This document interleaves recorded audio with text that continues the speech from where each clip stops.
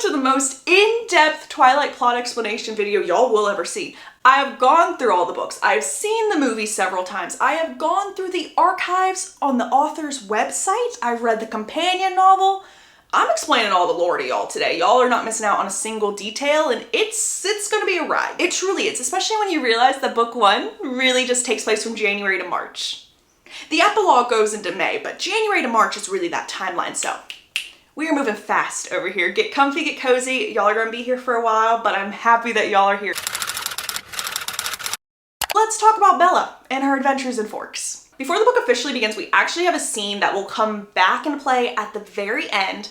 We're in Bella's POV. Obviously, we're in her POV for the entire book, and she's thinking to herself, wow, I've never given much thought in how I would die, but it would not have been like this. It really wouldn't have. And as Bella is thinking this, she is looking directly into the eyes of the hunter, thinking, if I had never moved to Forks, I would not be experiencing this right now. I would not be having to face this hunter right now, but I cannot bring myself to regret that decision because life had given her a dream beyond her wildest expectations. So how could she ever regret that? And at this moment, the hunter smiled at her and made his way towards her. Now let's get into chapter one. Chapter one begins with Bella's mom, Renee, driving her to the airport on a sunny, beautiful day in Phoenix, Arizona. Bella is wearing a sleeveless top and her carry-on is a parka. And if you're wondering, where are they going whenever they get to the airport? How exciting they're going on a trip. Bella is the only one going on a trip. Renee is not going. Bella is actually moving to Forks, Washington, which is a very, very rainy small town, to go live with her dad, Charlie. Charlie has been in Forks basically his whole life, but Bella had only lived in Forks for like a couple months at most before Renee got up and left and brought Bella with her. A little bit of timeline, because I did not know this until I read the books. Bella was born in September. Renee moved out of Forks with Bella in December. So Bella truly only lived in Forks permanently for 2 months. Now I will say every summer until she was about 14, she would go stay with Charlie for about a month in Forks. When Bella turned 14, she finally voiced her opinions on Forks to Charlie, saying that she hated Forks. It was rainy, it was dreary, it was gloomy, no more. And so from that point forward during the summers, Charlie would actually come meet her for about 2 weeks on like a little vacation. So Charlie went from getting a whole month with Bella throughout the summer to just 2 weeks because she, just like her mom, hated Forks. And as I just said, she hates this place and this is where she's moving to. Now, if you're asking yourself, if Bella hates this town so much, why is she moving in with her dad instead of just staying with her mom? Great question, great question. Renee, she is with Phil, and Phil is a minor league baseball player. So he travels around a lot, and Bella can tell that her mom is so sad that she doesn't get to go with him, and she misses him, and she knows that this is the best decision for her mom if Bella goes to live with Charlie. And this was not Renee's idea one bit. Renee literally is like, are you sure this is what you want to do? I promise you, like, you do not have to move to this town. And Bella in her heart is like, no, I need to do this for you. But there is a split second right before she goes to get on her plane where Bella is thinking, oh my gosh, how is my mom gonna be able to fend for herself without me? Renee's child is thinking, who is going to take care of my mother if I'm not there? So this kind of goes to show that Bella really is the more mature one / an old soul, which the book really hounds in that point as we go forward. Y'all will see. She does end up shaking that thought out of her head because she has to remind herself, oh yeah, my mom has Phil now. She will be okay. She has someone to take care of her, and I will go to Charlie. So she gets on her flight. It is a 4-hour flight to Seattle, and then it's an additional flight to a small city called Port Angeles on a very tiny plane. And then I believe it's another hour car ride with Charlie. And the only part of this trip that Bella is dreading is the car ride with Charlie because they're both kind of socially awkward people and she hates small talk. Charlie is so happy that Bella has decided to come stay with him. Of course, he is very confused, but he's like, you know what? I'm not going to question it. I know she doesn't like this town, but I'm not going to question it because I get my daughter full time. Like, this is so exciting. He's already enrolled her in school. He has gotten her a truck. I also just want to know that Charlie's like low-key a hotshot in Forks, at least in my mind. At least in my mind he is, because he's the chief police. He is thriving in the city of Forks. He absolutely loves it. And I think he's been here his whole life. Charlie still lives in the same house that he lived with when he was married to Renee. It is a small 2-bedroom home. When Bella walks into the house, she knows that it is impossible to miss the fact that Charlie is still in love with Renee and he still misses her because it is the exact same. The only difference is instead of there being a crib in Bella's room, it is now a bed. Like genuinely, everything has stayed the same as if no one else has ever touched it. And parked in the driveway is the truck that Charlie was telling Bella about, and to her surprise, because she was actually a little worried that she wasn't going to like it at all, she loved it. She loved it so much. She notes that it's probably the safest thing for her because it is bulky, it is big, and it would probably protect her while she's on the road because apparently she's a little accident prone. When they're in Charlie's house, Charlie lets her go do her own thing. Bella literally thinks to herself, the best thing about Charlie is that he doesn't hover. While Bella is unpacking, she starts to cry a little bit, but then she's like, no, this was the right decision. You can cry later tonight, but right now we are unpacking and we are getting ready to spend our lives here in Forks. Bella was super nervous to be attending Forks High School because this is a very, very small town, which means the high school is very, very small. I believe the total amount of kids in this high school is 357, now 358, and that is itty bitty. Genuinely, the majority of people that attend this school have known each other since they were in diapers. There are some exceptions, of course, but they have known each other their whole lives and their families have probably known each other their whole lives. This is also the beginning of Bella's I'm not like other girls mentality. She's like, I'm not tall, I'm not athletic, I'm a klutz, I'm so clumsy, I'm not tan, I'm not blonde. She's just so different. She is so different. Yeah, this mentality actually kind of stretches throughout the whole series, so get prepared for that. And not only is Miss Bella Swan not like other girls on the outside through her appearances, she's not like them on the inside either. She has always been called an old soul. Her mother, Renee, literally used to tell her, I swear you were born a 35-year-old woman. Like, I swear you came out of the womb as a 35-year-old. You are just an old soul. And because she grew up hearing this, she honestly thought something was wrong with her. Like maybe there was a glitch in the system or just something she wasn't seeing properly because she didn't look at life the same way everyone else did. This will come back into play later. Make a mental note of that, please, ladies and gents. The night before she's supposed to start school, Bella cannot sleep. It is raining, the wind is whipping, and she's starting to feel a little claustrophobic. But she pushes all of those thoughts down and she's like, no. I am doing this for a reason. I am doing this for my mother. We're fine. It is okay. It's great. She eventually goes back to sleep. She wakes up the next morning and it is time to start Forks High School. The lady at the front desk was so helpful and nice to Bella. She highlighted exactly where Bella needed to go on the map and she told her that at the end of the day, please make sure you come back here with all the little slips that the teacher signed. That way we know that you made it to all your classes. And Bella actually made sure to get to school early that day so she could talk to the lady at the front desk. So when they were done talking, she actually had a little time to herself. So she went back to the parking lot and she's kind of just looking at all the cars in the parking lot. And a lot of the cars actually look very similar to Bella's in the fact that like they're old, they're probably family cars. And she's thinking to herself, wow, I would stick out like a sore thumb back in Arizona because we had people driving like Mercedes there. But no, here it just works and it fits in. The fanciest car that she sees is a shiny silver Volvo. That is the fanciest one and it'll come into play later. Bella's first class is English and she zones out because she's literally already learned everything that the teacher is talking about. After this class, a boy comes up to Bella and the author described him, and I quote, as a boy with skin problems and black hair. Great description, okay? That poor boy. And the boy is actually really nice. A tad overwhelming, but very nice. He goes up to her and he goes, you're Isabella Swan, right? Where's your next class? I can walk you to it. My name is Eric.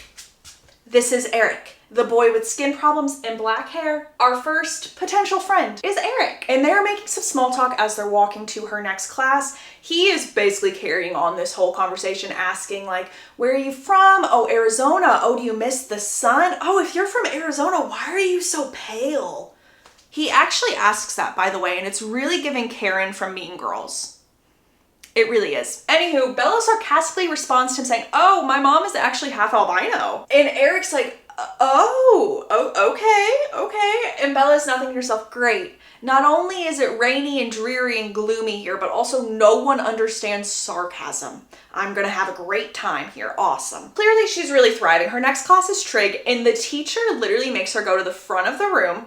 He makes her say something about herself to everybody, and she trips up on her words, and she's like, this was the worst experience of my life because my face just got extremely red. That was so embarrassing. Why would he make me do this? This class is horrible and is the bane of my existence. But to be very fair, I wouldn't like that either. I would be very upset if they made me go to the front of the class on my first day. Like, what am I supposed to say? Hi, my name? Ugh. I got nothing else prepared. I do get her on that one. After this unfortunate moment occurs, she actually starts to recognize people because it is such a small school that there's a lot of overlap within her schedule and other people's. And so she actually has a place to sit at lunch. And Bella is trying to keep up with 7 different conversations because that is the amount of people hounding her / the amount of people that can even sit at this table. Like, they are literally surrounding her, trying to get to know her. And while she's trying to keep up with all these conversations, this is the first time she sees them. In the corner of the cafeteria, there were 5 of them. They weren't talking, they weren't eating, they weren't people watching like Bella, they weren't doing anything. There were 3 boys and 2 girls. One was buff with dark curly hair. One was lean and still and had honey blonde hair. And then the last boy was lanky, less bulky, still strong, and had very untidy bronze hair. And he was described as more boyish, whereas the other ones literally could be mistaken as like a college student or even a teacher. Like, they looked older than everyone else. Now for the girls. One was tall, blonde, and literally looked like she belonged on the cover of a Sports Illustrated magazine. Other was pixie-like. She was tiny and she had short, dark hair that was pointed in all directions. Literally like the first movie, and I wish they would have kept her hair like this throughout all of the movies.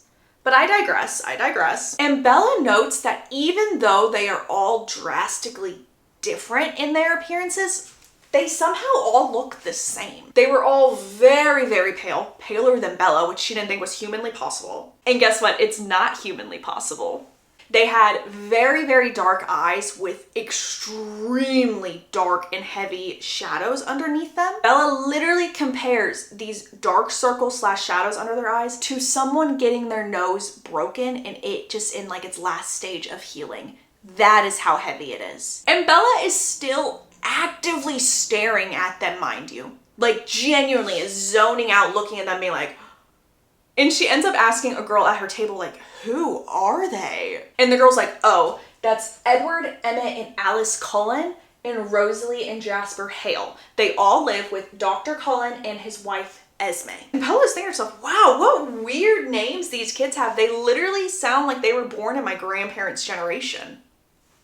Crazy. We eventually learn the name of the girl that is explaining all this to Bella, and her name is Jessica. Jessica continues explaining everything about the Cullens that she possibly can. She's like, they're all together, by the way. Like, Emmett and Rosalie, they're together. Alice and Jasper, they're together, which is kind of weird because they all live together in one house. And Dr. Cullen is really, really young, like late 20s, early 30s at most. And he adopted all of them. The Hales, which is Rosalie and Jasper, they're actually related. And their foster children, they've been with Esme since I think they were like 8 or something like that. Bella's response is, wow, like that is so nice of Esme to do that.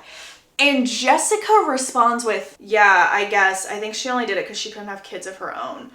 What a horrible statement. Bella literally is thinking to herself, it sounds like Jessica said that just to try and lessen the good deed that Esme did. To try and make this amazing thing that Esme did into like, oh, that's why. Like, this is the reason she had to do this. Horrible.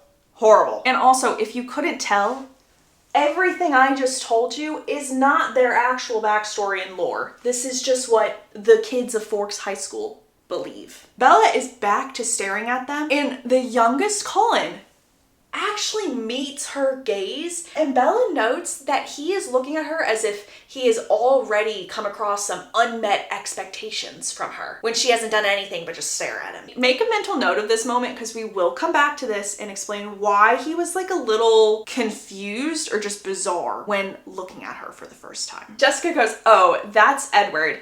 But don't even think about it. He doesn't date. I guess none of us are good enough for him, even though he's so beautiful. And Bella, looking at Edward, he's no longer staring at her, but Bella swears that he must have heard what Jessica said, even though he's halfway across the room, because he's laughing and smiling to himself. But that would be impossible that he could hear from that far away, right? Bella also made another friend at this lunch table, and her name is Angela, and Angela is actually in Bella's next class after lunch, which is biology. And oh my goodness, guess who is in biology as well? Guess who is also in this biology class? Edward Cullen. Not only is Edward Cullen in this class, he is very dramatic, very, very dramatic, and the only seat available is the one next to him. And so while the teacher is telling Bella, hey, there's an empty seat next to Edward, you can just sit there, Edward is pissed. He literally looks like he is about to strangle somebody. He is so upset. His eyes were described as black as coal. And Bella sits down and she's feeling very uncomfortable because this guy is very angry. He looks insane. And she's like, I'm not gonna look at him, but in her peripheral vision, she sees him like inching further away or like covering his nose. And she's like, do I stink? Is it me? Am I the problem? Like, what is going on? And this is my favorite scene in the movie because she noticeably sniffs herself. It's so funny and campy. And in the book, she literally smells herself and she's like, it's not me. I smell like strawberries. And so as I said, Bella is sitting very uncomfortably. She's trying so hard to ignore this strange, angry emo boy and pay attention to the teacher. But the teacher is talking about something Bella has already learned. So she's just bored and is struggling. This is also her first day of school. Like, little unfortunate occurrence. I don't even know what I would do in that position. I probably would also smell myself. In like 0.2 seconds before the bell is supposed to ring, Edward is up. He is up and he is out of the room. And she says that he almost glides out of there, like very, very gracefully. But she's like, the bell hadn't even rung yet and he was already up and almost gone. Like she literally hadn't even had time to scoot her chair out by the time he was already out the door. We meet one final person on her first day of class and it is Mike. He's in the biology class and he goes up to her and he goes, oh, what's your next class? Is it gym? I have gym. Let's walk together. Oh my, Mike, you are a chatterbox. He is talking up a storm. And we learn everything about him from this walk to biology to gym.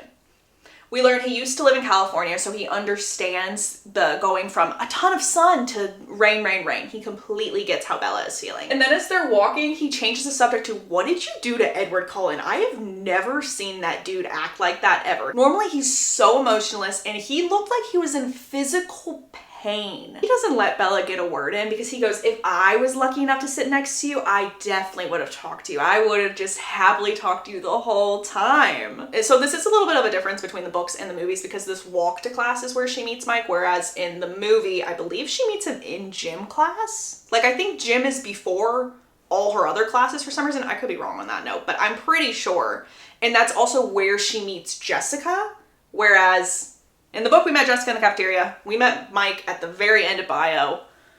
So some of the encounters have changed a wee bit. Gym was Bella's last class of the day, so when the bell finally rings, she makes her way to the office to go bring all her slips to the lady at the front desk. When she walks in, she sees Edward, very agitated, arguing with the sweet lady at the front desk, like, get me out of biology. I don't care what you have to do. Get me out of the class. And Edward doesn't realize that Bella's in the room until somebody opens the door and this whoosh of wind moves Bella's hair. And then immediately he's like, and Bella literally notes that for a split second, she was fearful of him in this moment. He turns back to the lady and he goes, never mind. Clearly it's impossible. And he bolts out of the door. He abruptly leaves.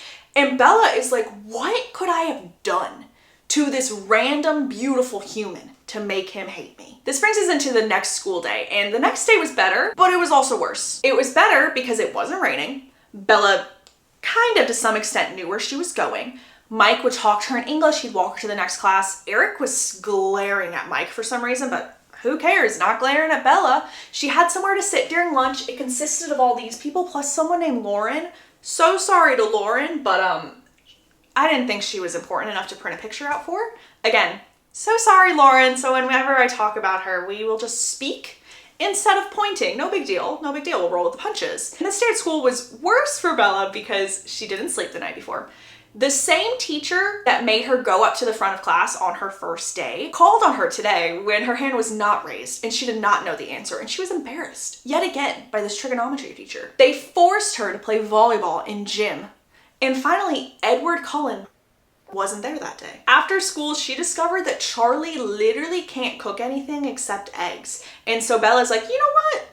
I will do all the shopping. I will do all the cooking. Don't worry about it. So Bella decides to go to the store because they don't have anything except for eggs and then fish. On her way to the store, she sees the shiny silver Volvo and she sees two Cullen siblings and the Hale twins. So obviously that is Emmett and Alice, the Cullen siblings, and Rosalie and Jasper, the Hale twins. That is who she runs into. And she just sees them in their car. Like, it's not like she's going to see them in person in store. She just sees them in her car and they're acting weird because they also notice her. This is another scene that will come back into play later as to why they're all kind of staring at her very, very weirdly.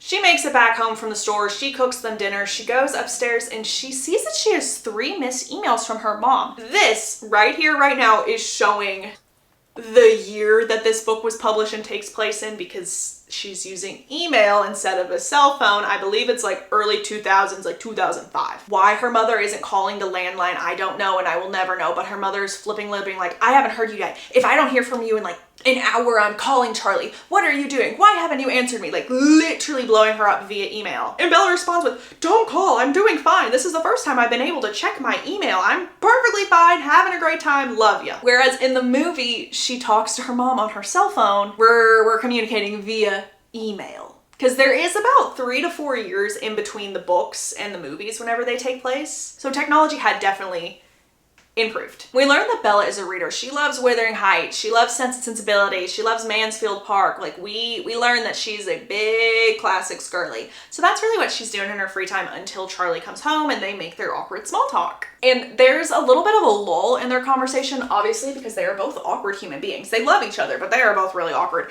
And Bella sees her opening where she's like, oh, do you know about the Cullens? What's happening with the Cullens? Let me know everything, Charlie. Tell me. And Charlie loves the Cullens, literally loves them. And he is saying anybody who says that those kids are weird need to back off because even though they are not from here, I have never had a problem with that family. Some of these people, and by these people, I don't mean them specifically. I just mean people that have grown up here, their families lived here their whole lives, yada, yada, yada. He's had problems with, but never the Cullens.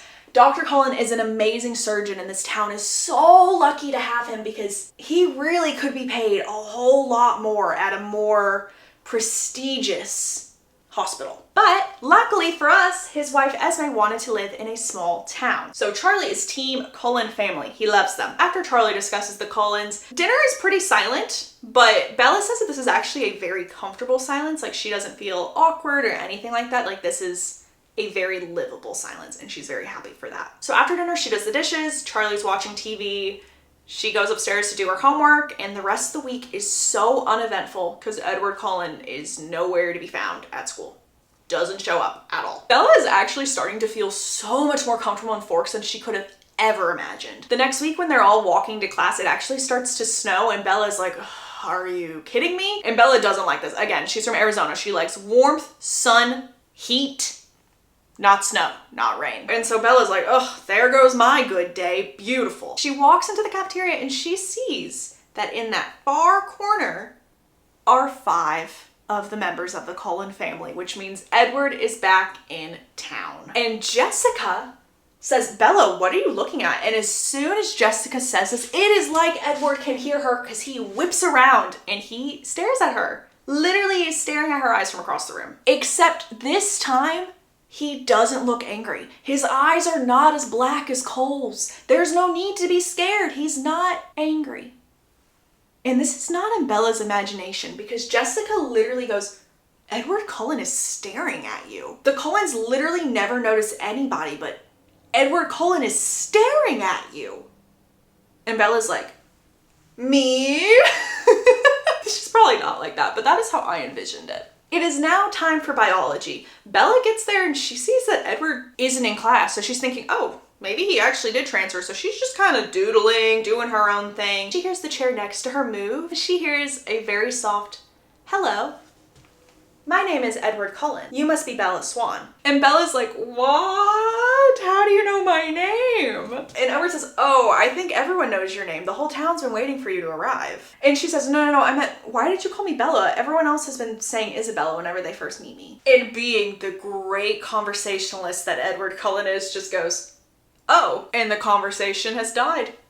There's no reviving it at this point in time. Today they are doing a lab where they are having to use their microscopes to separate their onion root tip cells into the different stages of mitosis. Edward actually lets Bella go first, and remember, Bella has already learned literally everything that Forks is teaching at this moment in time, so she's already done this lab, and so she immediately knows what she's looking at. And so very confidently Bella's like, prophase. Edward's like, do you mind if I take a look? And Bella was already starting to remove this slide as he was saying this, and so their hands touch, and she is thinking to herself, oh my goodness, he is so cold, but that's not why she jerked away. She jerked away because she felt like she was almost struck by lightning when they touched, like there was some kind of electricity. And she notes that it's not just her that reacted this way, he did as well. But he moves past this, he confirms like, yeah, that was prophase. He's very careful when he removes the next slides, as is she, as they go back and forth throughout this routine until they finish.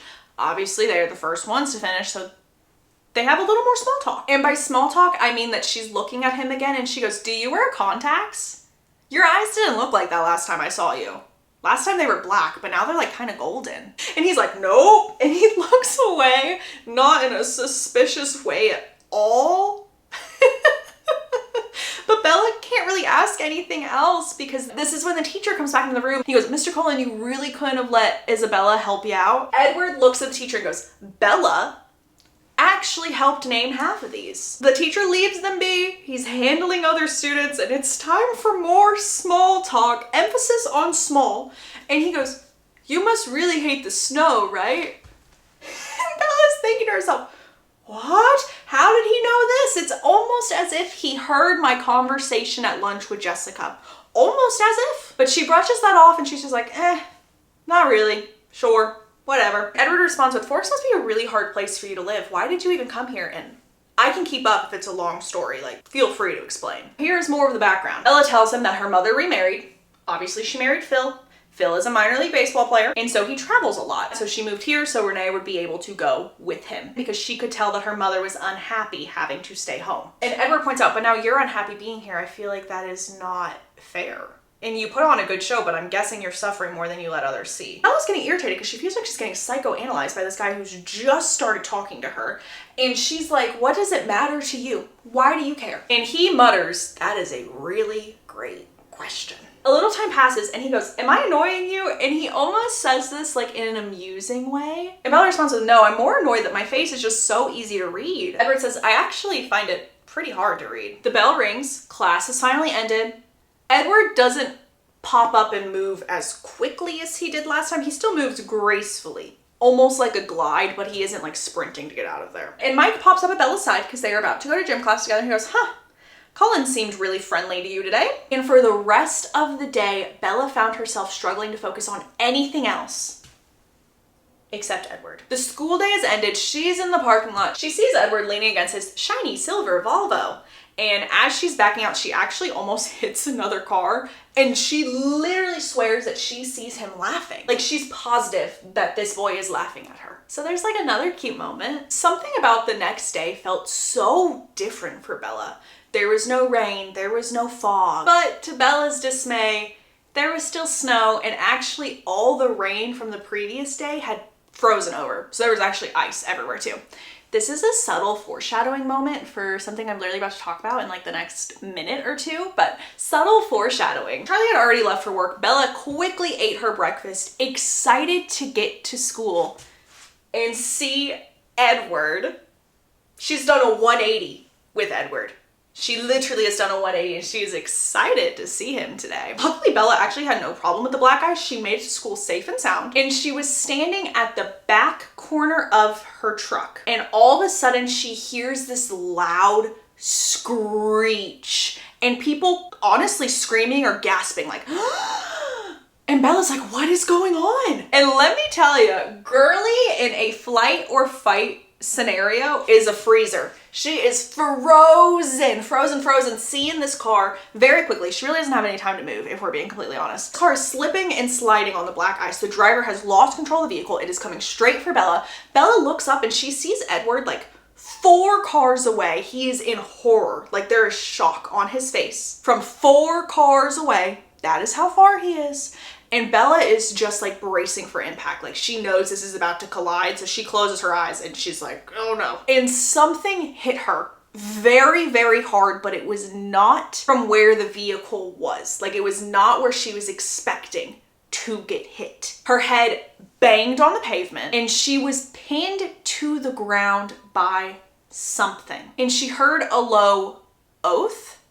That was her words, by the way. Like that's not me including the word oath. That is what she heard. And she immediately knows that what is pinning her to the ground, or who is pinning her to the ground, is Edward. And she heard him ask Bella, are you okay? You hit your head pretty hard. And Bella's like, huh? What? How are you here? You were just over there. And the gaslighting has begun, folks, because Edward goes, no, I was standing right next to you. We were literally mid-conversation. I was standing right next to you. She's fighting Edward on this. Like literally like, no, you weren't. Don't try and trick me. I know that you were not here. And he literally gives in a bit and he goes, just trust me. Trust me. And Bella says, I will if you promise to tell me everything. He kind of snaps. He's like, fine. And then about 6 or 7 EMTs show up. They bring out the stretchers. She has kind of like a cone of shame around her neck, as in a neck brace essentially. And they keep trying to give a stretcher to Edward and Edward's like, I'm fine. I promise I'm fine. This girl's probably concussed, but I am fine. And so Bella's like, this is the most embarrassing thing to ever happen to me. I am in a neck brace. I'm being placed on a stretcher in front of not just Edward Cullen, but the whole school.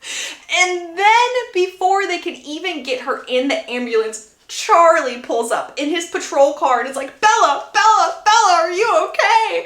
And she's like, please end this now. What is going on? Why me? Why? So Bella is trying to disassociate at this moment in time. She really, really is. And when she's doing this, she notices the car's bumper and that it has the exact outline of Edward's shoulders. It looks like he took the hit, but is fine.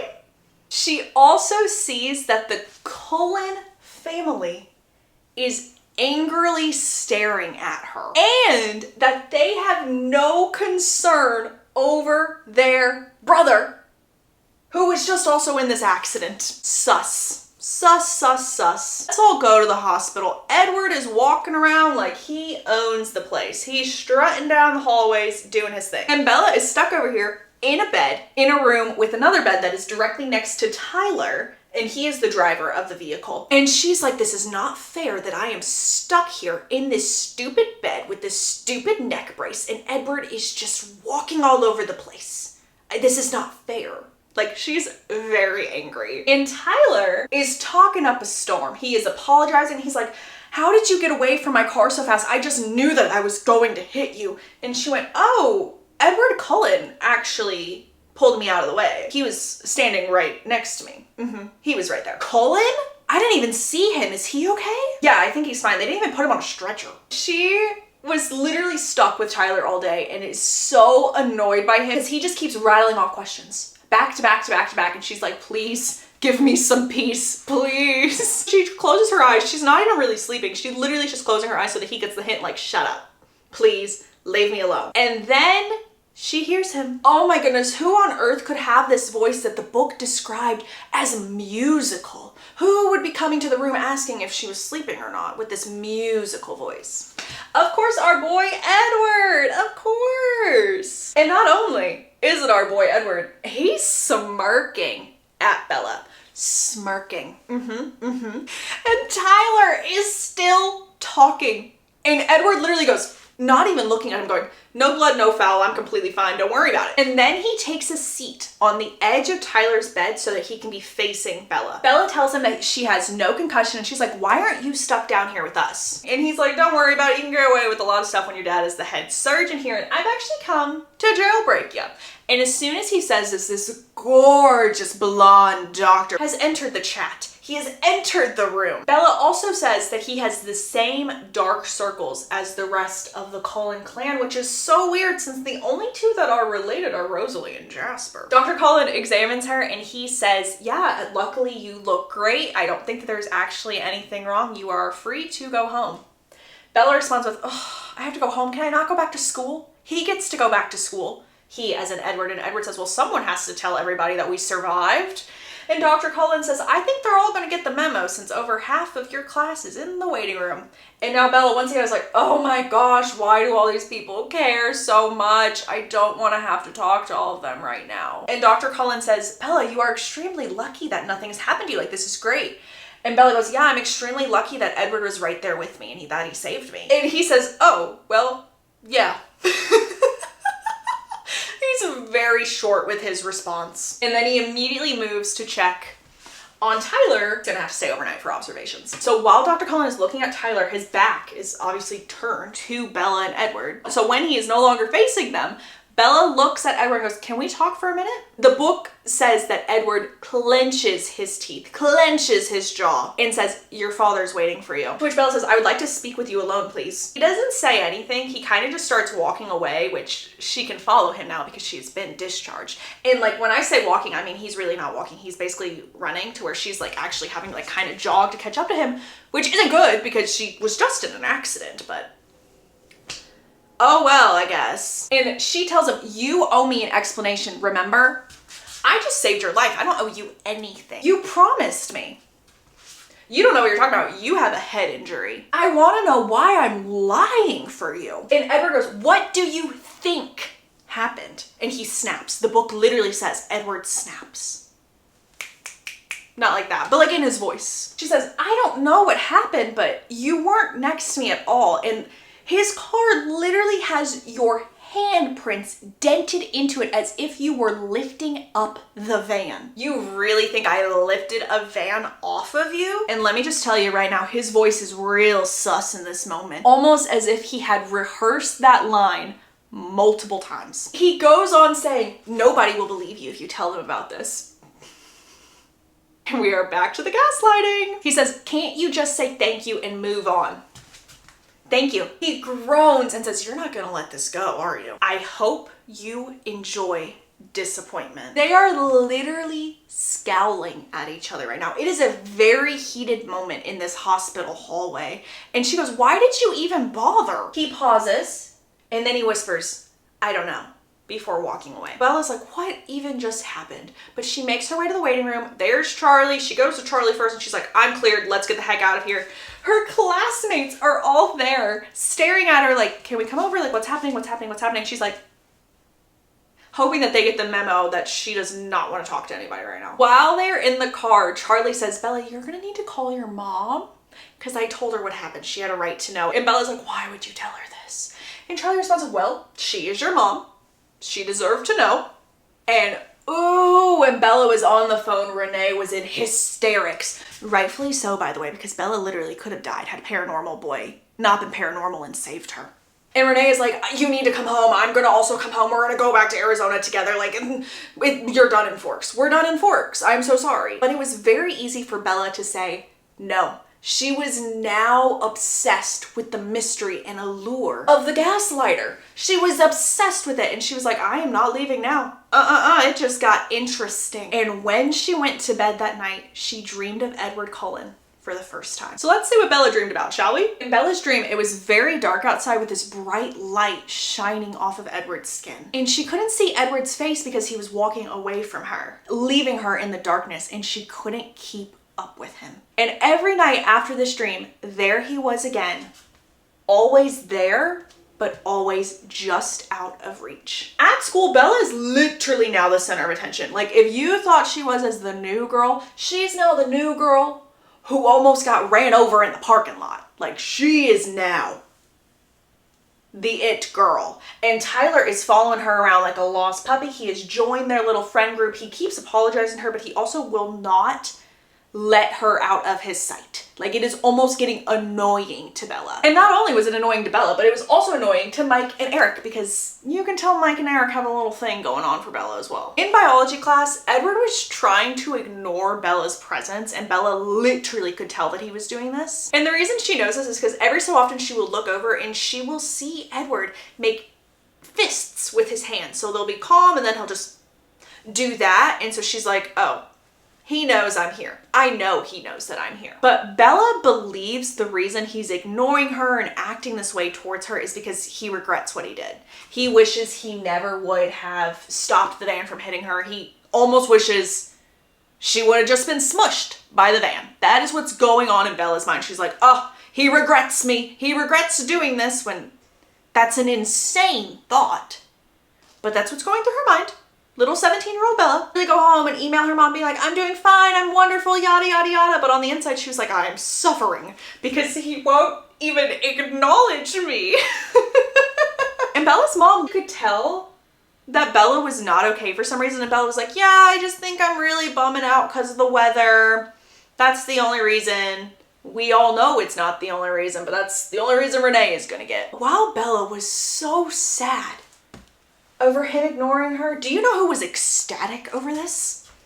Mike. He was so happy that her and Cullen are no longer talking. So happy. To the point that he would literally sit on the edge of her biology desk, her desk in biology class, which I think is more like a table, because Edward also sits there. He would sit on the edge until the bell would ring, with Edward sitting there, actively ignoring them. Ignoring, put that in quotation marks. He would just shoot his shot, I guess. And he was telling Bella while he was doing this, like, since the snow's washed away, I think our beach trip will be possible soon. We will see the beach trip soon. No one fret, but that's all we're gonna talk about for right now. Jessica has told Bella all about the Ladies' Choice Spring Dance coming up. And Jessica's like, are you gonna ask anyone? And Bella's like, probably not. No, dancing, not for me. And Jessica's like, well, I think I'm gonna ask Mike. Do you think Mike would say yes? I think I'm gonna ask Mike. And Bella's like really encouraging this, like, yes, please ask Mike. In her mind, she's like, get him away from me. But yes, you ask him. Yes, yes, yes. But the next day, when Bella sees Jessica, Jessica is not her bubbly, lively self. She's sad and she's sulking. And Bella's like, oh no.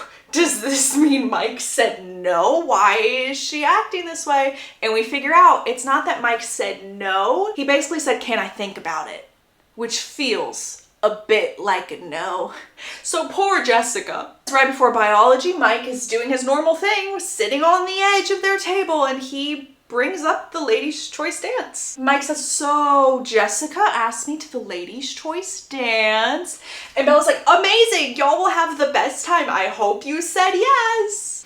And he goes, oh, well, I told her I had to think about it. I kind of thought maybe you were gonna ask me. And Bella's like, oh no, you're totally fine to go with Jessica. I actually am not even gonna be in town that weekend. I'm going to Seattle. Can't change it. And Mike keeps pushing a little bit. He's like, you can't just go to Seattle on another weekend? Yeah, no, I actually can't. Sorry. You should go with Jessica. Don't make Jessica wait. That's rude. Have fun. Mike very sadly walks back to his desk. You can tell he's feeling a little rejected because he just got rejected. The bell rings. The teacher is doing his thing. Bella is still upset because Edward is ignoring her. She is irritated at Mike for the whole Jessica situation. And she's just like over it. She's done. She is zoning out. Edward answered a question that the teacher asked him specifically. And she's like, thank goodness he didn't call on me because I wasn't listening. And then class has ended. And she beats Edward out of the classroom. And he actually calls after her. And she goes, oh, I'm so sorry. Are you speaking to me again? You can tell that he's trying really hard not to smile. And he's like, nope. Not really. He pauses and he goes, sorry, I'm being rude, but it's just better if we're not friends. And Bella goes, well, it's too late. You just now figured it out because you could have saved yourself all this regret. You think I regret saving your life? And Bella's looking at him like, yeah, well, duh. The way you're treating me makes me think that. And he's definitely mad at this point. He goes, you don't know anything at all. And Bella turns to leave. She's like, I'm not dealing with this, but she's a klutz. She's a clumsy, clumsy girl. And so she drops all her books everywhere. And so she starts to bend down to go pick up her books. But before she can even really process the action, he is already down there with her books neatly stacked up. He hands them to her. And that is literally the end of that interaction. Commentary note. This is probably the closest to the scene in the movie where they're on the field trip. And he's like, I had an adrenaline rush. You can Google it. It's pretty similar to that scene, except that field trip didn't happen where they're making their compost tea. That doesn't happen in this book. So similar, but they added that and changed things around. I don't know why, but they did. But you know what? The Google it line is the champion for me. And I really, really love that. So I won't be mad. I won't. Oh, actually, another note. This is another difference. So the reason she says no to Mike in the movie is because she says she's going to Jacksonville to visit her mom and non-refundable tickets. That is a much better excuse than the one she came up with in the book. Yes, yes, yes. Also, I believe that there's only one dance in the movie, and I think it's prom. I think. You can correct me on that if I'm wrong.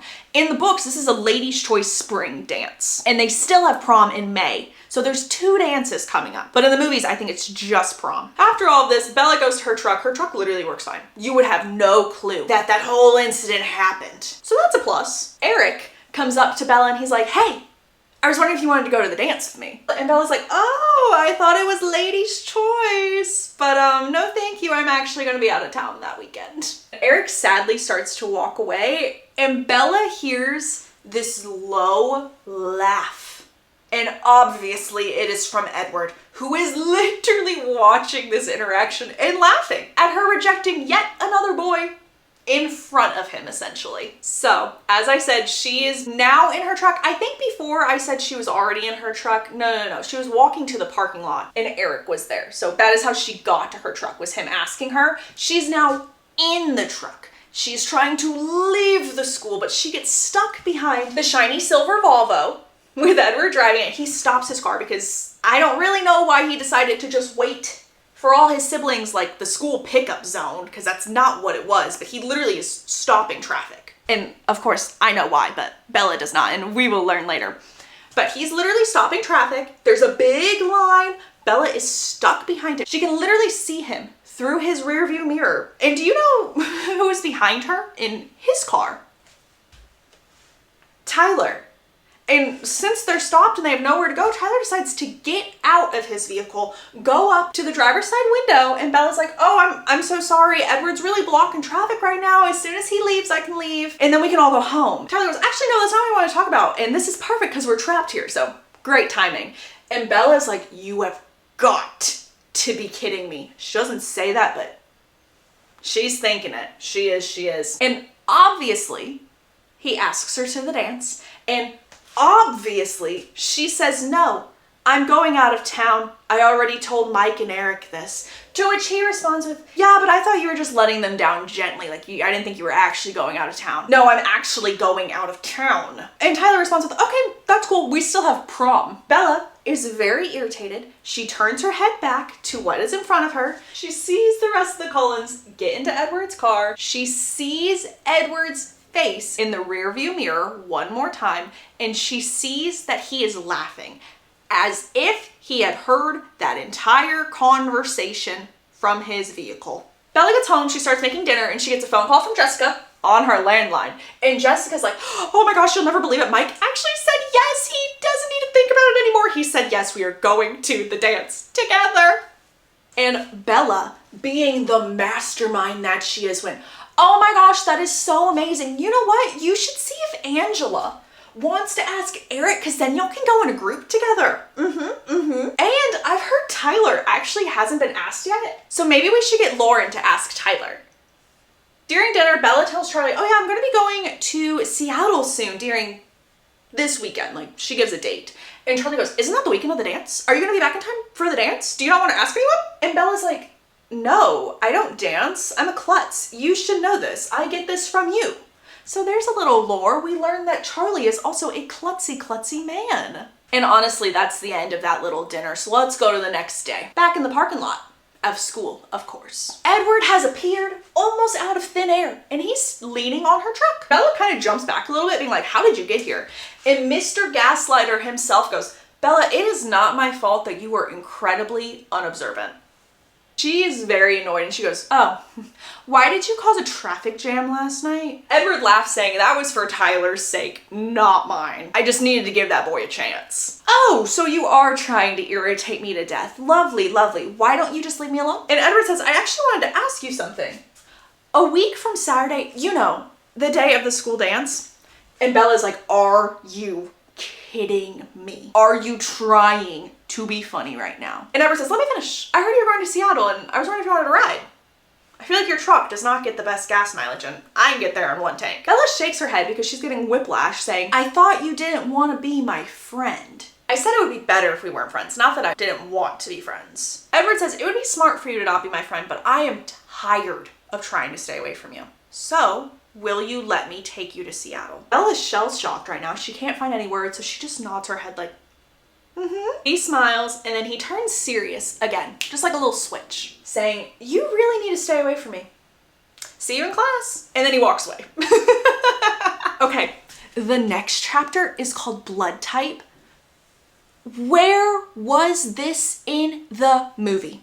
Where? This is a fantastic chapter. I love this scene, and it is nowhere to be found. We get the field trip scene. Instead of this is superior.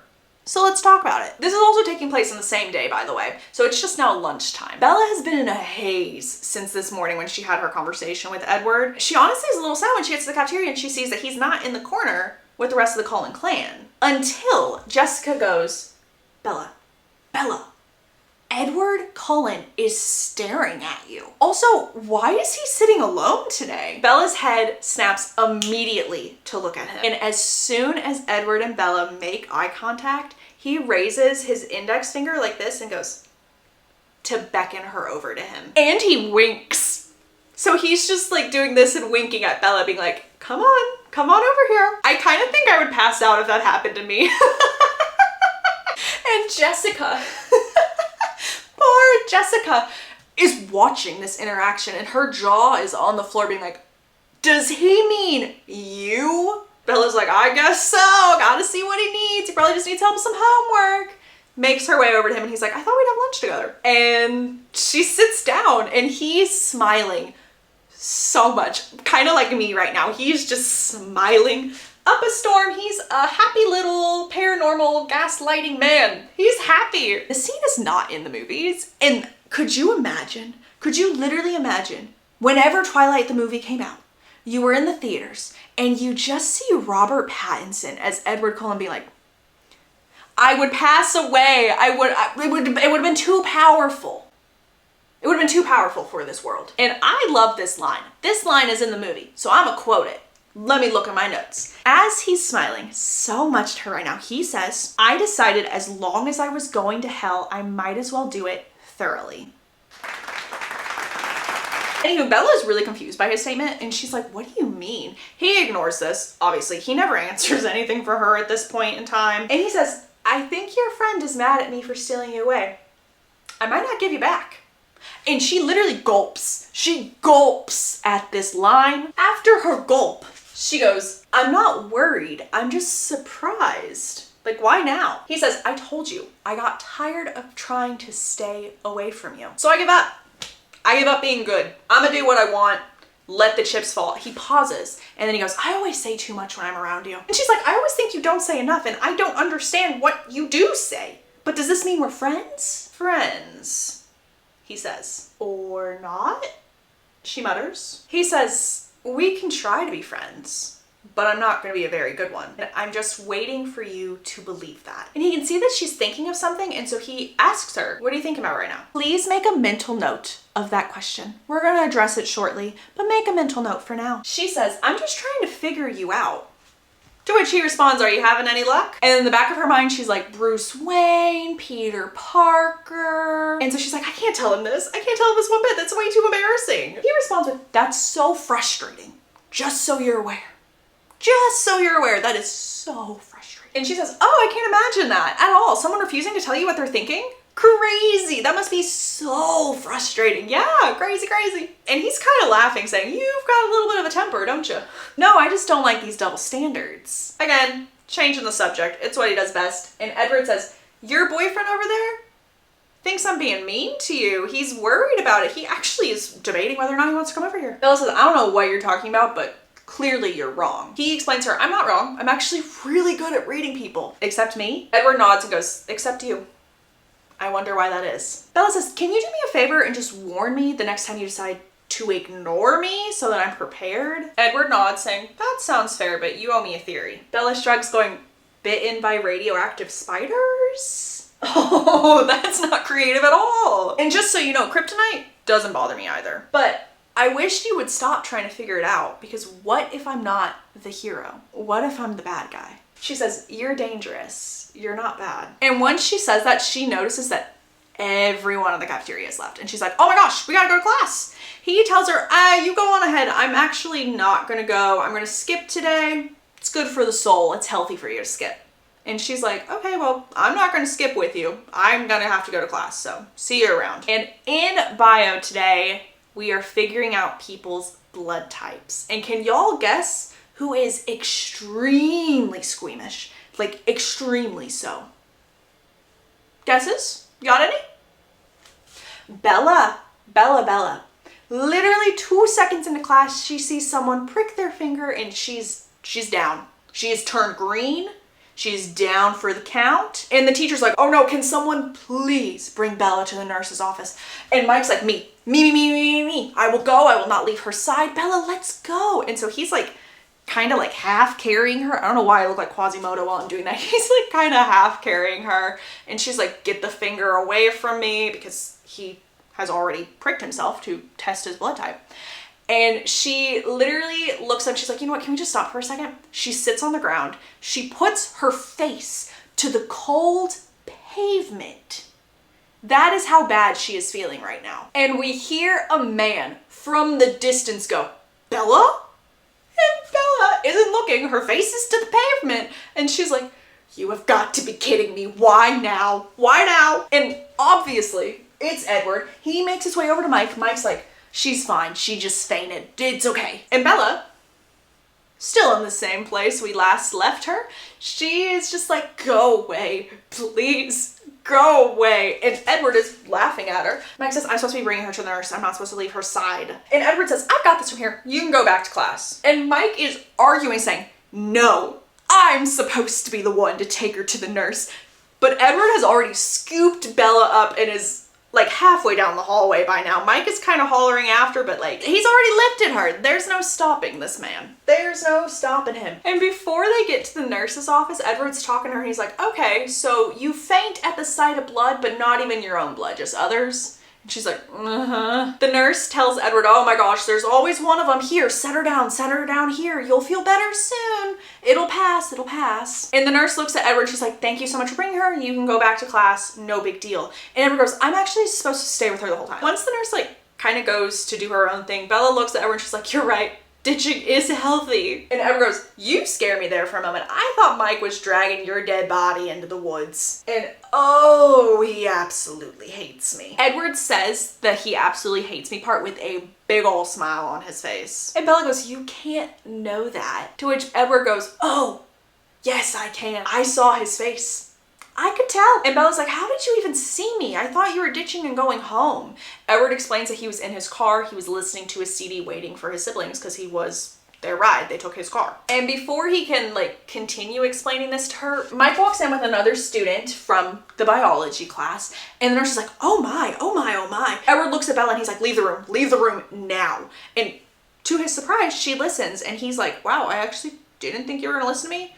And she's like, "I could smell the blood." Meaning the person that Mike brought in, like when they passed out, they had injured themselves and they were bloody. And Edward's like, "That's impossible. People can't smell blood." And Bella's like, I can. I hate it. It smells like metal. Ew. And Edward is just so fascinated by her. Mike joins them in the hallway. He's glaring at Edward. And also he's ignoring Edward. He's like, "You look better." To Bella, of course. "Are you coming back to class?" And Bella's like, "No way. Ain't no way I'm doing that again. No. And then Mike actually brings up the beach trip that I was talking about earlier. He brings that up again and she's like, "Yeah, I'm planning on going. They're leaving Brian early." He's like, "Meet at my dad's hardware store." And she's like, "Cool, I'll do that." And then he's like, "Okay, well, I better get back to class. I'll see you in gym." And when he leaves, she goes, "Ugh, I have to go to gym. No." And Edward tells her, "I'll handle it. Don't worry, I got this." He goes up to the secretary. He sweet talks the secretary. He tells the secretary everything. He was like, "She passed out in class. She's not feeling well. I really think she needs to go home, but she's not gonna be able to drive herself. So I also am going to need an excuse to go home." And the nurse is like, "Oh, yes, you are so sweet and kind to do this. Of course, I'll write a note." And that was that. And on their way out of the school, Bella asks him if he's going to the beach, when we all know Edward was definitely not invited. And he asks about it. He's like, I don't know, it depends what beach. And Bella's like, La Push? I think it's called La Push. And whenever she says that, something in his demeanor kind of changes a little bit. And he's like, oh yeah, I don't think I'm gonna be able to go. Saying it's probably best for Mike if I don't go. Once they make it to the parking lot, his car is over here, her car is over here. And so she's making her way to the truck. And Edward's like, what are you doing? That wasn't a lie that I just told the secretary. I'm bringing you home. And she's like, how am I gonna get my car back? Excuse me? And he explains to her that his sister, Alice, will safely drop her truck back at her house. She's arguing with him and she's eyeing her truck in the distance thinking, if I get a head start, I might be able to outrun him. And he's like, don't even try. I will literally drag you back. In the car, his music starts to play and the CD that he's listening to is Claire de Lune, and she guesses this and he's like, how on earth did you know that? And she explained like, oh, my mom plays the piano. This is actually one of my favorite pieces that she plays. And this is a piece of dialogue from the movie, but again, it doesn't take place in the scene because the scene doesn't exist. This, I believe, takes place the first time she goes to the Cullen house. They're making small talk, and it's actually pretty good small talk for the two of them. And Edward asks her a question, but he seems really almost agitated to ask her this question. He goes, how old are you? She responds with, I'm 17. He says, you don't seem 17. Commentator note, this little piece of dialogue actually cracks me up because it pretty much parallels a future scene we're going to be getting soon where this is directed towards him. Anyway, Bella explains to him what I told y'all earlier, that she's always been told she was like a 35-year-old woman. So they laugh about this and they continue on with their little small talk. And during the small talk, Bella actually asks Edward about his family. And he explains that his parents passed a really long time ago and he really doesn't remember anything. She tries to ask about his siblings and he looks at the time and he goes, you know what? My siblings would not be very happy if I left them standing out in the rain for too long, so I better go pick them up. And he tells her that he will see her on Monday because him and his brother Emmett are actually not going to be going to school for the next, I think it's like one day and then the rest of the weekend. They're going to be going hiking. He's like, please try to be safe during that time because you seem accident prone. And as he drives away from dropping her off at her house, he is smiling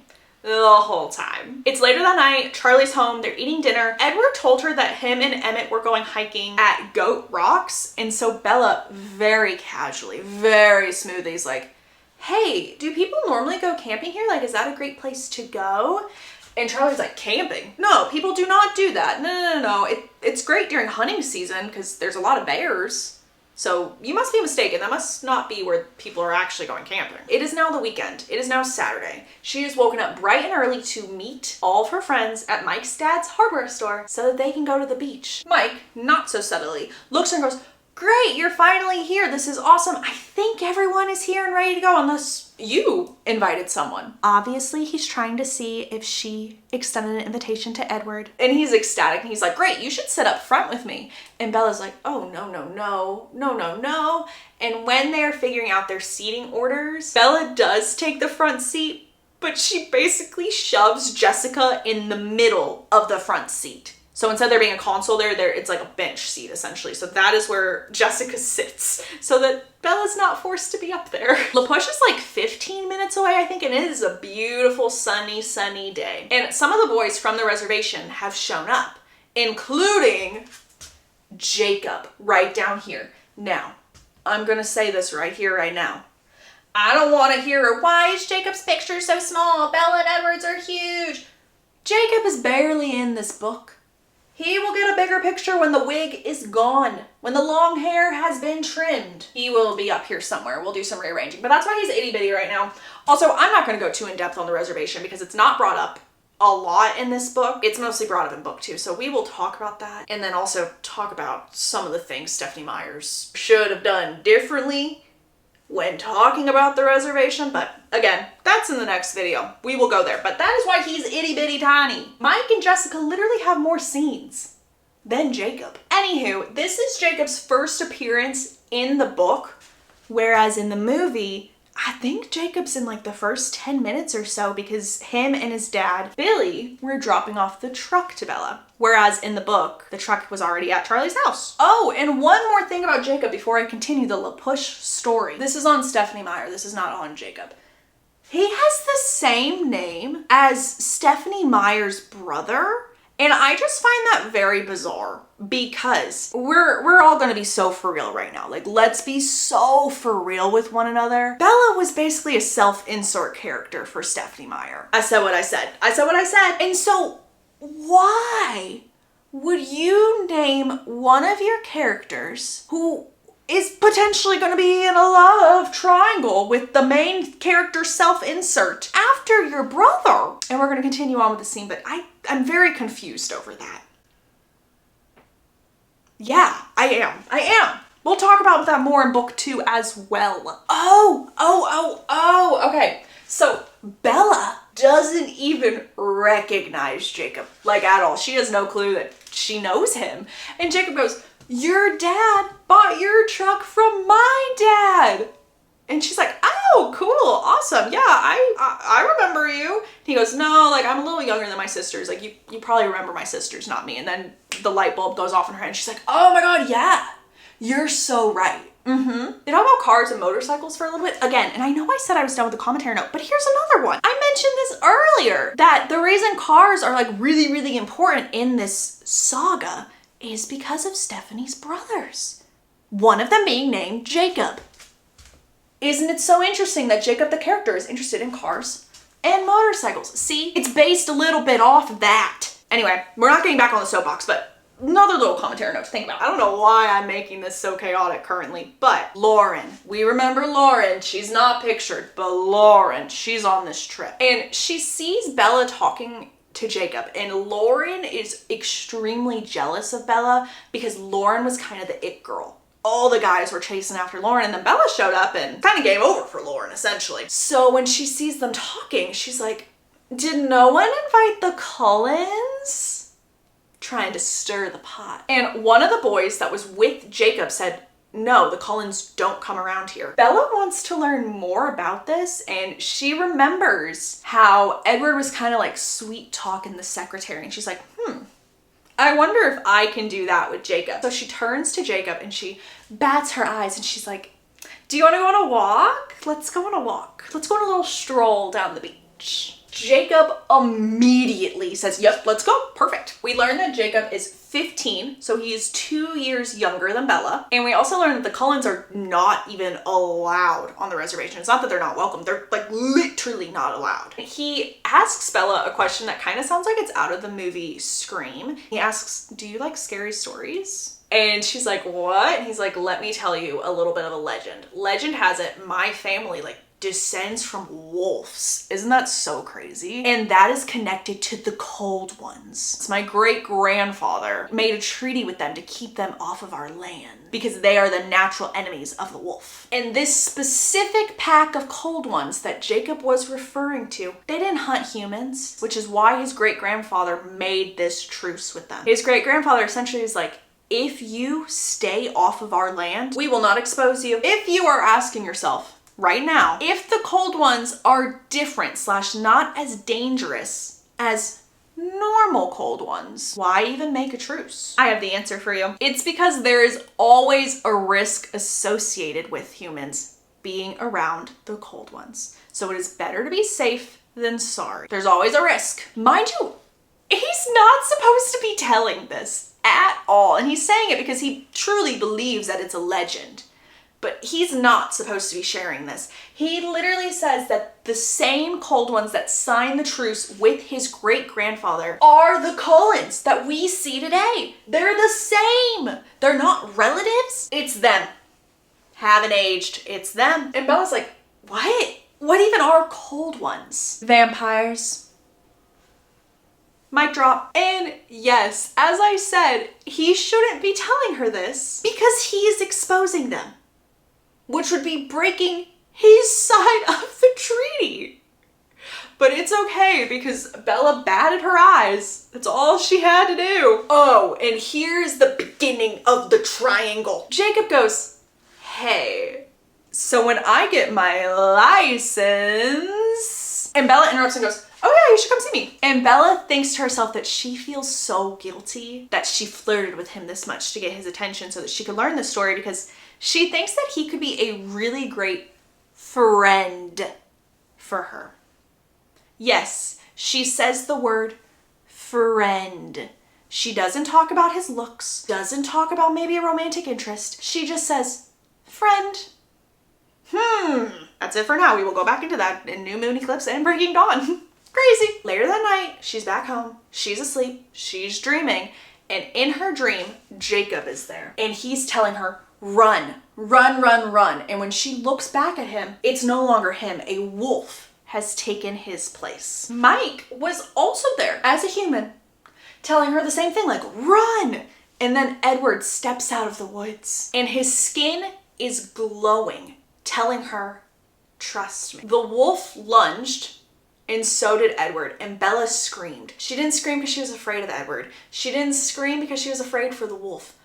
She screamed because she was afraid that Edward would get hurt. And she literally woke up screaming, and she could not go to bed after this, so she does some research. And 3 entries actually caught her attention. And I'm not gonna pronounce them, or even try, because I'm gonna butcher it. I know my strengths. I know my weaknesses, and I don't want to make a fool of myself. So I'll include them somewhere up in here, or even if I don't, I'll list them in the description. One of the two.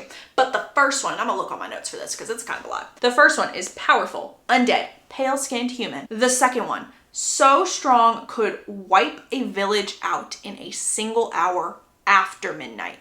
And then the last one, Italian vampire, on the side of goodness and a mortal enemy of evil vampires. And that one entry on the potential of good vampires existing was really all Bella needed to calm her nerves and just kind of settle her down a bit. Because if vampires exist, at least good ones are also out there. And she was like, that's it. I'm calm. It's the next day. Bella's like literally losing her mind. She's like, I gotta get out of here. So she goes to the woods. I will say she's not just wandering in the woods. She's not lost in the woods. She's on a trail. And Bella has come to the conclusion that if Edward is a vampire, she has 2 options. One is take good old Eddie's advice and steer clear of him. And then the next option is just don't do anything. He hasn't done anything to harm her. In fact, he has already saved her. So why would he harm her now? And she knows that the scary version of Edward in her dream is not actually him. It's a reflection of her own lack of knowledge and her fear that he would get hurt. Nothing else. Not that she would be injured in this, that Edward himself would be the one hurt. I don't know why I'm doing the hands like this, but it's happening. It's happening. And when she pieced that together, she had her answer. She can't stay away from him. If she's fearing for his existence and his life, she can't give him up. And that night, she didn't have a dream at all. She went to bed easy peasy, didn't even have to think about it. And she woke up to a nice, sunny, beautiful day. She goes up to the window. She decides to open it. And she's putting in a lot of effort to open it, and then it immediately like snaps open. But the reason she starts right off using all her strength, and she's like, well, this hasn't been open since I was itty bitty. Like, it's been years. There's no way this window is gonna open without struggle. But to her surprise, it literally goes flying up as if it'd been used recently. Make a note of that, please. In fact, she says that it opens silently, no sticking, no struggle. In between classes, Bella is outside at school working on her homework, and there's Mike. Mike finds her, and he makes weird small talk. He's like, wow, your hair, it's red. Has your hair always been red? And she's like, yeah, in the sunlight it has hints of red in it. And he kind of like grabs her bangs and he's like, wow. And then he tucks it behind her ear. And she's like, personal space. At least she's thinking that. Anyway, after that, he keeps his hands to himself. He starts making small talk about their essay, and he didn't realize when it was due. And so he was like, oh no, that's such a bummer. I was actually gonna ask you out. And Bella looks like a deer in headlights. And he's like, well, you know what? Like, we're both gonna have to eat. We can do dinner. And Bella looks at him and goes, do not repeat this one bit, but Jessica really likes you and I don't want to hurt her feelings. And Mike's like, what? What do you mean she likes me? I didn't know she liked me. Are you sure she liked me? Like, you can see these thoughts going through his mind, and Bella's like, this is my time to leave. And so she's like, I'm done. Goodbye. And in Trig, which is her next class, Angela and Jessica tell Bella that they are going to Port Angeles to go dress shopping. And even though Bella's not going to the Ladies' Choice dance, she should still come along. It'll be fun. Honestly, a little bit to their surprise, Bella says yes. When Bella gets home, she's working on dinner and she decides to answer a few of her mom's emails. I will say, in the movie, her and her mom talk a lot more. I don't know if it's because they're using cell phones, but they really do communicate a bunch more and actually seem like they have a much stronger relationship, in my opinion. That's just my thoughts on that. She emails her very, very shortly. She's like, having a great time, went to beach, I have to write paper, gonna soak up the sun. Love, Bella. So Bella is outside. I think she finishes up her paper because she brings a book outside with her and she's like, I'm gonna read a classic. So she picks up Sense and Sensibility. She starts it. The guy's name is Edward. So she's like, oh no, I'm not doing this. Then I think she picks up Mansfield Park and the guy's name is Edmund and she's like, too close. Why is Edward such a popular name back then? I feel like no one's named Edward now. Are you kidding me? Wow. What an astute thought. Crazy, crazy, crazy. She actually falls asleep outside and it gets so late that she literally hears Charlie's car pull in. So he's now home. And she looks up around the yard because she thinks he came outside because she feels like someone is watching her. And according to Stephanie Meyer's website, someone was watching her. Yes. Guys, I think we need to take a trip. I think we need to go to Port Angeles.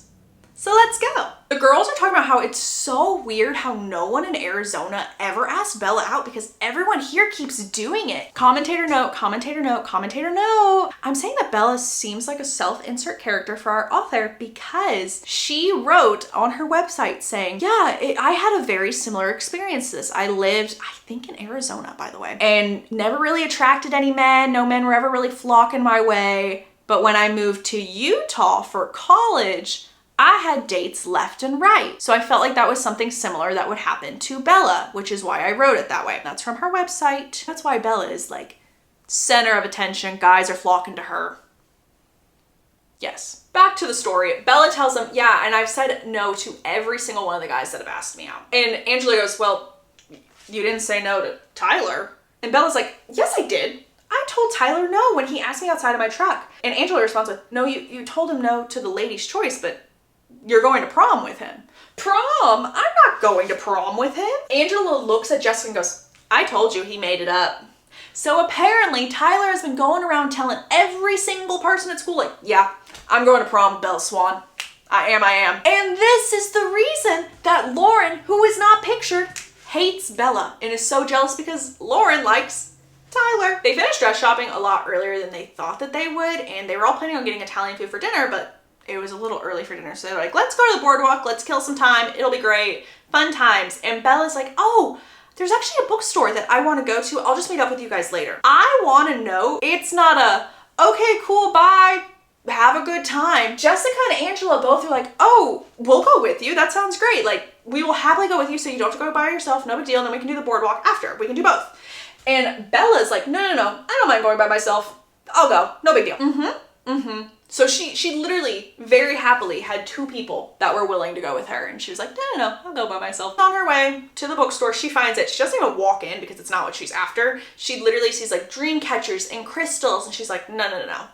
And instead of going back to where her friends are at, she goes, there must be another bookstore around here. And she just starts wandering a city she's not familiar with.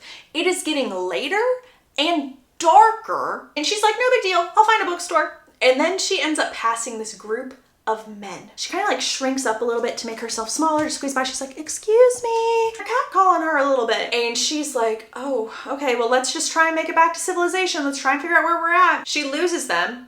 And she's like, oh, beautiful. They actually weren't following me. That's great. A little while later, she sees two of them.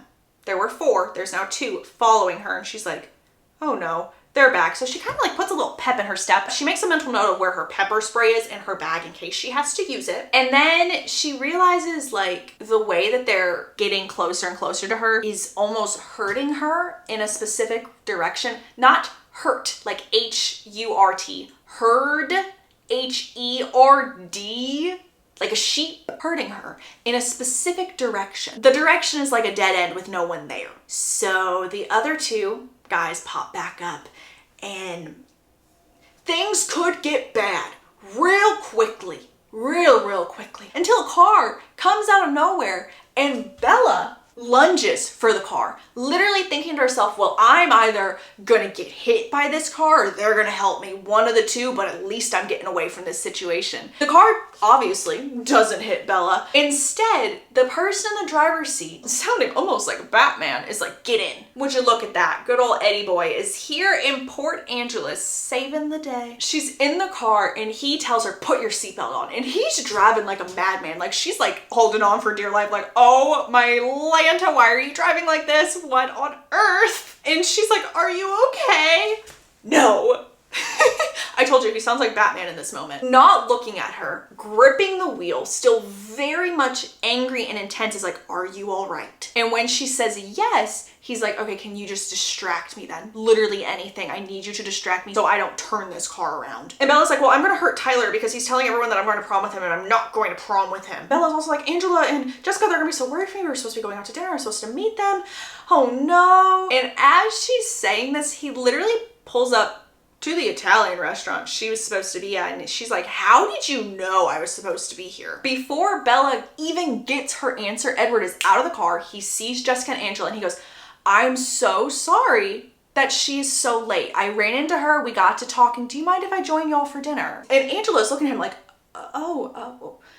we actually already ate. To which Edward's like, well, I think Bella should really eat something, so do you guys mind if I bring her home tonight? And her friends are like, sure.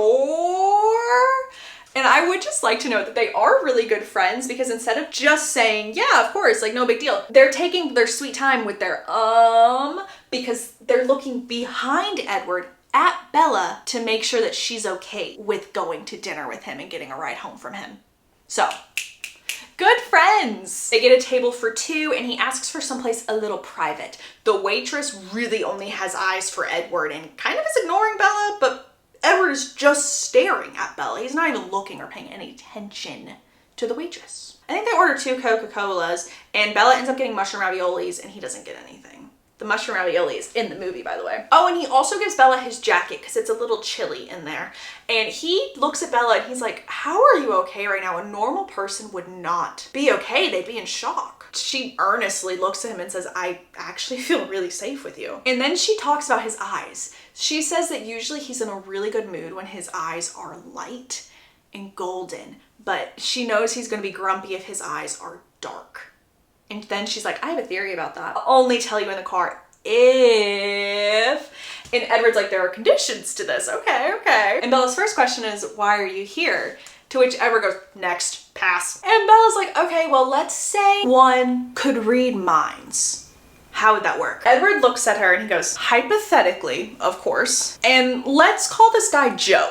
Okay, so hypothetically, if Joe had been paying attention to timing, he wouldn't have needed to be so exact. But only you could get in trouble in a town this size. I followed you here. I've never followed or cared about one specific person except for you. And I've never tried to keep one person alive before, and you make it rather difficult on me. And it's rather hard to keep track of you because I don't know what's going on in that mind of yours. So hypothetically, Joe had to keep tabs on Jessica. And it took Joe a hot second to realize that Bella had left Angela and Jessica. And so by the time Joe made it to the bookstore, she'd already decided that she wasn't staying there and went off on her own. So Joe had to go into the minds of multiple different people to try and figure out if maybe they had seen Bella, and Joe didn't learn which way she went until he read the minds of that group of men who were harassing her and probably would have done bad things. And at that point, he was so angry and mad that if Bella had not been there, Joe literally would have ended them, so to speak. Literally saying that if he would have left Bella with Jessica and Angela, he would have went back for those men. Edward also says he doesn't understand why he cannot read Bella's mind. He's never had any issues with anybody except for hers. They have left the restaurant. Bella finished her dinner. He obviously didn't eat or drink anything. It's now Bella's turn to say her theory, and she says that I came up with this theory when I was talking to Jacob Black when we went to La Push, and he told me a legend about vampires. Edward says, and they're in his car, by the way, he goes, so you immediately thought of me. To which Bella responds with, no, I actually didn't. He brought it up. He specifically mentioned your family being the exact one in the legend. But I've decided it doesn't matter to me what you are. She pauses, and then she goes, am I wrong? To which Edward says, it doesn't matter. So Bella goes, I'm right. Edward replying with, does it matter? Bella says, no, not really. How old are you? 17. How long have you been 17? A while. Yes, this is a piece of dialogue that is used in the movie, but it's told in the woods. I don't know why the movie franchise was very focused on these woods, and we'll talk about that in New Moon as well, because there's a really big scene in New Moon that involves the woods where it was not that dramatic in the book, but they really amped it up for the films. So this conversation that took place in the woods in the first movie, outside of the school, is taking place in the car on their way back from Port Angeles. So now that we know that Mr. Edward Cullen himself is a vampire, let's debunk some myths, shall we? There are no coffins, there are no sleep, there's no burning in the sun, and also there's no need to be invited in to people's houses. Side note, this is from the companion guide to this series. We learned that a lot of these myths actually come from the Volturi, which we will talk about in book 2. But the Volturi put these myths out so that people would kind of be confused about vampires and be thinking of them in this way instead of how they actually are. Since they do exist, it kind of fools the people. Edward explains how his family doesn't hunt humans. They call themselves vegetarians because they only go to animals. Whenever he was out of town with Emmett, they were hunting bears. That's where they went to that specific camp where Charlie was like, people don't go there. No. Because they were indeed going for bears, which is very ironic because human Emmett, and again, I will talk about this later, but human Emmett, the reason he died was because of a bear. It's a full circle moment. Edward also admits that he was worried about Bella the whole time and just kept talking Emmett's ear off about Bella. And Bella says, well, you could have called. And Edward's like, but I knew where you were. I knew you were safe. And Bella's like, well, I didn't know you were safe. He then argues with her a little bit saying, oh, okay, we really can't do this because we both can't be miserable about each other for forever. We both can't be sitting around here worried about the other one for the rest of your life. And then she starts to cry. She's crying. And he apologizes to her. He tells her that he will see her tomorrow at lunch. He will save her a seat. And before she gets out of the car, he makes her promise that she will never go into the woods by herself again. She went to bed that night positive about 3 things. First, Edward was a vampire. Second, there is a part of him that thirsted for her blood. And third, she was unconditionally and irrevocably in love with him. I feel like now is a really good moment to discuss timeline. Bella met Edward in January. He ignored her until March. The car incident took place in March. We are still in the month of March and she is in love with him. So the month where he's actually communicating with her is where she's unconditionally, irrevocably in love with him. Perspective. The next day, she is heading out of her house to go to her car, and Edward pops out of nowhere. Pops out of thin air saying, hey, do you want to ride together to school today? Also, here's a jacket in case you get cold. He explains that the rest of his family took Rosalie's car, which is a bright red convertible, mind you. So he drives her to school in his shiny silver Volvo. Literally the first person they see when they walk into school together is Jessica. And Edward looks at Bella and is like, what are you gonna tell her? And Bella's looking at him like, how did you know I was thinking that? You can't read my mind. And Edward responds with, I can't read your mind, Bella, but I can read hers, and she wants to know if we're secretly dating and how you feel about me. And honestly, Bella's kind of smooth in this moment because she flips it around. She's like, oh, what do you think I should say? And Edward says, I guess you could say yes to the first one, if that's okay with you, of course. And the second one, I'll be listening to hear your answer myself. Why wasn't that in the movie? That's such a good scene. Oh my goodness. And she ends up going to Jessica. She tells Jessica that she had a great time. No, they didn't kiss. Yes, she wants to hang out again. And that she really likes Edward, but she thinks that she likes Edward more than he likes her. And then she changes the subject to Mike so that Jessica will just yap away. At lunch, Edward makes a giant plate of food and is just shrugging at Bella, being like, we'll share, even though we all know he's not gonna eat any of it. He looks at Bella and he says, something you told Jessica really bothered me because you're wrong about you liking me more than I like you. He says something right here that I'm gonna need each and every one of y'all to make a mental note of for a future book Put a pin in this thought. Let me get closer and also look in my notes so I can directly tell you. He says, I care most because I can do it. If leaving is the right thing to do, I'll hurt myself to keep you safe. Subtle foreshadowing moment. Everyone and their mother, by the way, is watching the two of them at lunch. Everyone. These people, they're all like, oh my, what is happening? And when they get to biology, it's a movie day. So they're kind of just sitting there. Bella is not paying attention whatsoever because her and Edward are dating. And she's just thinking about all these things like running through her head. She's very, very distracted. And all she wanted to do was just reach out and touch Edward. That's all she wanted to do, but they're not at that point yet. They're not. In gym class, Mike is low-key hounding Bella, being like, what's going on with you and Cullen? I don't really like Cullen. I don't like the way he looks at you. He looks at you like you're something to eat. And she sees Edward after class, because remember, he was her ride to school, so he's her ride home, and Edward is just glaring at Mike. And Edward tells her, wow, that boy, that kid is really getting on my nerves right now. He also tells Bella, it's my turn to ask you all the questions. And boy, does he go through every single basic question you could ever think of. He was literally asking her so many questions that it got to the point that Bella felt like she was taking a personality test or something. And from the beginning of that morning, because he took her to school that day, to literally evening time, they talked nonstop, just getting to know one another, asking each other's questions, and not even realizing how much time had passed. And when Edward's car leaves her driveway, another one pulls in. And that car was not Charlie's. It was actually Billy and Jacob. And Bella knew by the way that Billy was looking at Edward's car that Billy recognized Edward Cullen. As Billy and Jacob pulled in, Charlie was like literally right behind them, and he was so excited because Billy is actually his best friend. And as Billy gets out of the car, he looks at Charlie and he goes, yeah, Jacob was just so anxious and excited to see Bella again that we thought we'd pop in and come stay for the game. And Bella's thinking to herself, oh no, my flirting was too good. It was expert level and now he's attached. Little does she know that he's really attached. We will get to that later, obviously. Billy and Jacob leave, Charlie and Bella are making small talk, and Charlie is really wanting Bella to go to the dance. Like, he's not even being subtle about it anymore. He's like, are you sure you have to go to Seattle that weekend? Why don't you just go? Did no one ask you? I really thought like you and Mike would hit it off since you guys are so friendly. And Bella's like, you were just so wrong, Dad. Mike is actually going with Jessica.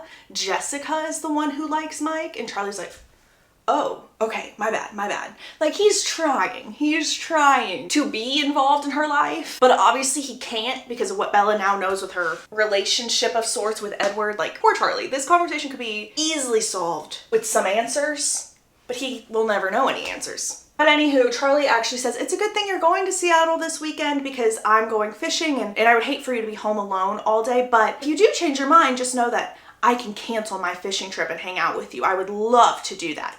And Bella's like, no, it's okay. I get that from you. I like my alone time as well. Go fishing, go have a good time. It is the next day and Edward is back at it with his game of 20,000 questions. He also tells her that he is going to drop her truck off in the school parking lot because him and Alice are leaving early so that they can go hunting before he has to spend the whole weekend with Bella, just to kind of prepare him a little bit so that nothing goes awry. He also explains that Alice is actually the most supportive of Bella and Edward's relationship, and that the others cannot understand why Edward can't leave Bella alone. They don't get it. And honestly, they don't approve. I'm really just pointing at one person in particular, but they don't approve. And Bella's just kind of saying like, oh, like, is it me? I don't really understand.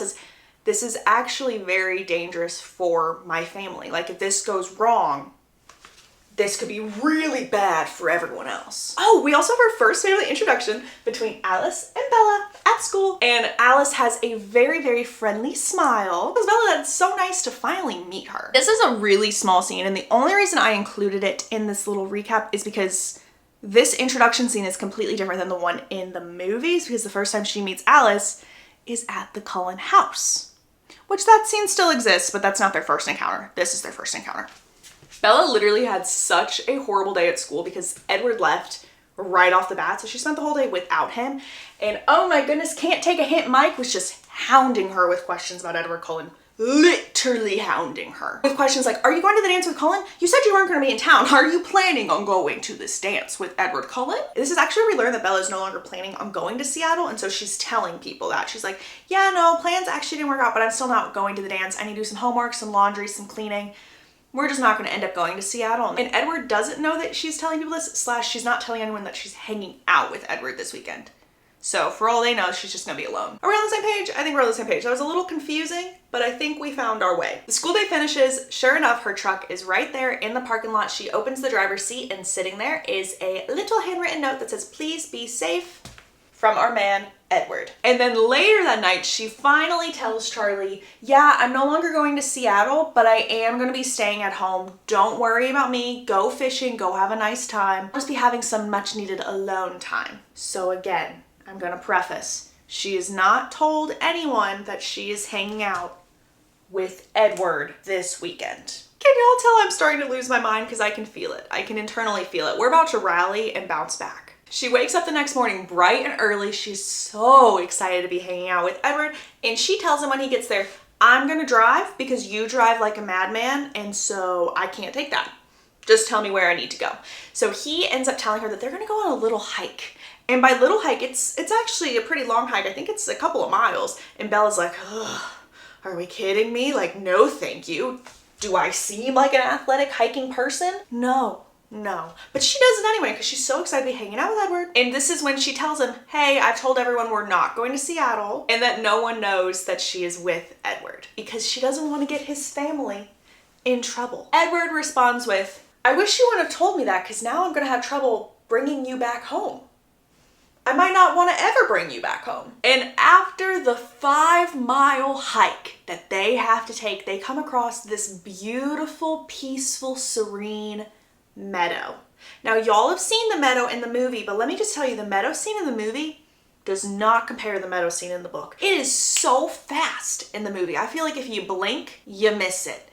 It is very, very important in the book because this is actually the first scene that Stephenie Meyer wrote in this universe. Like, she had a little dream about Twilight and it was in the meadow. And so she started at the meadow scene and she just couldn't stop. So this is a very integral part to the story, which means it was definitely a choice to cut it down for the movies. In the meadow, the sun is shining, it is radiating. Bella is literally standing in the sun, soaking it in, and then she turns around and she sees that Edward is several feet behind her, still in the shadows, and he's taking like this big inhale, not even like to breathe, because obviously he doesn't have to, but because he's like, this is about to be a lot, but it's gonna be okay. And he kind of like unbuttons his shirt a little bit and he steps into the sun. And it's an experience because he literally starts to sparkle. He starts to shimmer and shine in the sun. And so as he's shining, like a diamond, some may say, he sits in the grass in the meadow and Bella is like, oh my gosh, he's beautiful. And when he sits down, she sits down with him, and this is the first time that she actually reaches out to touch him without either of them like, oh, as if they've been shocked. Like, they kind of just stay like that for a little bit. He asks her what she's afraid of, and she leans in really, really close, and when she does this, something like clicks in his mind where he's like, I gotta get away from you real quick. So he is now 20 feet away from her, and he tells her like, just give me a minute. I'm okay. You're okay. Just give me a minute. And then he says, if only I were human. And now we're having a little bit of an iconic moment. We are still in the meadow. For some reason in the movie, they're like, let's put them in the spooky, ooky middle of the woods. But no, we are in the peaceful meadow still. And he says, I am the world's best predator. Everything about me invites you in, as if I need that though, as if you could outrun me. During this part, he reaches up and he grabs a big old branch from a tree, rips it down, and he throws it so hard that it shatters against another tree trunk, and it like actually like rattles a little bit. And Bella's like, holy cow, oh my. She literally doesn't move, and she notes that this is the most frightened of him she's ever been. He then shakes it off because he can see this on her face, and he's like, don't be afraid of me. Do not be afraid of me. I swear I won't hurt you. I can control myself. That just caught me off guard. Bella tells him that she was afraid that she would like to stay with him more than she should. And she also tells him that she doesn't want to leave. He tells her that he won't hurt her, but there is something about her that he compares to an alcoholic being locked in a room with a glass of brandy. He also says the iconic line that I don't think I can actually say on here, where it's like, you were like my own personal brand of an illicit substance. Y'all catch the drift. Edward explains to Bella that he literally talked to every single member of his family to see if anyone else has ever felt this way about a human. And Emmett said that he has felt that way twice in his life, but he had never been able to control himself. It wasn't a romantic thing. It was almost as if like someone's blood sang to them, and that he was so tempted that he had to act on it. Again, it was never romantic, and that's kind of the difference between the feeling that they may have felt to how Edward is feeling, because Edward now has that romantic attachment on top of the blood singing to him. Edward explains that after Bella's first day in biology, when it took all of his strength not to reach over and attack, he convinced himself that the only solution was for him to get up and go to Alaska. There is another family clan in Alaska that is quite similar to the Cullens, where they are also vegetarians, and so that is where he went, but he only went for 2 days. He had it all planned out, but he honestly couldn't stay away from her. And his family was very divided over this, because Carlisle and Esme wanted nothing more for Edward than for him to find his match, his mate, the one he could spend the rest of eternity with. These three right here, Rosalie, Emmett, and Jasper, were like, oh, this is not good. This is not good one bit for our family. This is putting us all at risk. Oh, no, no, no. Alice was also on the side of Carlisle and Esme because she said that Edward will be able to control himself. And also there's a little more to Alice being on the side of Carlisle and Esme, like there's more of a reason to it, but we haven't gotten to that part yet, so hold tight for that answer. But it got really bad after the car incident, because that's when Rosalie, Emma, and Jasper were like, boy, you gotta go. You literally have got to get out of here, because you got so lucky that Bella didn't say anything about your hand imprints, your shoulder imprints, about nobody seeing you. That was so risky. But on the flip side, had she have died and got hit by the car, there is no way on this earth that Edward would have been able to control himself if her blood had went all over the parking lot. So it also would have been dangerous in that regard. There was like no win-win in that solution. It was a lose-lose. He tells her the thought of you still white, cold is unendurable, saying you are the most important thing to me now and for forever. And so the lion fell in love with the lamb. Bella looks at him saying, what a stupid lamb. Which Edward responds with, what a sick, masochistic lion. I'm going to give some perspective right here, right now. It's my job as a commentator to throw out the timeline. They met in January. He left, he returned, still in January. He didn't speak to her until March. We are now in the month of March, and the lion has fallen in love with the lamb. The lamb also is in love with the lion, whether she said it or not. She's in love with him.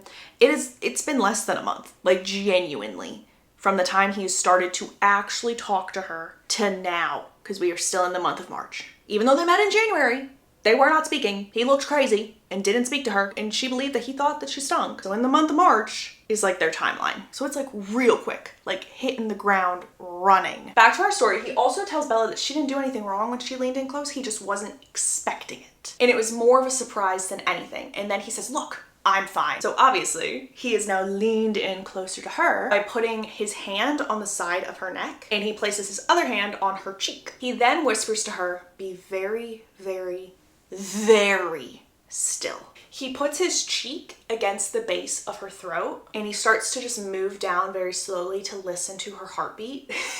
He grabs Bella's hand and he puts it on his cheek, and he's like, do you feel how warm that is? Which Bella's like, yeah, it actually is really warm, which is very odd because normally like when I accidentally touch you, you're ice cold. And she tells him not to move, and she does a very similar thing where like she traces parts of his face with her fingers. And she's thinking to herself, oh, he looks really hungry right now, but not in a way where she thinks he's gonna attack. It's in like a different way. And Edward can see this, and he goes, there are different types of hunger. These are hungers that he doesn't even understand, because he's not used to feeling so human. And while he's staring at her, he's like, is it always like this? And Bella's like, it has never been like this for me. And then in a very human-like manner, he puts his arm around her and he presses his face into her hair, and he whispers, I have human instincts. They are just deep, deep, deep inside. And they're just kind of laying like that for a little bit, and then he tells her that he wants to show her how he can travel throughout the forest. This, honestly, is like the biggest change in my mind from the books to the movie. Now, is it actually? No, but such an iconic line from the movie does not exist in the books. I feel like this is the line everyone makes fun of whenever they watch the movie, and it's not in the books. So in this moment, he looks at her and he goes, "Come on, little coward, climb on my back." In the movie, he says, "Hold on tight, spider monkey." That line is nowhere to be found, and I just think that that is a wild change. Wild change. And he gives her a piggyback ride, but like times it by 1,000. Literally, they are zooming, and she's a little motion sick, if you will. She didn't take any Dramamine, so she's feeling the effects. When she starts to actually get her color back, when they're on solid ground, when he's no longer running, he says that he was thinking of trying something, and then he takes her face in his hand and he kisses her very, very softly. And Bella's response was crazy. Her blood started to boil, and she gets into it a lot more than either of them expect her to be, to the point where he gently, emphasis on gently, pushes her back so that she'll stop, because they're kind of pushing their limits. And he's showing a lot of restraint right now, saying, "Okay, it's nice to know that I am stronger than I thought I was." And when they're back to the car, he says, "Give me the keys, I'm gonna drive. You are not in the right mind to drive." Another difference between the book and the movie, their first kiss scene, completely different. Completely different. And I think I prefer this one to the one we got in the movie. Time for a history lesson, time for some background on Edward. Edward was born in Chicago in 1901, and he was found in the hospital in 1918 when he was 17 years old, and he had the Spanish influenza. Both of his parents had already succumbed to this disease, and Carlisle found him, and Carlisle had been alone for several years. Honestly, he wanted a family. He wanted to not be alone anymore, and so when Edward was there on his deathbed, his family was already gone. No one really would have, I don't want to say missed him, but would have paid attention to the fact that he wasn't there. So Carlisle took it upon himself to turn Edward, and he was the first one in the Cullen clan that Carlisle turned. Now, I don't know if I mentioned this earlier in the video, I made Carlisle's picture bigger than Esme's because Carlisle is the head of this family, and he is who turned almost all of them. I figured he deserved a bigger picture because he has a bigger role within their family. That's why it looks like that. Not too much time has passed before Esme is the next one that enters the Cullen family. Esme had fallen from a cliff, and somehow her heart was still beating when Carlisle found her in the hospital, so he turned her.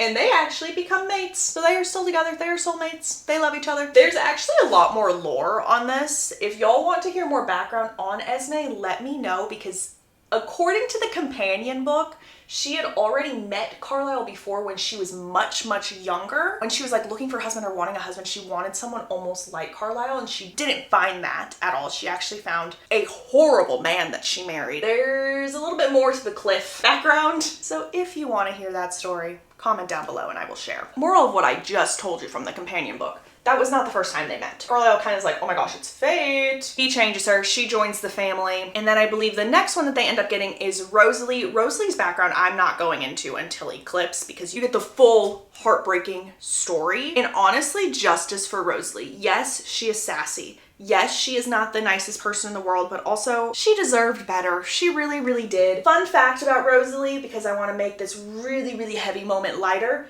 She was originally supposed to be called Carol. In the first draft of this book, her name was Carol. As I said, she was after Esme, and Carlisle honestly had the intention of turning Rosalie in hopes that this would be Edward's mate, like how Esme was to him. So just like Esme and Edward, Rosalie didn't have any say or option in becoming a vampire, and she was not happy with this. They were not a match. They were not interested in that. He's only ever seen Rosalie as a sister, / she really doesn't like her attitude in any way, shape, or form.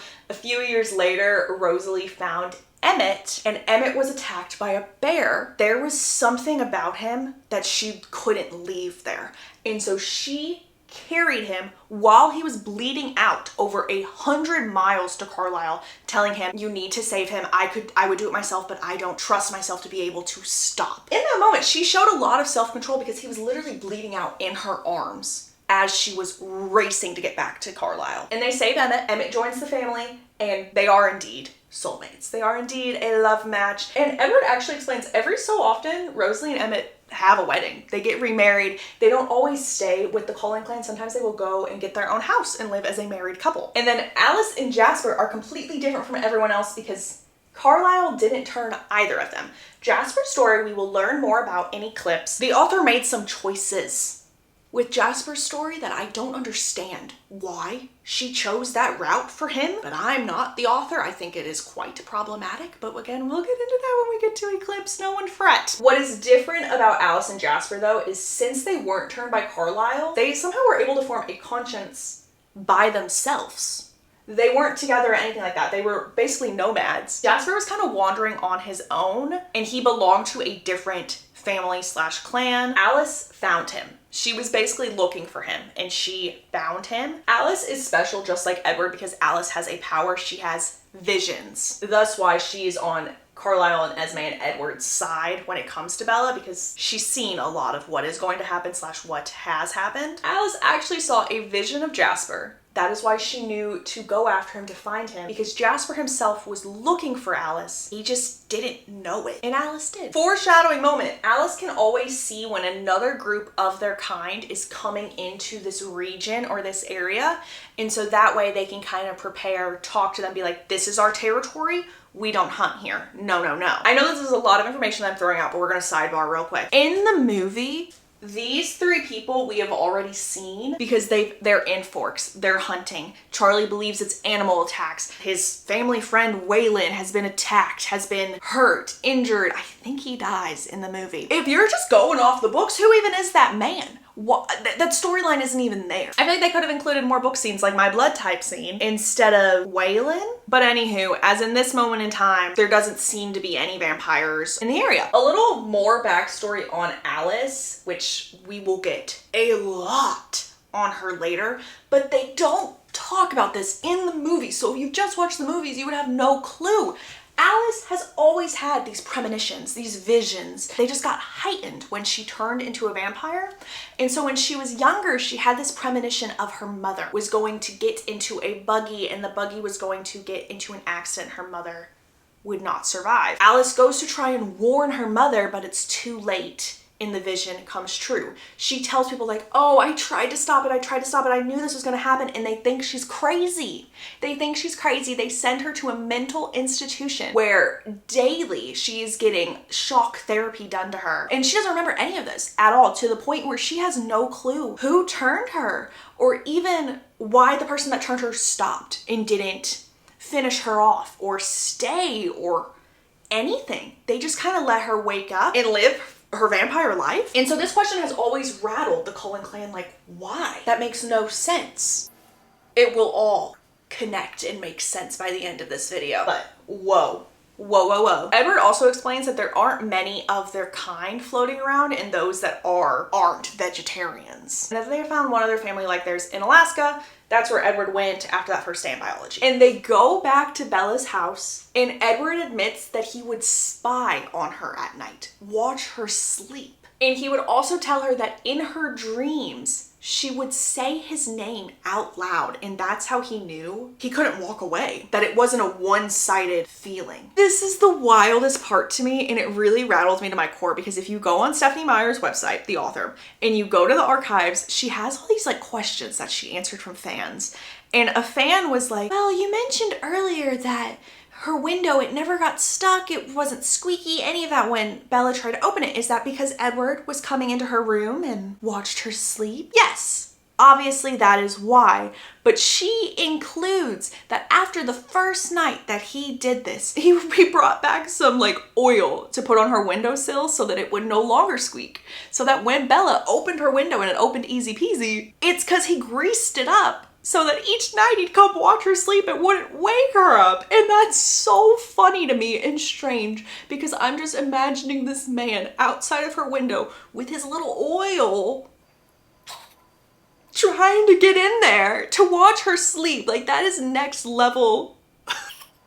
It's dedication, and I just find that such a bizarre response that I needed to share with the class. But the first night that he went to watch her sleep was the day that Mike asked her to the dance and she told him no. That very day, Edward was wrestling with the fact that yes, he should be ignoring Bella, but one day Bella is going to say yes to Mike or someone else. And he couldn't take it. He really couldn't. He didn't want that. And so when he watched Bella sleep, and that first night she was dreaming, saying his name, he was like, oh, I am not letting her get with any other man. No, no, no. And that is why soon after this moment, he started talking to her in class. Before they can continue on with this conversation, he hears Charlie. And so Edward zooms away and Bella talks to Charlie for a little bit. Charlie's like, oh, like, what did you end up doing today? Yada, yada, yada. And Bella was like, yeah, just kind of stayed at home, didn't do much, went outside a little bit because it was just such a nice, beautiful, sunny day. Charlie once again brings up like, it's Saturday night, you don't have a date, anything like that. Like you should be having fun. And once again, he brings up Mike Newton and Bella's like, I don't want to do that. No, no, no, no. And so she zooms into her room and guess who is hanging out in her room? Edward Cullen. And they're actually a bit more touchy-feely than they were earlier today. And Bella literally brings this up to him and he responds with, it's more mind over matter at this point. I've told myself and shown myself I can control it. I can control everything. So we're good. Mind over matter. And he says that I've decided I'm strong enough and there's no way I could possibly ever. Then he pauses, kind of switch gears with how he's saying his sentence, saying, I am certain that if something happens, I will be able to leave. He does also say that it's going to be harder tomorrow because currently he's a little desensitized to her smell, and so when he goes away and then comes back to her, it's kind of be like starting from the ground zero. Bella's like, don't leave, just spend the night. You've been spending the night anyway. This time at least I know. And he is being such a smiley, smirking boy, grinning ear to ear and laughing, saying it's supposed to be the glory of first love. Once again, he is using the word love. And Bella starts asking more questions like, why do you and Alice have powers but nobody else does? And Edward responds with, we really don't know. The only theory that we have is some of their abilities that they have when they're human are just heightened when they're a vampire. And so they're assuming that when Edward was human, he was probably really good at reading people. That kind of translated into reading minds when he became a vampire. And then I already told y'all that Alice had little premonitions or dreams of certain things. And so when she was a vampire, it got heightened, they're more exact, they're more in-depth and thorough and legit. And Edward says that even though the rest of them don't have powers to say, he does believe that like they brought certain attributes from their human life into their vampire life and it's just stronger now. For example, Carlisle brought his compassion, Esme brought her love, Emmett his strength because he's incredibly strong. Rosalie, he says her pig-headedness, her stubbornness. And Jasper actually does have a bit of powers, and Edward says it's because in his human life he was very charismatic and persuasive. We will get to that in book 3, but his powers now are almost like he can excite a very quiet and still room or vice versa. So he can feel people's emotions and to some extent change it. Again, to some extent. It's not like he can completely control them, but he can feel exactly how others are feeling. And this is a very subtle power to where most people don't even realize he's doing anything. Bella also brings up the conversation of marriage, and I would just like to note right here, right now, yes, this is still the day of their first date, their first kiss, saying I love you, and now marriage. This is all happening in one day. 0 to 100 real quick. And Edward tells her that marriage would probably never be possible or even going like steps further than just a first kiss because he could easily break her if he's not careful. And then he ends up humming her a lullaby to go to sleep that night. When Bella wakes up, Edward tells Bella that she actually told him that she loved him while she was asleep. And so Bella responds with, well, let me say it now that I'm awake. I do love you. And Edward replies with, you are my life now. Bella asks Edward, did Alice see me coming into your life? Edward replies in the weirdest way and says something like that. Very vague. So Bella knows he's leaving out details. But he immediately changed the subject and goes, I would like you to introduce me to Charlie as your boyfriend. I would like Charlie to be aware of what is going on. Obviously not the vampire stuff, but the relationship aspect. And he also says that while we're on the topic of introducing me to Charlie, I want to introduce you to my family. Let's do it today. I've already prepared them. Let's do it. So she tells Edward, okay, give me a human moment. And that essentially means like she's gonna go shower, brush her teeth, get dressed, get changed, take a breather. She ends up putting on a long khaki skirt and a blue top. So this is going to be her outfit to meet the family. And after her human moment, when she is all dressed, Edward kisses her for the second time and she passes out. Truly, not exaggerating.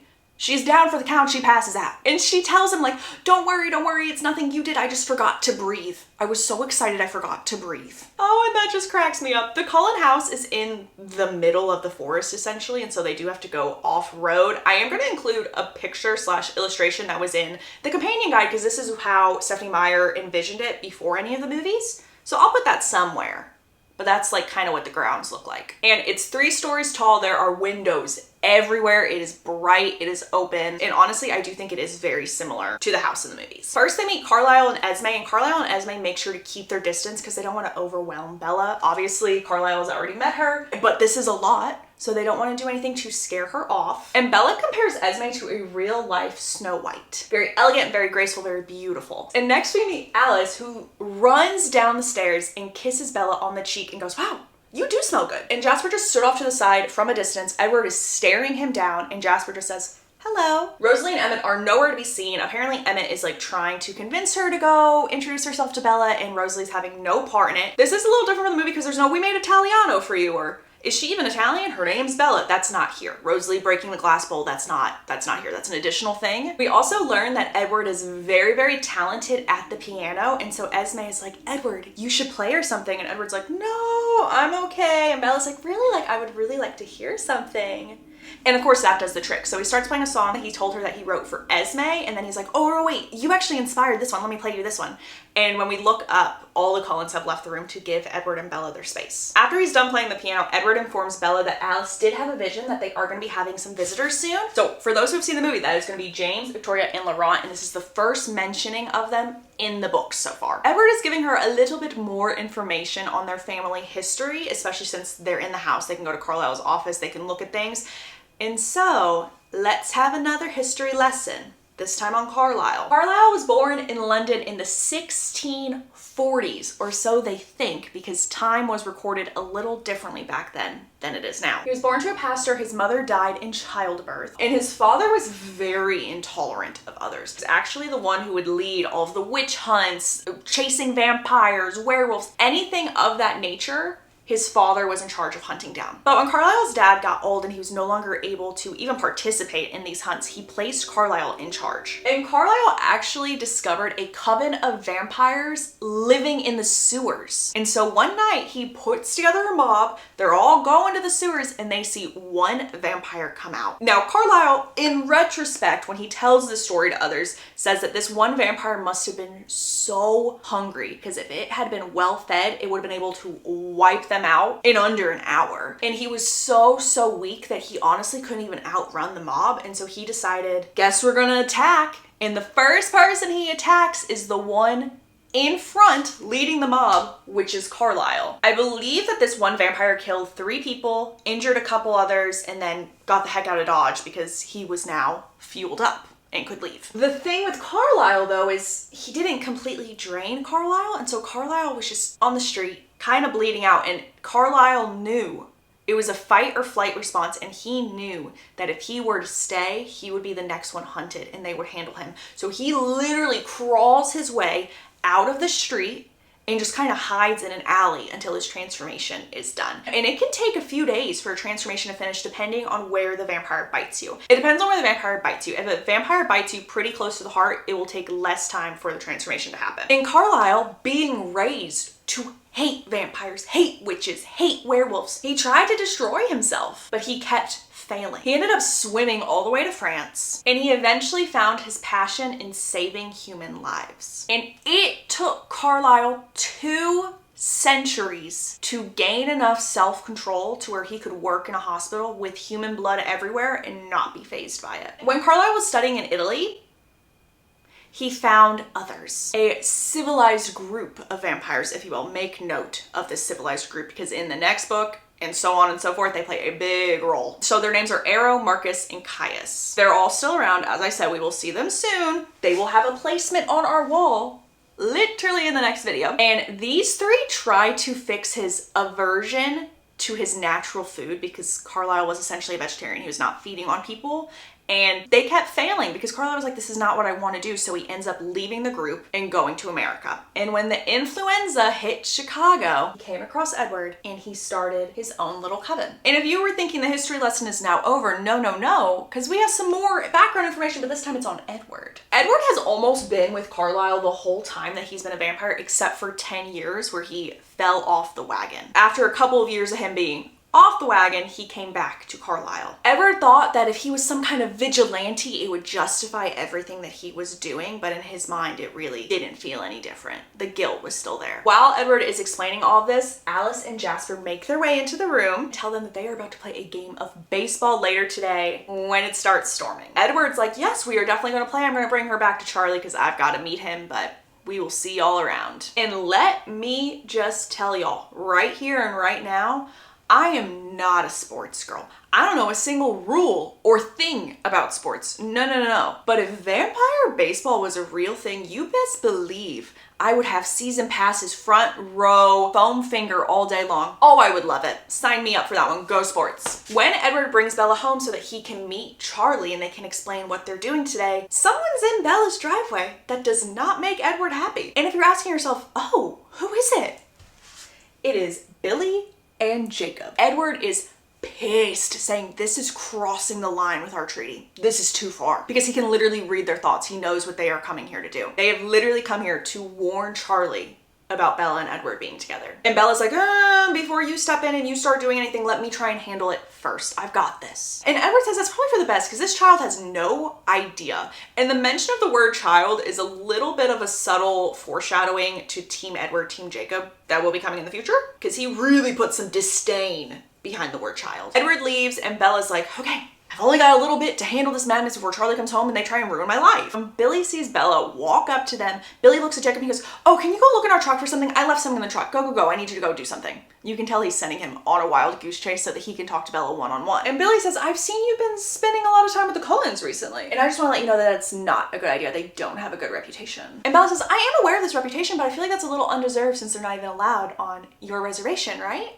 She pauses and then she says, I think I might even be a little more informed than you over this topic. Billy's face goes a little blank and he goes, does Charlie know? And Bella avoids his answer saying, Charlie loves the Cullens. Billy says, it's not my business, but it might be Charlie's. And Bella goes, that means it's still my business because it's my dad. So I will decide what he gets to know and what he doesn't get to know. And Billy goes, just think about what you're doing. And AKA he means don't keep doing what you're doing. This is the moment where Jacob comes back from his wild goose chase and Billy's like, oh, my bad, dude. I completely forgot that I didn't even bring it with us. Let's go home. We're good. And then Billy says, goodbye, Bella. And remember to tell Charlie, pauses, that we stopped by. Charlie does end up coming home a little while after this. Bella tells Charlie that she spent the afternoon at the Cullen house and that she has a date with Edward tonight and he really wants to meet Charlie. And Charlie immediately goes, he's too old for you. If only you knew. If only you knew, sir. And Bella responds with, well, we're both juniors. Which one is Edwin? The youngest one. He's sort of my boyfriend. You said you weren't interested in any of the boys in town. Well, he actually lives outside of town, so technically he doesn't live in town. And Charlie's like, oh, technicality. And Bella goes, he's coming over in a few minutes. And as soon as she says that, the doorbell rings and she's like, actually, he's here now. And it is pouring rain outside, which is perfect because they're about to go play baseball. Edward comes in. He's like, hi, Chief Swan. So nice to meet you. I will keep Bella safe and she'll be home at a reasonable time tonight. That's genuinely the extent of the family introduction. They go outside and instead of it being the shiny silver Volvo, Edward is driving a monster Jeep. It is huge. Edward tells Bella that this is actually Emmett's vehicle and they're borrowing it because he doesn't think that her truck or his car will be okay to drive off-road. And Bella's like, oh, great. She sits in the front seat and instead of it being a seatbelt that she can easily just, it's a harness that she's having to put on. And the Jeep can only take them about halfway there and then the other half Edward is gonna have to carry her. Bella sticks with Esme throughout the game because Esme doesn't really play. She's just the referee to keep all of them in line and keep them honest. And they have to play baseball during a storm because when the ball collides with the bat, it is so loud that it almost sounds like thunder within itself. And it's just so cool. It's so cool. They play the game, they're having a great time, and then all of a sudden, Alice gasps, and Edward is immediately at Bella's side. And Alice is just apologizing, saying, I'm so sorry, I couldn't see it. I didn't see that this was happening. I'm so sorry, this isn't what my vision was. They're traveling too fast. We only have about 5 minutes until they're here. And Edward realizes he does not have enough time to get Bella out of here without them smelling her scent. And if they smell her scent, they could go haywire and just attack the town of Forks. Who's to say? So it's safer to keep her here, have her take her hair down, and just hide behind Edward and hope for the best. He's like, don't move. And again, there's 3 of them, so it'll end up being James, Victoria, and Laurent once they show up. Carlisle is standing there being like, okay, everyone needs to calm down. We are going to continue the game and look as normal as we possibly can. Edward tells Esme, okay, take my spot in the outfield. I am standing by Bella. We are gonna be back here. And Esme asks Edward something that Bella can't hear, but she knows it's not a good thing. It's not a great and comforting question to anybody. Alice also says when she notices that Bella's taking her hair down, like, I don't think that's gonna help. I can still smell her from halfway across the field. Edward tells Bella what Esme just asked him because he can see that she's really worried right now and confused as to what is going on. Edward says that Esme asked if they were thirsty. Because remember, Edward can read their thoughts and they are in a radius to where he can read their minds. So he knows what's going through their heads right now. The game continues on, but they aren't playing the same way that they were. So instead of them like actually hitting the ball, running after it, they make sure that they stay within the tree line so that they are not getting too deep into the forest so that they don't miss it. AKA so that Emmett and Carlisle are still here when the trio arrives. There are 2 boys, 1 girl. And the girl is described to have bright red hair. Now our casting choice for right now is the same Victoria from movies 1 and 2. When we get to Eclipse, it's gonna be a different actress because she was replaced for some reason. Everything that they have is like pretty frayed. It's like button downs, very casual. They're not wearing shoes. And also all of their clothes are waterproof. And Bella describes that their eyes were burgundy. And this is a shade that she has never seen before, which is leading me to believe that they are indeed hungry. Their names are Laurent, Victoria, and James, and Laurent asks if they have room for 3 more. Carlisle is the one responding for everyone. He's like, oh, we're actually almost done, but how long are you guys in town for? We can always plan for another time. And Laurent honestly is a little vague, and so he doesn't truly answer the question. Instead, he's like, what is your hunting range? And Carlisle explains, we actually permanently live here, and so we try not to hunt around here so that we can stay hidden and be able to blend in. And as he's explaining this, he sees all 3 of them like, what, you permanently live here? How is that possible? Do you not feed? Like, he can see the wheels a turning. And so Carlisle was like, why don't you guys come back to our house and I will explain everything. As Carlisle has found the perfect way to get Edward and Bella along with Alice and Emmett to the Jeep. 3 things happen. 3 things happen really quickly. There's a gust of wind that moves Bella's hair. Edward stiffens. James says, so you brought us a snack. And he is now in a crouch position, almost like a predator ready to lunge. Carlisle immediately says, she's with us. To which Laurent responds with, she's a human. How is she with you? The only one to respond is Emmett, who goes, yeah? And he is staring daggers into James's eyes. Like, he is staring him down. Laurent says, guess we do have a lot to learn about each other, so we will take you up on that option to go talk things out at your house. He pauses and then he goes, of course, not harming the girl. His voice is definitely directed towards James at this moment in time. Carlisle nods, saying, Esme, Rosalie, Jasper, let's go take them to our house. This leaves Emmett, Alice, and Edward to try and get Bella to the Jeep as fast as they could. I almost just said as fast as humanly possible, but that is an incorrect statement. Just as fast as they can. When they get to the Jeep, Edward practically throws Bella into the backseat. He's the one driving, Alice is in shotgun, and Emmett is in the backseat trying to get Bella strapped into the harness while she's just like frozen, like, what just happened? And Edward is zooming. Like, if Bella thought that he was driving like a madman earlier, she ain't seen nothing until this moment. And he's just like grasping the wheel saying, we have got to get you out of here right now. We've got to leave this town. To which Bella is screaming saying, no, you need to take me home. She's trying to get the harness off of her. Emmett grabs her arms to try and get her to stop. And he doesn't let go either. So he's literally just holding her like this so that she'll stop fighting. And Alice tells Edward, pull over now. Edward fights her and she's like, pull over. Edward says, you don't understand. You weren't in his mind. He is a tracker. We are never getting away from him. We need to go. Alice is like, well, pull over, let's pull over. And Bella's in the backseat going, what about Charlie? Oh my gosh, Charlie, what about him? What's gonna happen? Edward is kind of ignoring everything. He's like, he is a tracker, he has smelled her. I know his plan. He is not planning on attacking until tonight, so we need to get you out of here. We only have a couple of hours. And Bella feels Emmett react to what Edward just said. Bella immediately knows that this is not good. She does not know what tracker means, but she knows that it's intense because this strong, huge man was fearful over that statement. Alice once again says, pull over, let's slow your roll, and we need to talk out our options. Edward's like, we don't have any options, we need to go. Emmett finally composes himself and says, we need to bring her back home. There are more of us. We can take them head on. We've got this. We're a strong family. And Edward explains to all of them that once James commits to a victim, there is no stopping him. He loves the hunt. He loves the game. And the only way to end this would be to destroy James and Victoria, because Victoria would definitely stay with him. Edward pauses, then he says, if there was a fight, Laurent would also side with them. So that would be 3 that we would have to destroy. Alice says, Edward, do you know that there's another option? And Edward honestly blows up at Alice. Like, to the point where Emmett and Bella are looking at each other like, whoa, what just happened? Because Alice isn't vocalizing this option because Edward can hear her thoughts. He knows what she's going to say and he doesn't like it. Bella says, well, I have a plan and I think it's a pretty good one. I think you need to take me home. I need to get into a fight with Charlie. We need to plan it to where the tracker can see that I'm getting into a fight with Charlie. I hit the road and we just get me out of there so that he will leave my dad alone and he will just follow me. And as soon as we do that and Charlie is safe, take me wherever you want to go. I don't care. I just want him safe. And Emmett's like, wow, that's actually a really good idea. Let me just say right here, right now, we were robbed of Book Emmett. He is fantastic in the book. I absolutely love him and he needed more screen time. He really did. Edward shakes his head saying, we're not doing that plan. I do not want this guy 100 miles within Bella. And Alice is like, I don't see him attacking. He's just waiting for all of us to leave her alone. When Alice says this, Edward finally agrees and he says, you have 15 minutes to pack. I don't care if you do not finish what you're wanting to finish in 15 minutes. I will drag you out of there. You have 15 minutes.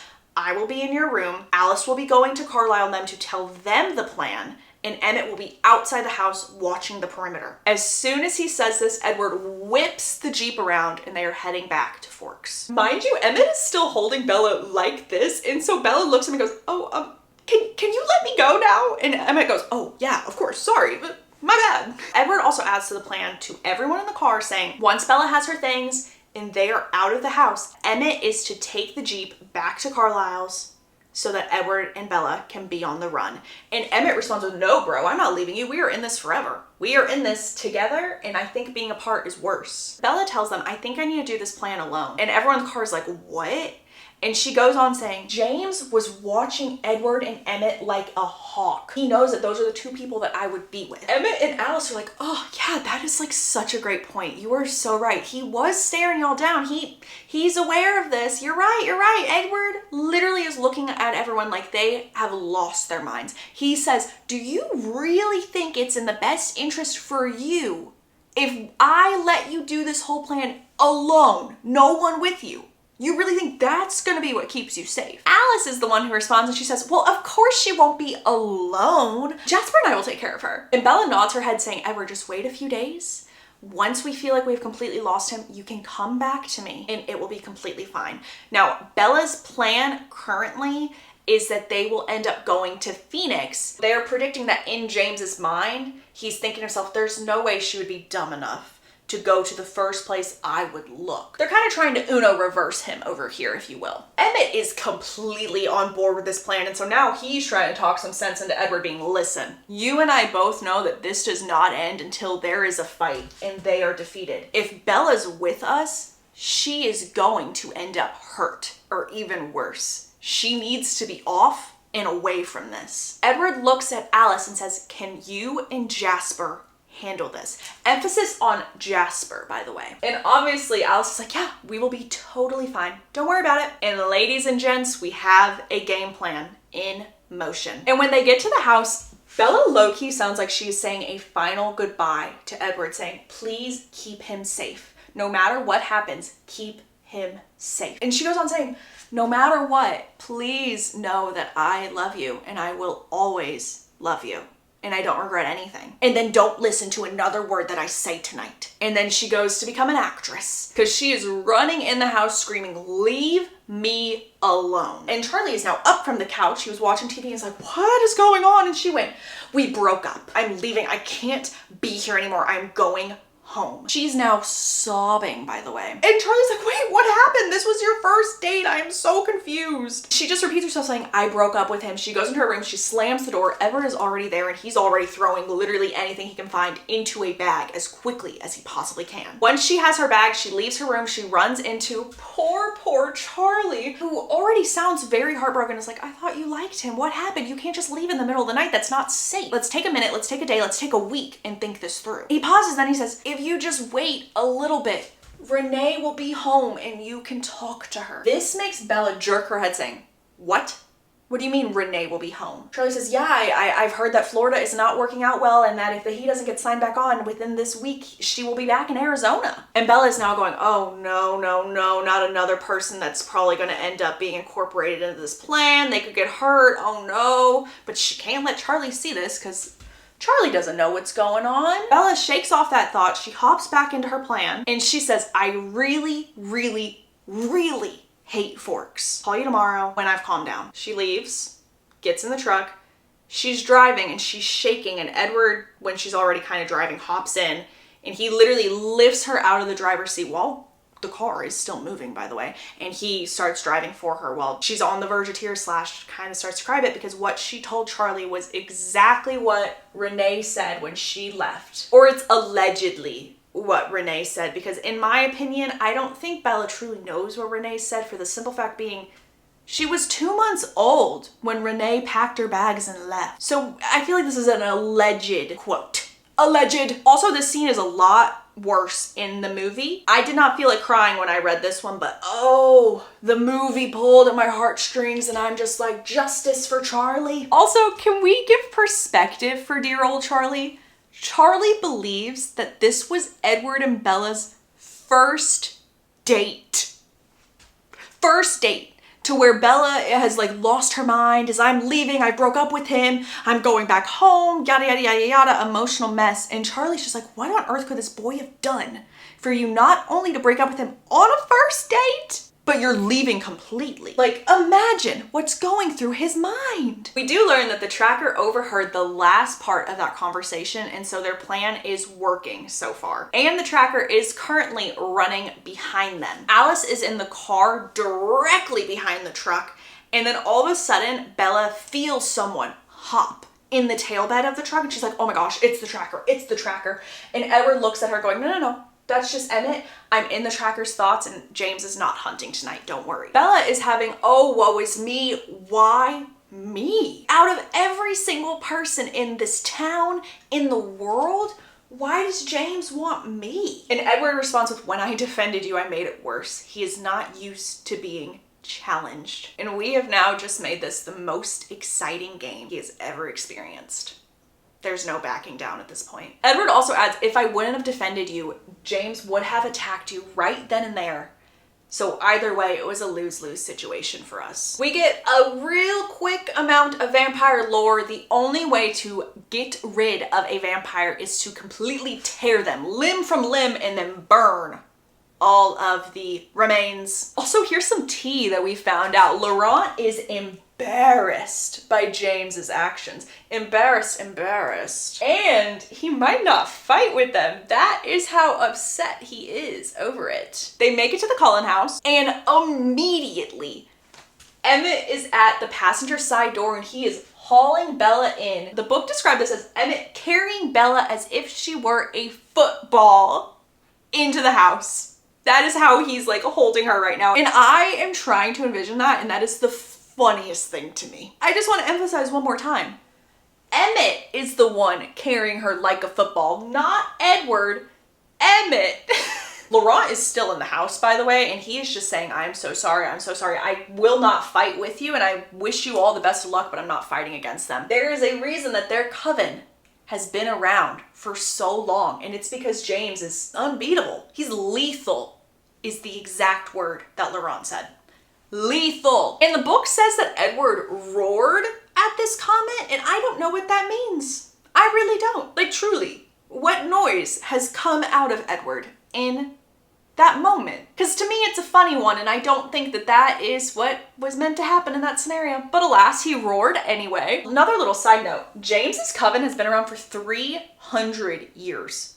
That is longer than the Cullen coven, other than Carlisle, because he was first turned in 1918. So from 1918 onward is this coven. Again, minus Carlisle. As soon as Laurent says he's not going against James, he leaves, and Esme sprints to this little hidden keypad. She clicks in all the buttons, and every single window on all of the walls, mind you, because it's a very open house, is now being covered by huge metal shutters, essentially making the house in like a little lockdown zone. Edward fills them in on their plan. He looks at Rosalie and says, will you go change clothes with Bella right now? And Rosalie says, well, what is she to me? She just keeps putting all of us in danger. Emmett's like, Rose? And Edward looks at Esme as if Rosalie didn't respond, didn't exist, nothing.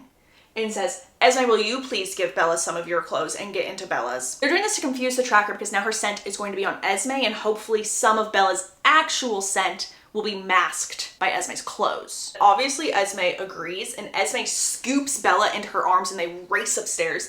This is another thing that I thought would have been really interesting in the movie, because I love that they keep noting that every single member of like the Cullen family or any vampire is scooping Bella into their arms because she's so delicate and fragile and almost like a doll because she's human. Because it does put some things in perspective, that while she's out here looking like Snow White, beautiful, delicate, yada, yada, yada, she's still so much more powerful, and she scoops Bella into her arms because that is how fragile Bella is to everyone and everything. Especially since, yes, she could have just hopped on Esme's back, but I think that this packed a little bit more of a punch, if you will. When they get back downstairs, Alice and Jasper have been told that they're taking the Mercedes because they are going to Phoenix, Arizona. They are two vampires going to Phoenix, Arizona, where it is bright and sunny all the time. They need the dark tinted windows to even have a chance of not getting seen. And then Carlisle tells Edward and Emmett that we will be taking the Jeep. And this is the first mention of Carlisle sticking with Edward the whole time. He is on Edward's side. He is not leaving. And Alice says that James is going to be tracking the boys and that Victoria is going to be tracking Esme and Rosalie. And I kind of like imagine them in like a little sports huddle, if you will, being like, go team, we have a beautiful plan, let's get this done. And Edward goes over to Bella, grabs her face, and he kisses her in front of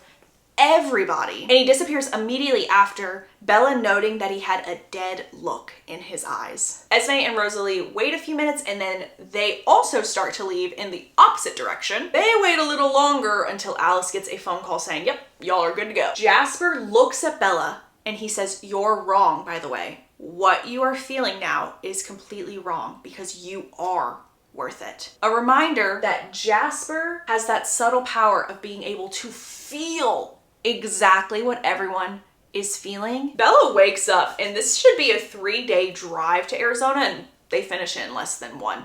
Obviously, because they drive like maniacs. And Jasper asks Bella, where's the airport? We need to stick close to it in case we have to leave ASAP. They're staying at a hotel, and Jasper and Alice literally can't leave throughout the day because it is bright. Like, that UV is shining. Jasper is looking at Bella being like, you're okay, you're safe, why are you freaking out? Bella's not doing anything, by the way. Like, she's just sitting there, but he can feel her anxious energy. And Bella explains, well, Laurent said that James is unstoppable. I don't want anything to happen to you or your family. I don't think that I'm gonna be able to handle that. And they respond with, our family is so strong, and our only fear right now is losing you. And Bella's like, I'm so grateful that all of y'all are teaming together, but I don't think that one person is, and they stop her from finishing, worth it, because we all knew where she was going with this. And Alice says, you haven't lived with Edward as long as we have. You haven't had to deal with him being alone, being miserable. You haven't seen the pre-Bella and post-Bella Edward. And I will not be the one responsible for him losing his will to live. We have a little bit of a status update from our teammates, if you will. We learned that the boys got James to go all the way up north before they lost him and he realized what was going on. The girls went west, and once Victoria realized, oh, that's actually not Bella, Rosalie and Esme decided to go back to Forks and just guard Charlie's house to make sure that no one's going in there. Alice finally tells Bella how one becomes a vampire because Edward didn't want Bella to know. And Alice is like, well, I don't know if it's my place. And Bella's like, well, I would like to know just in case this is like the end, like, just tell me. And Alice is like, well, you pulled my arm, I'll tell you, here you go. And Alice says that vampires are venomous, but it's not the venom that kills you, it just incapacitates you to where you can't move. That way, if we want to finish feeding and finish you off, we can. You can't move. It burns and it hurts. But if this venom spreads and it reaches the heart, that is when the transformation really takes place. And the closer the bite is to the heart, like I said earlier, the faster the transformation. It can take days, maybe even a week, maybe even longer, honestly, if the bite is far enough away from the heart. But it hurts the person so much that the person would rather choose death than go through this transformation. She also says that it is so hard to do what Carlisle does, aka creating this little family and turning everyone into vampires, because vampires are like sharks. Literally picture Finding Nemo right now. They get a sniff of blood, a taste of blood, and it's a frenzy. They black out and there's really no stopping them at that point. Time has passed and suddenly Alice jumps up saying something has changed, something has changed. He's changing his ideas. What is going on? I'm seeing a room. There are mirrors everywhere. It's a dark, dark room. And he's watching TV? No, wait. He's putting a VCR into the TV. And they're very confused by this vision. Alice herself is like, what does this mean? But the importance of this vision is that James has changed his plan for some reason. The vision only changes when the person that we are kind of taking a sneak peek into has shifted something. So his original plan is different. He has adapted, if you will. So whatever decision James has just made is going to take him into a room filled with mirrors. Before Bella can even ask Alice anything, Carlisle calls. She's explaining everything to Carlisle. You know that Emmett and Edward can hear everything, and then after a while, Alice hands the phone to Bella and goes, here, he wants to talk to you. It's Edward. Edward says that they are currently in Vancouver. They lost James. They think James is going back to Forks to start over. So Edward is coming to Phoenix to get Bella and they are going somewhere safe. He swears that he is going to get her somewhere safe where they can be together forever. And then the phone call ends. Alice is trying to draw the vision and Bella looks at it and she goes, that looks like my old dance studio. Jasper's head immediately goes up and he goes, where was your dance studio? Like around the corner from where my mom lived. Here in Phoenix? And when he says that, him and Alice look at each other like, oh, this man is not in Forks. They don't say that, but you can tell that's what they're thinking. At least we can tell that because Bella cannot tell that. It is the next day. There is a new vision. Alice is drawing it out, sketching it out. It's the room with the VCR. There's light. Bella is looking at it and she goes, oh my God. That's my mom's house. He's in my mom's house right now. Alice quickly runs the phone. She talks to Edward. She comes back in the room. She's like, they're coming to get you right now. Like literally they are going to be here even faster than they said they were going to be. Like they are on their way. They need to take you somewhere safe. Jasper has left the room because he needs to check them out of the hotel. Bella is flipping a lid saying, oh my God, he literally came here for my mom. He is going to hurt everyone that I love just to try and get to me. There's no end for this. I might be safe, but everyone that I've ever loved is in danger. Alice gets another phone call and my oh my, is this convenient timing? Because do you know who it is? Do we have any guesses? I'll give you like 3 seconds. It's Renee on the phone. And Alice goes, oh, Bella, I guess this is for you. And so she hands the phone to Bella and all we hear is Renee going, Bella, Bella, Bella, in a panic voice. And then we hear a man telling Bella, don't say anything until I tell you to. I don't want to hurt your mother, so just do what I say and you'll be fine. Repeat after me. No, Mom, I'm fine. Stay home. She whispers this and the man says, go into another room and say it again. Bella can literally feel eyes on her. She can feel Alice watching her. So she goes into her room, she closes the door, and he says, I need you to get away from there. No. Do you think you'd be able to do that if your mother's life depended on it? Yes. Go to your mom's house and call the number that I have left by the phone. I'll tell you where to go from there. Oh, and say thank you, Mom, and then go back to the others. Bella notes that she is so relieved when she enters the room that Jasper is not there because he would have known immediately what just happened because he could feel it. I have a really big side note here. This is kind of just a conversation for us. Is vampire hearing really not that good or something? Like how was Alice not able to overhear this entire phone conversation? That's kind of my only plot hole right here, right now, unless they just are horrible at hearing and need a hearing aid. Like, anyway, Alice has another vision and Jasper's like, oh my gosh, what is it? And Alice says, Bella? And Bella obviously responds because she said her name, being like, yeah, I'm right here, what's up? And then Bella realizes, the vision is me. Bella knows that this vision is happening right now because she's decided to meet James and listen to James. She's hoping that the two of them don't realize that it's Bella's decision that's affecting everything. And so she's trying to be as calm as she possibly can so that Jasper doesn't detect this, but Bella knows what this means. Okay, once again, this is how Alice's powers work. She only sees visions for people when they're on a specific course. So when they make a new decision and they change the course, the vision itself will change. And no matter what this tiny decision is, it will affect the future. So she never saw Bella in the room with mirrors until Bella made the decision to meet James. That tiny little phone call and that tiny little changed her vision. They get to the airport, and luckily for Bella, Edward is getting off at the largest terminal, so it's going to take a hot second to get to them. She's been putting off getting breakfast because that's how she's going to escape. And so when she gets to a specific part of the airport, she looks at them and goes, I'm actually really hungry. Can I go get breakfast? And Alice is like, sure, I'll come with you. And she's like, no. I want Jasper to come with me. They both think that's kind of weird, but they're like, sure, Jasper can go with you. And then on their way, they're passing several different restaurants, several different little cafes, coffee shops. And Bella's like, that doesn't sound good. No. Because Bella is trying to get to a specific bathroom. When she passes this bathroom, she's like, oh, actually, I'm going to run in real quick. I'll meet you out. No big deal. The reason she wanted this bathroom is because this one in the airport has 2 exits. And so she races out the other side. Jasper never sees her. She makes it all the way downstairs. She sees a shuttle. It's going to a random hotel, and she's like, I gotta get here. Before they realize that I'm gone, I've got to get on the shuttle. Makes it to a hotel. I think she gets a cab driver to take her where she needs to go, to her mother's house. That's in Scottsdale, I believe. She gets there, she calls the number, and James answered, and he's like, wow, that was a lot faster than I thought that it would be. Good for you and good for your mom. Perfect. Remember that old dance studio you used to dance out? That's where I need you to go right now. See you soon. XOXO, Gossip Girl. Bella goes to the dance studio and she hears her mom in a panic again, saying her name over and over and over again. But Bella realizes when there's another voice that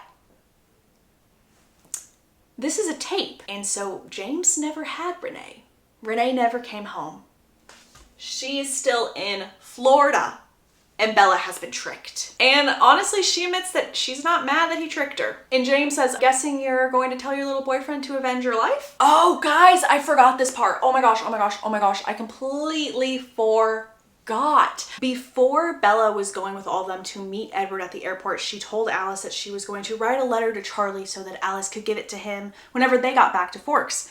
But in reality, Bella was writing a letter to Edward, telling him like, I love you, this is just what had to happen, none of this is your fault, I don't regret you at all, don't come after me, don't fight him, let it be. So when James is here asking Bella like, is your boyfriend gonna come and avenge me? Bella's like, I hope not, I told him in a letter not to. And James says, well, that is a little disappointing because getting you here was not as hard as I thought it was going to be. It was not the chase I was wanting.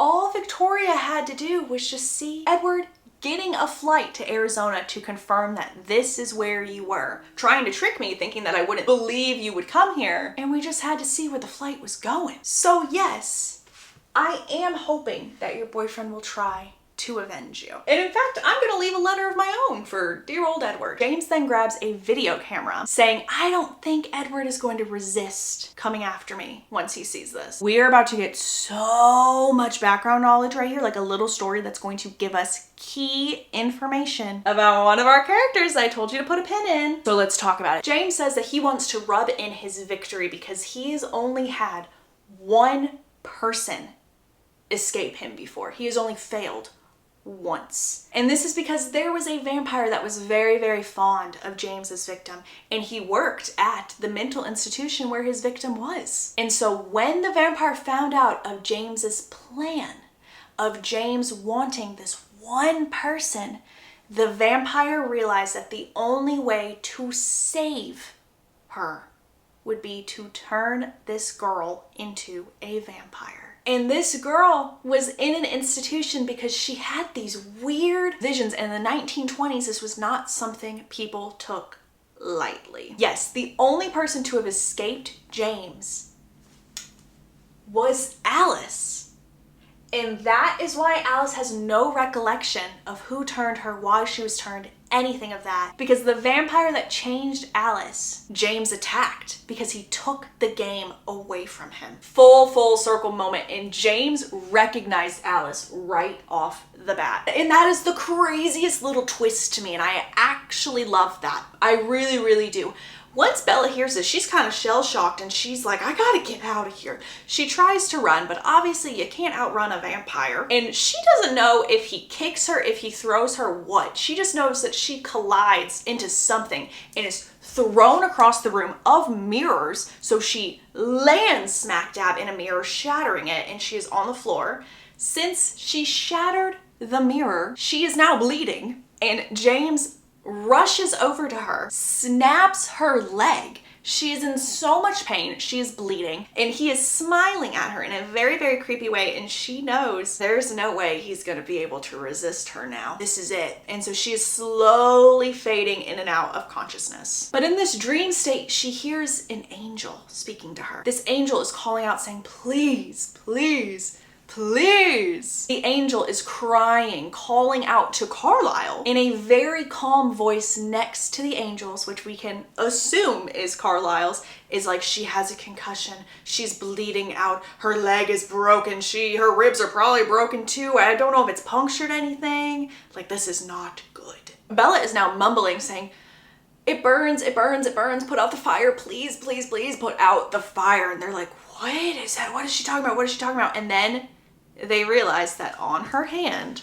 right here, if you can see that in a non-weird way, James bit her and she was slowly transforming / the venom is slowly going through her body. And Carlisle is no longer calm. He looks at Edward and goes, if you suck out the venom, that might do the trick. That might stop the transformation from happening. And Edward's like, why me? You have way more self-control than me. And Carlisle's like, well, I've got to stop the bleeding over here. I've got to hold her leg. She has a lot of injuries. If you are going to stop the transformation, I've got to keep her alive. And Carlisle says, it's completely up to you, but I've got to get this bleeding under control. Edward loves her so much that Edward is willing to try. And at first, the pain is even worse. Like, it is sending the worst burning feeling through Bella's body, and then soon it stops. She feels perfectly fine. Edward says that it now tastes clean, and he thinks that he did it. He then tells Bella that he loves her, he picks her up, and he carries her out of the dance studio. You definitely get to see a whole lot more of an action sequence in the movie, but I think it makes sense what we just saw since everything is in Bella's POV. Since she was drifting in and out of consciousness, obviously she wouldn't see everything go down. Bella wakes up in the hospital and Edward is right there with her. Edward tells her that he was almost too late, that James tricked all of them. We told your mom and Charlie, by the way, that you fell down 2 flights of stairs and through a window. And we also told them that I tried to come get you back to apologize for whatever you may or may not have told Charlie that I did. And I brought my dad with me, and so when you were coming to see me in my hotel room, that's where you tripped and fell. So no mention of the dance studio in this scenario. And Bella's like, well, how did you guys end up breaking all of the windows? Like, that makes no sense. I didn't fall in a hotel. And Edward's like, Alice actually had a really fun time making sure that this was factual. So she went to the hotel and she shattered all the windows. Edward tells Bella that she had to have a blood transfusion and he hated it because she did not smell like herself for a very long time. So she's been out of consciousness for honestly a couple of days. She asks him how he was able to do this and he says, I don't know, I must really love you. And we learn that Edward was the one to pull James off of Bella. Emmett and Jasper were the two that handled James, and as soon as they handled James, they had to leave the room. There was so much blood everywhere that they were not able to stay in this room. He also explained that Alice watched the tape that James was making, and so now Alice knows everything about herself. She knows how she became a vampire, and everything is slowly getting pieced together. So she is currently dealing with this wave of emotions. Edward quickly jumps to the chair on the other side of the room because he hears Renee coming, so he needs to pretend to be asleep. And when Renee walks in, she mumbles under her breath, "He never leaves." Renee tells Bella that Renee and Phil no longer have to leave Florida and that Bella can come live with them in Jacksonville. She's gonna absolutely love it. And Bella's like, oh, congrats to Phil, but I'm not leaving Forks. And Renee's like, what? You want to stay in Forks? Why? Is it because of this boy? I think this boy might be in love with you, by the way. Are you in love with him? Bella says, well, I'm pretty crazy about him. You're too young for these kind of emotions. Oh my, oh my. Renee also says that she's excited for Phil to get into town because she's been sleeping here due to the fact that this area is no longer safe. Apparently, someone went to the ballet studio and burned it to the ground. Renee says, love you, goodbye, yada, yada, yada. Edward wakes back up and Edward says, I'm really surprised you don't want to go live in Jacksonville with your mom. And Bella doesn't even think twice about this. And she just says, well, yeah, you would have to stay inside the whole time. And Edward's like, well, if you went to Jacksonville, I wouldn't go with you. I don't think that that's safe. Bella literally starts breaking down. Like, her heart monitor is going crazy. And he's like, okay, calm down. I'm not leaving you. We're not leaving. We're still together. We're not leaving. She literally makes him promise and swear that he will never leave her. Bella also says, I don't get why you just didn't let me transform. And Edward groans saying, oh, Alice told you, didn't she? And Bella nods her head. And he says, I can't do it and I won't do it to you. Bella then goes, well, you're not the only vampire I know. Edward goes, she wouldn't dare do that. To which Bella says, that's what she saw in her vision, wasn't it? When you were so angry at her, that is what she saw, me being a vampire. It's what's gonna happen.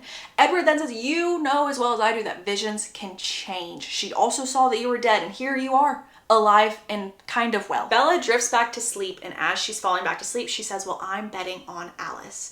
And that is the end of the first book, but we have an epilogue. So let's talk about the epilogue. The epilogue takes place in May. So we went from March to May, and Bella is still in a leg cast. And she is all dressed up. Edward is helping her to her car. She also has one stiletto heel on, so she has a leg cast and then a stiletto heel, which is a combo for sure in the movie. I think she's wearing Converse. And Edward pulls out his phone and it's Charlie, and he's like, oh, hi Charlie, what's up? Charlie is not a fan of Edward, understandably so, because his daughter nearly left town, and also got so injured when she saw him the next time. So understandably so, he's not a big fan of Edward. So they now have curfews, by the way, designated hangout times. Charlie's like, not letting you out of my sight. But Charlie calls Edward and Edward laughs out loud and is like, you know what, let me handle it, put him on the phone. And Edward goes, hi, Tyler, yeah, Bella's unavailable tonight and she's gonna be unavailable every other night. So you can back off. No offense, enjoy your evening. And everything clicks into place for Bella because Bella's like, oh my God, you're taking me to prom? Because remember, Tyler was going around telling everyone that he was taking Bella to prom, even though he was never going to. He was so delusional that he was like, I'm gonna show up at her house and take Bella to prom. When she's literally in a relationship with Edward, like, what is his issue? But that's so funny that I will allow it, because that is hilarious to me. Edward tells her that he doesn't want Bella missing out on any of these human things because of him. And when they get to the prom, we see Rosalie, Alice, Jasper, Emmett, all of them, and all of her human friends. But when they're in prom, Jacob shows up and he's like, can I interrupt? Can we have a dance?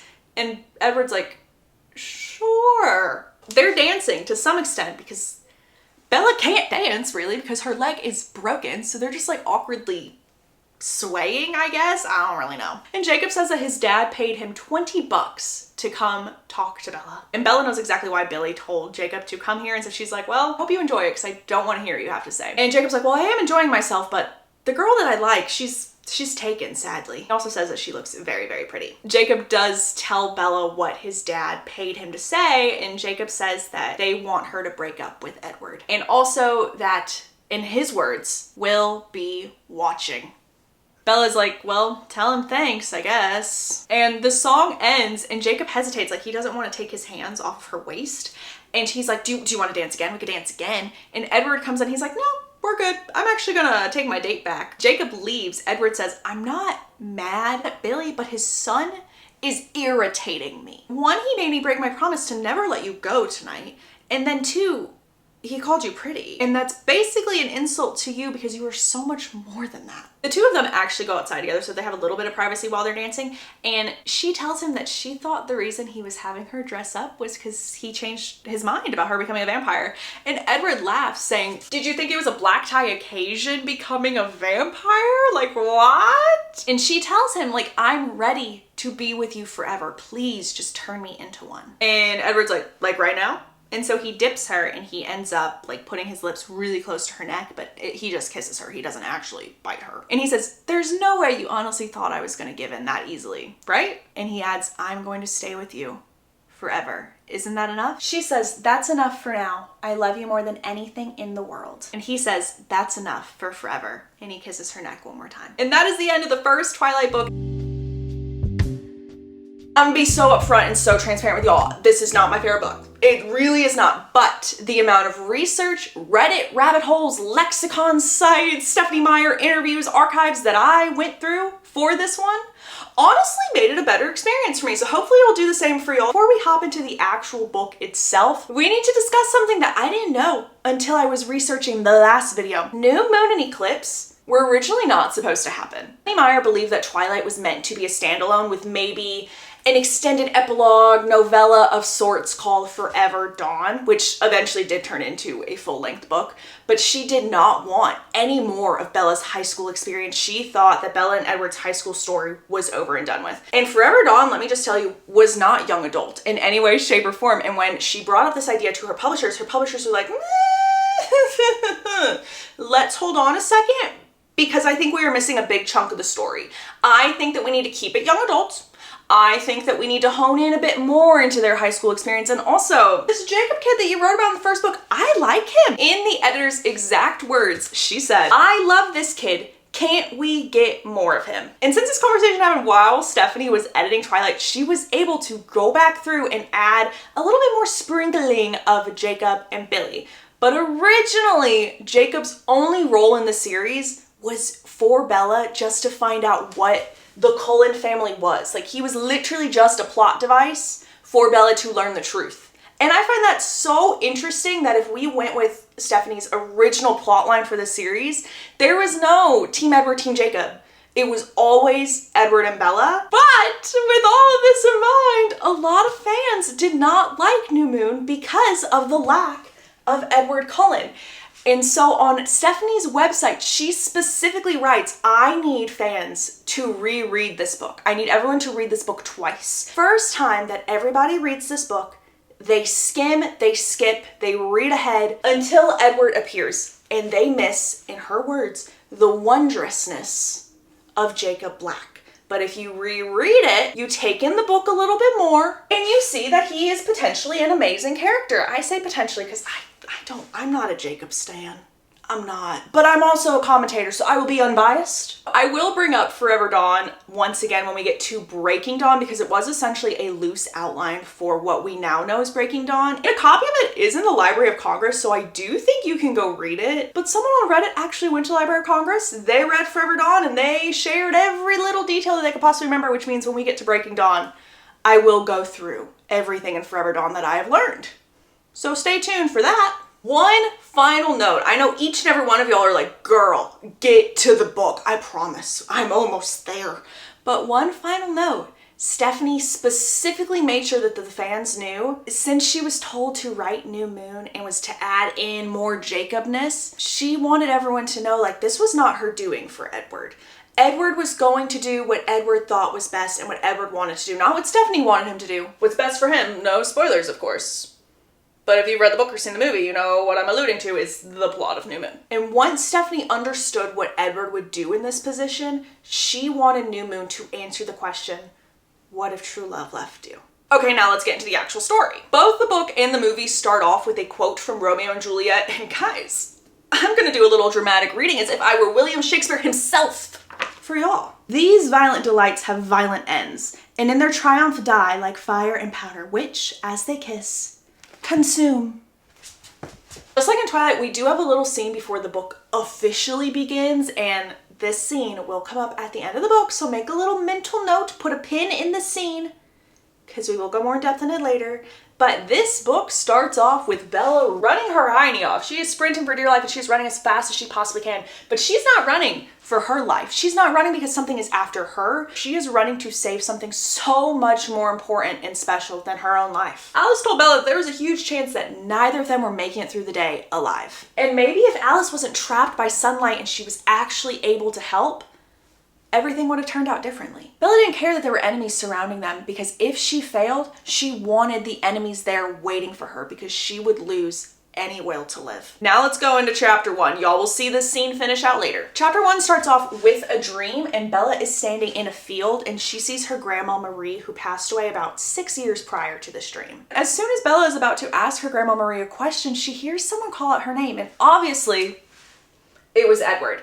Now, where Bella is in her dream right now is bright and sunny. And Edward is just making his way through the tree line, almost into direct sunlight. And Bella's like, wait, stop it. My grandma doesn't know about you. Stop moving. And Edward's just ignoring her as if he can't hear her. And Edward's just making his way to Marie as if she already knows he's a vampire / as if it weren't even sunny outside. And Bella looks back at her grandma and is like, I can explain. But before she could even really get that sentence out, she notices that there is a huge frame surrounding Marie. Bella lifts one of her arms and when she does that, her grandma does the exact thing back to her and she realizes, no, this is not good old Grandma Marie. This is Bella. This is her future self next to 17-year-old Edward who would stay 17 forever. Final thing in this dream is Edward is standing by future Bella and also present Bella, because again, it is a mirror, and he tells her happy birthday. And she is immediately waking up startled from this dream,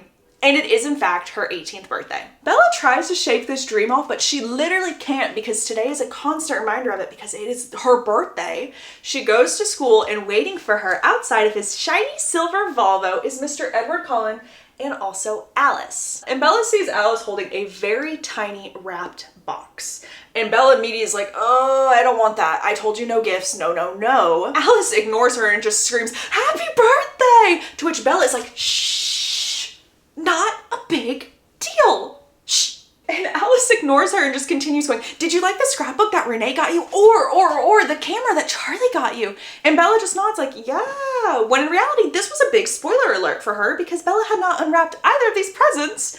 Alice just knew what they were going to get her because Alice has her visions. She saw them make that decision to buy her these gifts. And so Alice shared with the class. Little bit of a spoiler alert, ma'am.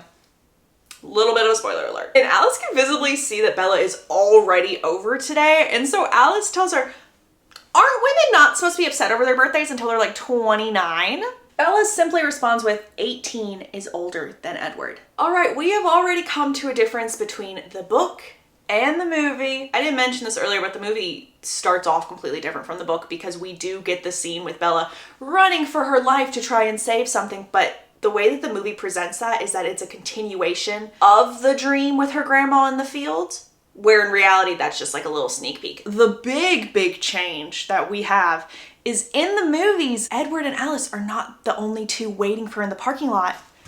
Jacob is there. And he hands her a birthday present that she is ecstatic to get, and it's a dream catcher. And Edward's like, how come he can get you a birthday present and I can't? That does not happen in the books at all. And in fact, Jacob and Bella have not seen or spoken to each other since May, aka when he crashed their prom, and they will not talk to each other in the book until January. So from May to January, they've had no contact. Obviously, that was to sprinkle in some angst for all the Team Jacob girlies. No, that's not how it went in the book. In the book, they literally had no contact for a while, 9 months, honestly. And while we're talking timelines, you might be asking yourself, well, how long have Bella and Edward been dating? Thank you for asking. I'll answer it right now. They've been together 6 months. It seems like a heck of a lot more time than that because of, the near-death experiences that she's had, but no, it's only been 6 months. And tonight, the Cullens are actually throwing Bella a birthday party. And when I say the Cullens, I just honestly mean Alice. The Cullens will be there and they have bought presents and they're gonna be celebrating, but really the party planning is from Alice and Alice only. Ooh, Bella does not want to go to this party at all. She is constantly trying to make up some excuses.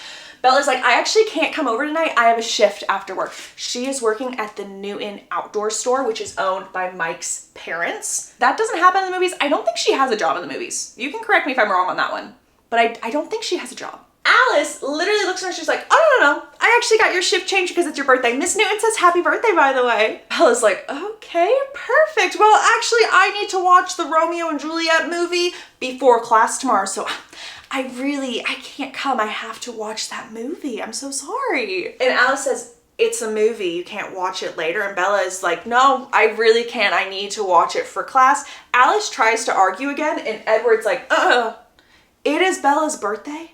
If Bella wants to watch a movie, let her watch a movie. And Bella's over here smiling like, thank you. And then Edward continues on saying, I can just bring Bella by our house after the movie at like 7.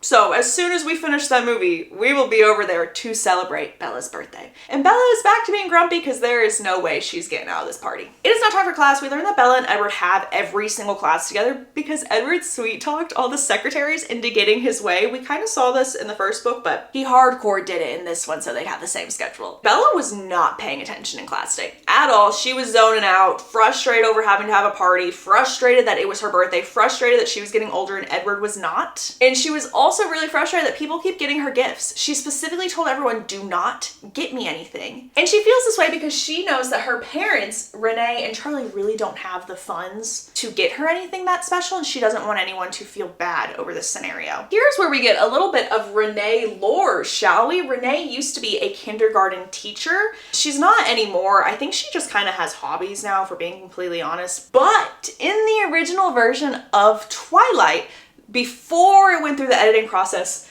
Phil, who is now a minor league baseball player, in that original version, he was not a sporty guy. He was, in fact, the principal of the school in Arizona, and they changed that. And I just want to say, the reason that Bella knows that the Cullens would spend so much money on her if she let them is because Edward keeps offering like, your truck is really old, let me buy you a new car, a brand new one, you can have a Volvo too. Or, why are you working so much at Mike Newton's parents' store? I know it's for your college fund, but let me just pay for your college tuition. Let me just do that. I don't mind, I have the money, let's do it. So it's big, extravagant things like that is what they would give in forms of a gift. That is what they would gift her. So I do get where she's coming from. I do, because that's a lot. Bella made it through her first few classes. It's now time for lunch. At lunch, the table is Edward, Bella, Alice, and all of her friends over here. So Jessica, Mike, Eric, Angela, Tyler, who is no longer pictured because he doesn't have a big role, Lauren, Angela's boyfriend, who I believe is named Ben, and then someone named Connor. Oh, that's it? Like, where are the rest of the Cullens? Great question. The previous year, Rosalie, Emmett, and Jasper were all seniors. So since we're now in a new school year, they would have graduated by this point in time. School day is over. Alice takes Bella's car so that Bella can ride with Edward, basically so that Bella doesn't try to get out of this party tonight. And if y'all were wondering, if Bella ever calmed down during the course of their 6-month relationship whenever Edward would try to kiss her, the answer is no. She is still losing her mind to where he has to push her back and be like, okay, we're done with that. We're done with that for now. And she will ask him, she's like, do you think I will ever get used to this or be a normal person when we do this? And he responds with, I hope not. They do end up watching the Romeo and Juliet movie. They watch it on her couch in her living room and they're cuddling a little bit. This is another difference from the movie because in the movie they're watching it in class, and this intense conversation that you're about to have, they have in class where anyone and everyone could overhear them if they're eavesdropping. But here's the intense conversation. When they get to the end of the movie, Bella is crying and Edward says, I do envy him. He envies the action that Romeo does at the very end because it's not that easy for vampires. As we learned from before with James, they have to be torn limb from limb and then set on fire.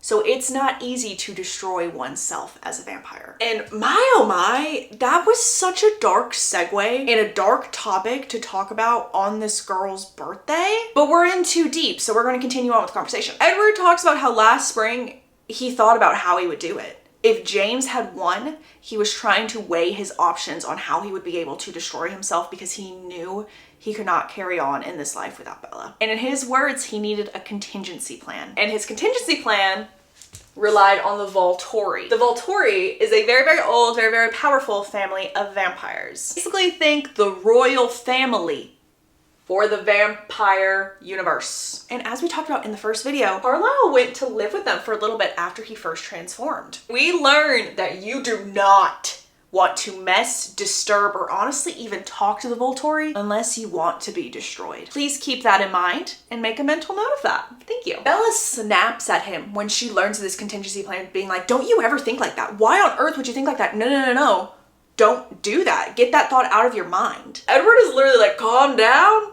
It won't happen. I will never put you in danger ever again. And then he looks at her and he's like, also, what would you do if the roles were reversed? And Bella says, oh, if something were to happen to you, you would want me to take extreme measures. To which Edward says, I see your point.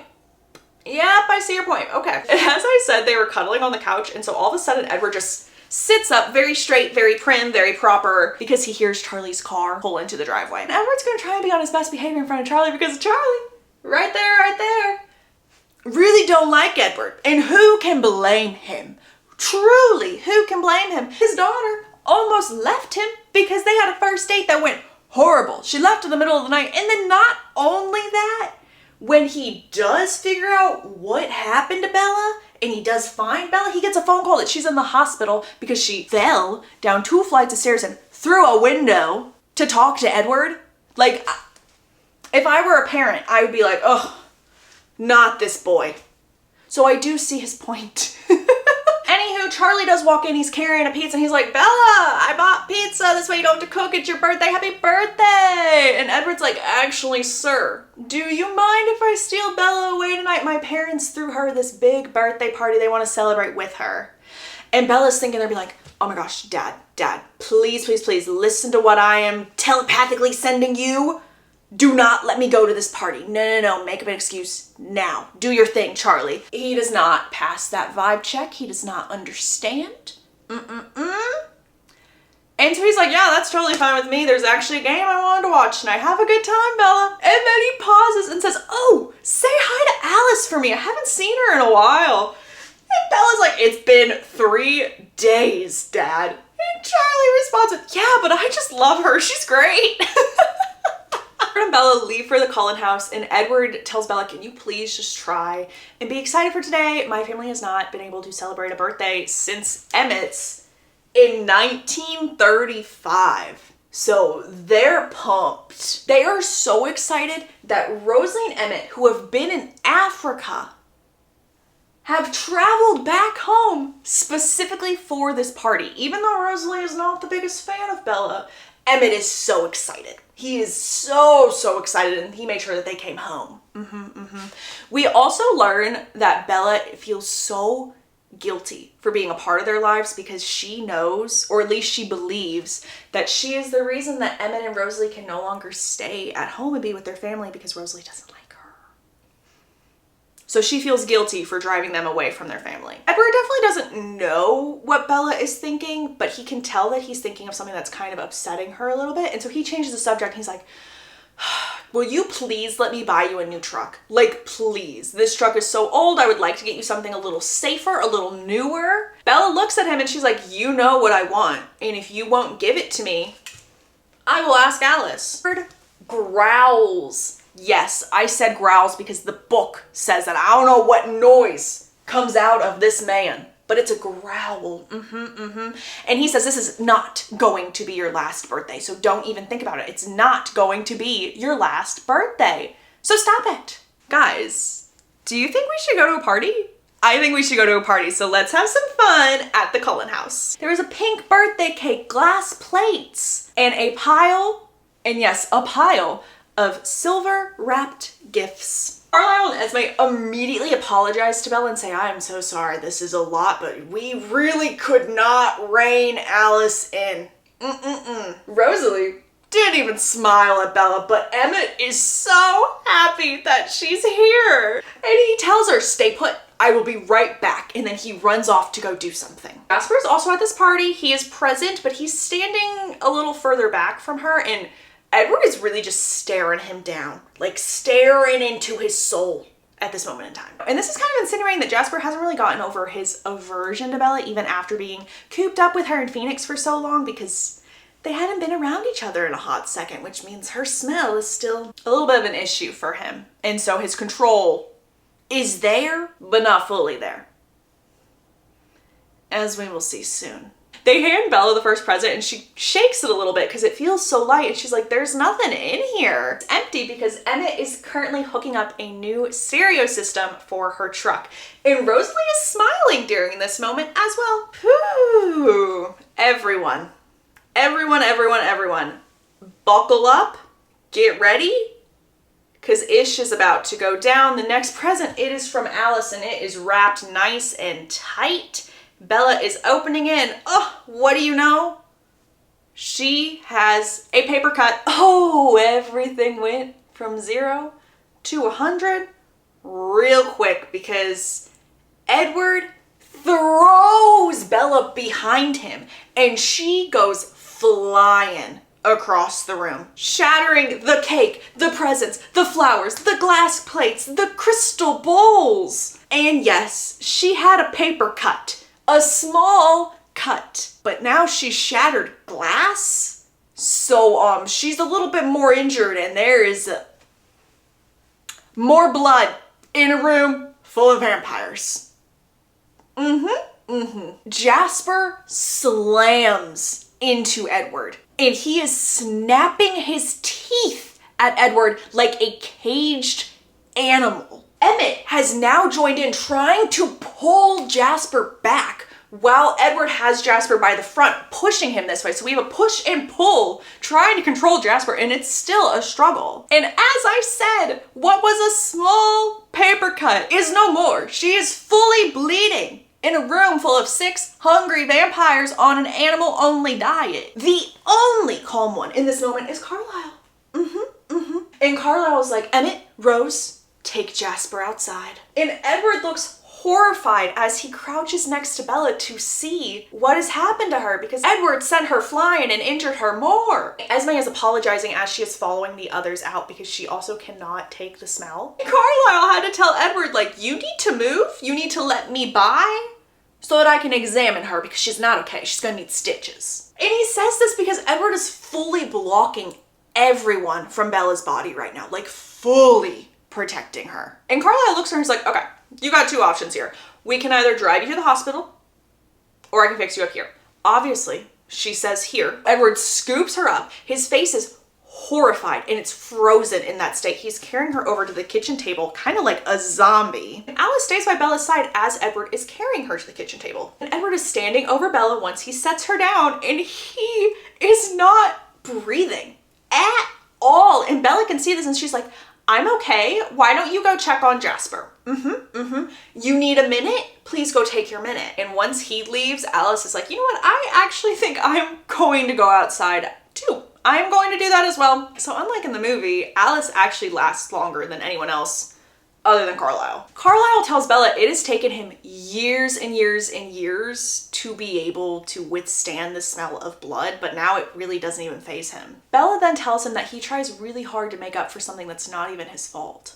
And he says, like everything in this life, I have to decide what I want to do with what I was given. And Carlisle explains to Bella that his father had such a harsh view on the world. And this was something he was questioning even before he transformed into a vampire. We do actually have a pretty decently sized chunk of this paragraph talking about faith and the discussion of Carlisle's faith and also Bella's background in this as well. And this is where he tells her, yes, this does sound foolish because we're doomed regardless, but I do hope that we will get some credit for at least trying. And Bella says that she doesn't think that he's foolish for thinking that, and Carlisle tells him that she is the first one to agree with him. Carlisle goes on saying Edward himself believes that they have lost their souls. And as soon as Carlisle says this, it clicks into place for Bella why Edward won't change her. Carlisle is still speaking and he goes, when I look at my son, emphasis on son because he does view him as his own child, I see his goodness, his brightness. And this only fuels my hope, so how could there not be more? On the other hand, Carlisle goes on to say, if we believed the way that Edward did, could you take away his soul? Bella argues and says, well, Edward's not the only one who can change me. Carlisle very solemnly says, that is the only part I can never be confident in. Did I make the right decision? I think I've done the best I could with what I was given, but was it right for me to doom others with the same life as me? And here is some more lore for y'all that is not in the movie that I find quite interesting. We learn that it was Edward's mom all the way back in 1918 that made up Carlisle's mind to turn Edward. Elizabeth Mason was married to Edward Sr. Edward Sr. was the first one in their family to pass during the Spanish influenza in Chicago, and Elizabeth was alert the entire time she was sick. Carlisle literally says that if she would have just stayed in bed, rested herself, her own mind, she probably could have survived. But instead, she was trying to nurse Edward. She was trying to make sure that Edward would live. And Edward looked just like her. He had her bright green eyes. And this is the first time we actually learned about Edward's human eye color. Throughout the books, it's been black as coal or this golden color. But when he was a human, his eyes were green.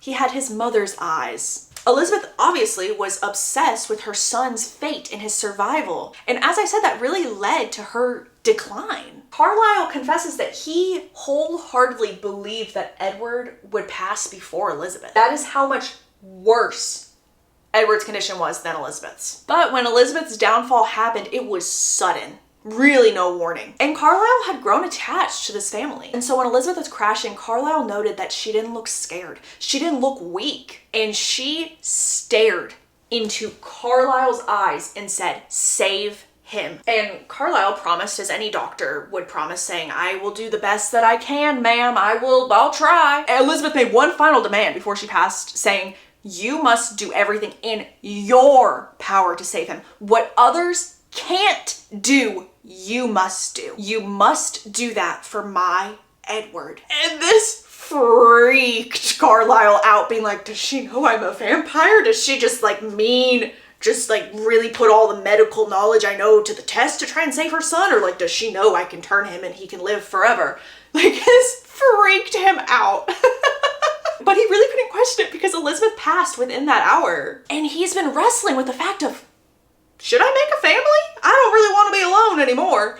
And then he has this woman on her deathbed say, do everything in your power, what others can't do. So he's like, oh, this is my sign. I gotta do it. And so with Elizabeth's words looping through Carlisle's mind, he looked at Edward and there was just something good about him. Something good about his face. Something that he would want his own son to have if he were able to have a son. Carlisle admits that he acted on a whim with this decision, literally being led by Elizabeth Mason's final words. And since no one noticed Edward was still breathing, because the hospital was very crowded, it was very, very busy, it was an outbreak of the Spanish influenza, Carlisle took Edward to the morgue. He was like, this boy is dead. And later that night, Carlisle returned to the morgue with Edward, who was still alive, and he carried Edward across the rooftops all the way back to Carlisle's house, and he had Edward transform in his house, which is actually different from the movie because I think in the movie he changes Edward like right then and there in the hospital. I have another commentator note because I told y'all I did a lot of research on these things, and I went down two different paths. There's a lexicon site for Twilight that has been around since these books first came out, and there are a lot of forums of people that believe that like Carlisle and Elizabeth Mason would have been a thing, and there are a lot of Reddit tales about it as well. Like apparently like that was a very big fan fiction combo, which I find very intriguing. And then also there's a lot of people speculating, did Elizabeth Mason actually know what Carlisle was, or did Carlisle read into this because he had been wrestling with this thought for so long? Some people are thinking maybe just like how Edward was really good at reading people and had really good intuition, maybe that was connected in his family line. Elizabeth Mason was the same way. Like, she wasn't able to read Carlisle's mind, but she paid close attention. She could just pick up on certain things, on how he kind of composed himself. There are a lot of different theories surrounding Elizabeth Mason. I personally believe that Carlisle had been by himself for so long that her saying these words, which I think any mother in her position would say, he interpreted it the way that he wanted to hear it, to save Edward, to have Edward be with him.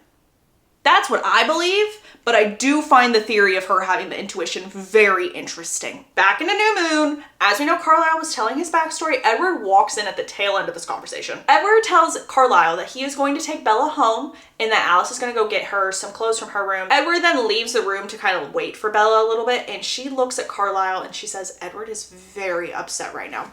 And Carlisle's like, yup, that's his worst fear come true. He never wants to put you in danger. This wasn't either of y'all's fault, but he is going to be very upset with himself for a while. And as they leave the room, Bella sees Esme with a big old bucket of bleach, mopping up the blood stain to try and get rid of, one, the stain, of course, but two, just the smell. And she's like, oh, you don't have to do that. Like, I will help you. And Esme's like, no.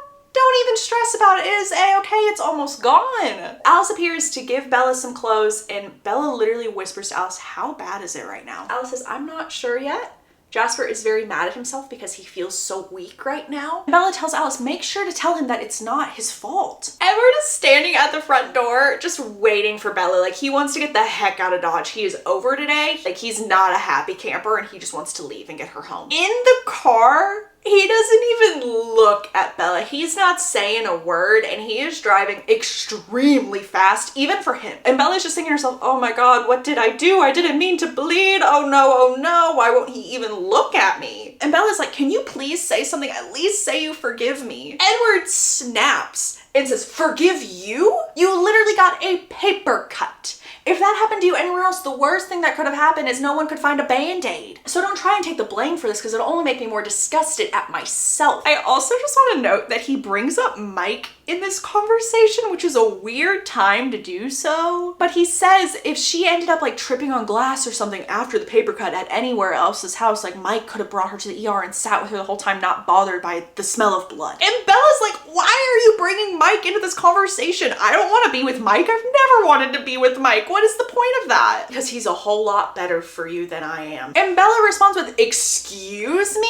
Do I even get a choice in the matter? Because personally, I would rather not be here than be with anyone else. When they pull up to her house, she's literally like, well, are you gonna stay the night for my birthday present? And Edward responds with, you can't have it both ways. You either want people to celebrate your birthday or not. You have to choose. And Bella responds with, well, I choose that we're celebrating my birthday, so I will see you upstairs in my room. She starts to grab her presents and Edward's like, no, you don't have to take those. I know you don't want anyone to spend money on you. You don't have to have them.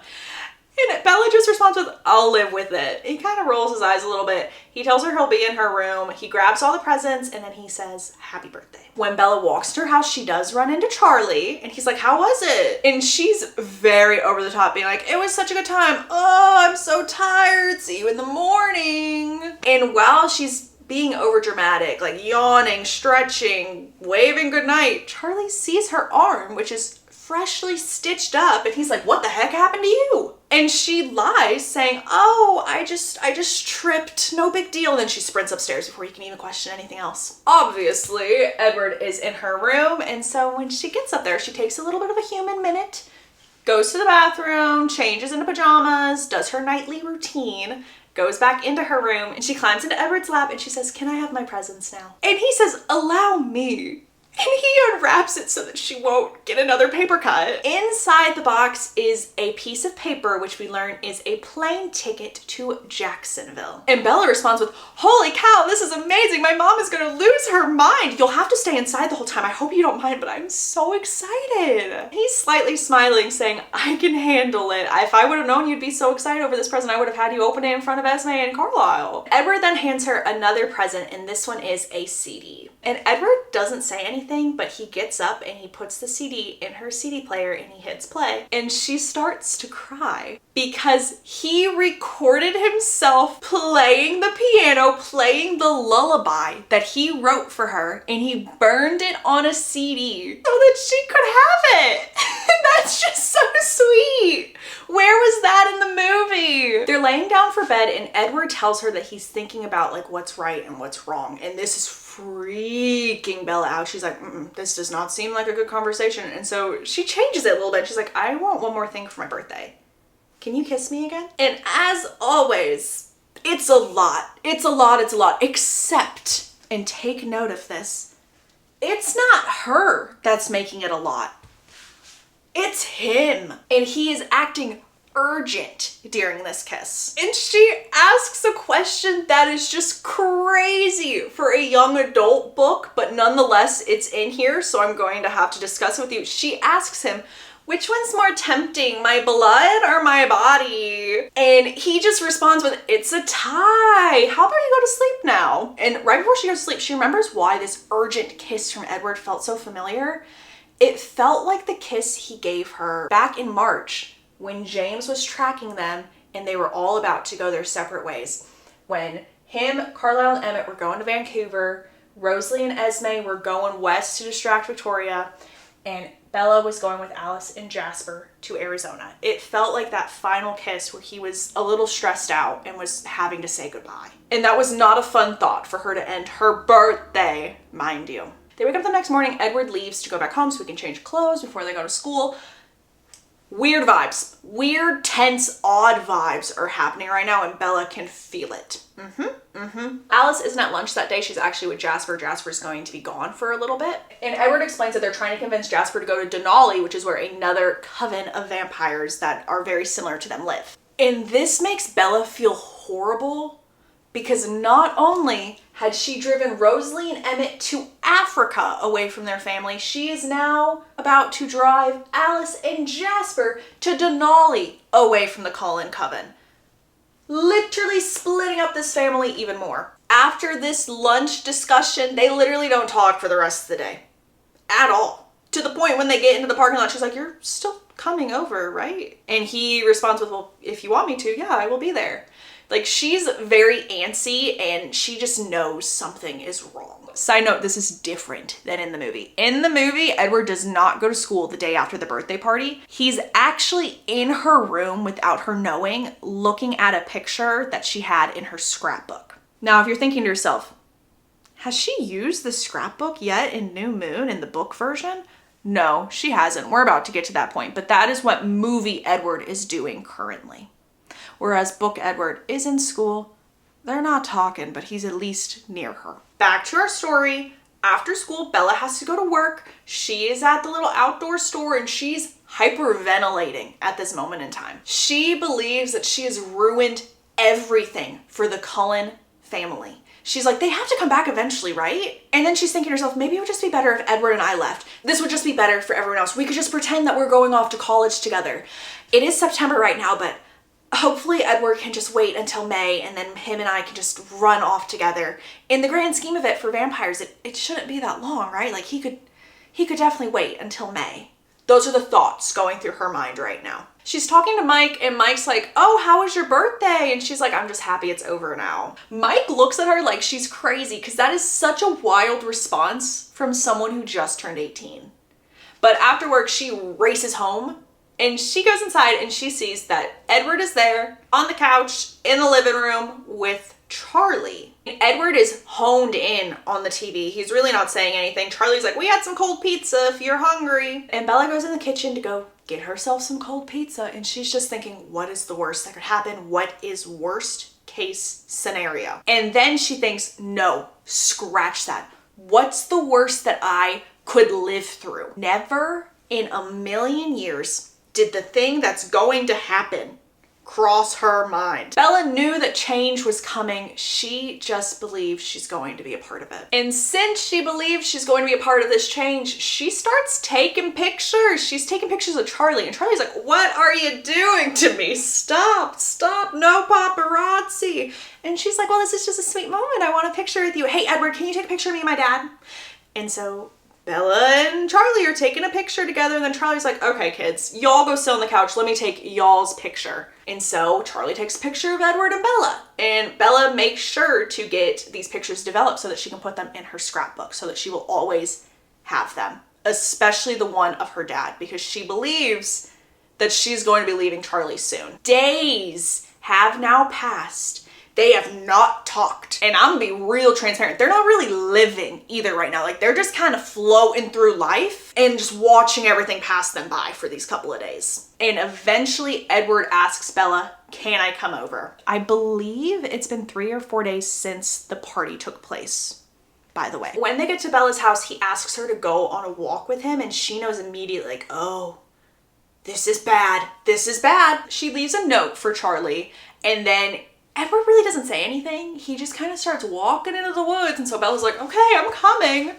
Bless her. And I just want to mention, because in the movie, you don't really see how close she is in proximity to her house. They don't get far into the woods.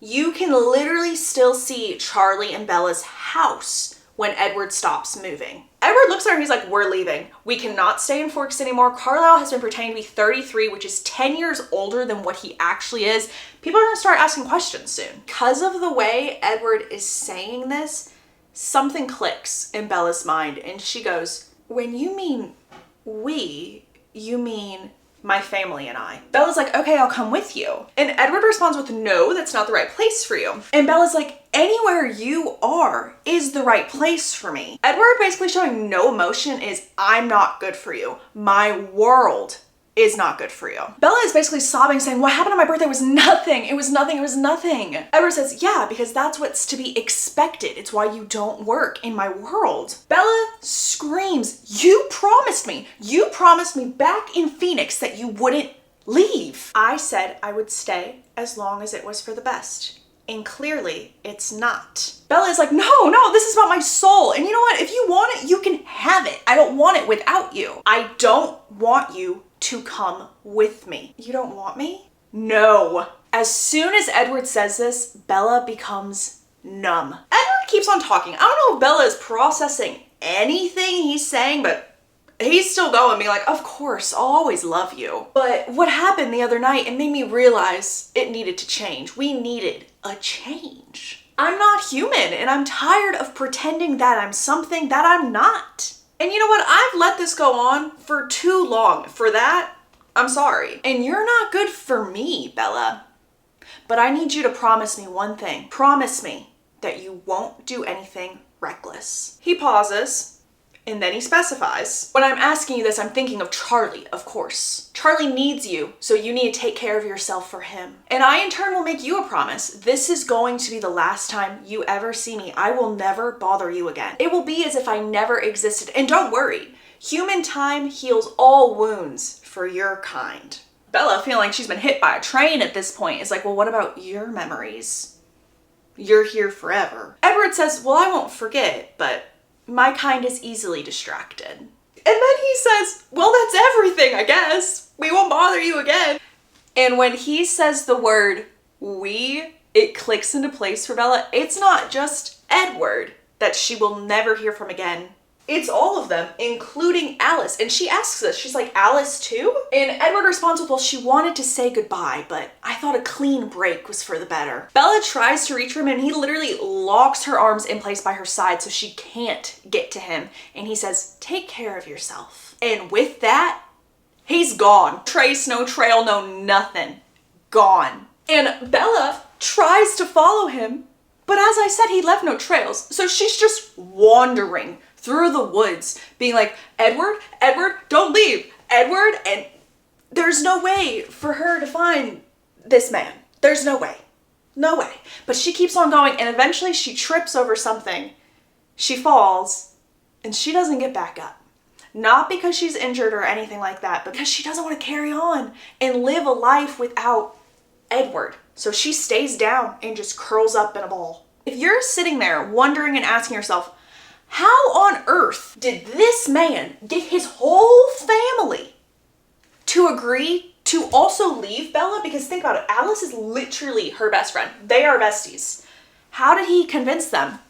Let me tell you, because she actually answered a Q&A on the Twilight Lexicon site years and years ago, and she answered this very question. Stephanie said that when it comes to Bella, everything is Edward's decision. No one feels like they have a stance against him, especially Carlisle, because Carlisle is living with so much guilt over just turning Edward. And so he really can't argue with any of Edward's motivations because the one thing Carlisle values the most is the human soul. The rest of them weren't too excited to relocate. Edward tells them, I have relocated several times for all of y'all. And apparently he was looking real hard at Emmett and Jasper when he said this. And he was like, I've never asked you all to relocate once. And it was a little bit of a you owe me scenario.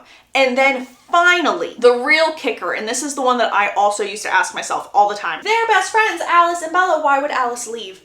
Alice apparently never saw worlds where Edward didn't cave in. In every single future, she saw Edward eventually going back to Bella. So why argue with him now if eventually he will get back with her? Bella is still on the ground. It's starting to rain a little bit. She's not moving. She hears someone calling out her name, but she's not responding. No. Someone named Sam finds Bella and says, Charlie has been looking everywhere for you. He sent a group of us to try and find you. And he scoops her up to take her back to Charlie's house, where as soon as Charlie sees her, he drops everything, runs to Sam, and Sam's like, are you sure? Like, I can carry her in the house. He's like, no, like, hand me my daughter. And Bella notes, like, she feels Charlie struggling to carry her all the way upstairs into bed, but Charlie's not letting her go or leaving her side. And Charlie brings a doctor upstairs. Please note that it's not Dr. Cullen, the main doctor in town. It's a different one. Brings this doctor upstairs and the doctor's like, are you hurt? Are you okay? And Bella says, no, I'm not hurt. Not like that. The doctor tells Charlie that there's nothing wrong with her. It's just exhaustion, so let her sleep. And when the doctor and Charlie leave her room, she hears Charlie ask him, is it true? Are they really gone? And then she hears them complain about their lack of warning. So yes, the Cullens have up and left Forks, Washington. After a while, she hears Charlie get a phone call about some fires out by the reservation. So Charlie calls his good friend, Billy, and Billy tells him, yeah, like there's just bonfires going on. We won't let it spread, no big deal. And Charlie's like, wow, like actually kind of impressed y'all are having some bonfires while it's raining, but have fun, keep an eye on it. If anything goes awry, let me know. The reason that there are so many bonfires going on is because they are all celebrating that the Cullens have left town. Charlie goes back into Bella's room and he asks her, did he leave you alone in the woods? The only reason I knew you were out there is because you left a note. The only reason I knew you were out there is because you left a note saying you were on a walk with Edward. And I called the hospital looking for Carlisle to see if he knew where the two of you went, and then I was told the Cullens left town? And the only thing Bella asks is, where did they go? Charlie responds with somewhere in LA. Apparently it was a really big salary increase. They're not coming back. Bella groans at this thought because she knows that this is a blatant lie that they are telling the town, but also that they are letting Bella know, like, you can't come find us. Obviously, we're not in bright and sunny LA. Bella is now in her room. She's alone and everything looks the exact same. And she thinks to herself, oh my gosh, even though he's gone, at least I can still listen to the lullaby he wrote me. I'm gonna go listen to it. And she goes, she hits play, and it's not the CD that was in her CD player earlier. It's actually a completely different one. And so she's searching and searching and she realizes, oh my God, he took it back. He took back the CD he made me. And then she runs to her scrapbook, flips through the pages until she finds the spot where she put the picture of her and Edward that Charlie took the other day. And wouldn't you know, he took the picture too. He did leave the page, so it still has that caption like, Bella and Edward on this day. Picture is gone. This boy literally took everything that could have been a reminder with him. Also, if you can see, Edward is now a little smaller. He's moved up. Jacob is now one of the main pictures on our board. My favorite decision that Stephanie Meyer or her publisher or her editor, I don't know who decided this, but oh, I love it. They used a page per month to show time flying by for Bella because she's in a catatonic state. And it is my favorite thing. So one page, October, November, December, and then I believe it's like waking up. And that's how you know we're back in January. In the movie, I do like how they showed this. They did the little, there's a possibility, as it's like panning towards the different seasons. I really like that, except they messed up the timeline a little bit. I don't know if anyone noticed this, but it shows that Bella really didn't start living her life again until February. And the only reason that you can tell it's now February in the movie is because she's sending emails to Alice. And in the book, she does not send emails to Alice, but in the movie, she does. I like the movie decision though, even though they messed up our timeline, because it does show like all of the Cullens have completely cut Bella off. Back into the book timeline, it is January, and just for a little bit of perspective, we are not even at the 1 year mark of Bella and Edward meeting for the first time. Not dating, just meeting. I think we're like a week or two shy of that. In totality, they dated for 6 months. He's been gone for 4 months. And we are not even at the 1 year of them first meeting. Also, this is her senior year of high school and she's missed the whole half of it. It's a lot. It really is a lot when you think of it that way. Time is passing by for Bella, but it's uneven, it's dragging, but it's still passing by. And everyone else is just carrying on with their lives. Charlie finally announces to Bella, I'm sending you to Renee. You are going to Florida. You didn't do anything wrong, but that's the point, Bella. You're not living your life. You are a shell of a human being. He carries on saying, you're not the first person to go through this. I think you need some help. When your mother left me and took you, it was a really bad time for me, but I handled it and you're not handling it. And I think you need to see a professional. Commentator note. Normally I would agree that yes, she should probably see a professional.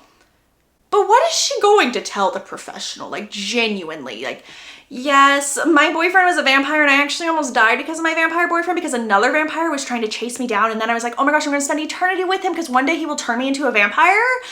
But then out of the blue, you know, I had a paper cut and I started bleeding and his whole family started freaking out and then, you know, he just left me. Him and his family just got up and they left me and now I am not okay.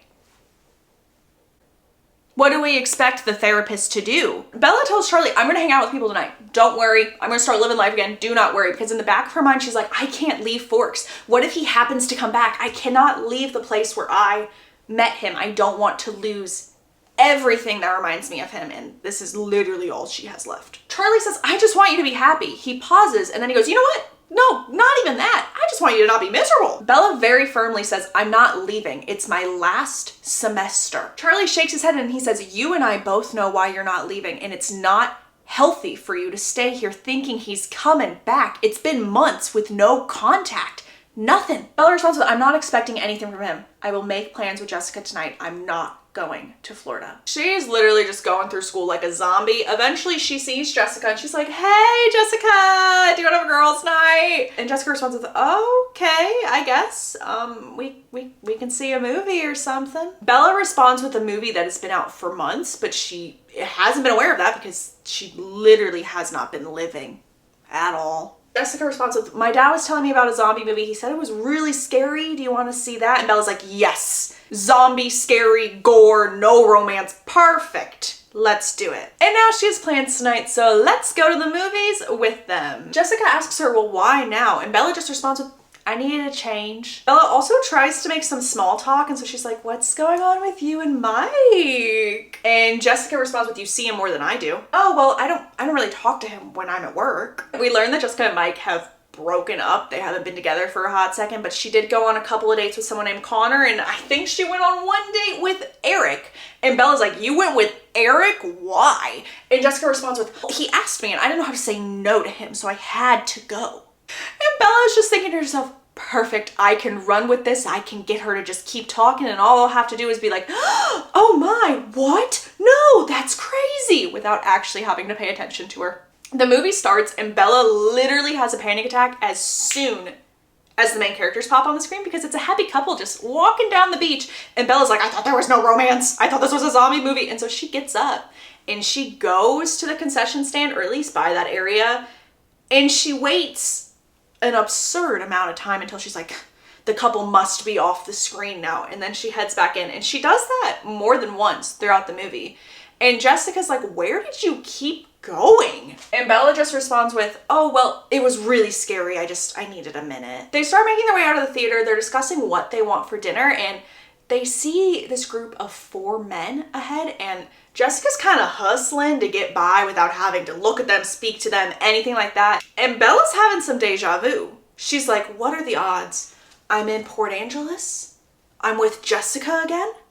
I see 4 men that remind me of the 4 men that I saw last year when Edward saved the day. Too much of a coincidence. And Bella literally starts to make her way over to them and Jessica grabs her and she's like, what are you doing? We learn that the men are standing outside the bar and so Jessica just thinks she's trying to go into the bar, not talk to the men. So she's like, you can't go in there, you're underage. And Bella looks at her and says, you know what, I'll catch up with you once you're done eating. And it wasn't Jessica that made her stop while she was making her way over there. It was a voice in her head saying, go back to Jessica. And that voice, ladies and gents, is Edward himself. Now in the movies, it is not just his voice. It's literally like an apparition of him.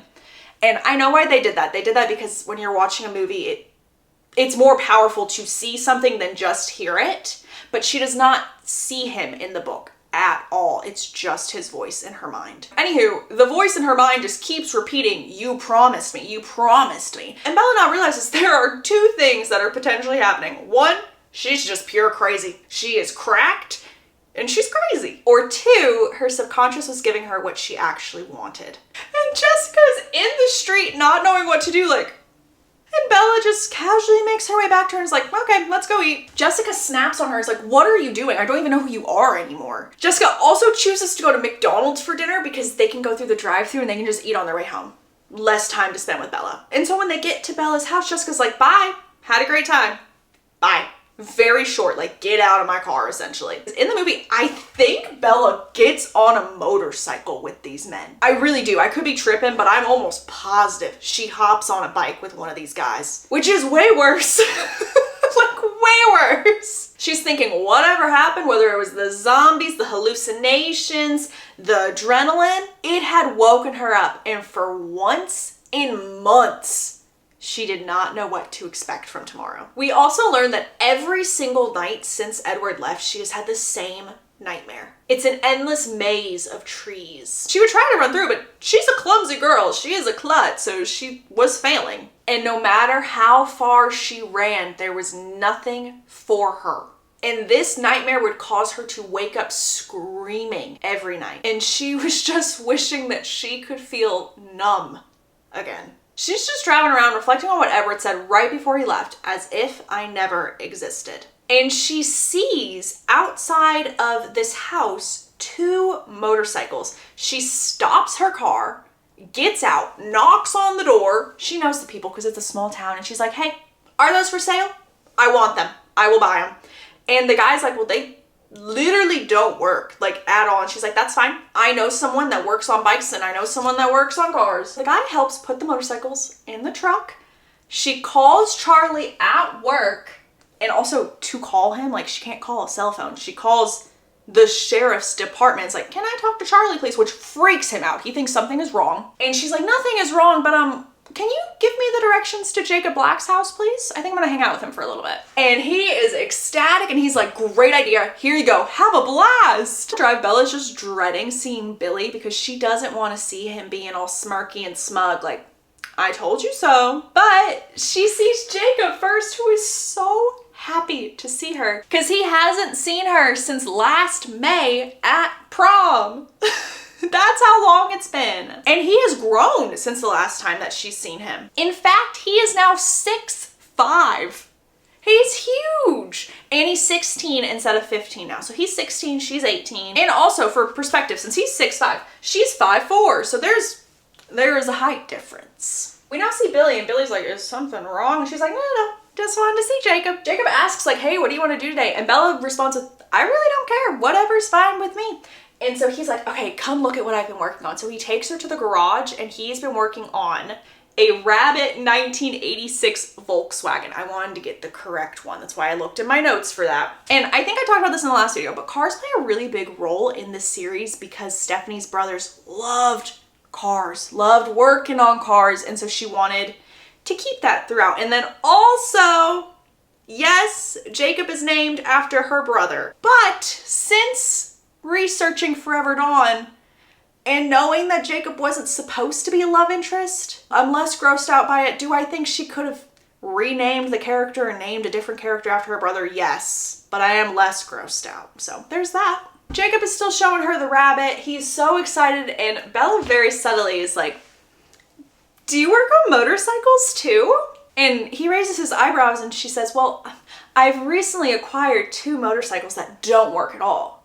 Do you think you'd want to help? Truly, Jacob would say yes to anything Bella asks him, so he's like, of course I will help. That sounds like a blast. And Bella tells him, do not tell anyone. Charlie will flip a lid if he finds out that I'm wanting to fix up these motorcycles to ride. She also tells him that she will pay him, and he's like, no, not at all. This is gonna be a great time. I don't want to take any of your money. And so she compromises, and she's like, well, I'll just pay for the parts then. And she compromises even further, saying, well, there's 2 bikes, so why don't you just take the other one and then you can teach me how to ride it too.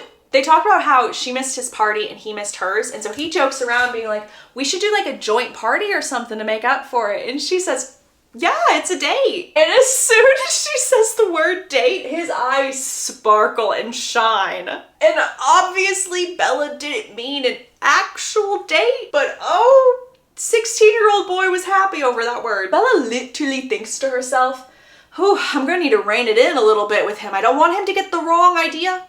We're just friends. If you're wondering, what money is Bella gonna use to fix up these motorcycles? She doesn't want Charlie to know, so obviously she's not gonna ask for money from Charlie.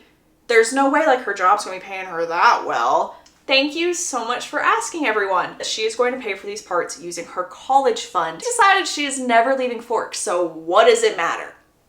So if she has to use all the college fund for these motorcycles, so be it. And again, she's not leaving Forks because this is what reminds her of him. But in good news, guys, we now have motivation to live our lives again. Jacob and Bella hide the motorcycles in the garage. Jacob tells her, don't worry, Billy never comes out here. Billy is in a wheelchair, by the way. I don't know if I mentioned that in the last video. Stephanie Meyer answered the question through a Q&A on the lexicon, of course, because someone asked, like, why is he in a wheelchair? And she said that it was due to complications from diabetes. When they're working on the bikes, there really was no room in the garage slash shed. It's probably a little closer to a shed, at least in my mind it is. So Bella would have to sit in the Rabbit Volkswagen because there was not enough room for the 2 of them to work. We learned that Jacob has 2 best friends, and their names are Quill and Embry, and what a coinkydink because these 2 boys show up right now. When the 2 boys see Bella, they both give each other a very weird look that Bella immediately clocks. And Bella says, okay, well, I need to leave soon. Can I come back tomorrow? And Quill hits Embry in the arm and just starts laughing and smiling. And this part cracked me up because this is such a teenage boy thing to do because they're just doing their thing while Bella and Jacob are having a completely different conversation. And Bella sees this exchange happening between Quill and Embry and she laughs over it and she notes, oh my God, this is the first time I've laughed since September. So it's a big deal. She ends up beating Charlie home and she smiles at him, which like really throws him off. Like truly. And so he takes a second to compose himself and then he's like, how was your day? And that night, Bella did not have a nightmare or numbness or pain or anything. She notes that this is the best she slept in a while. The next morning when Bella tells Charlie that she's gonna be hanging out with Jacob, Charlie's like, oh, okay. She gets to Jacob's house. They arrange for Billy to get a ride with Harry Clearwater over to Bella and Charlie's house. That way, Billy's not home and they can work on the bikes wherever they want. Bella notes that this was such a weird day for her because she really enjoyed herself and she knew it was because of Jacob. And it wasn't because Jacob was so happy to see her or was just constantly hovering and watching her to see if she was gonna crack. It honestly had nothing to do with her at all. It was all him.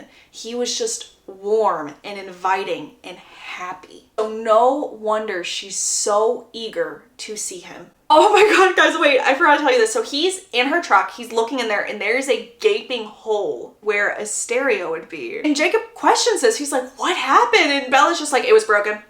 No big deal, it was broken. Jacob questions like, who did this? Like, who tried to fix it? What's going on? And she's like, I did, it was me. Jacob turns the conversation around because currently he's like, what the heck? So he asks her like, I've been talking up a storm. I've been a chatterbox. What's going on in Forks? Because remember, he doesn't live in Forks. He lives on the reservation in La Push. Bella responds with, nothing really. Your friends are much more interesting than mine, especially Quill. He is so funny. Jacob says, I think Quill likes you. And Bella laughs saying, I think he's a little young for me. Jacob gets really serious and he goes, he's not that much younger than you. Just like a year and a couple of months. And what do you know, guys? It happens to be the same age difference between Jacob and Bella. Crazy.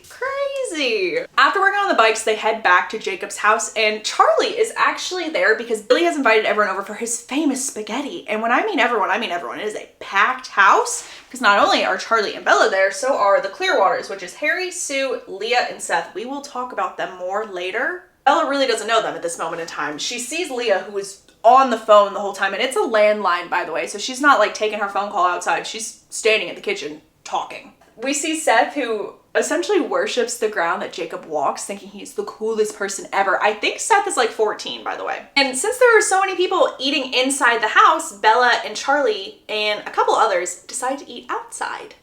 And Bella thinks to herself in this moment, whoa, I don't think I ever want to leave. She thinks this because it was loud, laughter was everywhere, and she didn't have to speak. She could just sit and listen. Charlie rides back home with Bella, and she tells him that she's gonna go hang out with Jacob again tomorrow. And when Bella gets back home, she has an email from Renee. This email really sounds more like a journal entry, like she's not expecting me to respond, which obviously she's not, because Bella has not responded to a lot of people over the course of a few months. So this is what we've learned about Renee. This is what Renee has been up to. Renee joined a book club, which is the exact same time as the meditation class that she recently quit. She started a subbing job for 2nd grade because she really missed teaching. Phil is now a baseball coach and he absolutely loves it. And they're planning a second honeymoon to Disney World because they are a couple of Disney adults. Bella responds to every single event in the email, and then she also adds on being like, I've been hanging out with Jacob recently. I went to the movies with Jessica. I'm living my life again. Hoping that this will make Renee very, very happy. Even though today was an amazing day for Bella, it didn't mean that she was lucky enough to have 2 nights nightmare-free. So we're having a bad dream tonight. And this one was a little different than the rest. She wasn't alone. Sam was there. Now remember, Sam is the one who found her in the woods. And it was really weird because Sam no longer had kind eyes. She saw through her peripheral vision that Sam had changed his shape. He was just standing there watching her, not offering to help, which is a very weird dream. But it does make sense for what we're gonna learn later. But in this moment, weird. Ella also started to live her life again at school. She started talking to these people. Ella hears Angela talk about how when her and Ben went on a hike, they saw this huge, like, bear-like thing that freaked them out. Take a mental note of this, please. Everyone at the table was like, you are lying, Angela. That's not a thing. There's no bears in Forks. And Bella decides that this is her moment. I can slide my way into the conversation. She goes, no, wait, she's right. Remember, guys, I work at the outside store with Mike, and there was a hiker that came in that also talked about bears recently. Mike, you remember, right? I swear to y'all, every single person at the table goes silent and just stares. And apparently this new girl named Katie, her jaw is on the floor. And I think it's because she's never heard Bella Swan speak. After a couple of seconds, Mike finally confirms this story. And he's like, yeah, that is what they said. After he confirms the story, he turns to Bella and he continues talking to her like, how was your weekend? Bella just talks about the movie like, yeah, Jessica and I went to go see a movie. Jessica's to the side rolling her eyes. And we are back to Mike Newton from book 1, guys. Mr. Chatterbox talking up a storm like, Bella is finally back. Not only that, but Bella is single. Bella went to go throw away her food and Angela follows her and says, thank you for defending me back there. Everyone was making me feel like I was crazy. She looks at Bella very seriously and she's like, are you doing okay? Bella responds with, not completely, but I'm doing better. Bella hears Lauren loudly whisper to Jessica as they're walking by, oh joy, Bella Swan is back. And we realize that today is January 19th, which means Bella has officially been going to Forks High School for 1 year. It has been 1 year exactly since she first met Edward. Bella is thinking to herself, I'm just now starting to not feel numb anymore, so why am I torturing myself by going here? And if you're thinking at home, where could she possibly be going that would be torturing her? She is going to the Cullen house. That is where she's driving to right now. She was afraid that there wouldn't be anything left for her there. But what were they gonna do? Bulldoze the house down? No, the house is still standing, but there's nothing in there. Completely empty. She also assumed if she went to the Cullen house, she would hear Edward's voice again, but no, she didn't. She tries to shake off the feeling that she's been left behind, and she's like, you know what? I'm gonna go see Jacob again, because that is the only thing that's making me happy at this point in time. Jacob was waiting for her, and as soon as she saw him, she immediately relaxed. thinking to herself, it is so much easier to breathe right now. She walked in the garage, one of the bikes, the red one, was standing up and it looked fully functioning. And Jacob tells her when he puts his mind to something, he becomes a little obsessive and he didn't want to stop until he was finished. He's like, would you still come over if we weren't working on this? And she's like, would you still let me? To which he responds with, oh, so you like spending time with me? Yeah, very much. And you know what, to prove it to you, let's do something tomorrow that's not mechanical. Let's work on homework or something. Later that night, her mom emailed her back and is ecstatic by Bella's previous email. And so Bella wrote back and explained how her day went, minus the motorcycles, minus that. As I said earlier, Mike is back to his old self, talking up a storm and essentially is trying to explain the whole last semester in like an hour is what it feels like to Bella. Like, that's how fast he is talking. Bella smiled and she laughed, but it wasn't as effortless as it was with Jacob. And her laughing and smiling seemed harmless until, you know, it was time to close up the store for the night. And Mike tells her, I heard you had to leave the movie early last week because you were so scared. Like, that's such a shame. And Bella shrugs her shoulders like, guess I'm just a wimp. Mike goes on to say, you should see about a movie, something you would actually like. On Friday, with me. Bella very hesitantly says, like a date? Mike nods and says, if you want, but it doesn't have to be like that. Okay, well, I don't date. And Mike is like, we could just go as friends. To which Bella's like, okay, like, yeah, that sounds so fun, but I actually can't because I'm planning to study with my friend Jacob, but maybe some other time we can get a group together or something. Mike does look visibly disappointed, but also he's like, you know what, I will take what I can get, sure. Later that night, Jacob goes over to Bella's house, they study, they have dinner together, and right before he is about to leave, she's like, you know what, I can drive you home. He laughs at her, and then she's like, well, can I at least come over tomorrow? To which he responds with, of course, but let me call you first before you just show up. Bella literally frowns when he says this, and so he's just laughing at her because he's like, oh, she really does want to hang out with me. Later that night, Bella has another nightmare. And again, the scenery in her nightmare has changed. It's now a wide sea of ferns and nothing else. Very vast and just ferns everywhere. And obviously, in this nightmare, she is still lost. Next day, Jacob calls Bella and he tells her that he finished the bikes, and so Bella is sprinting to get over to his house, and as soon as he sees her, he is sprinting to get to her. They are both ecstatic at this moment in time. They drive to the south part of town, that way no one will see them with the motorcycles, and Bella notices that there are some people jumping off cliffs, which is making her scream like, oh my gosh, we need to go save them immediately. And Jacob is laughing at her, being like, haven't you ever heard of like cliff diving, cliff jumping? It's recreational fun. It's good to get the adrenaline going. And as soon as he mentions the adrenaline rush, she's like, oh my God, you're gonna have to take me. That sounds like a blast. We are going to have to do that next. Obviously he says yes. He also adds though that they will not be jumping from that high up. We learn that the guys that are jumping are a part of a group in La Push that Jacob is not a fan of one bit, and their main leader of sorts is Sam, and my oh my, Jacob cannot stand Sam. He is like, Sam thinks he's the cream of the crop, everyone loves him, they all praise him for staying here instead of going to college, Sam can do no wrong, he calls their group the Protectors. He does not like Sam. Also notice that the way that everyone in La Push treats him is just creepy and makes no sense because they're treating him as if he would be their leader, when in reality, if their group had a leader, it would obviously be Billy, Jacob's dad, not Sam.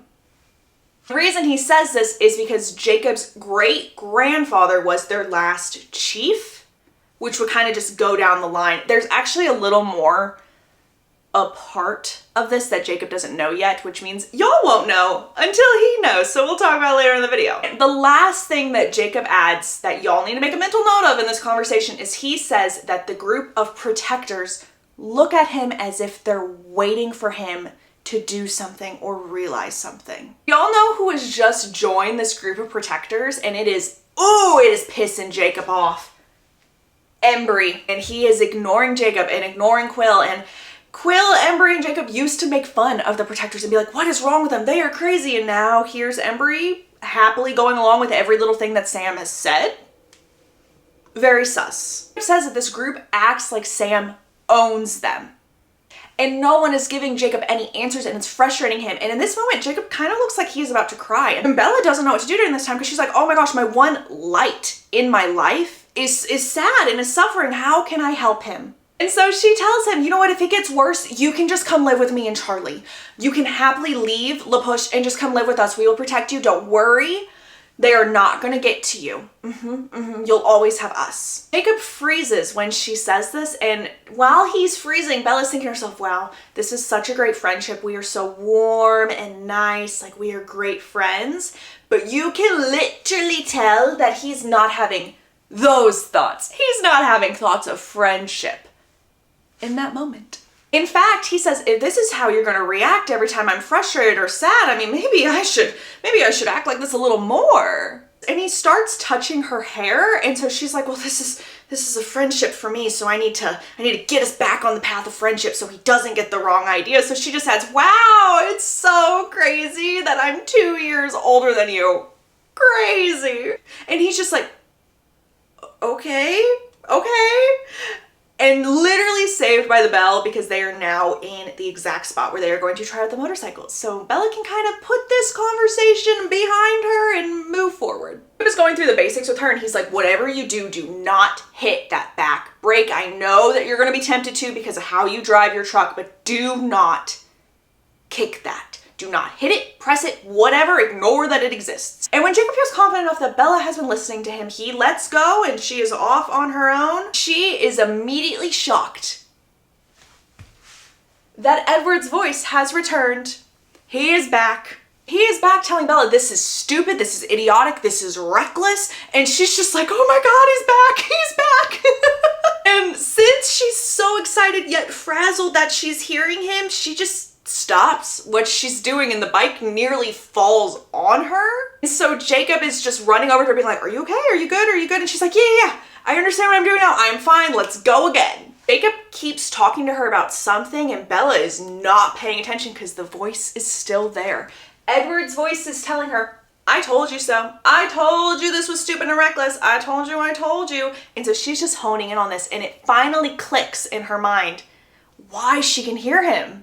It's not because she's having deja vu, because she's never had this experience before on the motorcycle with Edward. It's a combo of the danger and adrenaline rush that she is getting that is causing him to pop up in her mind. So she immediately hops back on the bike and goes again.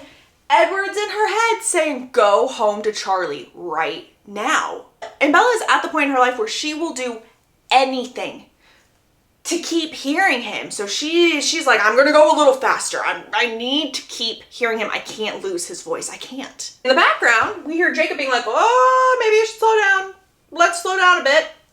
Ignored. Fully ignored. Bella's adrenaline is through the roof right now because she's just going faster and faster and faster. And when she realizes she has no clue like what she's doing, like maybe I should slow down, instead of listening to Jacob's advice at the beginning of their little training session where he's like, don't hit that back brake, she slams down on it because she forgets that he said that. And so she goes flying. The bike is on top of her. She is face down in the grass. She's dizzy, disoriented. And Jacob is running towards her. He's calling after her, and she's not focused on that, but she's like, oh my God, I now know how to hear Edward's voice again. Now, this is different than in the movie, so I'll get a little closer to explain. In the movie, when she's riding this bike, she keeps turning around because she's seeing Edward. Like, she's literally seeing all of him in the distance, and so she keeps turning around to keep looking at him, and that's how she ends up crashing because her bike goes like a little crooked. Whereas in the book, she's not seeing Edward at all. She's hearing his voice in her mind. When Jacob finally gets over to her, Bella's like, I want to go again. We're doing this again. And Jacob's like, ain't no way. We are not doing that again. Do you see your forehead? You are bleeding right now, like quite a bit. And so she touches her forehead and she's like, oh my God, I am so sorry. I'm so sorry. And Jacob looks at her like she's crazy. Like, why are you apologizing for bleeding? It's okay. That's a normal human thing. And just like in the movies, he takes off his shirt and he puts it to her head to put pressure on the wound. Jacob leaves for a little bit because that's how far away she got from the truck. So he's running to get back to the truck so that he can bring it over to her and they can leave. While she's waiting, she's trying to come up with a good story that Charlie will believe as to why she has a wound on her head. And the best thing she can come up with is, yeah, we were working in the garage in the shed and I tripped and I face planted into a hammer. That is such a bizarre excuse. It's so bizarre, but you know what? Charlie believes it. He does. He's like, yeah, That sounds like something you would do. We also get a little bit of a foreshadowing event because it is freezing outside. I believe it's now February. It might still be late January. And he's like, I don't need my shirt. I don't need a jacket. I'm actually like really hot natured. Hint, hint, wink, wink. And Bella is so out of it right now because she's probably concussed, if we're being so for real right now. And so she's just looking at him being like, are you really 16? Oh my God, Jacob, you are so beautiful. Has anyone ever told you that you are just so beautiful? And then she's thinking to herself, oh my God, I didn't mean to think that. He's going to think that I'm into him now that I just called him beautiful. Which, to be completely fair, any 15, 16-year-old boy or girl would think that you're into them if you're calling them beautiful and hanging out with them as much as you are. So in a little bit of defense to Jacob, I see where he's coming from. I see where his feelings are coming from. In this book. Emphasis on in this book. I will change my tune soon. No one fret. As I said, she probably has a concussion, when in reality, she does have a concussion because they have to take her to the doctor where she has to get 7 stitches. And also Charlie is told that he has to wake her up every 2 hours to make sure that she's okay. And also, he did in fact buy the hammer story. Didn't even bat an eye or question it. But even though he did buy the hammer story, he's like, maybe you should take it like a little easier. I know you love hanging out with Jacob, but maybe y'all can do something else instead of hanging out in the garage. And she changes her tune a little bit. She backtracks on her story and she's like, oh, I'm actually so sorry.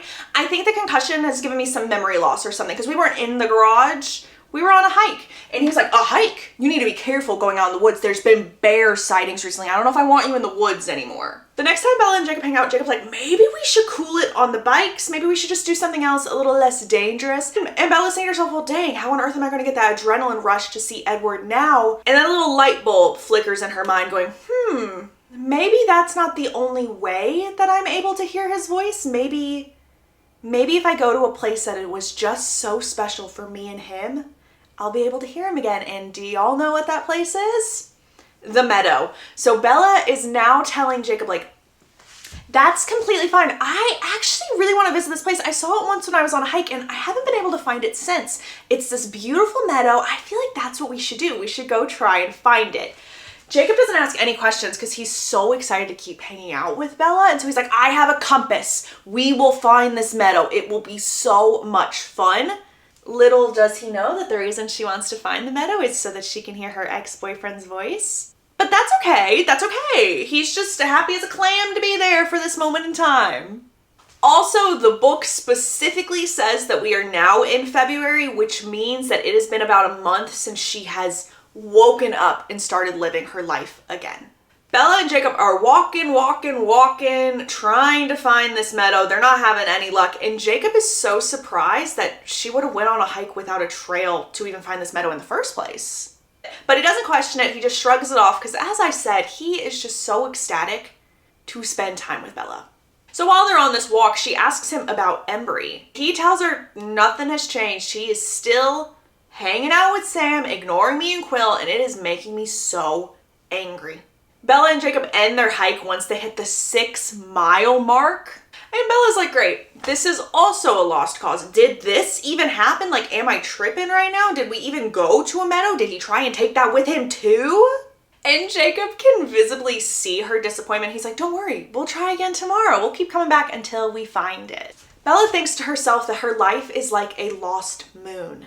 The planet that she belonged to was destroyed. She continued on in a life where she's just orbiting around in empty space.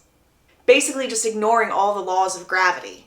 And just holding space with that. If you didn't know, that's what people were doing. If you get that reference, you're amazing. Anyway, she does actually feel like a lost planet just kind of floating around though.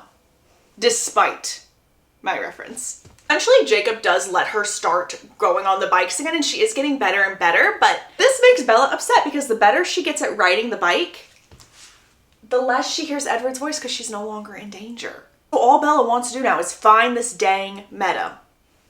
That's all she wants. But guys, it's now Valentine's Day. Jacob gets her a little box of candy hearts. Oh, and Jacob also, when he hands her the candy, he's like, will you be my Valentine? And she's feeling so uncomfy, being like, how do I respond? What should I say? Oh no, oh no. And so she's just like, what does that entail? And he shrugs, being like, oh, the usual thing, just like prisoner for life vibes. And Bella's like, well, if that's all, sure. And she takes the candy. And she's racking her brain trying to think of ways to friend zone him yet again. While she's thinking about all this, Jacob is still talking to her. And he is like, we're still hanging out on Friday, right? Like, we're doing the bikes together. And she's like, oh, Friday. Seeing her opportunity to friend zone him. Oh my gosh, I actually can't on Friday. I'm going to the movies. When she says she's going to the movies, his face gets really sad and she feels very, very guilty. So she's like, you'll come with us too, right? Like, you'll come with us to the movie. Extending out that invite that was meant to friend zone him. But yeah, kind of reels him back in. Because he's like, seniors, you want me to hang out with your senior friends? You want me to meet your friends? This whole thing kind of frustrates me a little bit because so much for distance, so much for friend zoning. Bella now has to form a group to go to the movies.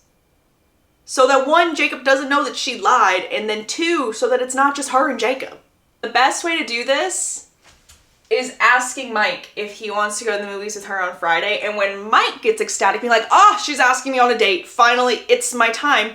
She has to reel him back in, being like, no, we're all gonna be going as a group with friends. Like, I'm thinking Jessica, Angela, Ben, Eric, Tyler, Lauren, any of them. Let's all go as a group. And then some of my La Push friends as well. I think that could be really fun. She also tells him, like, we're gonna go see the movie Crosshairs, which is an action film. In the movie, they changed the name of what they're gonna go see. So instead of it being Crosshairs, it's Face Punch. Which is such a weird name. And I don't know why they changed it, but in the movies they go see Face Punch. And Mike is a little upset that she's inviting some of the La Push kids to go with them. And Mike's like, aren't they sophomores? Like, why are they hanging out with us? And Bella just says, oh, well, I've been tutoring them recently. But the group is looking like Angela, Ben, Mike, Bella, Jacob, Quill. Which is a pretty decent sized group, you know, until they show up and, we learned that Angela and Ben have the stomach flu. And then Quill also doesn't want to go. And this kind of shrinks the group down to Mike and Bella and Jacob. Yes. So Jacob drives to Bella's house. And what does he drive in? He drives in the Rabbit Volkswagen because he finished his car and he's so ecstatic. He's like, can I drive us to the movies tonight? It's gonna be so fun. Mike shows up. He's visibly uncomfortable because he wanted alone time with Bella, as did Jacob. And Mike's like, sure, Jacob can drive. That's fine. When Bella informs him that it's just the three of them, Mike's like, oh, like maybe we could all do this another time. And Bella's like, yes, yes, yes. But Jacob, on the other hand, is like, no, I'm good with going to see the movie. Mike, if you don't want to go, Bella and I will just go. It'll be a good time. And Mike, being jealous, is like, no, I'm gonna go with y'all. It's fine. We'll have a great time. And they don't have a good time at all. So let's go to the movies. Let's go see Crosshairs. Let's see what the three of them are up to. Because it's not awkward at all.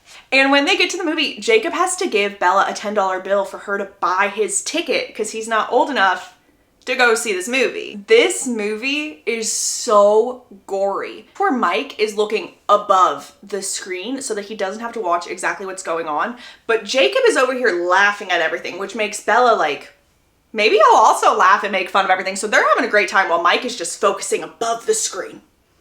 He does not want to watch what's going on, and oh my Lanta, the most awkward thing ever that makes me want to hunker down and just disappear for quite a bit of time occurs because Bella is smack dab in the middle of these two boys. Smack dab in the middle. And at the same moment, both guys are holding out their hands like this. Like they're resting it on the little armrest like this, open face, where they are waiting for Bella to put her hand in their hand and hold it. And I'm just like, why? Like, she just is like, I'm just gonna cross my arms and pretend I'm cold because I'm not holding either of their hands. What? And the movie did such a good job of this scene because, oh, it made me just as uncomfortable as I was in the book. Ooh, snaps to the director, snaps to them keeping that scene in. Whew.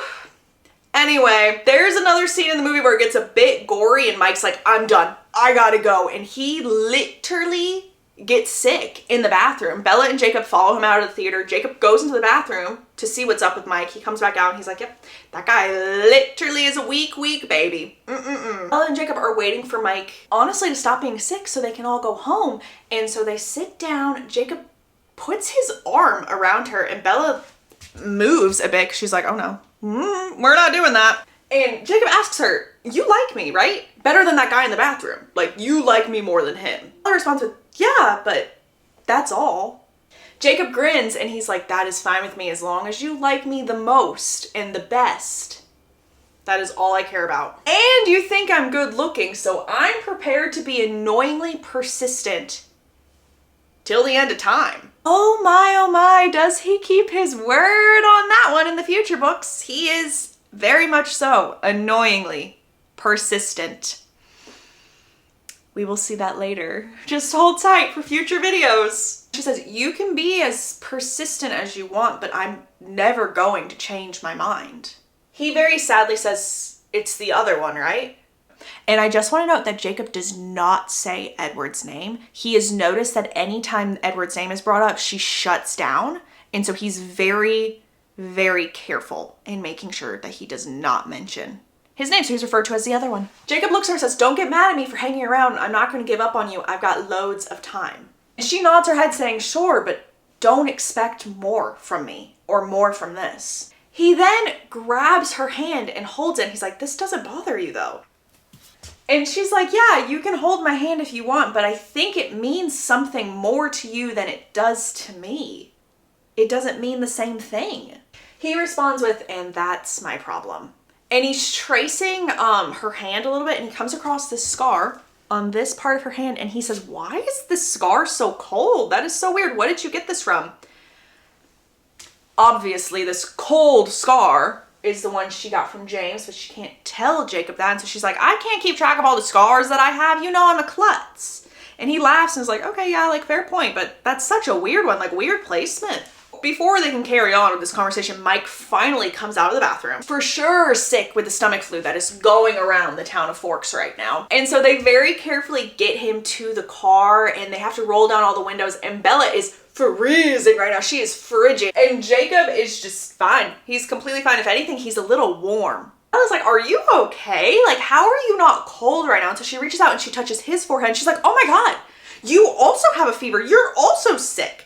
And he's like, simmer down, I'm completely fine. I just run a little warm. And when he says this, he removes her hand from his forehead and he sets it down on the console and he leaves it there. Like he leaves his hand on top of her hand. And she lets him because she's freezing and he is so warm. And Bella feels so guilty the whole ride home because she's just thinking to herself, oh my God, I keep encouraging him. She has no clue how to explain to him she's not even a person anymore. She is an empty shell. Almost like a condemned house. Like, sure, she was better now, but it was just a small room in that house that was fixed. The whole thing was still not okay. A big reason for the guilt she is feeling right now is she knows she can't turn Jake away. She can't send him away because selfishly, he is her lifeline right now.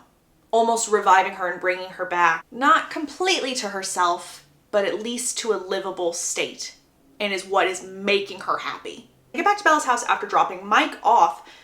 Jacob looks at her and is like, I actually think I might have a fever. Like I'm now starting to not feel good at all. Like it was very all of a sudden. But before he leaves, he tells her, I know that you're unhappy a lot, but I am always going to be here for you. And I won't let you down, so you can count on me. And she responds with, I know. Thank you. But she can't tell him what she's really thinking, which is that she's gonna be the one to hurt him. She's going to be the one to let him down. And when he leaves her driveway, she is thinking to herself, oh my goodness, how I wish Jacob was born as my brother so that there wouldn't be any blurry lines or confusing signals or anything like that. That way she'd be blame-free and not feel like she was using him. Emphasis on brother. She also has come to the realization that she loves him. Is she in love with him? No, there is a difference, but she does love him and care for him. She knew better than anyone else that love gave someone the power to break you, and that Jacob is her best friend. Because of this, she will always love him, but it'll never be enough, and it'll never be in the way that he wants. A little while later, she hasn't heard from Jacob, and she's like, did he make it home all right? Like, he was really sick. I need to make sure. And she calls 7 or 8 times. Billy finally picks up and is like, yes, Jake is home. He's fine. He is sick though, so you probably won't hear from him in a while. Don't show up to La Push, and clicks on her, hangs up. The next morning, do you know who's sick? Bella. She has the stomach flu that literally everyone and their mother has in Forks right now. When she's feeling a little better, she does call Jacob to see how he's doing. And he just tells her everything hurts, nothing feels okay, and it's not the stomach flu, but you can't come over. And guess what, guys? After that, Jacob doesn't call. He doesn't. And she's so anxious that he's hurt, he's sick, he's not okay. Maybe he even left, like who knows? She's so anxious over this because homeboy left her high and dry and she doesn't want that to happen to her again. And so she keeps calling and no one is picking up.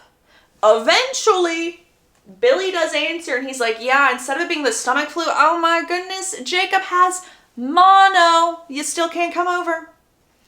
And Bella's like, mono? And so she WebMDs his symptoms and she's like, this does not look or sound like he has mono. The kissing disease, that is not Jacob. He does not have mono. And also it came on so quickly. He didn't have any of these other symptoms. I am being lied to. She has Charlie call to see what's up, and we learn that his friend Harry Clearwater has been in the hospital with a heart condition. And that is why no one in La Push is answering Bella's calls, and apparently the phone lines are down as well. So they're not ignoring her, they claim. There's just a lot going on. And Bella is thinking to herself, well, the phone lines are down. We're claiming he has mono, but WebMD told me that it's okay to have visitors. Who is his father to stop me? She will give them 1 week. 1 week. If she does not get a call, she is showing up to La Push. And she's getting antsy during this week. She almost doesn't make it through because she's having these horrible nightmares again. She's having a little bit of attachment issues, and her saving grace and sunshine and warmth in the world is not there. And so she continues to call La Push. Billy answers and he's like, you know what, Bella, you're right. It's not mono, it's a virus. Don't come over. Don't. And so now she's like, oh my God, it's me. It's a me problem. He doesn't want to be around me, just like how Edward didn't want me. Oh no. Like she's having a mentee B, if you will, a mental breakdown right now. Charlie can see this, and so he's getting a little fearful because he's just starting to get Bella back.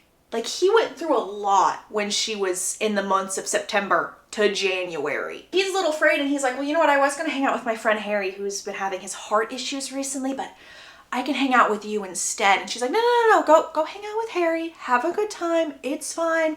He tells her, maybe you could go hang out with some of your other friends. Yeah, just if you do, please do not go to the woods. There have been a lot more of these bear sightings recently, and I can't have anything happen to you. She agrees. But if you and I know anything about Miss Bella Swan, she don't listen. So she's decided, okay, I can't talk to Jacob. Edward has left me. I don't have any adrenaline thing so that I can hear Edward anymore, but I can go find this dang meadow. So she decides to go on a hike. And y'all, she was booking it. She's somehow faster than she was when she was with Jacob, and she's just marching, and by golly, she finds that meadow. She actually does. But to her disappointment, it's not what she hoped it would be. It definitely didn't look as magical as it once did when she was there with Edward. And while it was the same meadow, it didn't hold what she was searching for. Edward's voice was not there. And so she just sinks down into the grass and she grips her chest, having a panic attack, thinking to herself, how foolish am I to try and find this meadow, because even though this is the place I went to with him that's so special to us, there's nothing special about it without him. And while she's mid-panic attack, she sees a figure in the tree line. And y'all, it wasn't a stray hiker, it wasn't a giant bear, but it was someone that you and I both know. Do y'all have any guesses? I'll let you guys guess a little bit because it's kind of fun. Let me step aside, you can look at the board, take your guesses, I'll give you 3 seconds. 3, 2, 1. It was Laurent. Laurent has shown up in this meadow. She's not scared. In fact, she's ecstatic. She's like, oh my God, Laurent, hi. And he's like, what the heck? Why are you so happy to see me? The reason she's so happy though is because he's putting this magic back into the meadow, so to speak. Like, he is sparkling, he is shining, and it's starting to feel like her and Edward's place. So she's starting to feel a little less crazy about this whole ordeal. And yes, while he's putting magic in the meadow, and it's a darker magic, like it's not a calming magic, it's dark magic that she's feeling. It's still magic, so who is she to complain? Her thoughts, by the way, not mine. Laurent speaks and says, Bella?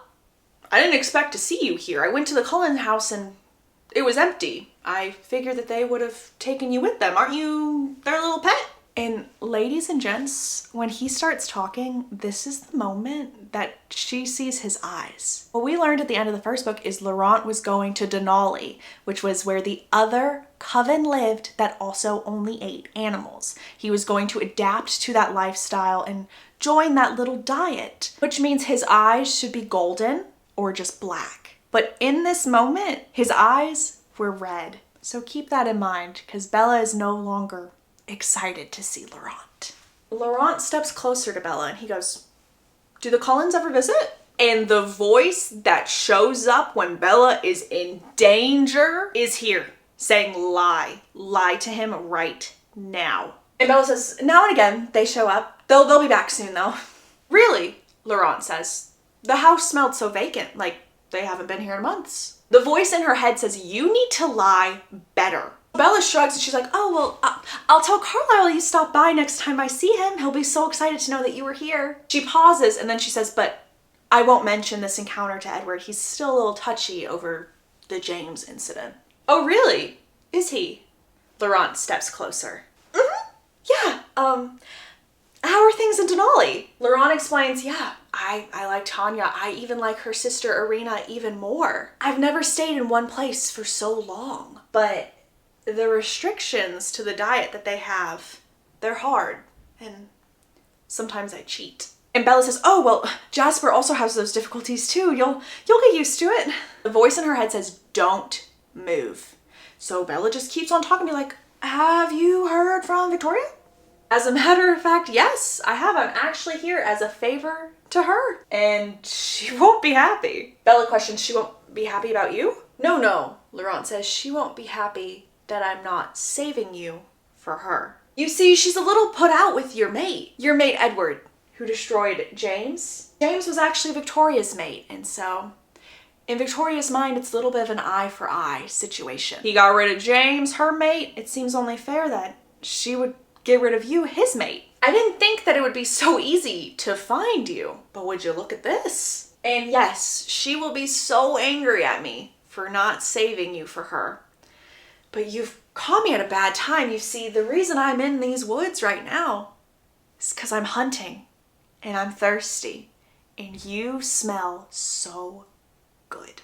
The voice in her head tells her to threaten him. And so Bella's like, they'll know it was you that did this. They'll know. Laurent laughs, saying the smell will be washed away with the rain. And honestly, there's no reason for Edward to think of me involved in this mess at all. For all they know, I'm in Denali. And don't worry, Bella. It's nothing personal. I'm just thirsty. Beg.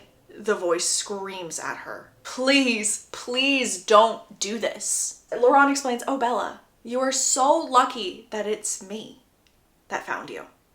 I will make this as quick as I possibly can, whereas Victoria would have tortured you. And if only you knew her plans for you, you'd be thanking me already. And she keeps repeating, Edward, Edward, Edward in her mind. And I just want to note, this is specifically the first time that she's letting herself think of his name and not just as the voice or him or that guy. Like, she's letting his name back in her mind because she thinks she is about to be unalived. In fact, she's thinking, Edward, who I love, Edward, I love, Edward. Laurent suddenly pauses, which freaks Bella out because he starts to back away, almost looking fearful. And then Bella sees it in the tree line. She sees this huge figure that can't be a bear because it's too big. it just can't be. And it's this huge black figure. And as it starts growling and moving its way forward, she notices that there are more and more and more of them forming a V shape. Bella is frozen and just waiting for them to attack because she knows it's coming. But she's surprised when they start to attack and start running. They're not going after her. They are trailing after Laurent, who has started to sprint away. And Bella sinks to her knees thinking, what on earth was that caused a vampire to run away in fear instead of fight? I didn't think anything could be stronger than a vampire, so how could anything scare a vampire? And when she gets home, she runs to Charlie and goes, Charlie, I know you told me not to go in the woods, but I did anyway, and I ran into the creature. It's not a bear, it's a wolf. It is a giant, giant wolf, and it's not one. There are many, many of them. And Charlie's like, what? Why did you go in the woods? Like, he's losing his mind. He's like, okay, breathe, breathe, breathe. You're okay. I'm gonna handle this. No more woods, though. Don't go in the woods. And once Charlie has calmed her down, he changes the subject and goes, I thought you said Jacob was still sick, by the way, because when I was out and about in town, I saw him at the convenience store with a big group of friends, and he looks so different. Like, he looks huge. I don't know how that boy is growing so fast. This is also rattling Bella. Like, why is he not calling me back? He really is just leaving me in the dust, just like Edward did. But that's not her only concern at this moment, because she is freaked out that Victoria is lurking around every single corner. Bella keeps trying to call Jacob, and when she thinks about going to La Push, she is like, I can't, because that would be leading Victoria to them. She knows that Laurent has already fled to go back to Victoria to say, yep, I found Bella unprotected. And in reality, there's nowhere safe for Bella to go, because if she goes to Renee, they will just find Renee and hurt her mom. Bella is really just by herself right now, and she's just kind of thinking through everything, and a lot of it has to do with Jacob, and it finally clicks into place. This is Sam's doing. He has corrupted him. And as soon as she comes to that realization, she thinks to herself, I don't even care if I lead Victoria and Laurent to La Push. I have got to save Jacob from Sam. And in Bella's mind, this is a rescue mission. So before she leaves, she makes sure to tell Charlie about this, and Charlie is like, you know what? I'm sorry this is happening to you, but you need to let Billy handle this, because I have already had 2 missing tourists recently because of these wolves that you told me about. I got a lot on my plate. Bella is so stunned by this news that Charlie just told her, because she's like, wouldn't Laurent have just gotten rid of the wolf problem? Did Laurent just run away and leave the wolves? That's weird. Bella is on her way to La Push. She sees Quill while she is driving, and so she stops her car and she's like, have you seen Jacob? And poor Quill just says, yeah, from a distance. He's been hanging out with Sam and them. And the reason Quill is just out and about on the street is because he's been trying to follow his friends, Jacob and Embry, from a distance. She gives Quill a ride to La Push, she drops him off, and she just waits for Jacob. And when she sees Jacob, he looks completely different. He has cut off all of his long hair. That wig from the first movie is gone.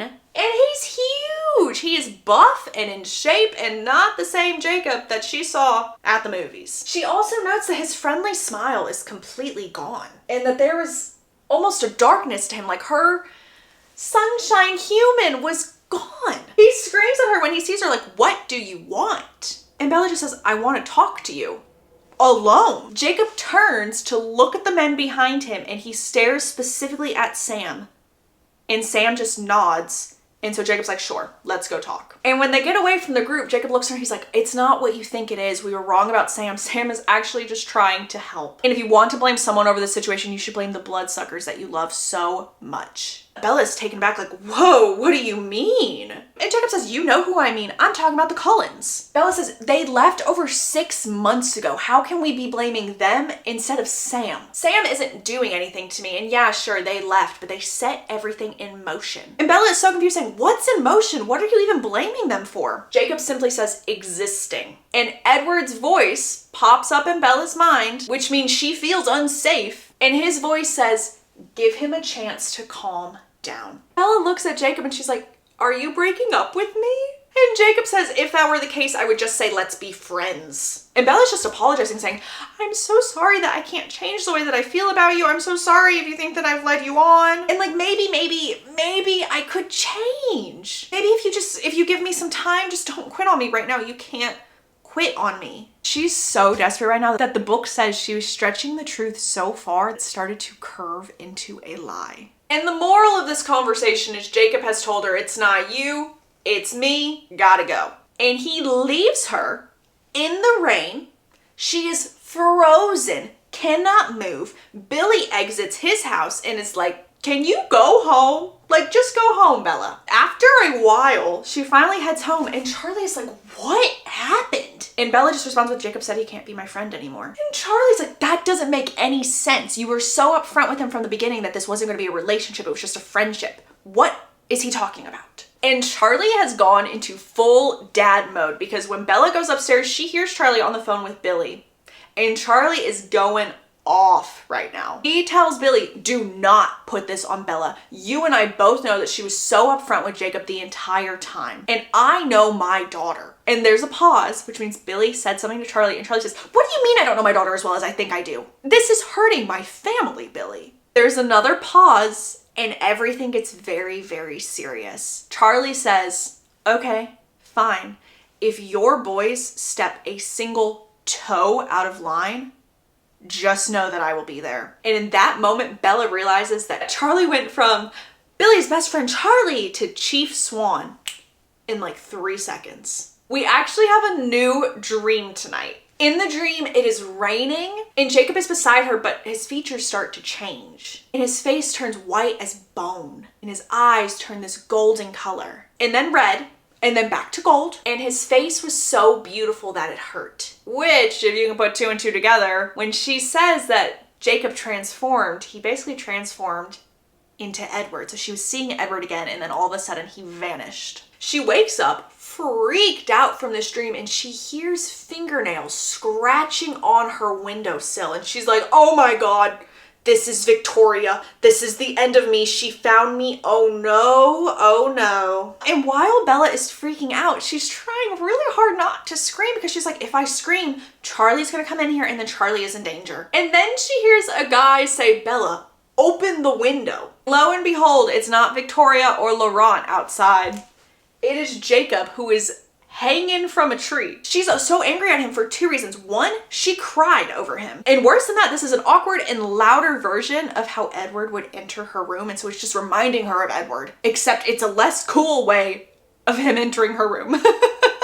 When Jacob finally climbs into her window, he tells her that he came to apologize, saying that all he wants to do is explain what's going on to her, but he can't. There are rules he has to follow. It's like, have you ever had a secret that you've just wanted to tell someone so badly, but you can't? And she's looking at him like, are you kidding me right now?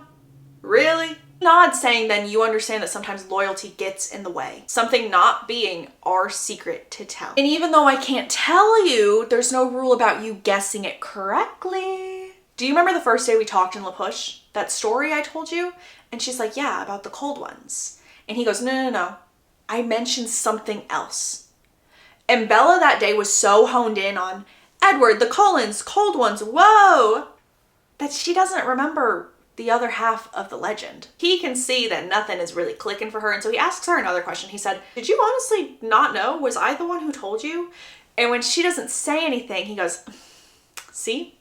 That is the loyalty that I was talking about. I am tied to this. This is a life sentence for me. He also explains that she needs to not hate Sam because he really is helping Jacob so much right now. And he knew that it was really risky to come see her tonight, but he wasn't going to break his promise to her. And if you're thinking what promise, it's the promise that he made when they were at the movies saying, I will not hurt you, I will not leave you. And before Jacob climbs back out of her window, he says, I'm gonna need you to work a little harder on remembering that story. And when you figure it out, come see me, we will talk. You know, if you still want to see me after you know. When he is out of the window, he says, one more thing I need you to do for me. At least call if you never want to see me again once you figure it out. And then he's gone. She's able to fall back asleep and she has another dream. She's in the forest, cause duh. And the smell is different than normal. She smells the brine of the ocean, which means that she's in the woods close to La Push. And Jacob is there in her dream telling her to run.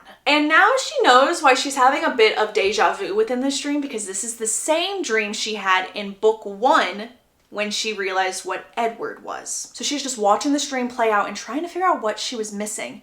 And then all of a sudden, when Jacob tells her to run and we see Edward, she focuses in on what Jacob was doing. And that is when Jacob turns into this reddish brown wolf. And yes, this is the same exact dream from the first book. This foreshadowing event was in the first book. She wakes up screaming and then thinking to herself, oh my God, on the beach, he told me that he descends from wolves, which is the natural enemy of the vampire, when it's finally an appropriate time to get up in the morning. And she starts to make comparisons to the Cullen family, but then she's like, that's unfair to compare the two because the Cullen family didn't attack innocent people. And so she doesn't know what she wants to do. If you are sitting here being so confused at Bella's thought process, let me explain something to you, especially if you've already read the books, you've already seen the movies. She believes that the wolves are the ones attacking everything. So she's out here believing that what Jacob is doing is hurting people and that they are the real enemy and force behind everything going wrong in Forks right now. That is where Bella is currently at with the knowledge that she's been presented. Okay? Okay. Before Bella leaves to go to La Push, because she decides, you know what? Yes, I am going to tell Jacob of all of this. Because again, she doesn't think he knows, which is kind of dumb. But anywho, she runs into Charlie and Charlie tells her a big group of us are going to go try and hunt these wolves. And Bella's like, no, don't do that. Please don't. No. And now Bella's like, well, I actually have to warn them about the hunters too, because I don't need them being attacked by my dad. She's got a lot of thoughts going on. She really does. She goes to the push, and when she gets there, she goes into Billy's house. Billy lets her in, and she goes to Jacob's room, and he's in a very, very deep sleep. So she tells Billy, like, hey, just tell Jacob I'm going to be at the beach. Have him meet me. There's a lot of filler going on, so let's fast forward to the beach and see what Bella has to say to Jacob. She tells him that she finally remembers that part of the story, and she knows what he is. She also adds that people are hunting you. You all have got to be careful. And Jacob's like, we already know that. We already know. And she's like, can you try not to be a werewolf? Like, please just try. And Jacob's like, do you honestly think I have a choice? And do you know what makes me so mad, Bella? Is that you're a hypocrite. You're terrified of me, yet you hung out with the Cullens? And Bella says, why would I not be terrified of a monster? Jacob looks at her and says, oh, I'm so sorry, I'm not the right kind of monster for you. We're just not as great as the Cullens, I guess. And Bella's like, it's not what you are, it's what you do. You're hurting innocent people. He screams at her saying, what is that supposed to mean? What are you talking about? And guys, Edward's voice has entered the chat saying, don't push him, you need to calm him down right now. Bella takes a deep breath and she says, it's not that you're a wolf that bothers me. It's just that you hurt people. Jacob is now laughing. Complete 180 in his mood. He's laughing and he lifts her up in a big bear hug. And he says, you don't mind that I'm a big dog? That's fine, because we don't hurt anyone, Bella. This is perfect. And I'm so sorry that I called you a hypocrite. He also brings up what we mentioned earlier in the book is that Sam's group calls themselves the Protectors. And that is what the wolves are doing in the woods. They are protecting the town. And Bella says, protecting them from what? Jacob goes on saying, we are protecting them from our one sworn enemy, vampires. It's the reason that we exist, because they do. I thought you would realize this. And Bella says, are you talking about Laurent? I don't think you understand how dangerous he is, Jacob. And Jacob says, oh, that was so easy to handle. And guys, this is the moment that we learn that Laurent has been destroyed. The werewolves destroyed Laurent. He didn't run to Victoria. He didn't tell Victoria that he saw Bella because he never got away. Which means we need to move Laurent to our deceased pile.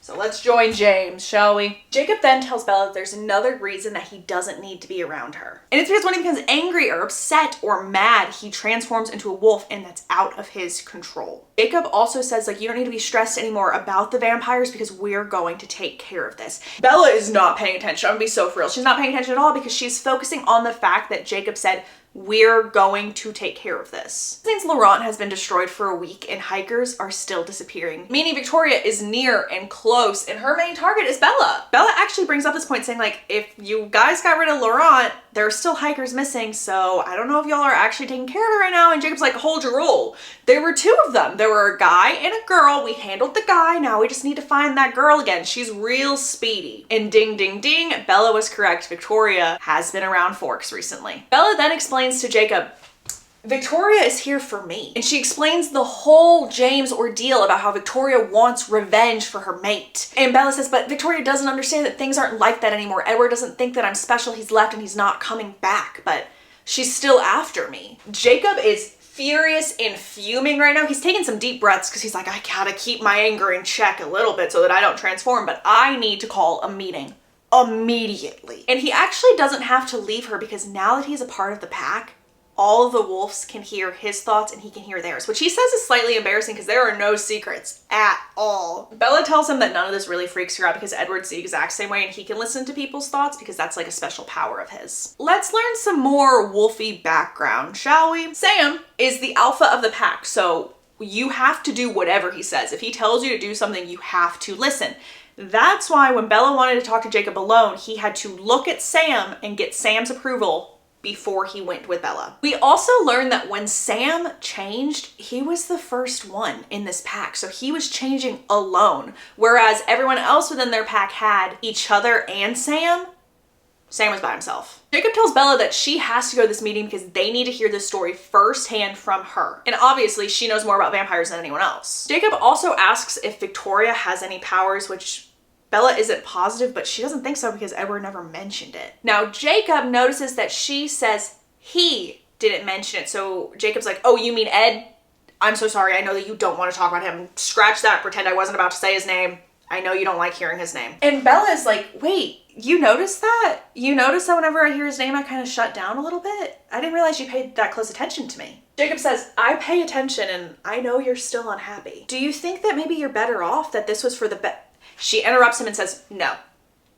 Ending that conversation. It's time for a wolfy meeting. Everybody is yelling at Jacob right now, being like, what did you do? Why did you tell her? What did you tell her? This is breaking our treaty. This is breaking our rules. And Jacob just shrugs, being like, she guessed. I didn't have to tell her anything. Somebody literally calls her a leech lover. Leech lover. That someone I believe is Paul, by the way. I'm so sorry to Paul. Paul is not featured. We will see him more in the next book. He'll have a picture in our cast for the next video. But Paul calls her a leech lover and oh, that does not make Jacob happy. In fact, Jacob screams saying no one needs to talk about her. And when he does this, Paul is physically shaking and trembling and he can't calm down. And the book says that he explodes and a wolf takes his place. Not just like any wolf, it's a wolf that's 5 times his normal size. So it's big. At the same time that Paul just turned into a wolf, Jacob starts sprinting towards Paul and he also turns into a wolf, but he has brown reddish fur. Sam is yelling, Bella, do not move. Jared, Embry, take her to Emily right now. Get her out of here. We learn that Emily right down here is Sam's fiance. And the boys tell Bella not to stare at Emily's face because Emily has 3 scratch lines down her face, like completely down one side. When Emily meets her, she looks at Bella and she's like, oh, you're the vampire girl. And Bella's like, oh, you're the wolf girl. Emily laughs and then she goes back to what she was doing, which she was making breakfast for the pack. After a little while, the front door opens, Sam enters, and him and Emily have a moment. Bella notes that they greet each other with so much love, it kind of makes her uncomfortable, like she's interrupting something. Jacob enters the room, as does Paul, and Paul has a huge scratch down his forearm, but it's fading pretty quickly as if it is healing immediately. Now that everyone has settled down, we are eating breakfast, we're having some muffins. Jacob tells everyone what the redhead, aka Victoria, is up to and that she's after Bella. And Jared says, oh, that's great, now we have bait. And before anyone can say anything, Jacob has picked up a can opener and chucks it at Jared's head. And right before it hits him square in the forehead, he catches it with his wolfy senses. Sam tells Bella that Jacob is thinking it's probably best for Bella to stay at La Push, but ultimately the decision is yours, not his to make. Bella tells him that she doesn't want to leave Victoria anywhere else, and then she looks at Jacob and she's like, you'll be careful, right? And the whole room is like hooting and hollering over this. So Bella spends the day at La Push. Charlie ends up going over there for a March Madness game, and Charlie is so confused. He's like, hold up. You told me Jacob was involved with really, really bad people. Now you're hanging out with him again? You're gonna need to help me out here because I cannot fill in any blanks. And Bella just says, I don't know what teenage boys are up to, but he seems completely fine now. I think it was just a misunderstanding. And then she changes the subject to be like, I also met Emily today. What happened to her? And Charlie's like, oh, what a sweet, sweet girl. He says that she got mauled by a bear and that when it happened, Sam was very distraught over that. Obviously, when the town is talking about bear attacks, it means a wolf. We will kind of discuss more of this later, but you guys can probably put two and two together. When Bella went to bed that night, she couldn't stop thinking about how Jacob called her a hypocrite. And honestly, he's not wrong. Because even though Edward wasn't a killer, even when he fell off the wagon and became a vigilante, it didn't matter because he was Edward. She would not have cared what he had done because she loved him so much. And nothing could have kept her away from him. And then she shakes her head at this thought, thinking, well, love is irrational. It makes you do crazy things. And the more you love someone, the less sense that it actually makes. Her dream that night was a lot different than normal. They were in the woods and she was holding hands with Emily as they stared at the tree line waiting. It's now spring break. They have not caught Victoria yet. Bella is at work and Mike asks her, like, are you dating the person from La Push? And Bella says, well, not in the technical sense. He's my best friend. And Mike mutters under his breath, wow. Girls are so cruel. Later that night, she goes to La Push. They're in the garage in the rabbit car. Jacob reaches over to hold Bella's hand and he is burning up, but this is normal because the temperature of werewolves run high. We also learn that Quill is about to be going through the transformation process. Jacob tells Bella that the hardest part of being a werewolf is feeling out of control, feeling that at any minute if something sets him off, he's done. He becomes a werewolf and who knows what happens from there. And here's a little bit of perspective that Stephanie Meyer wrote on her website. Them sitting in the rabbit in the garage, if Jacob were to get angry and turn, he would either severely injure her or kill her just by crushing her because of how big he would become. That is what she's talking about when she says he feels out of control. We also learned that some of the guys in the pack are a little jealous of Jacob because everything comes so easily to him, but there's a reason for that. Jacob explains that both of his great-grandfathers on the paternal and the maternal side were a part of the last pack. There were 3 people in this pack, by the way. It was his paternal great-grandfather, his maternal great-grandfather, and Sam's great-grandfather. So it was inevitable for this to happen to Jacob. And while Sam has the legacy of the first pack on one side of his bloodline, Jacob has it on both. This will come into play within the next book, but especially in Breaking Dawn. So please take note of this. Jacob honestly is over talking about this. So he's like, please just tell me something I don't know. And Bella says, do you remember when you touched that scar on my hand, the one that was so cold? That was because of James. And Jacob freezes in that moment. He's like, he bit you?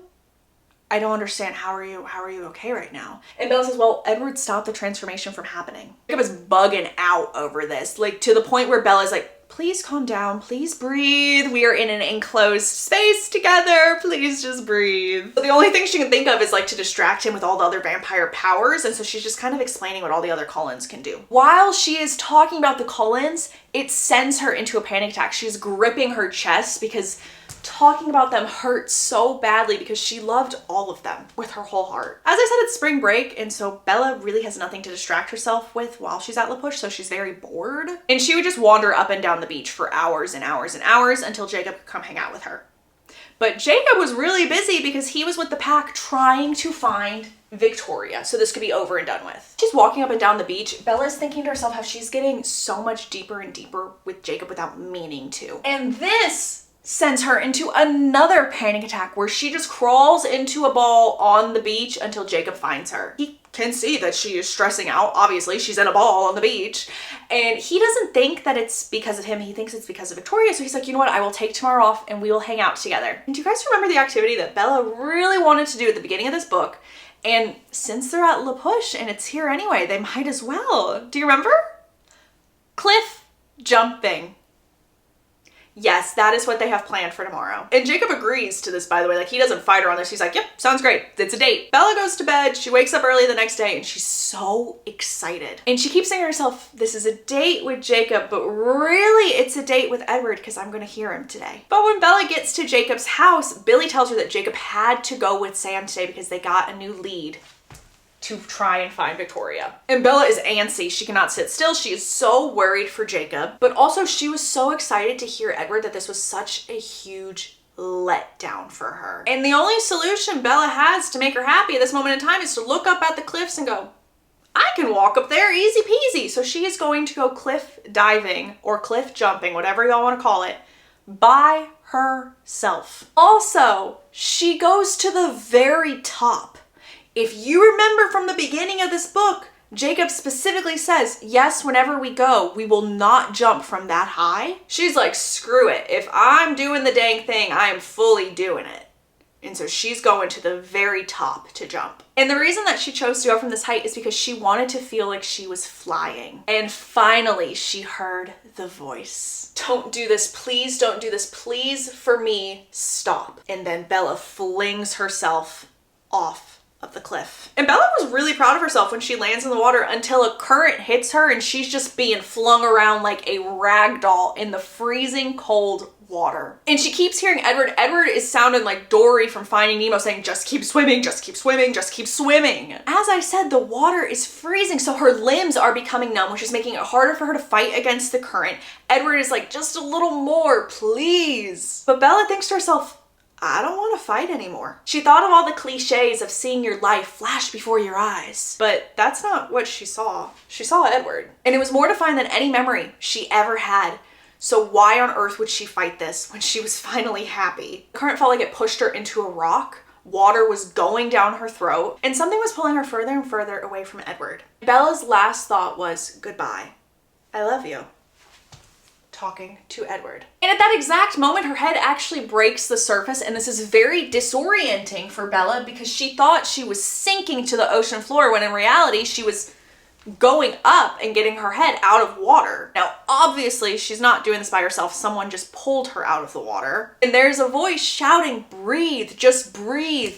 And it's not Edward, it's Jacob who just pulled her out. And also he is performing CPR at this moment in time. Sam is also there looking at Bella saying, I think she's breathing, I think she's breathing, I think she's okay. And finally, Bella opens her eyes and Jacob exhales. He's like, okay, I'm gonna take you home. It's okay, no big deal. And Bella is really out of it. I mean, clearly she almost just drowned and her eyes kind of dissociate a little bit, and so she just kind of looks off into the water and she sees something bright orange in the water, almost like flames on top, which is really confusing to her because wouldn't a fire be put out when it's in water? But she doesn't think anything of it because she's so out of it right now. But please take note of that. Jacob finally gets her to her car and he's like, why did you do it? I've been looking for you forever. What happened?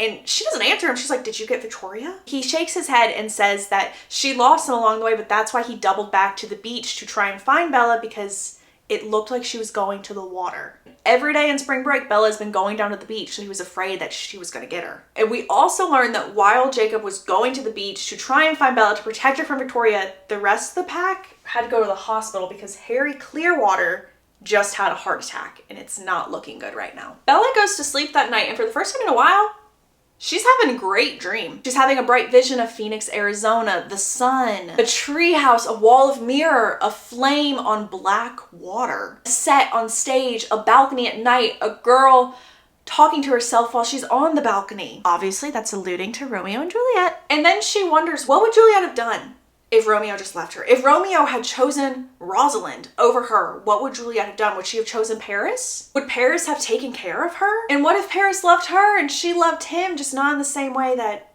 Paris loved her? If you can't tell, Bella is comparing her life to Romeo and Juliet. Obviously, Bella would be Juliet, Edward would be Romeo, and Paris would be Jacob. The front door opens and it's Billy, and Billy has been crying and he tells them that Harry did not make it, which means we need to add another person to the deceased pile. We also learn that Charlie is still at the hospital with Sue, who was Harry's wife, and they are trying to plan the funeral arrangements. Jacob says that he will drive her home. I don't know if I specified this, but instead of Jacob taking her home after she almost drowned, he just brought her back to his house. Thus why Billy is walking in the front door. On the drive home, Bella reflects to when she thought that she wanted Jacob to be like her brother, but she thinks that all she was after in that moment of time was just a claim to him. Because when he's acting this way or he's being so close to her, it doesn't feel brotherly anymore. And in this moment, she's honestly thinking about giving Jacob a chance to potentially committing to him and being open about how she's still hearing Edward's voice. Thinking, would it be so wrong to try and make Jacob happy? And because he's Jacob and he's been paying such close attention to Bella and he's so in tune with Bella, he stops the car and brings her into a big hug, saying, I know you don't feel the same way I do, but I don't mind. And she's sitting so close to him right now that if she turns her head, she'd be kissing his shoulder. And she knew what would happen if she did that. She knew what would progress from that action. And she thinks like, could I do that? Could I betray my absent heart in order to try and save this pathetic life of mine? And then she hears Edward's voice say, be happy. And this makes her freeze. A really hard whoosh goes against the back of the truck and Jacob now freezes. And Jacob says, oh my gosh, there's a vampire here. I can smell it. There is a vampire here. He puts the truck in reverse and he's trying to get Bella out of there, but Bella sees a black Mercedes and she yells, stop. That's Carlisle's car. Stop. Pull over. Please pull over. That's Carlisle. And Jacob's like, I'm not stopping. You are in danger. I'm not stopping. And Bella is screaming, pull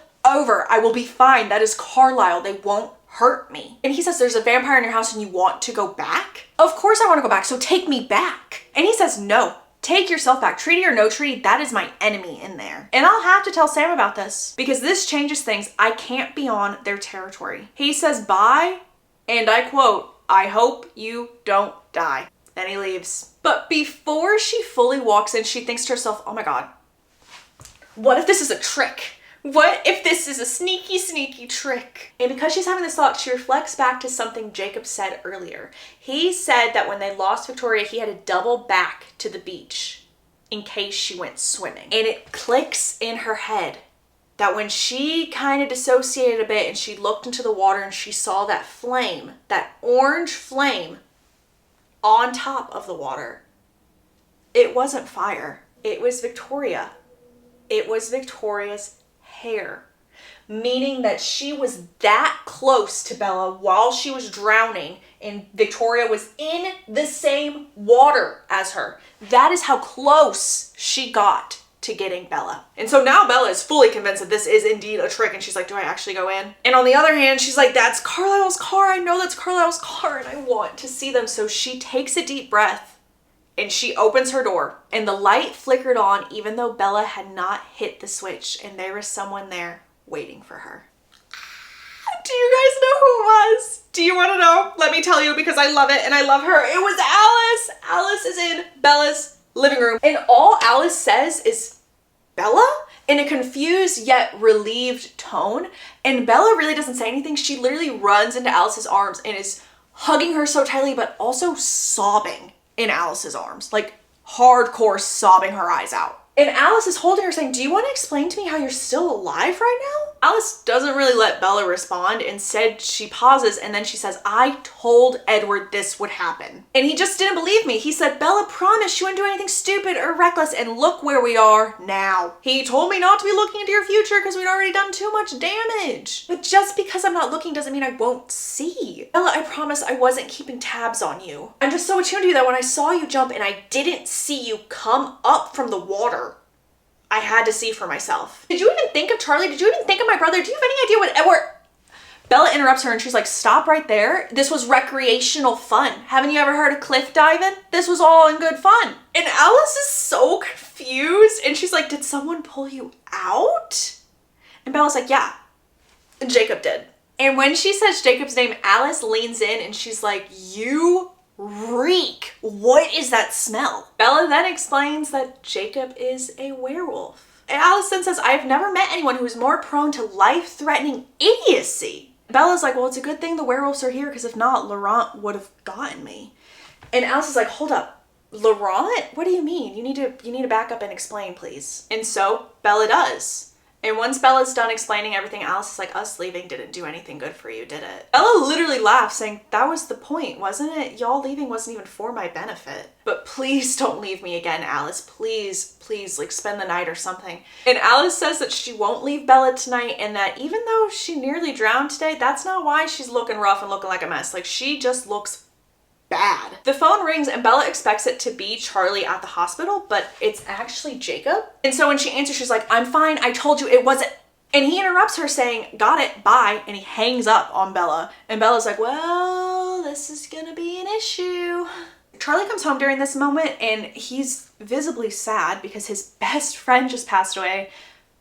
But also when he sees Alice, he is ecstatic. Bella falls asleep on the couch, and when she wakes up, she hears Charlie and Alice talking. So Bella pretends to be asleep a little longer so she can eavesdrop. And Alice asks Charlie, how bad was it? And this is where we figure out what happened between the months of September to January. Charlie tells Alice that he's never felt more hopeless in his life. He thought he was gonna have to hospitalize Bella. Bella wouldn't eat anything, and Renee actually came down to try and get Bella to go to Jacksonville with her.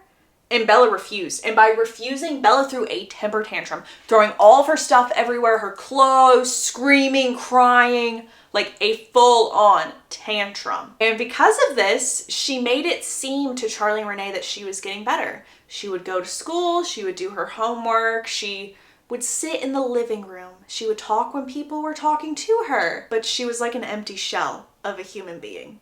She wasn't Bella. Charlie goes on saying that Bella broke all of her CDs. She didn't want to watch anything on TV. And Charlie says it finally clicked to me what she was doing. She was avoiding every single thing that reminded her of Edward. And I still hear her screaming in the middle of the night. He then looks at Alice and tells her, it's not your fault. You were always a great friend to her. And Bella's been happier since she's been hanging out with Jacob. He's being a good friend to her as well. But I can still see the pain in Bella's eyes. It doesn't look like someone left her. It looks like she's grieving somebody, like they died. Charlie hesitates, looks at Alice, and he goes, I am really happy that you're here, but I'm worried what your visit is going to do to Bella. But who knows, maybe it'll be good for her. He has one final question with Alice, and he asks this with so much anger in his tone.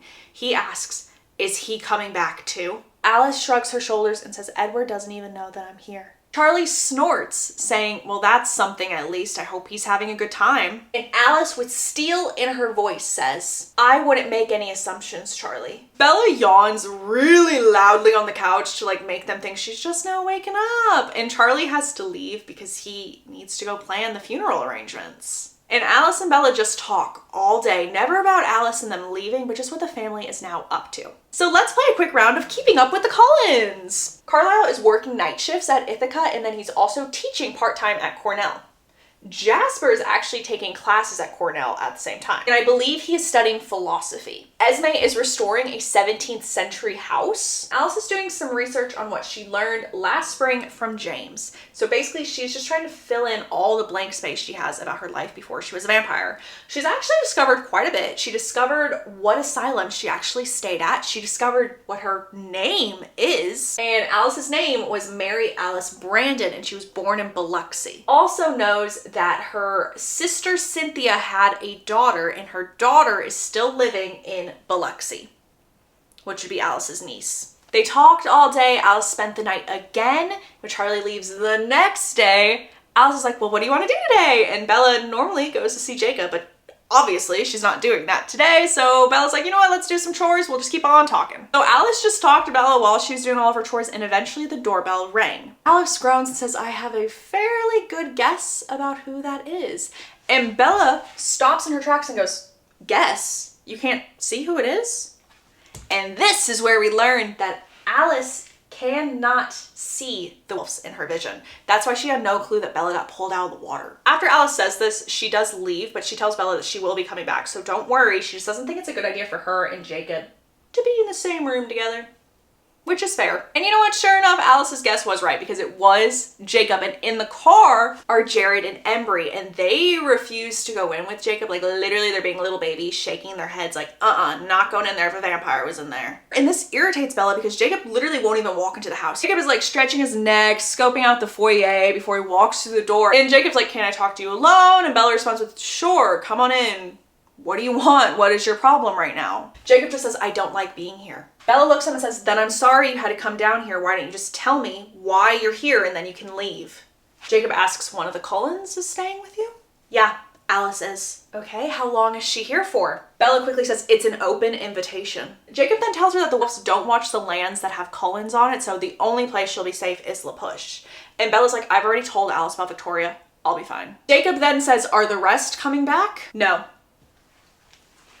Okay, then that's all I had to ask. Bella then sternly says, well then go run along to Sam and tell him every single thing I just told you so that he can be satisfied that the scary monsters aren't staying for long. Jacob starts to leave and she like fully like schlumps like, oh my gosh. He then turns around and he says, I did it again and I'm so sorry. I broke my promise to you again. And Bella says, can't I be both of your friends at the same time? Why do I have to choose? Jacob then tells her no, like, you can't be both of our friends. And then Bella says, but you'll wait, right? Like, you'll still be my friend even though I love Alice too, right? Jacob takes a second to process that question. And then he changes his tone a little bit and says, yes, I will still be your friend no matter what. I promise. He hugs her and then he says, ugh, you reek. And Bella's like, people need to stop telling me that I stink. I'm gonna get a complex at this point because it's not even me. He lifts his hand to brush her cheek and then he brings the other one up so that he's cupping her face. And Bella's thinking to herself, oh no, oh no, oh no, oh no, I haven't made a decision yet. Please don't make the decision for me. Oh no, no, no, no, no. And as he starts to move his face closer to hers, she is saved by the bell because the phone starts to ring. And even though it's Bella's house, Jacob decides to pick up. Jacob answers the phone saying, Swan Residence, pause. Whoever's on the other line is speaking currently. And then Jacob says, he's not here. He's at a funeral. And then hangs up the phone very aggressively. And under his breath, he goes, filthy bloodsucker. And Bella gasps saying, who did you just hang up on? In my house, on my phone. And Jacob replies with, he hung up on me. It was Carlisle Cullen, and he didn't ask for you, Bella. He asked for Charlie. Bella's beginning to go off on Jacob because she's like, you had no right to do that. But then she notices that he freezes for some reason, and she turns around, and it's Alice. Alice just says, Edward. And Bella literally passes out when she says this. And Alice is like, Bella, get it together. I need to talk to you. And Jacob is in the corner being like, what did you do to her? And Alice is like, I didn't do anything. Clearly, you watched me the whole time. Alice then takes out her small silver cell phone and she calls Rosalie and says, I need to talk to Carlisle right now. But then we hear, why would you do that, Rosalie? You're literally wrong. She's absolutely fine. Yeah, well, it's a bit late for that, Rose. You know what? Save your remorse for someone who believes it. We don't have any idea what Rosalie is currently telling Alice, but Alice is pissed. Alice sinks to her knees and goes, that wasn't Carlisle. That was Edward, and he thinks that you're dead. Phone conversation Alice just had clicks into place for Bella. Bella asked, Rosalie told him I jumped off that cliff, didn't she? Alice says yes. And in her defense, she did truly believe that that was what was happening, but she had no right to go tell Edward this. Okay, commentary side note. Stephanie Meyer actually wrote Rosalie's POV when she called Edward, and I think that she submitted it for like a fan fiction contest because she's like, no one's gonna know it's me, ha ha ha. But she did do that to try and fill in some gaps and also kind of create a little bit more sympathy for Rosalie because I do think that a lot of people just looked at her as a very one-sided, not complex character, when in reality, like, there are a lot of different facets to Rosalie. I was like, Alice, it's okay. Even though he thinks that it was my funeral, if Edward calls back, we can just tell him it was a mistake. And Alice is like, you don't understand. He's not gonna call back. He already threw his phone away. It was in a trash can in South America. And Bella's like, what? How do you even know that? And apparently the reason they know that is because they tried to get a hold of Edward and someone pulled his phone out of a trash can and answered. Alice tells Bella that he's going to Italy. Now let's go to the very, very beginning of this book to a conversation that Edward had with Bella while they were watching the movie Romeo and Juliet. He was saying that he needed a contingency plan last March in case James succeeded. And his contingency plan was going to the Volturi to ask to be destroyed. The Volturi are in Italy. Sounds like it's time for his contingency plan right now. I feel like his contingency plan is in full effect. Yikes. Bella is now screaming, saying this doesn't make any sense. He left me. He told me that he didn't want me, so what difference does it make if I'm dead or alive? And Alice shrugs, saying, I don't think he planned on having to outlive you by that many years. Jacob is still here, by the way, and he has inserted himself in the middle of Alice and Bella's like, get out of my way. Alice is ignoring where Jacob is standing. It's just like, I saw what Edward's doing. He is definitely going to the Volturi, and I don't know what their decision's gonna be. I will know as soon as the choice has been made, but I know that he is going to ask. Alice says they could say no, Arrow is really fond of our family because Carlisle worked with them for a couple of 100 years. But if they say no, Edward's gonna do something drastic that will force their hand to destroy him. But that gives us more time to try and stop him. Emphasis on try. Like, honestly, there's not a lot of hope in this, but I'm willing to try and stop him if you are. And Bella doesn't even really process this. She just says, okay, let's go. Let me grab my passport. We're leaving. Alice stops her real quick and says, I just need you to know that if we're too late and we fail, I will be considered an accomplice in this. I won't be able to save you. So if he goes down and we're there, we're both going down too. Bella says, that's what's keeping us here. I will go alone if you don't want to. And Alice is like, no. I didn't say I'm not going. That is my brother and I'm going to try and save him. I just needed you to be aware of the consequences. Jacob finally speaks and he says, I won't let anything happen to Charlie. Bella nods her head and she writes a letter to Charlie. Alice told me Edward is in trouble. There's a family emergency. I gotta go. Feel free to ground me when I'm back. And Jacob tries to get Bella not to go, but she just looks at Jacob and says, please take care of Charlie for me. I appreciate it. And he's literally begging her, don't go, don't do this. No. She kisses his hand, says, I got to go. Thank you. And guys, it is now a race against the clock. They get on an airplane and luckily they're able to get the last flight. But the reason they do this is because it's faster than running, driving, being on a boat. This is their fastest option to get to Italy. And Alice is taking some phone calls during this time. We hear her tell Jasper, tell Emmett, no, don't interfere. That will just make it worse. She continues on saying, Bella is really the only chance that we have. Please, Jasper, prepare everyone because the odds are not good. I'm going to try to make it home to you.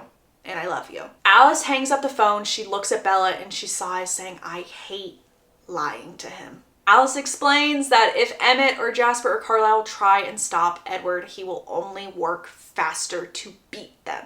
He will hear their thoughts, and just because they're all thinking Bella's alive, doesn't mean that they're not lying to him to try and save him. So the best way to get to Edward is through you, Bella. You are going to have to sprint to get to him and stop him and let him see that you're still alive. All right, let's do some Volturi background since we are about to see them soon. The Volturi originally started with 3 members. They're right here at the top. We have Arrow, Marcus, and Caius, and they never leave where they are at. They do not leave at all. Over time, they actually picked up 2 more, making it 5 of them. They have guards, and they specifically pick people like Alice or Edward that have powers. Thus, these 2 down here. There are more guards in total, but these are the ones I printed because they seem the most important. And also, this family is over 3,000 years old, and the reason they're compared to the royal family is because they make sure that everyone upholds the rules. They're in charge of making sure that the vampire rules are followed. And when Bella hears this, she's like, rules? There's rules to being a vampire? And Alice is like, well, there's one rule. We don't tell humans that vampires exist. If the Volturi tell Edward, no, we will not destroy you, and he wants to raise their hand, he would need to break the vampire rule. And it wouldn't have to be like a one person, like he needs to break it by a lot. Timing update, we are getting off the plane. Alice is keeping up with Edward and currently he's trying to figure out how he wants to ask the Volturi to destroy him. So we haven't even gotten to the Volturi meeting yet. And the reason she's seeing this so clearly is because it's happening right now in real time. More time has passed. Bella has fallen asleep because this is a long travel day. Long. They're literally going from Washington to Italy. She wakes Bella up and Alice says, okay, the Volturi have made their decision. They're deliberating right now, but they are going to choose to tell him no. This is giving us more time. Bella actually asks her about her old visions, about how she saw Bella as a vampire. And Bella says, why don't you just turn me? Like, why not? Wouldn't that just make life easier? Like, just turn me. Alice says, believe me, I find it ridiculous that no one has turned you at this point either. Like, honestly, if I had a choice, I would do it right here, right now. And Bella's like, please do. And Alice says, well, honestly, I was joking. I don't think I could control myself. I don't think I could be the one to turn you. Okay, y'all, more time has passed. Bella falls asleep yet again. Alice has to wake her up yet again. And she says, the Volturi have finally told Edward their decision. They said no officially. And now Edward is trying to figure out how he wants to raise their hand. He's going through some very chaotic options. One of the options being like just throwing a Buick against the wall in the middle of town. But it seems that he's focusing on the decision just to walk out at the brightest point of the day and show the town that he shimmers and shines. Which Alice says is the best option for them because it gives them a little more time to get to him. Alice is essentially in Grand Theft Auto mode right now, and she steals a bright yellow vehicle, the exact same one in the movie, so snaps to that. And she has another vision and she realizes, oh my gosh, it's St. Marcus Day. The amount of people in the square, there's no way that they're not going to be able to destroy him if he steps into the sun in front of all of those people. St. Marcus Day is a holiday where in the past, the humans believe that Marcus of the Volturi, or Saint Marcus, drove all the vampires out of the city using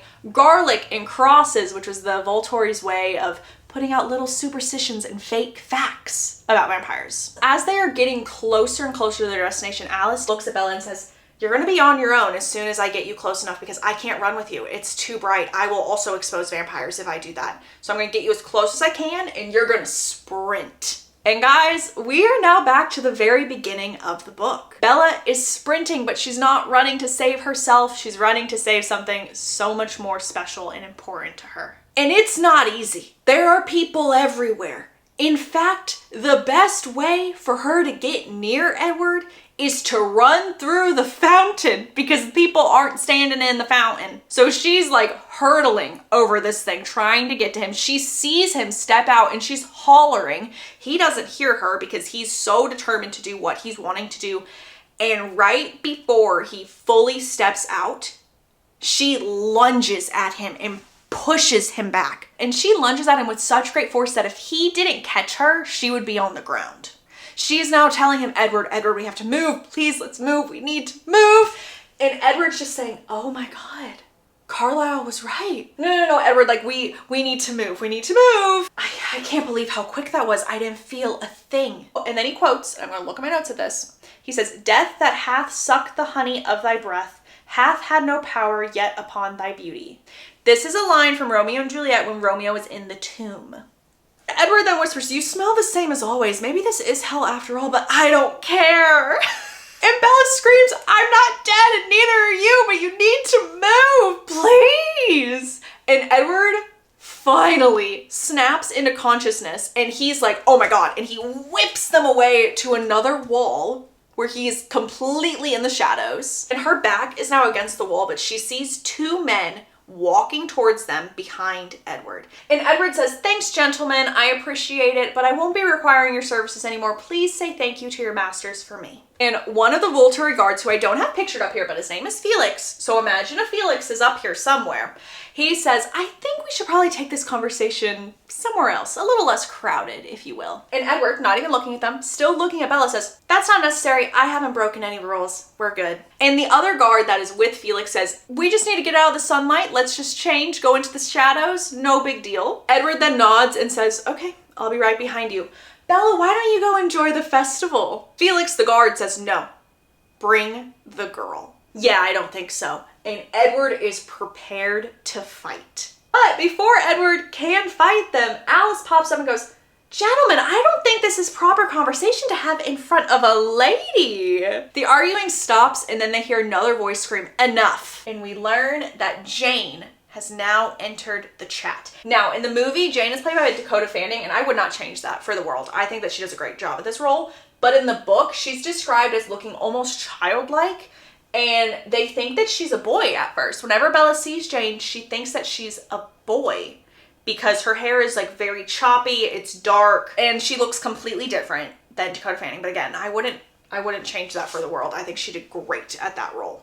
But just know that her appearance is a little more eerie in the book because of how young Jane looks. And Edward pushes Bella forward so that she is right next to Alice's hip, and then he walks to the other side so that Bella is smack dab in between them. And Edward has his arm around Bella and he's not letting go. Edward is looking at Alice like, what happened? And Alice's like, well, she did jump, but it was just recreational fun. It wasn't for anything bad. And Edward's like, recreational fun? What are you talking about? Well, it's a long story, but she's into extreme sports recently.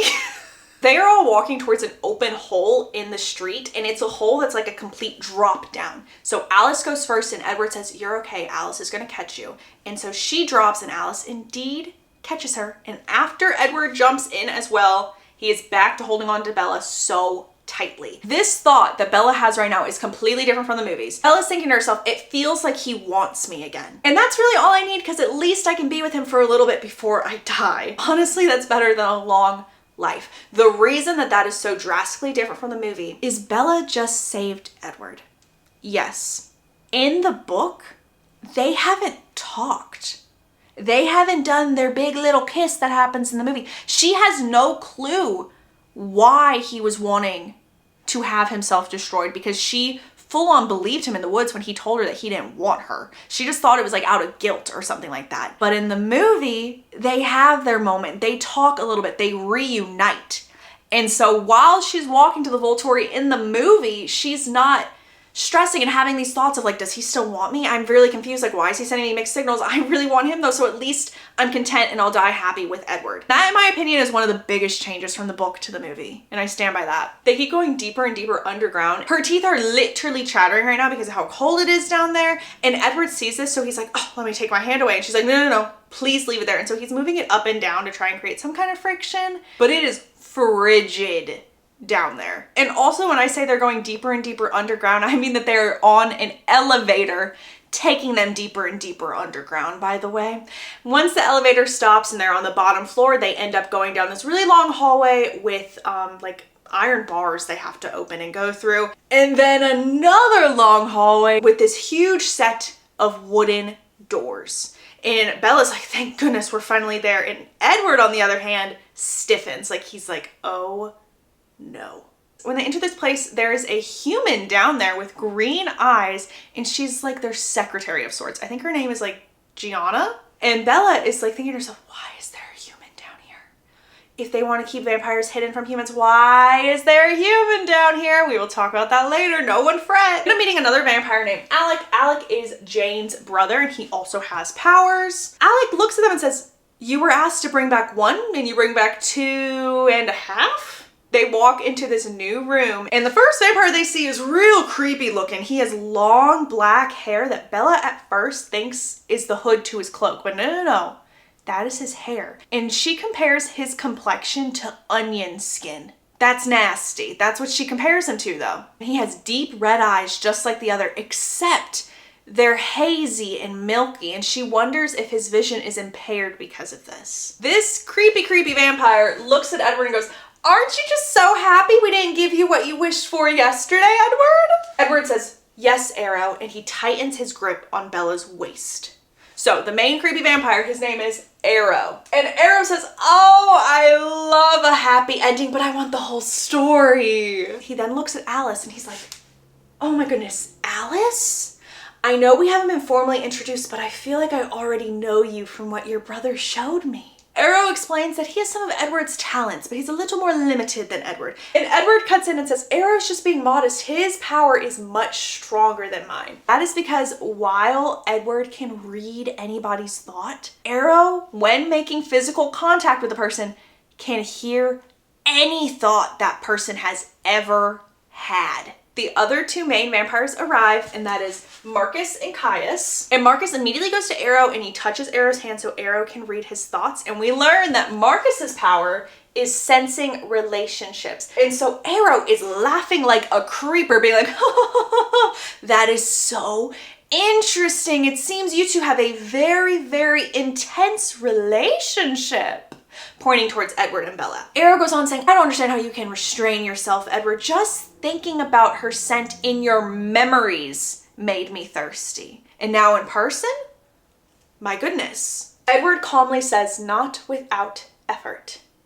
To which Arrow replies with, what a shame, what a waste. Edward laughs with no humor in his tone, saying, more like a price. Arrow, looking at Edward, says, I'm so curious, may I?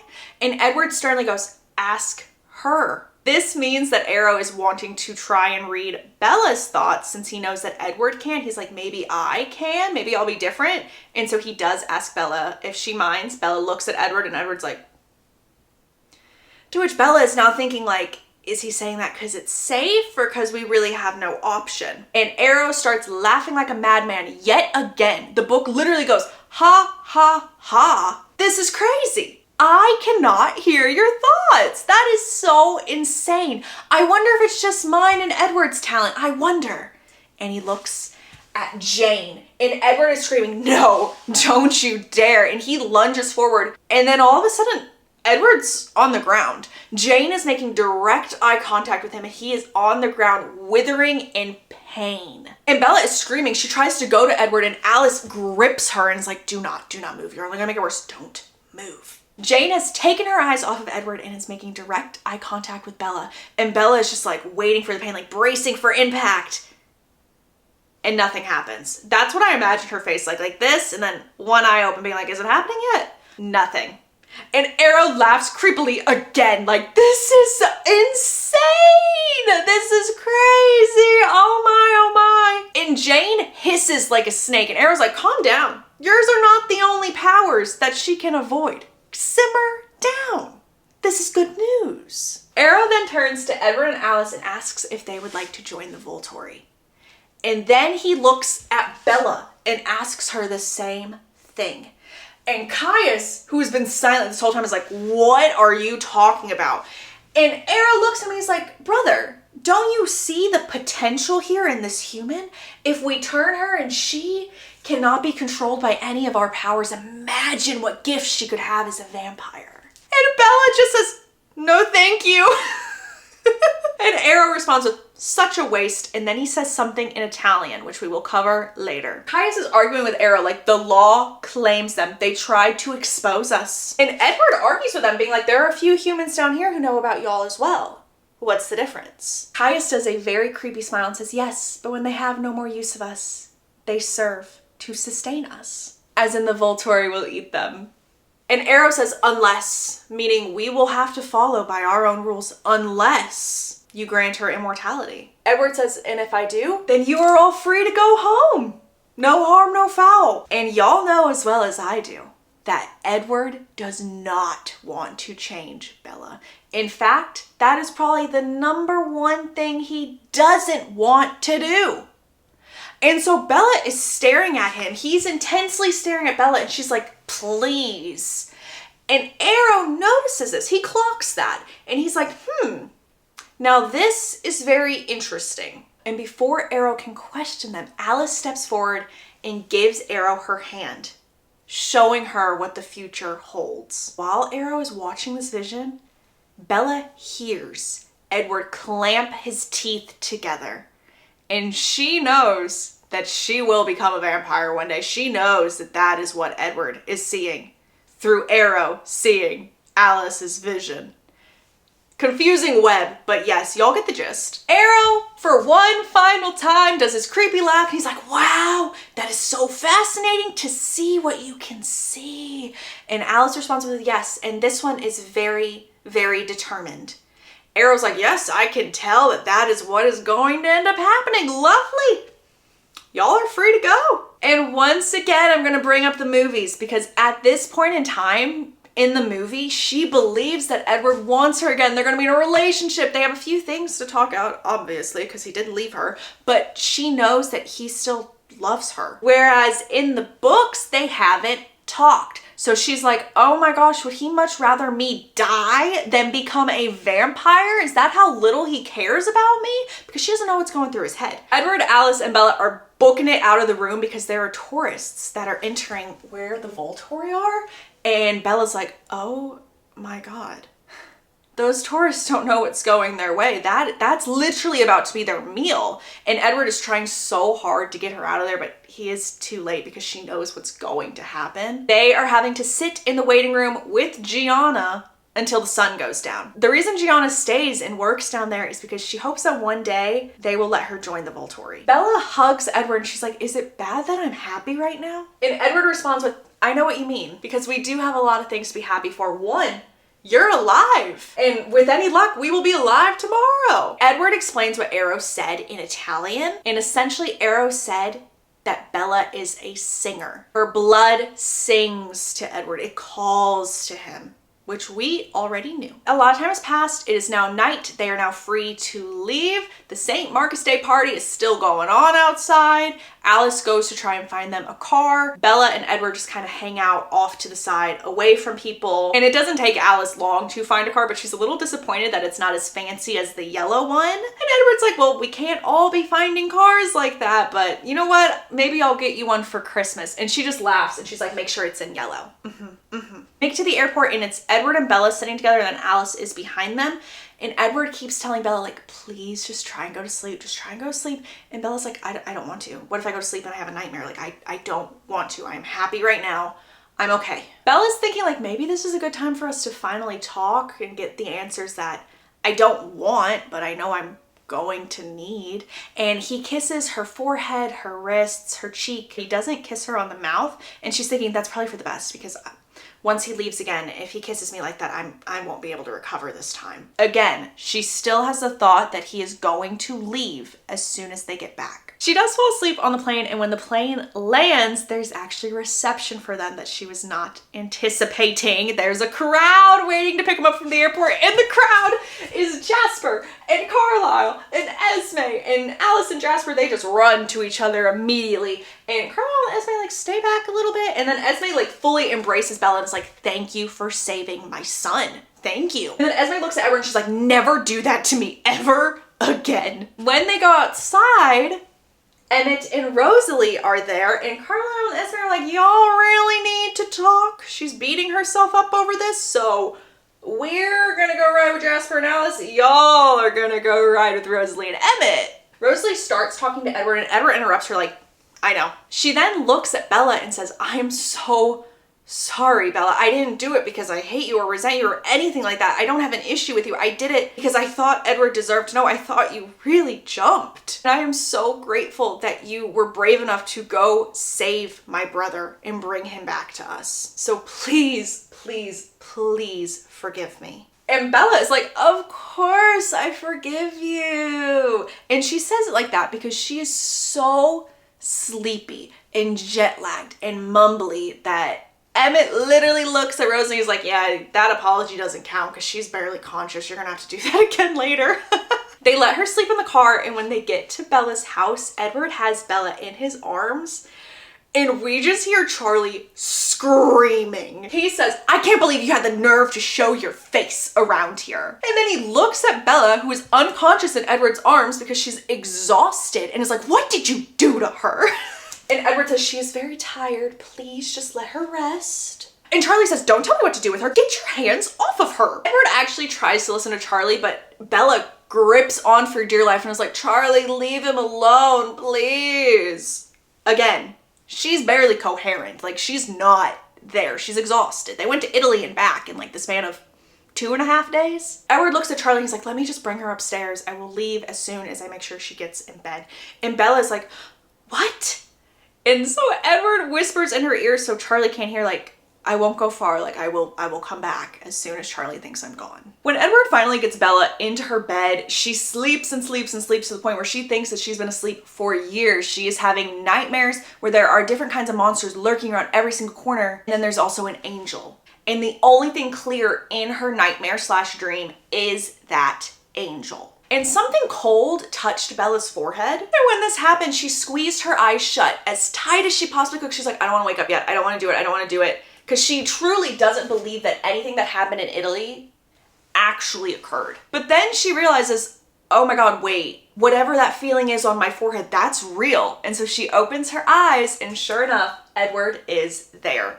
I think right now I need to do some rearranging on our board for the last time in this video. I think that's what's gonna have to happen. As y'all can see, Edward is now here to stay. When Bella realizes, oh my gosh, Edward is here, she keeps thinking, oh my God, I drowned. I actually died, I drowned, I didn't survive. This is all a dream. And Edward's laughing like, no, you crazy person, I'm actually here right now. She's like, no, it can't be true. There's no way you're actually here. Bella then looks at Edward and goes, I can't believe I went to Italy. I've never been further than Albuquerque, and now I've been to Italy and back and I barely can remember it. And he tells her that she has been sleeping for 14 hours at this point. Remember, she's very, very jet lagged, and it's like 1 or 2 in the morning. So Charlie is definitely asleep right now. And Edward adds, and don't worry, I'm not breaking any of Charlie's rules because he said I'm not welcome through the front door and I climbed in through the window. Found a little loophole. And Bella says, oh my God, Charlie banned you?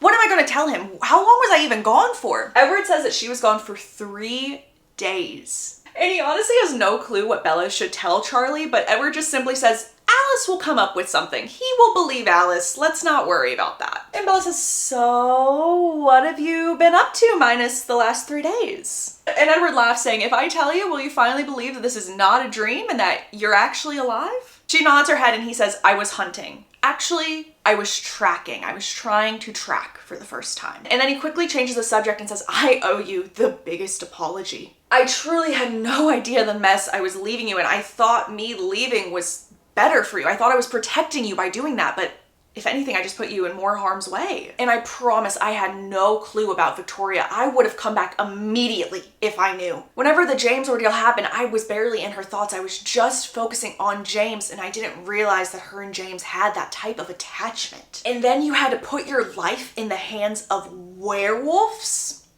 He pauses, he stops, and then he continues on. Please just know that I had no clue and I am sick to my core. I am just the most miserable, sorry excuse for... Bella holds up her hand and she's like, no, stop. Do not continue that sentence. You can't keep feeling this way. You can't have guilt over something that you didn't realize was going to happen. And when she says the word guilt, he in turn stops her and he goes, do you really think that I went to the Volturi just because I felt guilty for what happened to you? I can't exist in a world where you don't exist, Bella. I don't know how else to tell you this. And Bella's like, well, you told me you didn't want me. What was I supposed to believe?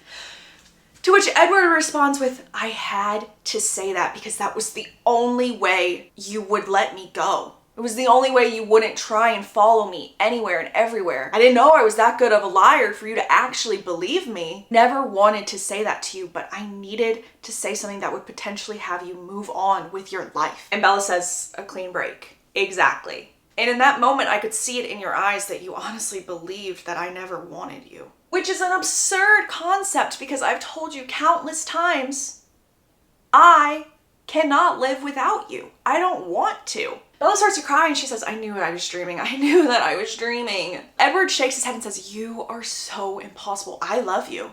I will always love you. I never stopped loving you. And then he says, I will prove that you're awake. And he leans in to kiss her and she's like, no. Please don't. No. Because I'm not going to be able to recover if you leave again after you kiss me. He then says, you were hesitant whenever I touched you yesterday. Does this mean that you've moved on? And it's completely fine if you have. I will cope and you owe me nothing because of what I did and how I left you. But is it too late? And she says, what a dumb question. The way I feel about you will never change. And he says, well, that's all I needed to know. And then he kisses her. And let me just tell y'all, this is not as careful of a kiss as he normally does. This is them reuniting. Think of the scene in the movie when she first sees him outside the Volturi. That's kind of what's happening now. And they kiss until she starts to feel very, very dizzy. He backs away and he says, by the way, I'm never leaving you again. I'm not going anywhere. I'm not strong enough to leave you again. I struggled just to make it month by month, then week by week, then day by day. That is how close I was to coming back to Forks. Genuinely, if there had been about a week to 2 more weeks, he probably would have shown back up in Forks anyway, without the whole mess of the cliff diving, cliff jumping. At least that's what he's alluding to. And it alludes back to how the reason Alice agreed to leaving was because in her vision, she always saw Edward coming back to Bella. Edward tells Bella that while he was tracking during this time apart, he was actually tracking Victoria and he got sent on a wild goose chase to South America. And in reality, she went to Forks. So he was trying to find her, he just failed because he had a faulty lead. And Bella says, well, Jake's pack may have scared her off and we have bigger issues than Victoria right now. Yeah, you're right. The werewolves are a much bigger issue. That's not what I'm talking about. I'm talking about the other vampires that are gonna come to get me one day. And he just laughs and he says, I don't think you understand the concept of time for the Volturi. They could come tomorrow or they could come 100 years from now. So I don't think that there's any point in turning you.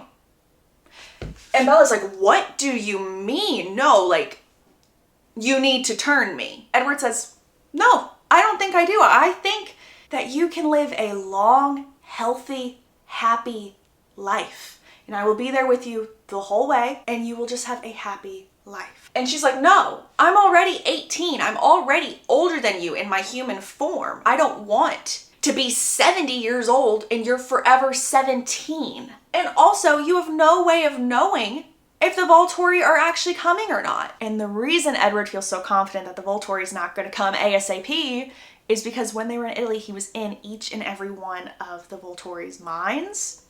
And so he knows what they were thinking. Edward tells her, I can't be without you, but I'm not destroying your soul. Bella looks at him like he's crazy and says, you do realize I will die eventually, and I will follow you as soon as I can. And Bella says, okay, you know what? We're leaving. Let's go. And Edward is looking at her like she's crazy. And Bella just says, we're going to your house right now and we're putting it to a vote. Let's go. Bella is getting changed so they can go to the Cullen house. She says, oh, by the way, can I have my stuff back? Edward laughs at her. He kneels down and he lifts up one of the floorboards and he says, I didn't actually take it with me. It's been with you this whole time. And he pulls out all of the pictures, the CDs, everything that Edward had given her at one point or anything that would have reminded her of Edward was in her room the entire time. Bella also explains to him that the reason that she would do all these dangerous activities is because that was the only way she could hear his voice. And Bella reflects saying, maybe the reason that I could hear it was because deep down in my subconscious, I knew that you still loved me and wanted me. Edward groans saying, you were risking your life just to hear me? And Bella's like, shh, don't speak when I'm having an epiphany. It wasn't the adrenaline rush. It was just because I knew you loved me. And he's like, well, duh, truly I do. And then he kisses her again. And now we are officially heading to the Cullen house. When we get to the Cullen house, Carlisle leads them into the dining room, and Bella thought that this dining room table was just for show, but in reality, this is actually where they make all of their family decisions.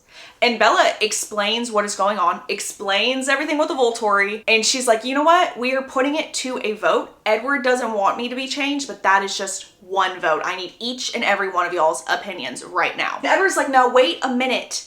Let me say my side real quick. Edward says, I don't think the Volturi is as dangerous as everyone is thinking that they are. It could literally be years until the Volturi come after us, and Alice can see them coming. And also the Volturi, one of their guards, is a tracker, but it's a different kind of tracker than James because the way the tracker does his job is he is able to track people based on their mind and their thoughts. But since nobody's powers work on Bella's mind, he'll never be able to find them. And Bella interrupts him and goes, well, yeah, that's true. He won't be able to find me, but obviously you're going to be with me the whole time and he'll be able to use your thoughts. And Edward just shakes us off and he's like, well, we'll still have Alice to be able to see if they're coming. Emmett is like, yeah, bro, excellent plan. And Jasper joins in like, yes, I agree. And every girl at the table is like, you idiots, what? And that really cracks me up because that is like such a human and normal moment for them. I actually love that. Okay. Let's do our vote. She goes around the table one by one. We start with Alice. Yes. We go to Jasper. Yes. We go to Rosalie. No. She then pauses because Bella's like, and Rosalie says, it has nothing to do with you, Bella. I would not mind having you as my sister. I didn't get a say when I was becoming a vampire, and I wish I had someone there to vote no for me. That is why I am saying no in this moment. We will come back to this in Eclipse, but keep that in mind for now. Next we go to Emmett, and Emmett is like, heck yeah. Then Esme, who's like, I would be honored. Then finally, Carlisle. Carlisle looks at Edward before giving his final answer. Carlisle says, this is the only way it makes sense, and you refuse to live your life without her. And I refuse to lose my son. So yes. And at this moment in time, they hear an ear-splittingly loud crash happen from the other room, and Bella realizes Edward currently is not in the dining room. Like, what is he doing? He's throwing a little tantrum. And Stephanie Meyer answered the question on her website saying that the object Edward was smashing at this moment in time was a huge plasma TV. Bella shakes off this noise like, whatever, he will get over it. She then looks at Alice and she's like, when do you want to do this? And Alice is like, hold up, I told you, I don't think that I'm going to be able to change you. Edward comes storming into the room like, no, no way. Again, she's still ignoring Edward. She then moves to Carlisle and is like, okay, will you do it? Edward is still speaking, obviously, arguing with everyone. Carlisle ignores Edward this time and says, of course I will do it. And Edward is like, oh my gosh, are we actually kidding? It doesn't have to be tonight. What about Charlie, Bella?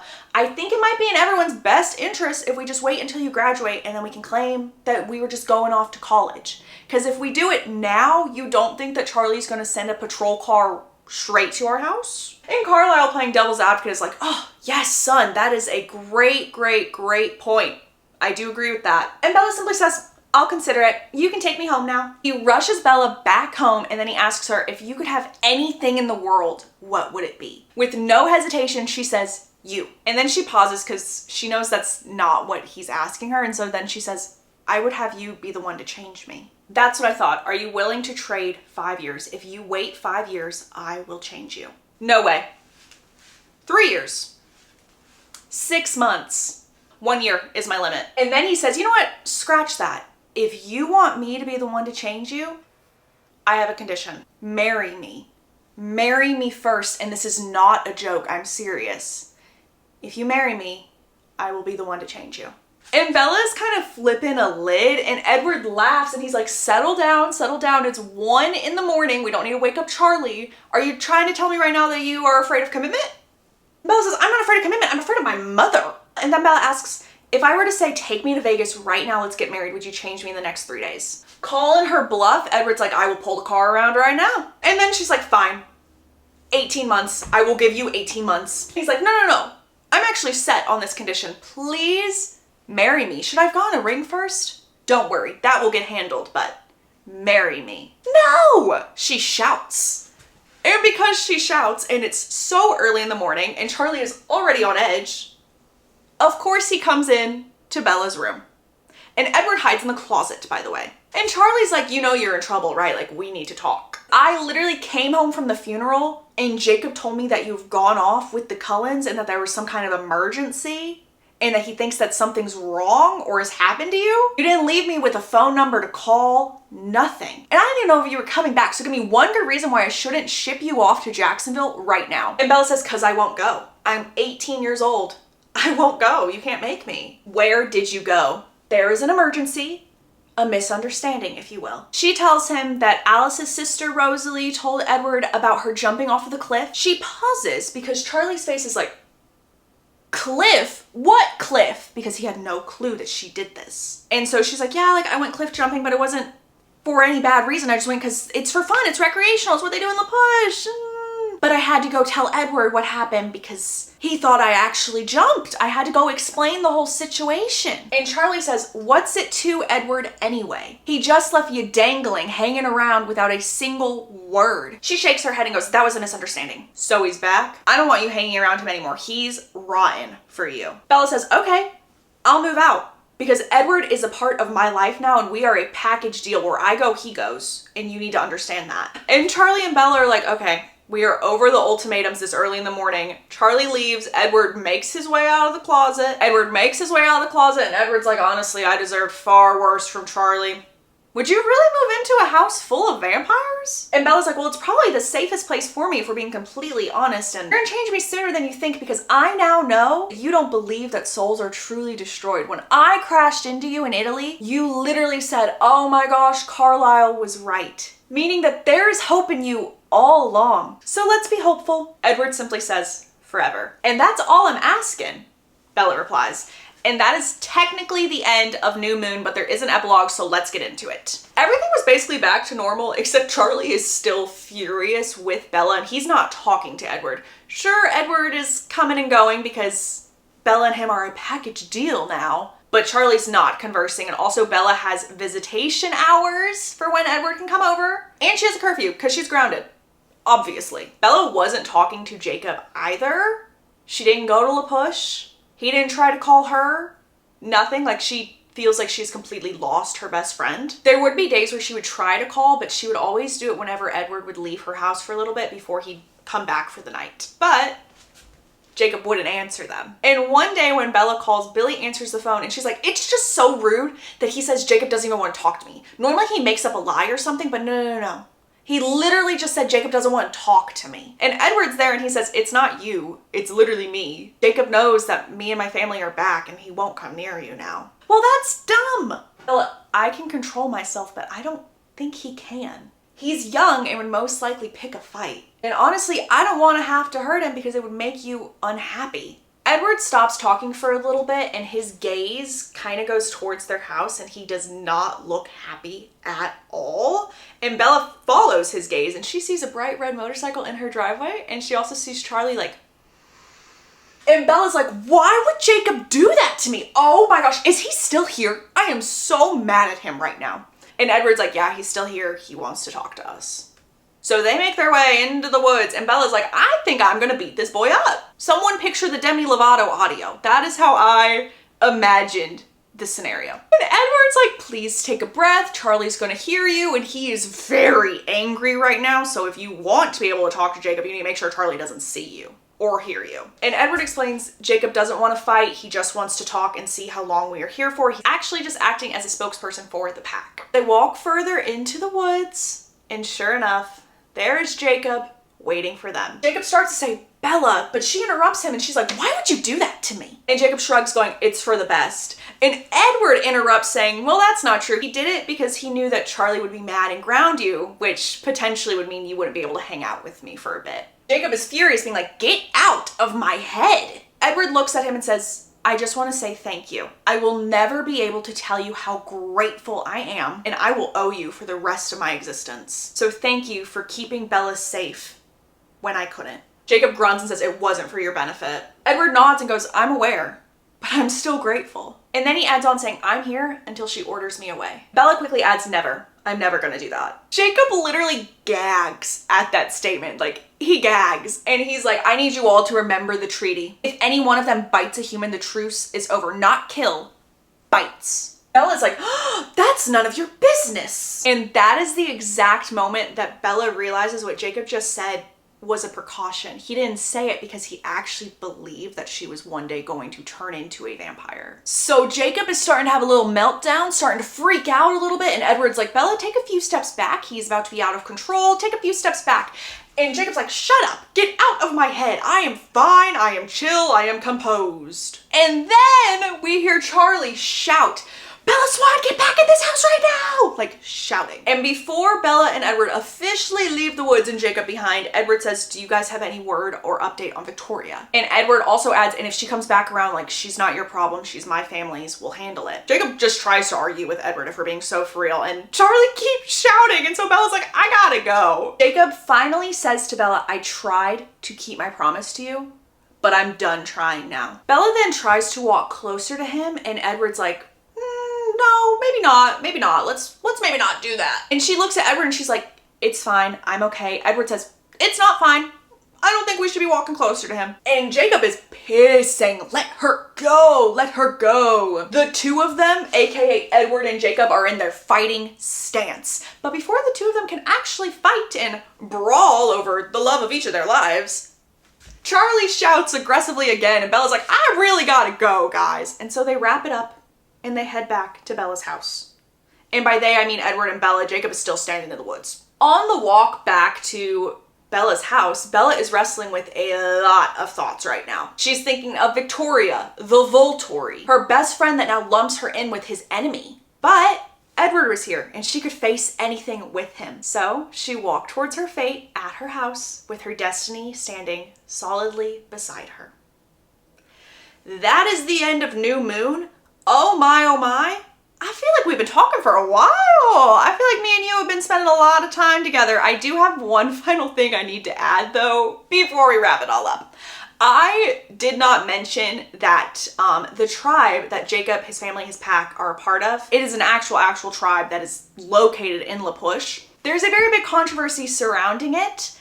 And I am going to put a lot of links in the description box down below so that you all can learn more about it, because the way that the author went about explaining their culture, their history, reworking everything wasn't the best at all. And also when all the movies and everything came out, they were actually not compensated for anything. And they got a lot of negative attention and attraction from this because all of their real history was twisted and fabricated into fictional work.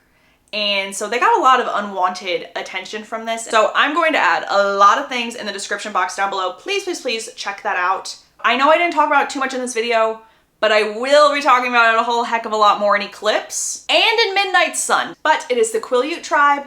They are in La Push. They are not actual werewolves, which apparently a lot of people thought that they were once the books and the movie came out. Like, literally tourists would come to the reservation and that would be the main question, like, where are all the werewolves? So yes. Buckle up, because this is probably gonna be the bumpiest ride of either of our lives. This one is completely different than the movie, and also, my oh my, there are a lot of questionable things that happen in this book, and we're gonna discuss it. The book starts off with a poem, which is Fire and Ice by Robert Frost, and of course, we're gonna be doing a dramatic reading, so get ready. I got my trusty old book here with us. Fire and Ice. Some say the world will end in fire, some say in ice. From what I've tasted of desire, I hold with those who favor fire. But if it had to perish twice, I think I know enough of hate to say that for destruction ice is also great and would suffice.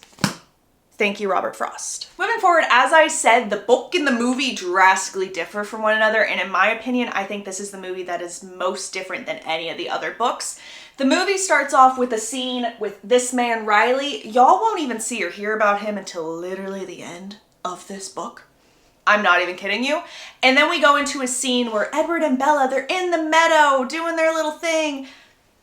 They're not in the meadow in the beginning of the book at all, and actually, they don't go to the meadow until the very end. So the beginning of this movie, just kind of throw to the back of your mind, we're not there. Anyways, we have a little snippet of a scene that's going to happen at the very end of the book, placed at the very start. So let's go over that first before we hop into chapter 1. Bella's POV, obviously, and she's thinking all of their sneaky plans did not work. She just watches as he prepares to defend her and try and save her when they're outnumbered. And his family wouldn't even be able to save them because his family was currently trying to save themselves. In the moment Bella believed to be her last, all of a sudden, a wolf howls in the distance. And now we are in chapter 1. The book starts off with a letter from Jacob. And this letter, you can tell, he had some rough drafts. And instead of, you know, being like a normal person, maybe writing in pencil so he can erase that, or maybe just grabbing a different piece of paper and starting over, no. Anytime he wanted to start this letter over, he would just cross it out. Just cross out several lines. And then when he finally figured out what he wanted to say, he just mailed that one piece of paper. So Bella just sees it all. She sees his whole thought process. And that really cracks me up. I'm not gonna lie. So some of the lines that he crossed out were, I don't know why you're having Charlie hand me notes like we're in class. You made this choice and you can't have both. Imagine just lines being crossed through this, by the way, as I'm saying these. How is mortal enemies complicated for you? I'm a jerk, no way around it, and it's worse when I think of you. In Jacob's final draft of this letter, what he officially settled on was, yeah, I miss you, but it doesn't change anything. Sorry. This is the exact letter that we see in the movie, except it's not at the beginning of the film. We have a few more things to go through before you officially see it, but they did use his exact letter, which I really appreciated. Bella could picture him writing this letter. She could picture him being so frustrated over not knowing what to say, knowing what he should say versus what he wants to say. She can fully see him writing this thing. And honestly, if circumstances were different, she probably would have laughed at him. But every line that he struck out just reminds her how much he's hurting. And a lot of the hurt stems from her. Looks up from this note and she sees smoke coming out of the kitchen and she's like, what on earth is going on? Come to find, Charlie, who literally can't cook, is in the kitchen trying to make some dinner. And by cook, I just want it to be known that he put a jar of spaghetti sauce in the microwave with the lid on, and that's what's smoking. Yes. We learn when Charlie takes off his jacket that there have been these random disappearances in Seattle. And multiple disappearances, mind you, like plural. Make a mental note of that, please, and thank you. Now, everyone, I want y'all to go back in time with me. I want y'all to go back in time to the very end of New Moon when we saw that Jacob tattletaled on Bella for her being on a motorcycle and for her owning a motorcycle.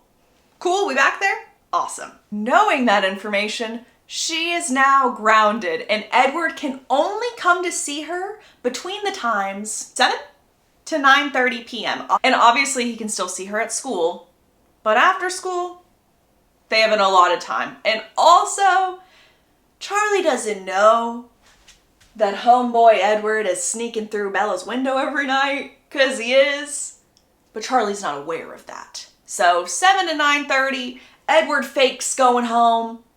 They spend the night together every night. Yes, she is grounded even though she's 18, and yes, she could move out, but she doesn't really want to ruffle any feathers with Charlie because eventually she's not going to be able to see him anymore. So why make a mess of the relationship that they currently have? Charlie currently has the news on and Forks is thriving, guys, but Seattle, it's not. And as I mentioned, there's some disappearances happening right now, but also let's add that there have been 5 unalivings in Seattle. Make another mental note, ladies and gents. After dinner, Bella is just chilling and she is reading her copy of Wuthering Heights. If y'all recall, Bella loves a classic. And while she is reading, Charlie sees this as his opportunity to be like, hey, can I talk to you about something for a second? He tells her that he is loosening the reins on her grounding under one condition. She needs to hang out with people other than Edward. Yes, she can still see Edward, but she has other friends, and so she shouldn't just be spending all her time with this one person. AKA, maybe you could go hang out with Jacob. What about Jacob? I will quickly learn that Charlie is Team Jacob till the end. He really loves Jacob. In fact, Charlie says, you really should hang out with Jacob. I mean, isn't Edward up for some healthy competition? There is no competition. Well, you're hurting Jacob's feelings by avoiding him, so can't you at least be friends? Charlie also says, you were so happy when you would hang out with Jacob. I'm happy now, she says through gritted teeth. I did not add that or exaggerate. It says that in the book. I'm happy now. And the way she says that literally makes the two of them laugh out loud like, whoa, girl, slow your roll. You seem so happy right now. So happy. Charlie just says, please just find some balance. That's all I'm asking for. And he stands up and then hands her a big envelope from the University of Alaska. Oh, correction. The University of Alaska Southeast. And obviously this is her acceptance letter. And Charlie is like, this is so exciting. I do wish you were going to go somewhere closer, but this is so, so exciting. And you know, I can help you with some of the tuition. And Bella's like, no. I have it all saved up. Don't worry. And she says this because she has no intention of going to any college or any university because she is going to be a vampire after graduation. At least that's what her and Carlisle decided on. Since they're on the discussion of college, Charlie very subtly is like, hey, so what's Edward's plans for next year? And Saved by the Bell, because as soon as Charlie asks that, there's a knock on the door and what would you know? It is actually 7 p.m. right now, which is the allotted time for Edward to come over. Bella reached for Edward's hand. She sighed because it almost flooded her with relief, as if she had been in pain and he relieved that. Now, I do want everyone to remember the last book where he just left her in the woods. And so she does have some PTSD from that, and we will continue on learning of this PTSD. But she does get a little antsy when Edward leaves her, and so she likes knowing that he's coming back and knowing that he is still here. Thus, why she sighed with relief. When Charlie approaches them, Edward is very civil, very kind, like, how are you doing, Chief Swan? And Charlie's just like, Like, he is not Team Edward at all. And rightfully so. If I were Bella's parent, I don't think I'd want Bella to be with Edward because he left her, made her be in a horribly scary, depressive state. And then all of a sudden she left for Italy and was gone for 3 days with no notice. And now he's back in town and not talking to any of her other friends at all. If you look at it from that point of view and the fact that Charlie doesn't know that the Cullens are supernatural, I do understand Charlie's hesitation with Edward. I get it. I hear you. Edward actually comes in with a stack of papers and he says, "Oh, Bella, these are more college applications. I know you missed the deadline, but I found some that either waive the deadline or at least make some kind of exception." And by exception, he means cash. They bribed the school with a lot of money for her to be able to apply. Because remember, Edward wants Bella to get the human experience and go to college and not be a vampire right off the bat. And Charlie's thinking to himself, "Oh, this is my moment. This is my moment." He brought up college. "Hey, Edward, where are you thinking about going next year?" Edward is like, "I don't know. I've been accepted to some schools, like there's Syracuse, Dartmouth, Harvard." And Charlie's like, "Harvard?" To which Edward is like, "Yeah, Harvard. Oh, and also the University of Alaska Southeast." "Oh, well, that's super. That's where Bella is probably going to end up going. But you know what? Wouldn't your father be a little disappointed if you turned down Harvard for the University of Alaska Southeast?" "No, I think my father would just want me to be happy and respect that decision." Charlie then lets them be, gives them some space, and Bella starts flipping through the applications and she sees one to Dartmouth and she's like, "Ain't no way. I'm never going to get in here, and two, I'm not applying to any of these." And he says, "Don't worry about the money. I will happily pay it and then you can just pay me back later." And again, Bella's like, "Ain't no way." Instead of pushing it any further, Edward just takes the applications, put them back into his jacket pocket and says, "That's fine. I actually sign your name better than you do. And I've already written your essays." Bella groans, saying, "Please don't start this. We've already discussed this several times. I won't be in any condition to start college in the fall." "Well, the timing is still undecided and I really think you need that human experience. There's no reason to rush. In fact," he says, "there's really no hurry. I won't let anything hurt you." I want to hurry. I want to be a monster. She actually says that, by the way. That's not me being silly. She does say that, and it's quite funny. Edward then says, "You don't know what you're talking about." And then he picks up the newspaper, flips to the Seattle headline with all the disappearances and whatnot. And Bella goes, "Oh my God, that's vampires?" This is someone new and they don't want to take responsibility for it.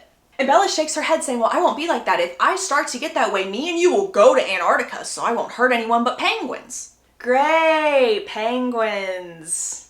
"Okay, then Alaska. It's perfect." I guess that's better. The wolves there do get quite large. And this ticks Bella off and she's just like, "That's my best friend. That was literally my best friend. Let's not make wolfy jokes." Then immediately apologizes, saying, "Please forgive me. I shouldn't have even suggested or joked about that." And Bella's like, "No, I'm sorry. I shouldn't have reacted in that way. It's just that Charlie was talking about how Jacob is so sad and it's all my fault. And all I want to do is go try and make it better." "Yeah, well, that is completely out of the question for you. You are not going to be around a werewolf by yourself. And I can't go with you because it would break the treaty and potentially start a war." This conversation was a little tension-filled, so they changed the subject and talked about Wuthering Heights, which was the book that Bella was reading. And Edward is like, "Oh, I hate that book. I hate that book. I hate that book." The only reason I am mentioning Wuthering Heights is because it is brought up a lot in this book. As in New Moon, Romeo and Juliet was the main theme. This one's Wuthering Heights. Bella explains to Edward the reason she likes this book is because nothing can keep them apart. Not her selfishness, not his evil, not even death. And their love is the only redeeming quality. Sound familiar? It does to me. Bella also says, which I find quite interesting, that Catherine, who is the main character in Wuthering Heights, is the source of all the trouble, not Heathcliff, which everyone would believe. This is paralleling into her own life where she believes she is the cause of everyone's issues. She knows that Edward is going to pick up on this, and so she changes the subject again and says that she needs to see Jacob, that it's not dangerous at all. Which is a lie, because as soon as she says it's not dangerous at all, she then remembers saw Paul not too long ago in his wolfy form when he was upset and mad, and she was fearful of this big gray wolf. And this little memory is making her heart rate just go through the roof, to the point where Edward knows that Bella is not telling the complete truth. But instead of calling her out on this, he simply says, "Werewolves are unstable. Sometimes people around them get hurt. And honestly, I know them better than you because I was here last time before Alice and Jasper were even with our family. Somehow Carlisle was able to make a treaty with Jacob's great-grandfather. Get a little bit more werewolf lore, if you will, because Edward says that the Cullens truly believed that this genetic mutation that led to the wolves becoming wolves died out when Jacob's great-great-grandfather passed away. Edward's back, and maybe it's just Bella's bad luck and her insatiable need to pull dangerous things around her. And somehow that was just strong enough to bring this pack back to life. And Bella is looking at him like, it's not me that caused this. I was told it's because your family returned. And when your family returned, the genetic marker lit up and the wolves started again. And Edward is like, Carlisle will be very interested in hearing that theory. Bella is growing more and more irritated with Edward over this whole conversation. And so she just goes, my friend is in pain. And if Jacob wouldn't have helped me when you left, I don't know what you would have come home to. Edward very quietly goes, I will never forgive myself for leaving you. Not even if I could live 100,000 years. And if I would have never left you, you wouldn't feel this need to go risk your life to comfort a dog. Please just make a conscious effort to stay safe, and I will do everything I can. But you gotta help me out a little. And Bella mutters, I'll work on it. Do you have any idea how important you are to me? Any concept of how much I love you, Edward tells her. Bella responds with, well, I know how much I love you. He laughs and he says, you compare one small tree to an entire forest. She nods and she says, I do have to see Jake. I'll have to stop you. Okay, we'll see about that. It is now a new day. We're at school. Bella is happy as can be because she is no longer grounded. There is an upcoming school dance, but we are not worrying about that one bit because she's not going. At lunch, Angela asks Bella if she sent out all her graduation invites, and Bella's like, well, I really didn't have a lot to give. Charlie knows that I'm graduating. Then we got Renee and Phil. Not a lot. And Angela's just like, you are so lucky. I feel like I have 1,000 of these to do, and I feel like they're never ending. I want to note that Alice is also at this table. In the movie, Jasper's there, but in the book, he's already graduated.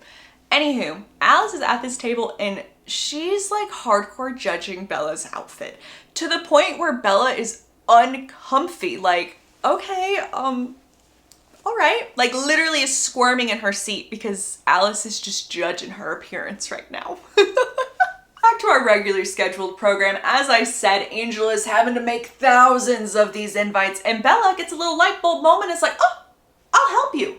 I will definitely help you. And she's not agreeing to do this so she can hang out with her friend Angela. No. She's doing this so that Charlie sees that she has balance in her life and that she doesn't just hang out with Edward. Alice overhears that Bella's no longer grounded, and Alice is like, oh my gosh, we need to celebrate. We need to go do something. And Bella's like, slow your roll. Please slow your roll. But just because Bella said this doesn't mean that they're gonna stop. So while all this planning is going on, Bella zones out, and while she's zoning out, all she can see is Jacob's face. Jacob's face in the very moment where she essentially broke his heart. That is what she's seeing over and over and over again, and all she can think about is not going out to celebrate that she's no longer grounded. It's that she wants to go see Jacob. And y'all, Bella isn't the only one daydreaming, because the thing that kicks Bella out of her daydream is Angela saying, Alice? Alice! Earth to Alice! Hello! Which means Alice is having a vision. And this one was really weird because it was almost as if Edward didn't want Bella to know what this vision was. As soon as lunch finished and they're about to walk to their next class, Edward makes sure that they're not alone at all so that she can't ask him about it. And then when that class ends, he goes up to Mike Newton. Yes. Mike. He goes up to Mike and he's like, hey, what's wrong with your vehicle? And Mike's like, well, I don't know. I think something's wrong with it. Yada, yada, yada. Edward's like, let me take a look. I can help you out. No big deal. And Mike is just like, yeah, maybe another time. And Edward's like, okay, cool, perfect. Well, I'm gonna leave. We're gonna go home. Bye, Mike. That's how I imagine it in my head because they don't talk ever. Literally ever. And so Edward and Alice and Bella are making their way to the car. And Alice is like, what are you doing? You are not the mechanic of the family. I mean, I guess you had Rosalie go the night before so you look like you know what you're doing, but why are you trying to help out Mike? Okay, commentator note, this lunch scene that I just described is in the movie, but it's taken place where, one, as I said, Jasper is there. But also, they're talking about how Jessica is going to have this epic valedictorian speech. Like, that is the main conversation going on. And Jessica's not even valedictorian. I'm convinced they made Jessica valedictorian in the movie because they wanted to give Anna Kendrick more screen time, which I'm not mad at. I thought she kind of crushed it. But I think in the book, Eric is valedictorian. I think. Correct me if I'm wrong on that one, guys. Anywho, Edward drops Alice at home and then he goes with Bella and him and Bella are kissing, kissing, kissing. And to Bella's surprise, Edward is the one encouraging and initiating everything and Bella's like, oh my, oh my, oh my. Then the other side of Bella's mind is like, oh, he's encouraging this because he doesn't want to tell me the vision. He's avoiding the vision. Again, what could have possibly happened? After a bit, they do have to stop because Bella still gets really dizzy during these moments and can't catch her breath. And we're still not really discussing the vision, and so Bella goes to her email and she sees an email from Renee that really ticks her off. Like, very much ticks her off. And that's because Renee is doing all these things that are so out of her comfort zone, as in, I think, say like skydiving or something. She had like a parachute, and Renee is afraid of heights. That is like her number one fear. And Bella's like, why would Phil encourage this? He is not taking care of my mother the way she should be taken care of. I would take care of my mother better if I were there. I know my mother a whole lot better than Phil does. And she shakes her head just thinking, no, no, no. I have to let my mother go. This thought process is what leads Bella thinking about Renee's worst mistake or biggest regret. And that was getting married so young. So there was a reason for us having to read this email from Renee because it did get Bella to start thinking about marriage again. I learned that the number one thing Renee drilled into Bella's mind is smart people take marriage seriously. And again, we're gonna talk about New Moon for a second because please remember the end of that book. We see that a compromise from Edward was, if you want me to be the one to turn you into a vampire, you need to marry me. That is why marriage is fresh on the mind right now. As I also want to say that Charlie has kind of gotten to Renee a bit because the end of Renee's email is asking about Jacob. And Bella literally knows it's because Charlie prompted this. Bella just responds with, he's fine. I don't see him much. Edward now sees what kind of just looks like a lump of garbage, of metal garbage. And it's just staring at it like, Evan and Rosalie aren't going to be really happy over this. This leads him into a new segue saying, speaking of these birthday gifts, the plane tickets that you were given, they're going to expire. That should be how we celebrate your freedom, by going to go see Renee in Jacksonville, Florida. And don't worry, Bella, because Charlie can't stop you from seeing Renee. Renee has primary custody over you. Bella says, nobody has custody over me. I'm 18. I'm an adult. Ah, you see exactly my point. Let's go this weekend. This weekend sounds great. And Bella shakes her head being like, no, not this weekend. I just got ungrounded. Oh, Mr. Gaslighter has returned. He is back in action because he says, you weren't the only one trapped in here, Bella. Bella immediately knows that this is so sus because Edward is normally very selfless. Very, very selfless, and he's really not backing down over this one for some reason. And because of this thought process, Bella not so subtly goes, what was the vision at lunch today? In a very composed, almost rehearsed manner, Edward says, she's been seeing Jasper in a strange place near his former family, and even though he doesn't want to go back, she's still a little worried. They go downstairs before Charlie is home, so Charlie doesn't know that Edward was in Bella's room. Charlie informs Bella that they are both invited to Billy and Jacob's house because there's a playoff game this weekend. Emphasis on this weekend. Emphasis. And Bella's currently doing the dishes and she's about to respond until this paranormal man says, Charlie, did Bella ever tell you about the tickets my parents got her to go see Renee? Bella literally drops the plate into the sink because that is not what they discussed at all. He has now taken the wheel and taken matters into his own hands. You know what? Edward does not let Bella dropping the plate deter him because he keeps going. He just keeps going. Edward says, these tickets are about to expire and I think Esme would be really hurt if Bella didn't use them. And Charlie nods and goes, you know what? You are so right. It is actually a really good time for Bella to go see her mom. There's a pause. And then Charlie goes, wait, you said they're about to expire. How many tickets are there? One for me and one for Bella. Again, Bella is pissed in the background. And so is Charlie. So is Charlie. They are both angry right now. Charlie gets up out of his seat and he shouts, nope, nope, not gonna happen. You are not going anywhere with him, young lady. He is pointing his finger at her like this. So essentially that line would have been, you are not going anywhere with him, young lady. Just like that. It's very heated, very, very heated right now. And Charlie's reaction to this is setting Bella off, and Bella's like, I'm an adult, try and stop me. Charlie says, well, you know what, you're grounded again. Welcome to being grounded. My house, my rules. And Bella says, fine, if that's what you want. What time would you like me out of this house? I can have it moved out tonight, but if you would be so gracious, I'll do it tomorrow. Because Dad, you know as well as I do that if this trip was me going with Alice or Angela, you would be completely fine with it. Charlie says, well, of course, they're girls. Bella then retorts back and says, and if I were going with Jacob? Charlie says, well, that would bother me too. Which Bella says, you are lying to me right now. I'm not going to Vegas or anything like that. I'm literally going to see my mother. And she finally says, I finished my homework. The kitchen is clean. I'm going out. Edward asks very quietly but enthusiastically to Bella, we're going out? Yeah, we are, and I want to speak to you alone. None of that happened in the movie. Where was that? That was the most intense scene, and also I loved it. I was living for the drama. In the car, we have some more gaslighting going on. From who, you might ask?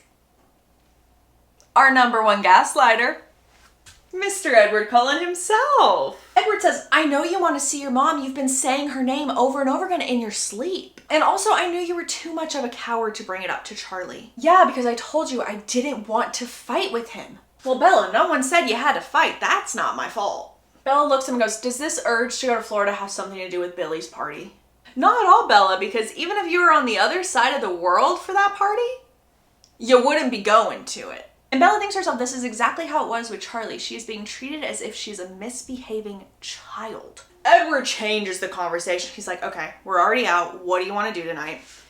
And Bella just shrugs and goes, I want to go to your house. I haven't seen Esme in a while. Let's go see Esme. And that's what they do. We don't really get to see that scene at all because we flip immediately back to her house.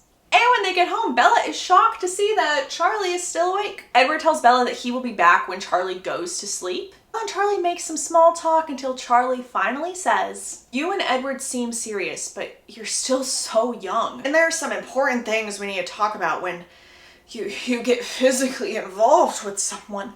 AKA, when two people love each other very much. We're having a very, very awkward coach car talk. A little education. Bella literally is like, la la la la la la, stop, stop, stop. I already know about the birds and the bees. I've heard it from Renee. She beat you to the punch. No more.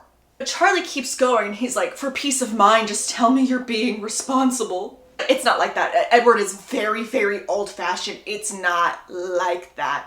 And Charlie pushes it a bit more, and so to shut him up, Bella literally is like, I'm a virgin. All clear, all good, don't need this talk, good night. Before Bella can completely make her getaway from this awkward conversation, Charlie goes, how's the balancing going? You being able to balance everything? And Bella says, actually, yeah, I have plans with Angela soon. Charlie responds with, oh, great, yeah, that's awesome. What about Jake? I know you'll do the right thing, honey. You're such a good person. I really feel like Bella gets emotionally manipulated a whole lot in this book. There's a lot on her emotions. But that's all right, because after he says that, she's able to make her escape upstairs, and she knows that Edward's going to be a little bit, and so she's like, oh my gosh, I can go see Jacob right now, and Edward would never know. So she races to her truck. And while she's running, she is peering over her shoulders to make sure that no one is following her. She gets her keys in the ignition and it's not working. It's not starting. And then she sees him in her peripheral vision. Edward. Edward says, Alice called. Apparently she got anxious when all of a sudden she could no longer see you in her visions. And just remember, everybody, Alice can see visions of everything except werewolves. So anytime a werewolf is near, it can kind of skew the vision a bit or take people out of it. And Carlisle has a theory as to why this can happen. His theory is that werewolves are ruled by their transformation, and their transformation isn't a decision, it's a reaction. And this makes everything so unpredictable. In the moment that they change from one form to another, they actually don't exist. So that is why they're a little bit of a blind spot in Alice's powers. Back to the present moment, Edward tells Bella, hey, I'll put your truck back together tomorrow. Don't worry about it. And also, if you don't want to see me for the rest of the night, just close your window and I won't come in. Bella is furious with Edward right now, and she literally stomps back into the house. She passes Charlie again, and Charlie watched her head out super excited, and he knew. He was like, oh, she's gonna go see Jacob. And so Charlie's like, what happened? Bella explains, and he's like, well, do you want to use my car? And Bella's just like, nope. Good night. I'm over it. And as soon as she gets upstairs, she slams her window shut, and then she takes a second and she's like, you know what? No, let's open it back up. And in fact, she opened it as wide as it could possibly go. Guys, we have a time jump. We are now back from Florida. So the weekend has passed. We have gone to Florida. We've hung out with Renee, and now we're back in Forks. And this is a decision that I preferred in the movie. I liked that we got to see Bella and Edward in Florida in real time. I enjoyed that. And also Renee gave Bella this gift of, I think it was like a t-shirt quilt or something like that. And I adored it. I adored the t-shirt quilt. It was just so wholesome and so sweet. And that does not happen in the book. So that was a nice addition in my personal professional opinion. Edward tells Bella that Renee has a very interesting mind. It's almost childlike, but very insightful, and Renee sees things differently than most people do. Bella is now thinking about a conversation she had with her mom when her and her mom went on a walk, and Edward was stuck inside because it's sunny, but he just said he had a term paper to write. Renee on this walk told Bella that she's concerned about her and Edward because they're so intense, and she didn't realize how serious that they were. Like, he watches you as if he is ready to take a bullet for you in a heartbeat. And it almost feels like there's a secret aspect of your relationship that I'm just kept out of. Like, I feel like I'm missing a piece. Honestly, it's not just him. You move differently too. Like, when he moves, you move. Kind of like a satellite. Anywho, Bella is back in the present. She is done reflecting on the past, and we are in Forks. Charlie is waiting in the living room. He is ecstatic to see Bella, and he's like, before you start unpacking, before you start dinner, Jacob called, and you really need to call him back because I told him that you would call him. He misses you. And exactly in that moment is when the phone rings again, and so she picks up. Obviously, it's Jacob. Jacob says, you're back? To which Bella responds with, yeah. But as she says this, she has this weird feeling of homesickness inside of her, wanting the person that sheltered her from everything to come back. Anywho, the next person to speak is Jacob. And Jacob says, are you going to school tomorrow? Yeah, of course. Why wouldn't I? Jacob, what do you want? What is the point of this conversation? He responds with, nothing. Nothing at all. Okay, what do you want to talk about? And then he abruptly says, I have to go. I'll talk to you soon. He then hangs up the phone before Bella can even argue with him. And Edward is looking at Bella like, you good? You okay? Bella, very frustrated, is like, I just wish I knew what that was about. And Edward says, your guess is probably better than mine. And then it clicks in Bella's mind. Bella's theory is, oh my gosh, I went out of town with you. I went on a trip with you, and he's now checking to see if I'm still me, if I'm still human. This is also the moment that Bella realizes that as soon as she makes that transformation, they can never come back to Forks because that would be them breaking the treaty. All right, next day on the way to school, this does happen in the movie. It's flip-flopped. This movie's all over the place. But the majority of the scene does happen in the movie. To some extent, of course. Edward says, if I asked you to do something, would you trust me? Bella's like, depends. I was afraid you would say that. I want you to stay in the car. Please just stay in the car. And Bella doesn't even have to question it because she sees him. She sees Jacob standing by his motorcycle in the school parking lot. Edward then tells Bella, you assumed wrong last night. The reason he asked you if you were going to be at school wasn't to see if you're a vampire, it's because he knew I would be with you. He wants to talk to me. In fact, he wants to talk to me in a place where there are witnesses. Bella is sitting there being like, I feel like I am always missing some kind of information. I feel like I'm always left out in the dark because this makes no sense. Because she's feeling this way, she looks at Edward and she's like, yeah, no, I'm not staying in the car. And y'all, Jacob wanted witnesses, and that's exactly what he's getting because every single student in Forks High School is just staring at Jacob like, what is happening? And I also just want you to remember that Jacob doesn't look like a 16-year-old. He looks like a 25-year-old man who's like 6'7". Edward says, I already know what you came to say. Consider us warned. Warned? Warned about what? Jacob goes, oh, I see that you didn't tell her. Were you afraid that she would side with us? Edward goes, drop it. Bella's like, wait, what don't I know? Jacob says, oh, we didn't tell you that his big brother crossed over into our territory and tried to start a fight with Paul? And Bella's just thinking to herself, Paul? Oh my gosh, wait, I hope Paul is okay. She's not even thinking about Emmett because she knows in a fight, Emmett's always going to end up winning. And Edward can literally feel Bella's anxiety, so he leans in and he whispers, everyone's okay, we're okay, everything is completely fine, nobody got hurt. Jacob says, oh, so you didn't tell her anything, that's why you took her out of town then. There's a long moment of silence and then it all clicks for Bella. This is all connected. Everything is connected and it's connected to Victoria. And that was the vision Alice had that Edward wouldn't tell her. It was all about Victoria. Edward shrugs his shoulders and say, why would I worry her about something when she's not in danger? Why would I put her through that? Jacob says, better scared than lied to. And mind you, Bella is actively freaking out right now. There are literal tears in her eyes. Jacob says, she's tougher than you think she is and she's been through worse, so she could handle it. And when he says this, Edward's face cringes and it reminds Bella of the time when Jane did her pain on Edward. That is what she sees in Edward's face currently. And Bella's like, what is going on? Edward keeps wincing and he's like, it's fine, Jake just has a really good memory. And so now Bella is screaming at Jake like, stop, please, just stop. Jacob says, sure, but it's his own fault if he doesn't like the things I remember. Edward then says, well, the principal's coming, so if we don't want to be involved, we need to leave right now. We also learned that Jacob never sold Bella's motorcycle, even though Charlie told him to after he tattletaled on Bella. So then he's like, come over anytime, we can ride motorcycles. And on top of that, he says, I actually was wrong. I think we can be friends, so come see me. And Edward has now wrapped his arms around Bella, and so Bella's like, I don't know. Jacob says, I miss you all the time. Which Bella responds with, I'm sorry. Yeah, that doesn't matter, right? Bella is wanting so badly to reach out and hug Jacob. Her body is like literally going in that direction, but she's being held back by Edward and her arms are being pinned down to her side as well. The principal has finally arrived to the scene. He looks at Edward, he's like, do we have a problem here? And Edward's like, nope, go into class. Well, I don't recognize your friend. Edward says, well, he's no friend of mine. And then they head to English. In the movie, this is the part where Bella hops on Jacob's motorcycle and they ride off in the distance.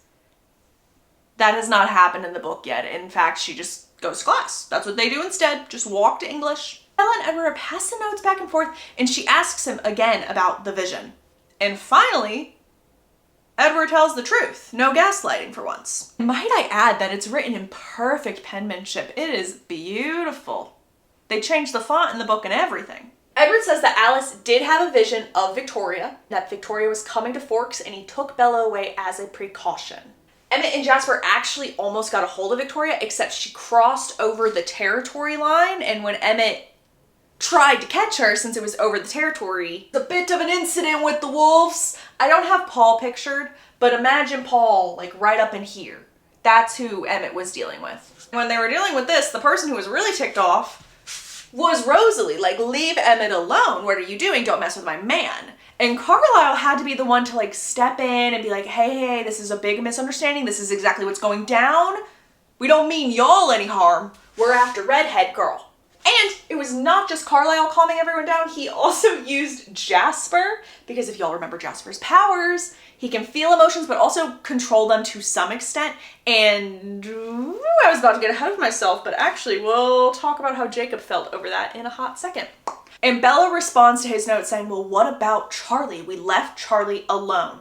And Edward says, well, I wasn't gonna let you go on a plane by yourself, no way. And Bella is shook by this response because never in a million years did she even consider that Edward wouldn't go with her. She just assumed like maybe they put someone on guard at Charlie's house, not that Edward could have stayed back. That was never a possibility for her. Bella is now being a little silly, and so she's like, okay, so it's my bad luck.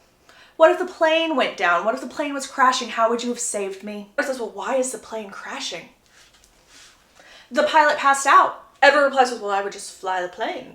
Bella says, the engines have exploded. Edward says, well, then I would wait until we were close enough to the ground where I'd feel comfortable jumping out of the plane with you on me, and then eventually I would sprint back to the plane and we would just be the two very, very lucky survivors. You would still be fine. I was reading this, it's just like, what? But instead she replies with, you will tell me next time. You won't leave me in the dark. Nods this, and this very moment is when the teacher comes over and they're like, Mr. Cullen, what are you working on over here? And Edward is very sneaky, and also he knew this was coming because he can read everyone's thoughts. And so he's like, oh, my notes? Yeah, these are my notes. You want to look at them? And of course, they were well-written notes. Now for calculus, not a lot happens in calculus, except everyone is talking about Jacob. Even the people that don't know him are talking about him. The people that don't know him are being a little questionable in the way that they talk about him. But also, we'll get to the problematic elements of this book a little later. But the main reason that they're talking about Jacob is they're taking bets. They're like, Jacob, Edward, Jacob, Edward. And Mike's like, my money's on Jacob. Anywho, Bella's having a bad week, guys. And rightfully so, because all she can think about is Victoria. Bella's mind, it's too dangerous for her to be a human. The Volturi demand her to be a vampire, and Victoria would probably stop chasing her if she was a vampire. And Carlisle is trying to calm her down like, it's one vampire against 7 of us. You're good. You're good. And Emmett says, I'm so happy Edward didn't kill you because everything is so much more exciting now. It is mentioned that Jasper has used his powers a little bit to calm Bella's nerves, and so she is feeling a bit more at peace. And when she finally brings up these concerns to Edward about her staying human with Victoria around, Edward's like, honestly, I don't want to hear it. Take it up with Carlisle. We had our deal. You did not accept my terms and conditions. Carlisle is the one in charge of your transformation, not me. Unless, of course, you're wanting to bring that discussion back up and we can go over the terms again. I'm fine with that. And of course, Bella's like, no. Bella is literally thinking to herself, sometimes I do think he can read my mind, because how on earth was he able to pick the one thing that I would say no to? And as I said, this was a bad week for Bella, but a bad day in particular because Edward had to go hunting. He did. As I mentioned earlier, she has PTSD from the last time Edward left her, and she would never bring up any of these thoughts to Edward because she wouldn't want him to feel guilty. But she's freaking out that he's gone. Edward, who does know Bella very, very well, has a hunch of this, and so he does leave her a note being like, I will be back soon. Look after my heart. It's with you. And then Alice reaches out later and is like, I'm like 15 minutes away if you need anything from me. But basically, Alice saying this is her way of being like, no funny business. Don't try anything crazy with Edward gone, because we will still know. Bella is eating breakfast and she is distracted by these 2 magnets on the refrigerator because these 2 magnets can hold so much paper without snapping. But they really don't want to work together, and so like if she puts them together, they're not going to do their thing because they're polar opposites. They won't stick. And she's literally a crazy person standing by the fridge with these magnets trying to shove them together and get them to work. And she's trying to do this until she can force them to coexist together. Pay attention to that wording. She is trying to force these 2 polar opposite things together so they can coexist at the same time. Which is such a weird scene to include, right? Like, super weird. Like, what could be the importance of this? Like, do you think it's representing a certain set of characters? Maybe. But don't you fret, we will come back to this moment, but it will be in probably about 500 pages or so. Bella goes to work, she hears Mike and Mike's mom arguing, and she got to work a little early, and Mike's mom sees Bella, and she's like, oh, you know what, you actually don't have to work today. I don't know if we can keep you on payroll, yada, yada, yada. And the reason that she said this is because Bella has gone up to the Newtons and is like, I'm leaving for college soon. I don't know how long I'm actually going to be able to work. And so they hired someone else. They hired a new girl. Her name is Katie, and I believe it's the same Katie that is dating Eric. Fun little fact. Since they hired Katie, they don't have the funds to pay for Bella. And Mike is like, this is super awkward. Just let Bella work the hours that she wants to work. And Bella's like, no, it's fine. It's not a big deal. Mike's mom's like, see, I knew it would be perfectly fine. Bella understands. Actually, Bella, on your way out, can you throw these in the dumpster? Thank you. Thank you. That is insane. That is actually insane. But okay. And what she's throwing away are these flyers, and it says, save the Olympic wolf. This sent Bella running to her truck, wanting to go to La Push, and she's like, oh my gosh, wait. This is a spur of the moment decision. There is no way that Alice would be able to see this happening. Bella technically doesn't know where the boundary for the treaty line is, but as soon as she crosses over to the boundary, she just instantly feels better and instantly feels safe. And of course, Bella is going to go see Jacob. And Jacob is ecstatic, jumping off the walls like, holy heck, you came to see me. And so Bella and Jacob go on a walk because they're too jazzed to sit down. They can't be doing anything else. So they're just walking and they're talking, doing their little thing. And Jacob just loves to stir the pot. And so he asks like, did you forgive him for everything? Bella responds with nothing to forgive. Jacob says, I wish Sam would have taken a picture of you in the woods and used it as Exhibit A. Well, that's just silly because we're not on trial. Edward left because he didn't think that I should be around vampires. It's healthier. That's why he left me. Well, then he should have stayed away. Jacob, I went to get him and you know that. You literally watched me leave. Jacob then says, tell me the story of what happened when you were there. Or are you not allowed to? Bella's just like, well, I'm allowed to, but it's a really long story. And so Bella's starting from the beginning, but she does let it slip that Alice can't see the wolves at all. And Jacob's like very happy over this news, which means everyone's gonna be very happy over this news. Bella changes the subject and is like, okay, tell me what I missed when I was in Florida. What happened? I need to hear your side. So here's the gist. Jacob and his two best friends, Quill and Embry, they were on patrol for the night. And then all of a sudden there was a fresh trail. And since Jake didn't know that Bella was out of town, he just started sprinting. But Victoria crossed the line. When she did that, Emmett lunged for her, landed behind her, and almost rammed into Paul, who's not pictured. Non-pictured Paul. And obviously Paul overreacted because that's kind of what Paul does best, if we remember from the last book. But apparently the blonde also overreacted, the blonde being Rosalie, which that adds up as well. And Jacob says, but it was so weird because everything was so heated and then all of a sudden, it was like this forced calm came upon all of us. And everyone just agreed that Victoria was the priority. The big one and the leader wanted permission to be able to come on our side, but obviously we said no. And Bella says, Edward told me the same story, he just left out a few details. Jacob goes back to the earlier discussion and says, the fortune teller saw you jump, but she didn't see me, because she can't see me. If you would have just waited for me to go cliff diving like you were supposed to, they wouldn't be back. Bella says Edward would have come back anyway. He was already a few weeks out from just coming back. He also wasn't okay. And Jacob says, well, Sam is mad at you because you were the one other person who should hate the Cullens as much as us. And now you like them again. It's like a betrayal. Bella says, I love him not because he's rich, not because he's beautiful, but because I'm in love with him for who he is. But please enlighten me. What is a valid reason for me to love someone? It's best to look at your own species.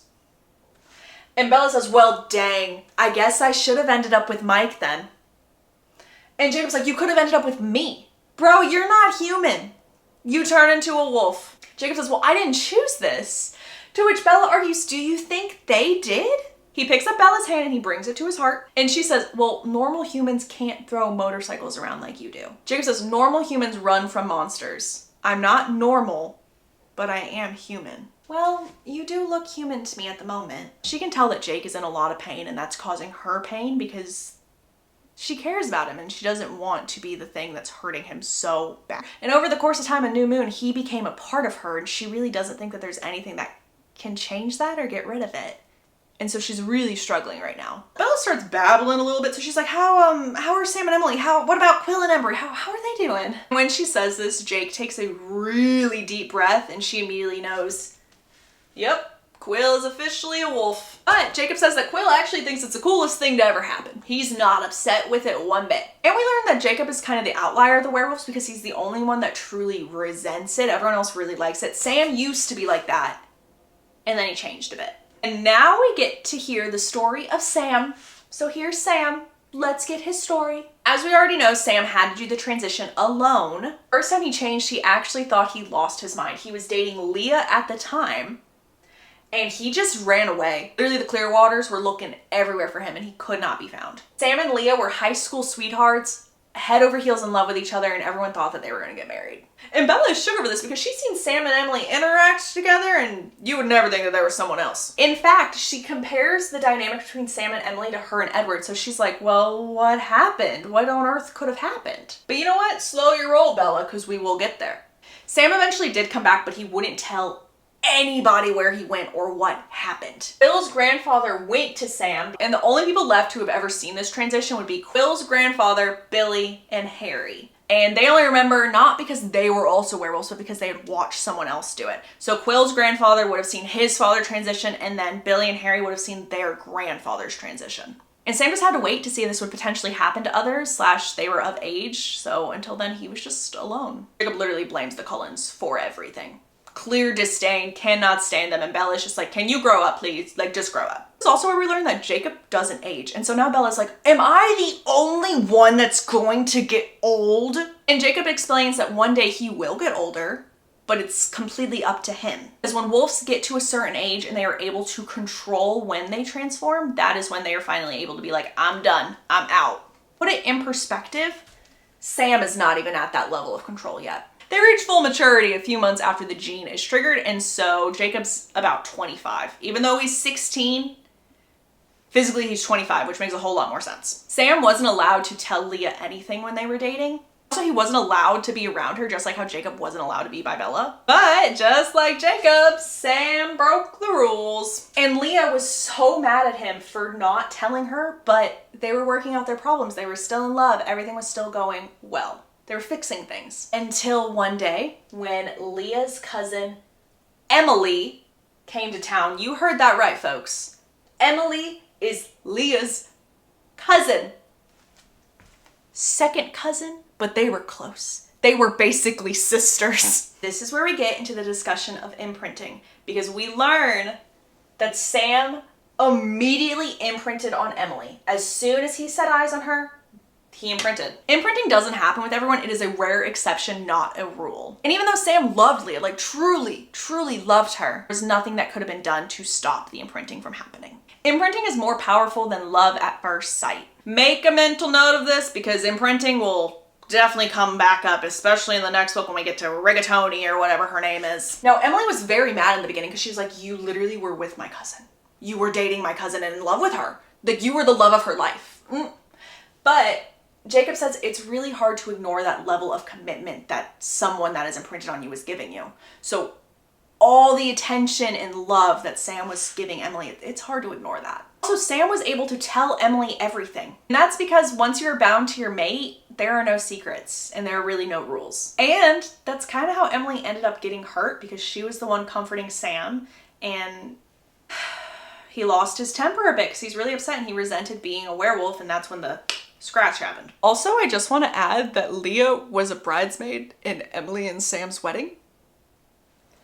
So there's that. There's that. Jacob says that the imprinting hasn't happened to him, but it has happened to Sam and Jared. Jared's also not pictured. Sorry, Jared. Jared's imprinting was not traumatic. It literally was a girl that he would sit by in class, never paid attention to her at all, and then one day he saw her and his world flipped upside down. The funny thing is, though, is that this girl actually had a crush on Jared. She'd go through her notebooks and she would literally write her name and then Jared's last name all over it. This was such a win for her. Such a win. And now to answer your question, Sam and Jared aren't just going around spilling secrets, spilling the tea on everything that's happened. There are no secrets and no privacy when you are a werewolf. So anything you think, anything you're feeling, it's felt by others. Jacob's like, well, you get the no privacy thing, right? And Bella's like, no, Edward can't read my thoughts. And Bella was like, what were you thinking on Monday when Edward was so bothered? What was it? And Jacob says, oh, I was thinking of you, remembering when you were found in the woods. Jacob has seen this exact image because Sam is who found her. And so he's seen it through Sam's memories. And Bella is pissed that that's what Jacob did. And so Bella's like, you know what? I'm going to go to Angela's. I'm going to be late anyway. I got to go do some graduation invitations. Bye. And before she officially leaves, she says, 1, that she will see him next time Edward is gone. And then 2, I don't care who's a vampire. I don't care who's a werewolf. You're Jacob, he's Edward, I'm Bella, and that's all that matters. But I'm a werewolf and he's a vampire. And Bella screams, well, I'm a Virgo. And then they both laugh and say that they've missed each other and that they will see each other next time. And so Bella is now on her way to Angela's house. Bella is driving. She's already feeling a million times better until, you know, in her rearview mirror, she sees a shiny silver Volvo behind her. And Bella's just thinking to herself, ain't no way I'm pulling over. And she drove like that until she got to Angela's house and got out of her car. The shiny silver Volvo just drove past. It didn't stop. Just kept going. And Bella refused to look up because she didn't want to see the look on his face. Ben is who answers the door. He's dating Angela. In the movie, Angela's dating Eric because I don't think Ben exists. He's like, thank God you're here, Bella. I can't take this anymore. I can't. And then he leaves. I think he goes to a movie. They're working on the invites. They're making small talk. Angela's like, are you okay? You seem a little anxious. I was like, yeah, it's fine. It's Edward and it's Jacob. Oh, okay. So he's jealous.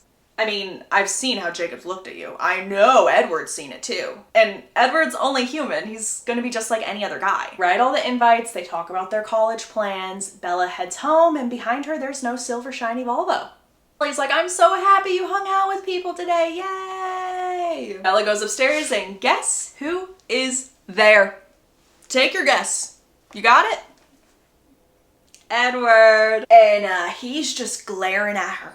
Just glaring. And she just says, so I'm alive. Edward goes, do you know how close I was to breaking the treaty today? And Bella goes, you can't, they would love that. And Edward says, maybe they aren't the only one who would love a fight, especially if he hurt you. Bella says, well, Jacob isn't dangerous. Edward says, are you the best judge of what's dangerous? And instead of fighting and answering, she goes up, she hugs him, and she goes, I'm sorry. And I'm sorry if I made you anxious today. Edward explains that Alice saw her disappear, and they put two and two together, and he immediately came back home. And Edward's like, so this isn't gonna happen again. And Bella's like, yeah, it's not gonna happen again because you're not gonna overreact. And Edward goes, no, it's not gonna happen again because you're never doing it again. You're never going to go back there. And Bella, thinking of her conversation with Angela, is like, is this really about my safety or are you just jealous? You know better to be jealous, right? And Edward just questions, do I? And Bella says, well, when it comes to this enemy's nonsense, I'm Switzerland. Jacob's family and you're not exactly the love of my life, but the love of my existence. He tells her that she smells like a dog and they move forward with their life. You know, Edward ended his hunting trip early, so he's gonna have to go back to go get food. Since he doesn't want Bella to go see the wolves again, he's arranged her to have a slumber party with Alice. Alice says, there's nothing I can do. He paid me off. He's given me that yellow car from Italy, so you're on your own. I really want that car. The slumber party consisted of Alice, Rosalie, Esme, and of course Bella. She makes Alice give her phone so that she can call Jacob and let him know that she's not ghosting him, that she's at this slumber party against her will. And he's like, do you want us to come get you? We will come get you. And she's like, no, like their hearts are in the right place. Before she hands the phone back to Alice, she tries to call Edward 4 times, but it goes directly to voicemail because he is actively hunting. But she does leave a message saying, you are in big trouble when you get back. Alice follows Bella upstairs and Bella's like, I'm not gonna escape, it's completely fine. And Alice is just like, well, I wanna show you where you're gonna be sleeping. And Bella's like, isn't it just Edward's room? Am I sleeping on a couch? Like, what do you mean? And Alice opens the door to Edward's room and inside, there is now a huge bed. This was not there last time. Edward put this here for Bella. And by huge, I mean huge. Alice leaves, shuts the door behind her, and then we hear a knock. Now, do y'all have any guesses on who this person could be? It is Rosalie. And we are about to learn Rosalie's story. Rosalie comes in the room and she says, he rarely leaves you alone and I thought I should take advantage of this opportunity. And please don't think I'm interfering, but I did want to say my opinion on why I think you should stay human. Bella says, Edward told me what happened to you is similar to what could have happened to me in Port Angela. Rosalie says, that's all he told you? Well, then would you like to hear my story? Okay, serious commentator note, no silly funny business, serious, okay, cool. I am going to put a little timestamp here because her story does deal with SA and I know that that can be very triggering and I don't want anyone to have to sit through this because even if you've seen it in the movie, it's a little more than the movie, TBH. Here's the timestamp. Do whatever makes you feel the most comfortable. Back to the story. Guys, I just took a little break and I went in the bathroom and I looked in the mirror and I didn't rub in my dry shampoo. That means all of what I just filmed there was just dry shampoo. In that footage, the roots are gonna be going hard and I love that. Love that so much. Anyway, let's get back to our regularly scheduled program and let's learn a bit about Rosalie. It was 1933, we were in Rochester, New York, and Rosalie was 18 years old. And let me just tell you, her life was perfect. And yes, this was during the Great Depression, but Rosalie explained that she really thought that was a rumor because her family never had any financial struggles. Rosalie had 2 younger brothers, but she was obviously the favorite. And even though her family was well off, they still wanted more. They wanted to be able to climb the social ladder, and Rosalie was the key. And honestly, this worked out for Rosalie because all Rosalie wanted was to be loved and adored. She wanted to get married and have a wedding with tons and tons of flowers, have her father walk her down the aisle. And she wanted a big house with a porch that had a swing on it. Rosalie's best friend Vera actually got married at 17 to a carpenter. Rosalie knew that this was something her parents would never have wanted for her because in this time period, a carpenter would be pretty low on the social ladder. Friend Vera had a son with curly hair and dimples. This was the first time in Rosalie's life that she was jealous of something. Rosalie wanted a baby, a house, a husband who would get home from work and kiss her immediately. Royce King was also in Rochester and he owned the bank that Rosalie's father worked at. Royce King had a son, Royce King II, and this was the man that Rosalie's parents was like, oh, maybe we should set the 2 of them up. Literally got to the point where Rosalie's mom would be like, oh my goodness, Rose, your father forgot his lunch. Please go bring his lunch to the bank. Please, please, please, go do that for us. And they never really hung out alone. Every single time they hung out together, he made sure that there were lots of people around. Almost like he was showing her off. And quickly they were engaged and they were happy. One night Rosalie went to go see her friend Vera, and Vera's son is named Henry, by the way, so she also went to go see the baby. And right as Rosalie was about to leave, Vera's husband kissed Vera, and Rosalie noticed that he did it when he thought no one was watching, and this made Rosalie reflect back and be like, Royce has never done that to me. Royce always makes sure that we have a crowd whenever anything happens. So on the same night that Rosalie went to go visit Vera, and Rosalie tells Bella that she remembers every single detail of this night. It was a dark, cold April night. Her wedding was literally a week away, and then she heard Royce call Rose's name, and he was not alone. And let me just tell you that these men had had a really, really good night, and they were not fully there. And as we've learned about Royce, he loves showing Rose off, and so that's what he was doing to his friends. But Royce's friends weren't really impressed by how modest Rosalie was, especially in her appearances. That is really where I'm going to stop with the details on this scene. You can kind of assume and infer where this is going, and it just escalates from there. And they leave her in the street thinking she was dead. And honestly, she wished that she was. Carlisle was the one who found her, and Rosalie remembers how irritated she had been at the Cullens because they were drop dead gorgeous and beautiful and stunning, and they hated the attention. Oh, and side note, Edward's part in the Cullen family during this time was pretending to be Esme's brother. So he wasn't either of their sons. He was pretending to be her brother, which I find very interesting. Carlisle scooped Rosalie up and he carried her to a bright room. And then all of a sudden she was just in immense pain. And she remembers Edward not being happy with this. He would even say her name with disgust. And Carlisle was like, I couldn't just leave her. She's too beautiful. She was too beautiful to leave in the street like that.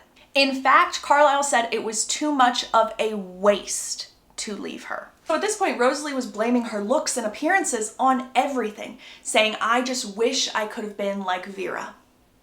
Skated by and been as happy as can be. And also, if she had been like Vera, she would have been able to marry someone who actually loved her. We also learned that Rose's record when it comes to feeding is almost as good as Carlisle's. It's way better than Esme's, and it's 1,000 bajillion million trillion % better than Edward's. Rosalie did unalive 5 humans, but she actually had a reason for this. In fact, Rosalie always had a thing for theatrics. And these 5 humans that she unalived, she didn't go for their blood. She didn't want their blood in her. And she made sure to save Royce for last. That way he would know something was coming his way and he could just suffer while being paranoid. He locked himself in a windowless room with a door that was as thick as a vault. And there were 2 guards outside, so let me change Rosalie's unaliving number to 7. Because in order to get to Royce, she had to go through the guards. And like a baddie, Rosalie showed up to Royce in her wedding gown. That's actually iconic. We take a step back from the story and Rosalie tells Bella that she's been unfair to Bella. And the reason Rosalie's been unfair to Bella is because she's been jealous. She was jealous that Edward wanted Bella and not her. Now I know all of y'all are being like, what? Not in a romantic way at all. Rosalie was just always used to being the center of attention and being the person that everyone wanted. And Edward never wanted anybody until Bella. And again, it's not just Rosalie. There was Tanya's coven in Alaska that was full of beautiful, beautiful women. And Edward never batted an eye towards them. But then he loses his crap over Bella. Again, just to clarify, she was not jealous in a romantic way, but more in a vain way. Rosalie goes on saying, you have everything I want and you're just throwing it away. You have the choice that I never had and you're choosing wrong. Bella shrugs her shoulders and goes, well, at least you got a happy ending with Emmett. Rosalie says, I got half. I saved Emmett from the bear and I carried him back to Carlisle. I stopped the bear because Emmett had dark curly hair and these dimples. And he almost reminded me of Henry, Vera's son. And selfishly, Rose didn't want anything to happen to him. Rose also says that she got lucky because Emmett is everything she could ever ask for. But there will never be more than just the two of them. She will never have the big house with the porch and all her grandchildren with her. She also tells Bella, you will remember this down the line. Alice didn't, and Esme got her fill of that with all of us, pretending to be her children over the years. But you will be just like me and you will remember this. Okay, commentator note, because I know that was a lot.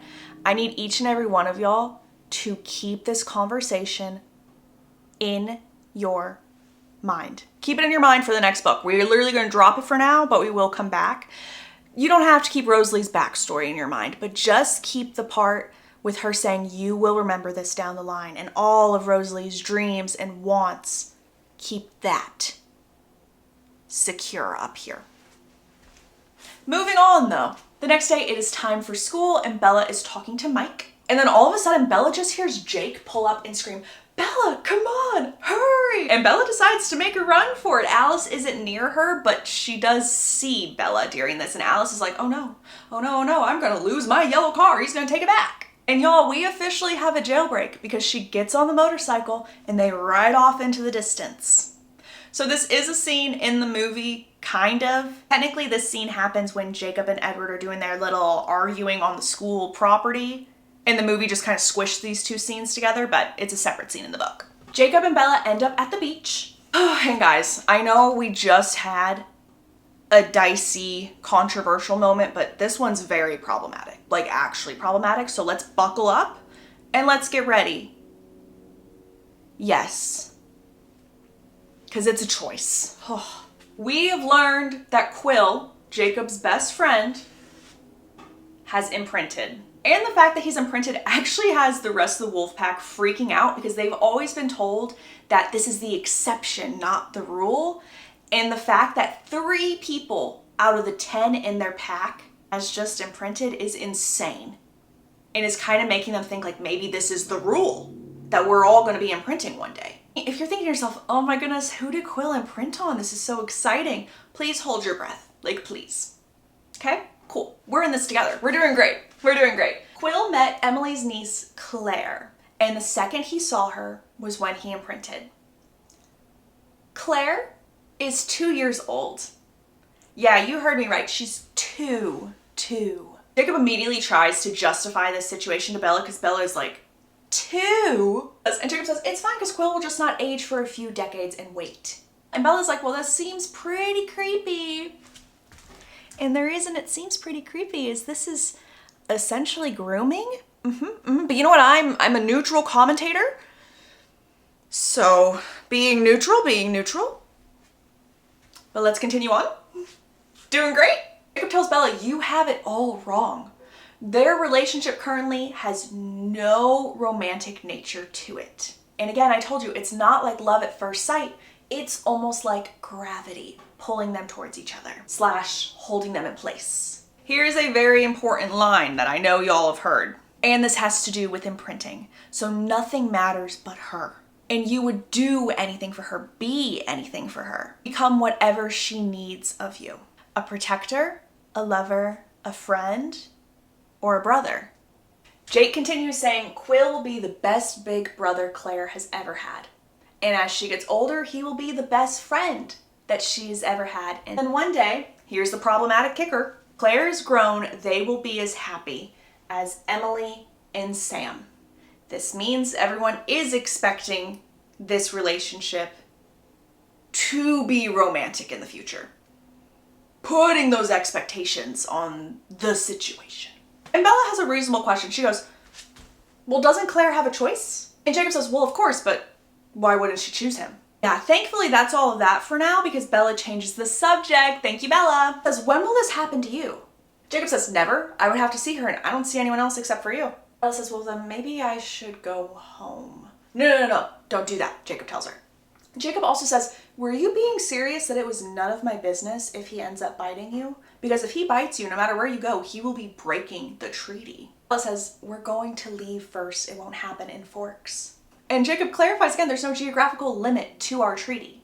And Bella goes, well, didn't you already break the treaty when you told me of the cold ones? And Jacob says, no, because it was before I believed in any of that stuff. Before I was officially a part of the pack, I just thought it was some weird story. And Jacob says, you know what, never mind. We still have a few years before it even happens.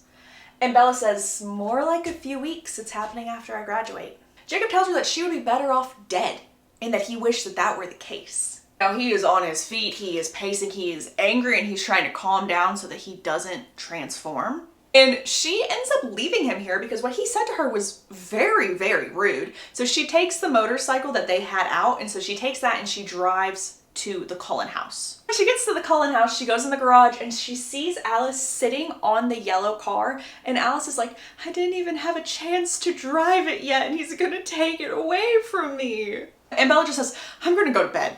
Good night. Bella's a bit groggy, but Edward is now home and she was expecting him to be really mad at her, but he wasn't. They kind of just kissed a little bit. When I say a little bit, I mean like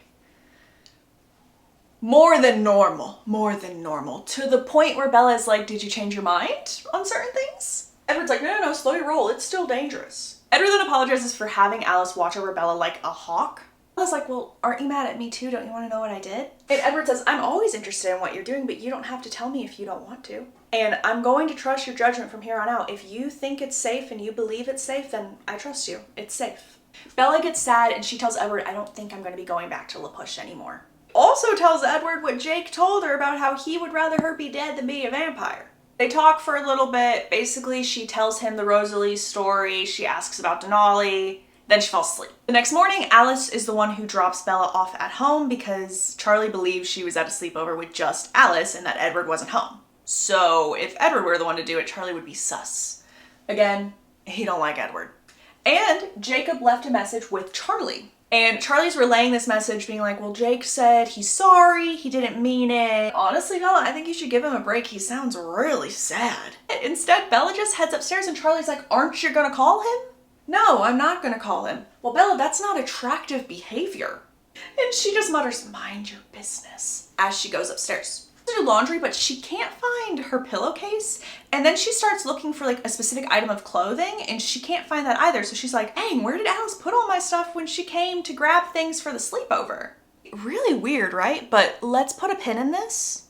We'll come back to it in a second. Edward is at the door and he tells her, give me 2 seconds. And so he just like very quickly runs upstairs for some reason. He comes back down and he goes, someone was in your room.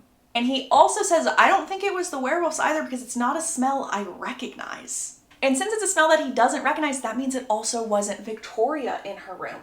So who the heck was it? Just assume maybe it was a member of the Volturi and that's the reason that they didn't touch Charlie. They were just kind of after Bella and just kind of peeking in to see what she was up to. Charlie then comes into the kitchen where Bella and Edward are now talking and they're whispering to one another because they don't want Charlie to know what's happening. And in the most unhinged manner, Charlie is literally smiling and he goes, if y'all are having a fight, don't let me stop ya. Edward then convinces Bella to come with him to go talk to Alice. And he also calms Bella down and says, I will have Emmett and Jasper sit outside and watch the house to make sure that Charlie is okay. Alice is super confused because she's like, I didn't see anything. I've been keeping tabs on the Volturi and all their decisions and I didn't see them deciding to pay you a visit. So they're both asking like, who else would have left Charlie alive? And Alice says, well, I don't know. To which Edward responds with, helpful. So helpful. Now all the Cullens have returned. They're debating like who this could potentially be. And Bella's like, well, now it's seeming a little more dangerous. Maybe I should become a vampire sooner than graduation. And she can tell by the look on all of their faces that there's nothing she can do to convince them to turn her sooner. Edward also tells Bella, like, you won't ever be left alone. You are completely safe. You are not in danger. And when they get back to Bella's house, Charlie's in a fantastic mood because he thinks that they are fighting. He genuinely thinks that them whispering in a very tense moment was them arguing like maybe they'll potentially break up. Charlie also says that Jacob called again and Bella, you need to stop being petty. And Bella literally looks at Charlie and goes, is Jacob paying you for all this free PR or is this just free will? Later that night, Edward sang her to sleep and she was actually nightmare free, which in my opinion is quite shocking because normally when things like this happen, she has a crazy dream the next night. But no dream, no nightmare. The next morning, Bella tells Edward that she's going to call Jacob and forgive him. And Edward goes, I knew that was going to happen. You don't hold grudges. That's exactly what Bella does. Bella calls Jacob. She's like, I forgive you. He was like, oh, why? And before Bella can answer, Edward actually extends his arm out like this, waiting for the phone. And Bella's like, oh, okay, here, he wants to talk to you. And Edward explains, someone was in Bella's room last night and I will not be letting her out of my sight. And then Bella hears him say, oh, well, that's interesting. We are definitely willing to renegotiate if Sam's wanting to. Edward hands the phone back to Bella and Jacob tells her, please try and convince him that the safest place for you is on the reservation. And also Charlie would be the safest too and he would not be suspicious if he had to be here. Anyway, Bella, I'll see you in a few because I need to come sniff out the area. Bella's a little frustrated because since Jacob is coming over, Edward's like, I'm gonna leave, give y'all your space. I will literally return as soon as he's gone. And Edward starts laughing even though nobody has said anything right before Jacob's come in, when that means he's reading his thoughts. And in classic Jacob style, he is shirtless. And Bella questions this, actually. It's easier than having to keep up with a shirt when I'm in Wolfie form. And that's kind of valid. I kind of assumed it would be like an Incredible Hulk style. So it makes sense. Jacob's investigating and then he asks Bella, like, what is it even like to have a vampire boyfriend? Like, oh my god, it's the best! Jacob's like, when exactly are you guys going to be doing the transformation? And Bella explains graduation. Right after graduation is when it's gonna happen. And Jacob is actually helping her with the dishes when she tells him that it's graduation. And he literally gets so upset that he squeezes a knife and it cuts his hand. And Bella's like, oh my gosh, are you okay? And remember, she cannot really stand the smell of blood. And so she's flipping out and he's like, breathe, I am perfectly fine. Look here, there's nothing on it. And that's because we learned that werewolves heal extremely fast. Then asks, what's it like to have a werewolf as your best friend? And Bella's like, oh, it's the best when he's nice to me. And then Jacob leaves because Edward is now waiting outside. But right before Jacob is out the door, he asks Bella if she would like to come to a bonfire tonight. And Bella's like, I'll have to ask. Jacob's like, what? He has to approve everything? You know, I saw a segment of this on the news. This is sounding like an abusive, controlling relationship, Bella. And she's just like, get out. Please just get out. Go, go, go, go. Edward comes back inside and he's holding a huge envelope from Dartmouth, meaning Bella got accepted, and Bella's like, oh, that's nice. That's super cool. Too bad I'm not going. She also tells him saying that I'm going to the University of Alaska is easier for Charlie because he won't be able to visit and I can kind of push off holidays and Christmases. Edward tells her it gets easier after a few decades when everyone you know starts to pass. And when he says this, it makes Bella flinch, rightfully so, in my opinion. That was a little harsher than I think he even intended to make it. Bella then asks Edward, like, hey, can you please get Alice to return my stuff for the sleepover? I can't find anything. And Edward freezes and he's like, what are you talking about? My stuff when Alice made me sleep over at your house. My pillow, my sweatshirt, etc. Edward says, Alice didn't take anything, but all of those things are covered in your scent. Oh my gosh, he was gathering evidence that he found you. Edward then gets a phone call from Carlisle and all we hear is, maybe I will, I don't know, don't let Emmett go alone. And Edward hangs up the phone, he asks Bella for the newspaper, he flips through it, points at an article and goes, yep, they're being sloppy. Bella is super confused until she reads the headline, and the headline says, Seattle unaliving epidemic continues. It also says underneath, no leads. Edward says this can't be the work of one newborn. There's no way none of them don't know the rules. I don't understand why the Volturi are not stepping in. These are things that they clean up and they're just letting it continue on. Edward then looks at Bella and he's like, it's a good thing we have Jasper in the family, because if we are dealing with this many newborns, he knows how to handle them. And Bella's like, what? And Edward tells her, I can't explain because it's not my story to tell. Edward then is like, you know what, this is a really, really tense conversation. Let's move on. Don't you have something you want to ask me? Bella goes, I wasn't actually going to ask you. Well, good, because you don't actually need my permission. If you want to go, you can go. But, Edward says, if it's okay with you, I would like to drive you to the boundary line, and I would also like to give you my cell phone so you can let me know exactly when I can pick you up. This is also kind of showing the age of the book a little bit, because this is explaining that Bella really doesn't have her own cell phone, which is why she's having to use his. They then go to the Cullen house, and this part I don't think was in the movies, and I find it very, very interesting. They're in the garage, and she sees this beautiful, sleek, shiny silver motorcycle in there, and she's like, what? We learned that Edward bought this because her and Jacob were fighting, and if they didn't make up and she wanted to go ride a motorcycle, maybe she would let him go with her. That way she could still be doing something that she loved. And while this is actually a sweet gesture, Bella's like, I don't think that would be much fun for you. And Edward says, oh, I see, this is just something that you and Jacob do. I understand. Maybe Jasper would like this motorcycle. I saw him eyeing it a bit. Edward continues on, do me one favor.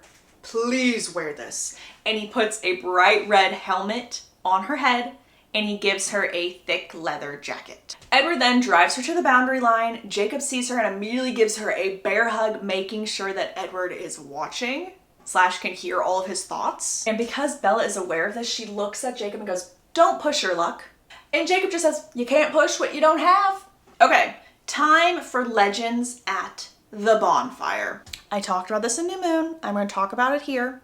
I'm also, once again, going to provide resources in the description. Please, if you guys would like to learn more about the actual history, look into it. It'll be there for y'all. As I mentioned, Stephanie Meyer took a lot of creative liberties without asking permission and added a lot of fantastical elements to someone else's culture. And also there was no money or support given from either the movie or the books to this group of people. The main thing that she added from here, which she embellished a whole lot, let me just tell you, again, resources will be everywhere, but the main thing she added was that they're werewolves. And people in real life would literally come to the reservation and ask for the werewolves. Where are the werewolves? Where do you keep the werewolves? When do you guys turn into werewolves? If we make you angry enough, will you be werewolves? So that is why I'm mentioning this here. A lot of it is fictitious. A lot of it is fantastical. She is using the name. She is using the location. And she's using the fact that in their history, I believe it does say that it descends from wolves or something incorporates wolves. And she's like, werewolves. Let's do werewolves instead. And it fits into her story. Took elements of their history and warped it, embellished it to fit her story. Also, it is the Quileute tribe. For some reason, I think I just said all of that and I didn't even mention the name of it. So, Quileutes, by the way. Quileutes. We're at the bonfire. Bella is seeing everyone, and then she notices Jared and a girl. And this is the first time that Bella is meeting the girl that Jared imprinted on. And honestly, Bella is not too nice to her in her head. No. She literally just calls this girl plain. In fact, she calls her plain with wide cheekbones, eyes too small to balance everything out, and also a nose that's too broad for traditional beauty. She just met this girl, hasn't even talked to her, is looking at her from afar, and is saying that. What on earth? I will say that she does change her opinion a bit after watching Jared and Kim, her name is Kim by the way, interact together. Because Bella's thinking, well, I guess there isn't really anything plain about her, at least not to Jared. She describes the way Jared is looking at Kim like a blind man looking at the sun for the first time. Guys, let's give Kim a break and let's move into the actual stories. Billy is telling the stories. He is saying that before they were shapeshifters, aka werewolves, they were spirit warriors. Not the first chief, but the first one that they remember was the first great spirit chief. And when they would leave the ships or the boats, they would actually leave their bodies and just take their spirit. And their bodies would be looked after by the women. Physically in battle, they could not touch the enemy tribe, but they learned that they were able to communicate with the animals. The animals were able to see them and understand them, and they used this to their advantage. In fact, the group of animals that they used were big, furry dogs. Obviously, using the big furry dogs, they were able to win the battle that they were in, and then they were able to negotiate treaties with other neighboring tribes. Generations have passed since this story. Generations. We are now at a different time, still in the past, with the last great spirit chief. I could really be mispronouncing this, and I hope that I'm not, and if I am, please correct me, please. I believe his name was Taha Aki, and this last great spirit chief, he was known for wisdom and peace. And his people were really content except for one man. And the man who was not happy, I believe his name was pronounced Utlapa. And this man was the strongest spirit warrior. And he believed, he was like, strength in numbers, we are great in battle. Let's just take over. And everyone else was like, no, that's crazy. And they banish him. He is gone. But he came back one day in hopes to eliminate Taha Aki. He secretly waited until he saw Taha Aki leave his body, go into spirit form, and then he made his move. And when Taha Aki returned to his body, there was nothing to return to. It wasn't there. The only body there was Utlapa. That while Taha Aki's spirit was outside of his body, the plan was to put Utlapa's spirit inside the physical form of Taha Aki. People would think that that was actually him and not Utlapa inhabiting him. That sounds so confusing, doesn't it? Maybe I'll break it up a little more. Utlapa leaves his body, so he is just a spirit. He puts his spirit inside of Taha Aki. So now when he goes to the people, they will believe that this is their chief giving them orders. And Taha Aki is now bodiless. And Taha Aki could only watch everything go down. He couldn't even step in because no one could see him except the wolves. And actually, he only tried to get the wolf to get rid of him and eliminate his body so that there'd be no more. But at the end of the day, he couldn't do it. And so he just followed the wolf and he asked the wolf to make room for him. Thus, his spirit went inside of the wolf. In wolf form, he did not attack his people. In fact, the people actually realized, like, hey, this is not a normal wolf. One man actually decided to take matters into his own hands and disobey the direct orders, go in the spirit world and try to interact with the wolf. Utlapa, still in Taha Aki's body, saw him do this and was like, oh, no, and tried to eliminate this man. And sadly, this man was too slow, and by the time he got back into his body, was not able to win. And he was... Also, I know y'all are sitting there being like, you were describing this so weirdly. I'm trying to avoid certain words so that we don't get flagged or anything like that. So that's why I'm doing like, or unaliving or things like that. That's why. Taha Aki watched this happen and he was so angry that the next time he joined the wolf's body, the wolf transformed into a man. And this man was the flesh representation of the spirit. And he was very, very strong and no one else stood a chance. And he was now the great wolf. The story goes on. Years have passed. And this is the story of the third wife's sacrifice. This is the one that's like actually important to remember. This is the third wife of Taha Aki, by the way. We have learned that when the men would give up their spirit wolf powers, they would be able to age. And now that we know this, we've also learned that Taha Aki has aged because he has gotten rid of those powers. In a neighboring tribe, women were going missing for some reason, and they were blaming each other, like having no clue what went on, and they were like, well, you guys are the closest ones to us, it must be you. And Taha Aki is like, no, that's not how it works, but you know what, we will help you figure out what's going on and what's happening.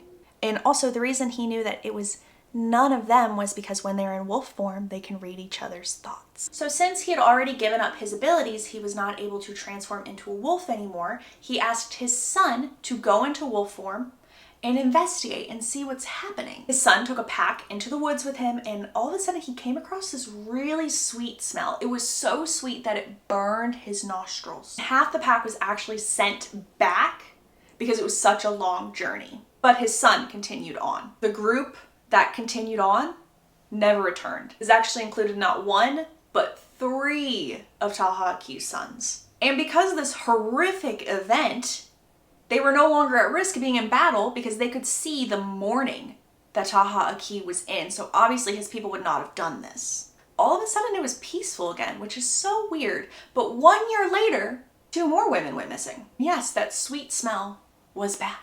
They sent another pack to go investigate the smell, and only 1 came back. This was the oldest son of Taha Aki's 3rd wife. He came back with a stony corpse. And his son explained that this creature looked like a rock, but it had red eyes. And he tore this corpse into pieces, and so they thought, well, it's already dismembered, there's no coming back from that, until they saw its arm start to move unattached from his body, trying to put the pieces back together. And so they put every single piece that they could find and throw it into the fire, and that's where they learn that you have to completely dismember it and put it in the fire for them to be eliminated. I would also like to note that this son is actually the last wolf protector that they have left.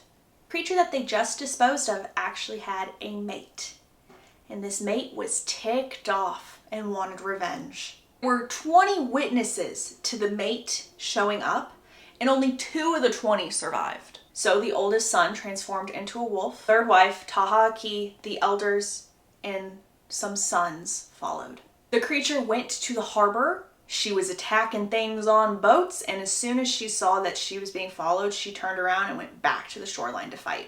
The last remaining son did not survive, and the 3rd wife watched this happen. The creature is now fighting with Taha Aki, and the 3rd wife, who just saw her son lose his life, is now having to watch her husband fight. And so she is stressing, and she does the only thing she can think of to try to help. She grabs a dagger, she runs towards the creature, and instead of going at the creature with this dagger, she sinks to her knees and she plunges it into her chest.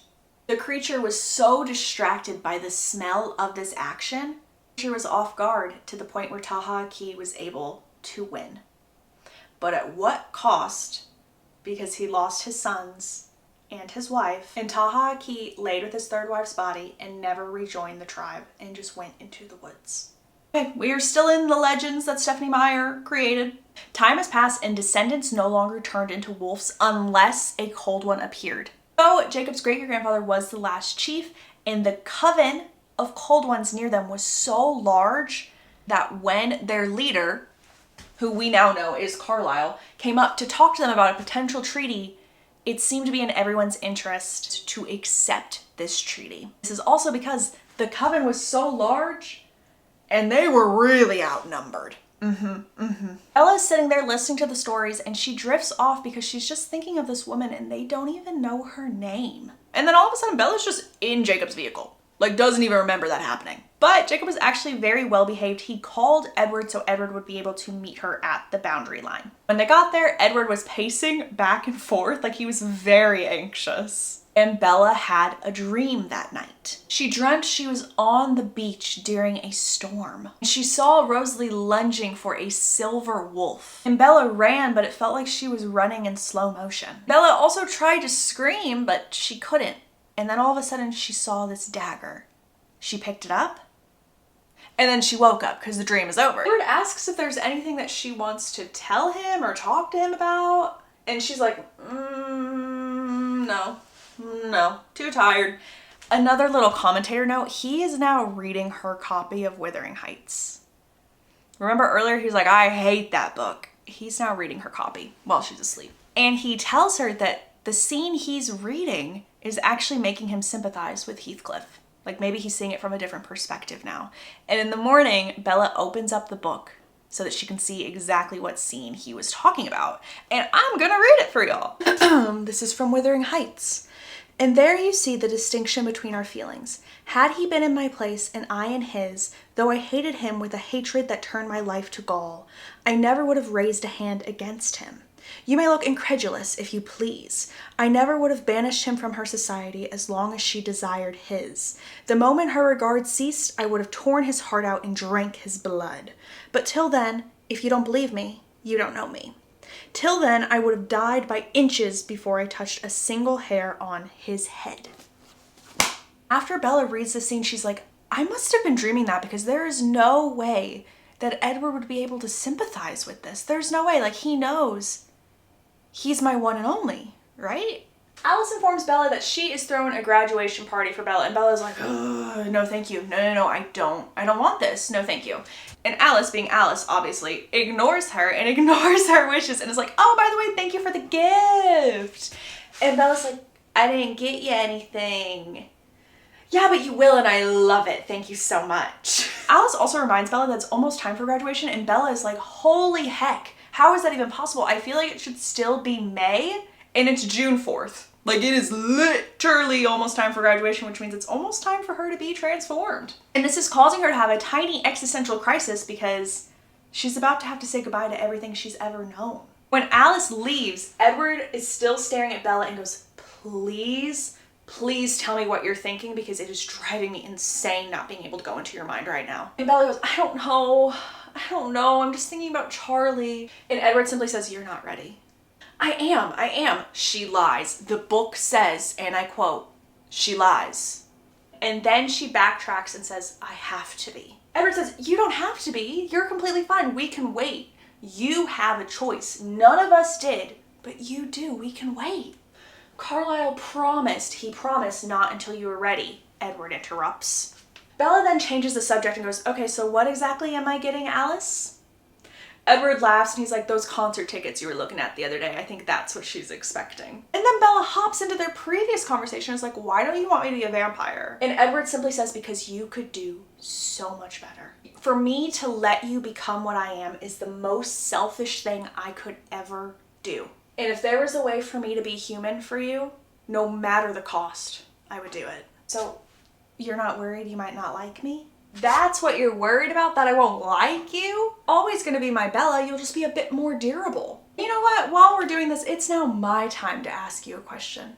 Why don't you wanna be my wife? Bella says, cause I'm not that girl. I'm not the girl to get married right out of high school. Do you know what people are gonna think? And Edward says, that's it, right? It's not just cause you want immortality more than you want me. Bella says, there's no point to forever if you're not there with me. Edward then says, you say you're not that girl, but I've always been that boy. Anyone else kind of feel like we're listening to Alphaba's song, I'm Not That Girl? Because that's what's playing through my mind right now. Anywho, Edward's like, I've always been that boy. Always. Edward wasn't looking for love, he was excited to be a soldier. And if I would have found you back then, I would have gotten down on one knee and secured your hand. I would have still wanted you for eternity. And Bella says, well, in my head, marriage and eternity are not the same. She pauses and then she says, so the condition? He interrupts and goes, the condition is still the same. If you want me to be the one to change you, you're gonna have to accept my proposal. She starts humming what's supposed to be a wedding march, but it literally comes out like the funeral march.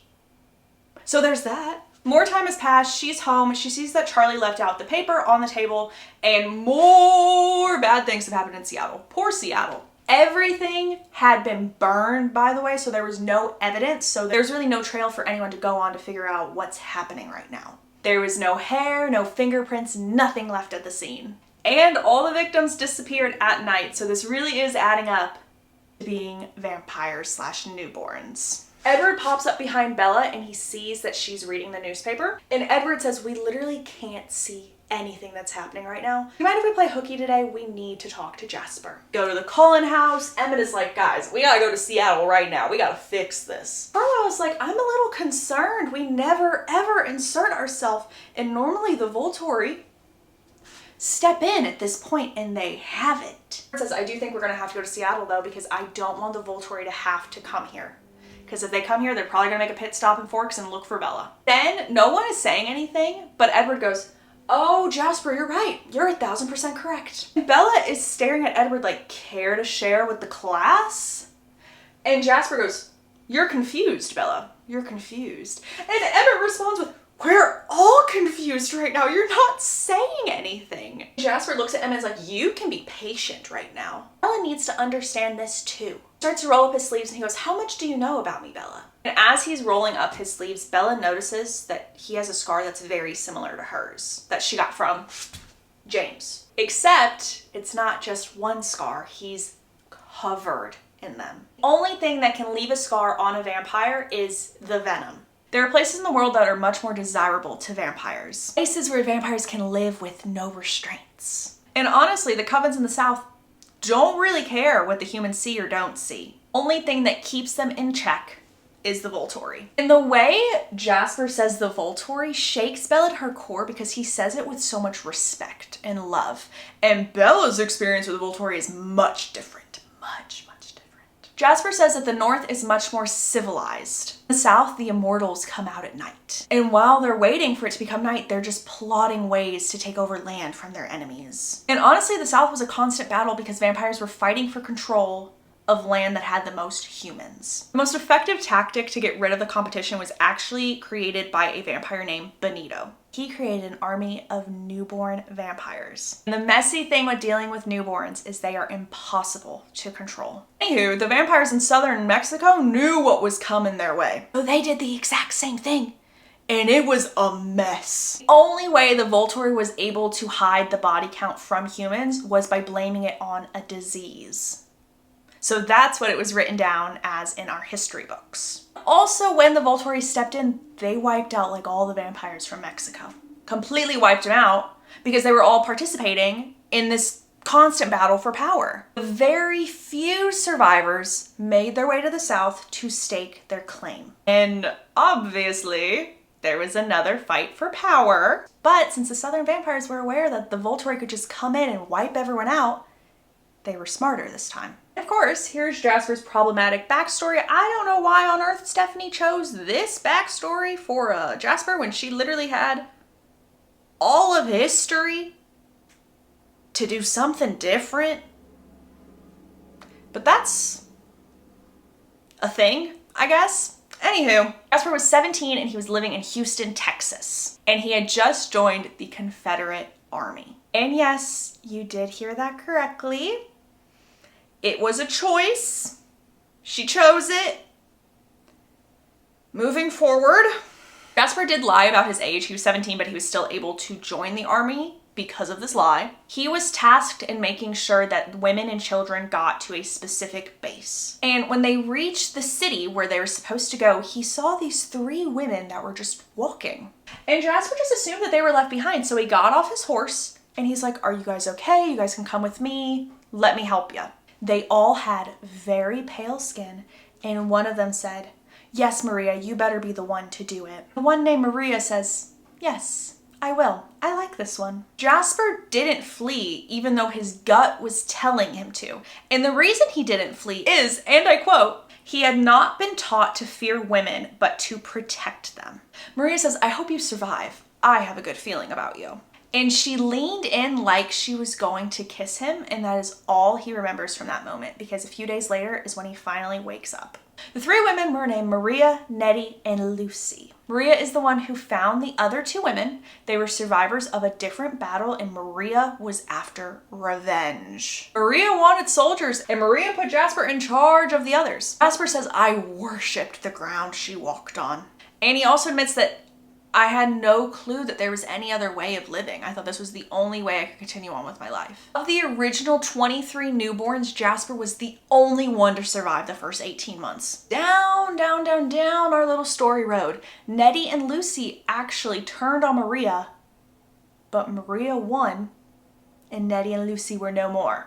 And the newborns were their pawns. Decades later, so even more time has passed, Jasper's still with Maria, and he befriends a newborn named Peter. And his job was to babysit the newborns. One day, it was time to dispose of the newborns and switch them out for a new newborn crew. Peter was supposed to help, but he wasn't having it. It kind of looked like Peter was gonna fight Jasper, so Jasper was like taking a stance, And then Peter looked and saw a female newborn named Charlotte. Right then and there, Peter's feelings changed. He yelled for Charlotte to run, and Peter chased after her. Jasper chose not to chase them. He did this because he didn't want to destroy them, which is already taking a step in a different direction from Maria. 5 years after this, Maria's starting to act a little weird towards Jasper, almost like how she was acting towards Nettie and Lucy. And so Jasper's thinking, oh, soon we are gonna have to fight. That is how this is gonna go. But Peter arrived that very same day that Jasper was getting ready to fight. And Peter told Jasper all about this new life he was living where there was no fighting and they could just live their life without hurting anybody. And Jasper went with Peter and Charlotte. Yes, as we know, Jasper can manipulate feelings, but everyone's feelings affect him so much. So anytime someone is feeling sad, it just overwhelms his body. He feels everything all at once, essentially. With this knowledge, Jasper explains that he grew very, very depressed on this journey, to the point where he left Peter and Charlotte just to be on his own. Jasper was so weary of this lifestyle that he's lived for years at this point. Also felt trapped because there was no other way for him to survive. At least none that he knew of. Jasper says, I was in Philadelphia on a stormy day and I went to a diner. And there she was waiting for me. And she looked at me and said, you have kept me waiting a long time. Alice now enters the chat and she says, well, all you told me was, I'm sorry, ma'am. While he's looking at Alice, Jasper says, held out your hand and I took it without thinking. And for the first time in my life, I felt hope. Alice told me of Carlisle and we went looking for him. Edward now interrupts the story and goes, yeah, you scared all of them. I mean, we're out hunting. When we get back, we see these two random people and learn that Alice and Jasper showed up and was like, hi, family, which room should I move into? And she also called them by name. Edward also says, and I got home and all my stuff was moved into the garage. So she literally just took over his bedroom. Jasper, now done with his story, he says, this is definitely an army of newborns in Seattle right now. I'm so surprised that the Volturi has not stepped in to do anything. If we want to avoid the Volturi, we need to step in soon. Alice says the Volturi aren't coming for us. I've been following all of their decisions and we're not even on their radar. And for some reason, I can't see a clear picture. It's like someone is constantly changing their mind. Edward says that's knowledge. Someone knows how to skirt by without being seen in your visions. Someone is hiding, like Arrow, who doesn't want to get his hands dirty. Rosalie pipes in and goes, like a favor. Favor for someone who should be destroyed, but they're giving them a second chance. Basically, if they handle one problem for the Volturi, they'll let them live. Edward goes on and says, I saw jealousy in Arrow's mind. Of our family, Carlisle. He's jealous of us. Ours is the largest coven they've ever found. And they'll just clean us up after. No harm done. No one will ever question it. But that way, they won't have to live in fear of us having too much power against them. Carlisle looks at Edward very seriously and then he says, Jasper, you're going to need to teach us how to fight newborns. Jasper says, well, we can, but we're going to need some help. Maybe we should ask Tanya's coven? And immediately Carlisle's on the phone talking to Tanya and goes, oh, I didn't realize that. I'm so sorry. Yeah, I understand. We then hear Edward curse under his breath. Laurent. Please remember what we learned in the last book. Laurent had spent about a year with Tanya's coven in Alaska, and him and Irina had gotten so close. And they were literally a thing. They were a thing. Irina wants revenge on the wolves for what they did to Laurent. Carlisle was told, if you help us take down the wolves, we will help you handle the newborns. Obviously, Carlisle can't agree to those terms. Bella starts to freak out a little bit and she looks around the room at everyone's faces. Thinks to herself, yeah, we can win, but we're also gonna lose. That made her want to scream. Even though chaos is happening right now in Seattle, Alice is like, we are continuing on with the party. There are also 65 people coming to this party. It was supposed to be 67, but Phil and Renee had to cancel because Phil broke his thigh bone. So they're not showing up. But 65 people, that's a lot. Jasper is currently looking for anyone that can help them, and he's honestly thinking about contacting Maria, which freaks Alice out. Okay, here's a little bit of lore. We learned that newborns are so strong because they're full of human blood. Basically, they're just reacting to the change while this human blood is still in their body. After their finals, Edward drives Bella to where she is meeting Jacob. Jacob is in his rabbit car. We also learn that Billy is currently at the Clearwater's house, which would be Seth, Leah, and Sue, because Sue's struggling a little bit because in the last book, her husband Harry passed. She's struggling because of other things too, but I'm not going to go into that until the story does. Jacob is exhausted because Sam is having him run double shifts because no one trusts the vampires. And then he's like, I feel like I've been talking about myself for so long. What about you? Do you have any fun plans after graduation besides, you know, the transformation? Bella's like, well, I guess Alice is throwing a graduation party with 65 people. And Jacob's like, well, I didn't get an invite. And so Bella responds with, well, then consider yourself invited. Bella is just kind of chilling there while Jacob takes a nap, and she's thinking about Edward and how she really wants Edward to be the one to turn her because she thinks that that would also kind of unite them in a more tangible way. And she does for a split second have a vision of her and Edward on a porch, and it kind of reminds her of like Anne of Green Gables, and she's not mad at this vision. And in the vision, they're wearing period clothing and she has a ring on her ring finger. Jacob wakes up, and I'm gonna need each and every one of you to just inhale and exhale because it's a doozy. It's a doozy. He tells her that he needs to get something off his chest and that he is in love with her. He continues on because she's not talking, and he says, I want you to pick me instead of him. And I know you won't do that, but I don't want a miscommunication to be what stands in our way. Bella is feeling very awkward right now, so she tries to leave, and Jacob stops her and he's like, tell me why you always want me around. Because you're family and I love you, but not like that. Not in the way you want me to be. I'm in love with him. He's my whole life. But you love me too, Jacob argues. That means he's not your whole life, and until your heart stops beating, I'm not gonna stop fighting. He then grabs her chin, has it in his hands. She is saying, no, no. And he still kisses her. And she is literally pushing him back. He's not moving at all. And since he won't stop, she just drops her arms by her side, opens her eyes, and stays there like a statue until he's done. When he finally stops, she looks at him and goes, are you finished? She then rears her arm back and punches him in the face.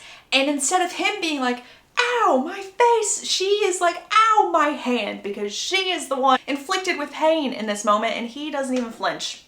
She literally is like, you broke my hand. And Jacob just responds with, no, Bella, you broke your own hand. And he reaches out to touch her, and she's like, don't touch me. I need to get home. I'm walking home. And somehow he does convince her to let him drive her home. And she says, I can't wait to see what Edward does to you. And in the car, he keeps talking about how great of a kiss this was. And how he bets Edward can't do that to her. And that he would never hurt her either. And Bella just raises her hand like, I am hurt. He looks at her and he looks at her hand and says, that's not my fault. You should have known better. That's from the book, by the way. He also says, and you kissed me back and you know it.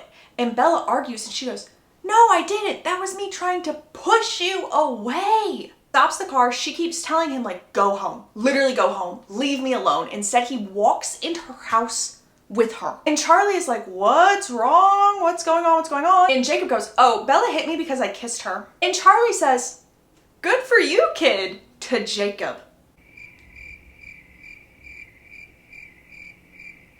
Yes, you heard that right.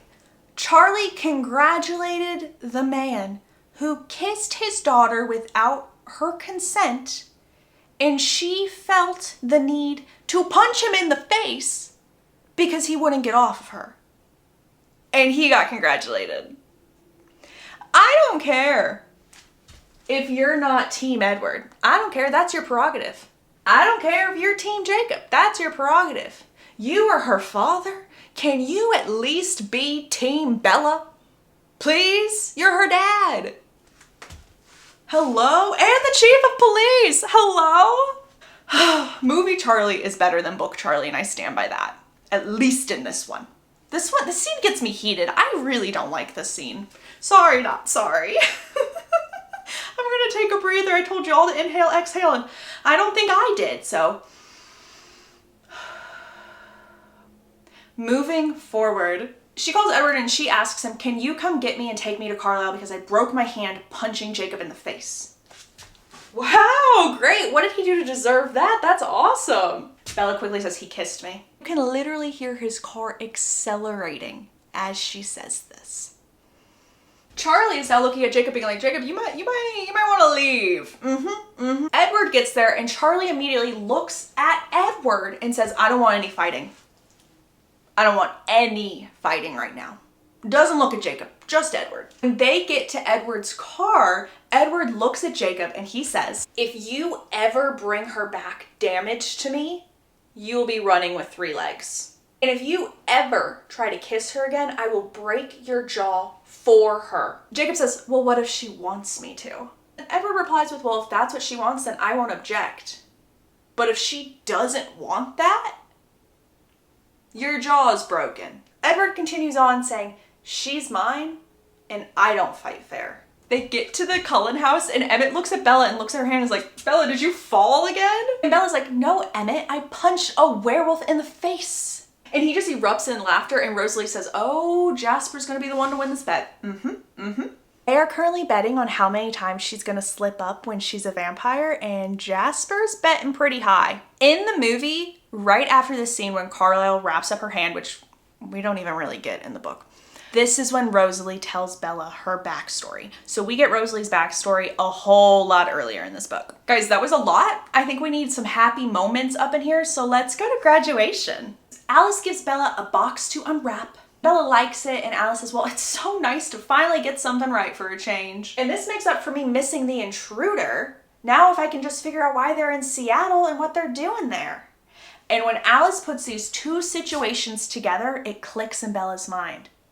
They're connected. They're not 2 separate events. The intruders are the same people in Seattle. And the intruder taking some of Bella's things was a test to poke holes in Alice's vision to see if there really were blind spots. Once Bella tells Alice this, Alice is like, I gotta go. I can't be near Edward. I gotta go. He's gonna read my thoughts and then flip out. So she's out. When it's finally time to graduate, they're standing in line. Bella is right next to Jessica because their names are in alphabetical order. I think she's Jessica Stanley, Bella Swan. So they're like right by each other. The valedictorian is doing his speech. It's Eric. In the movie, it's Jessica.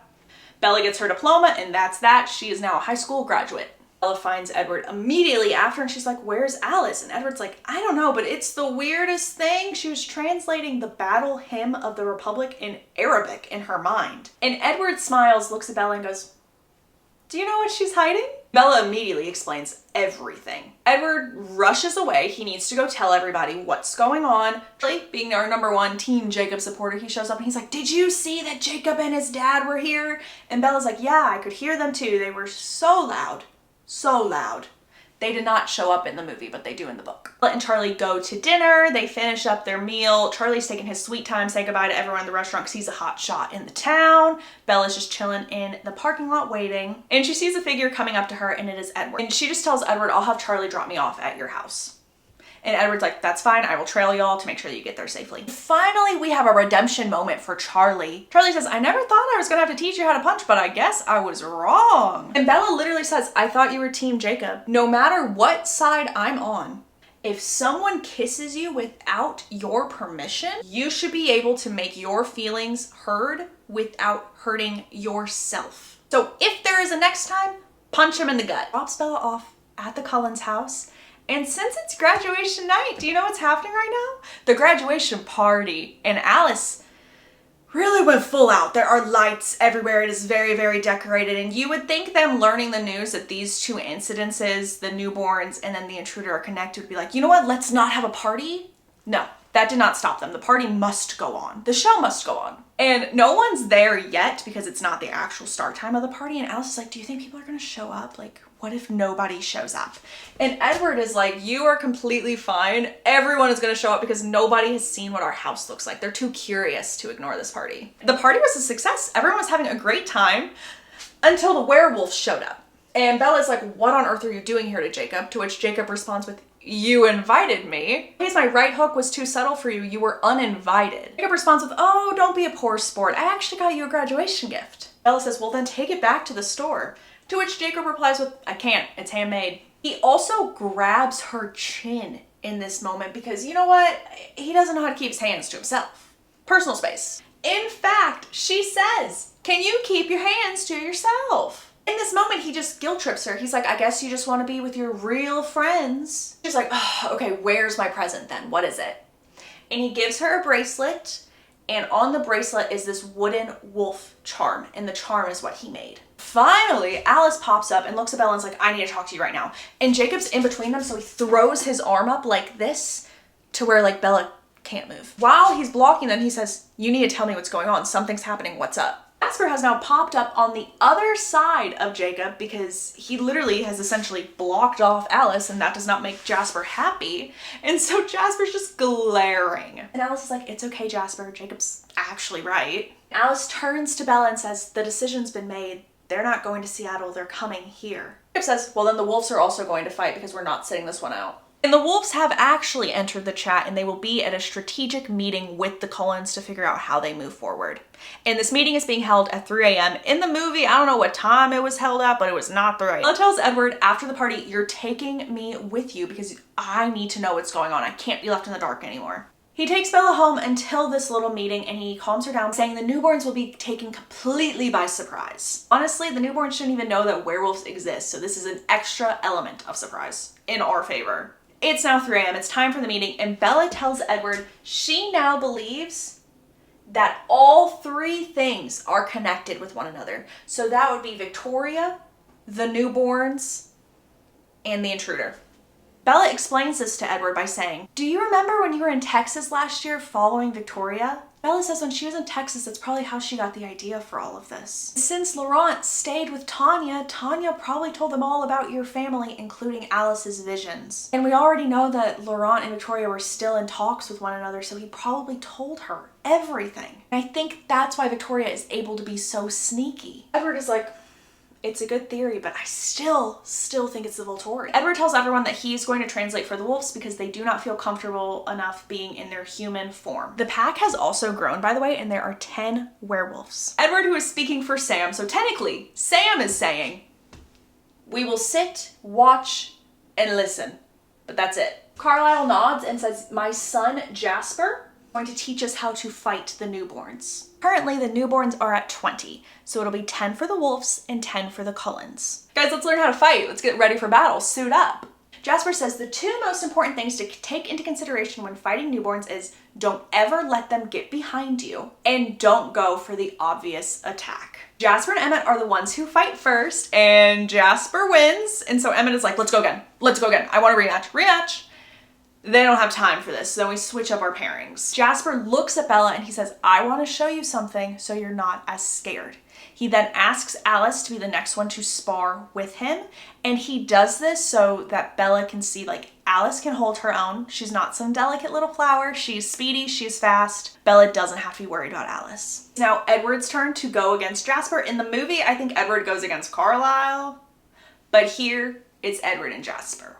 And while they are fighting, Alice looks at Bella and tells her that I am watching out for you. And that if anything gets more set in stone, she will tell Edward. And finally, that even if Bella wasn't here, there would still be a fight. So she can't change anything, so don't do anything irresponsible.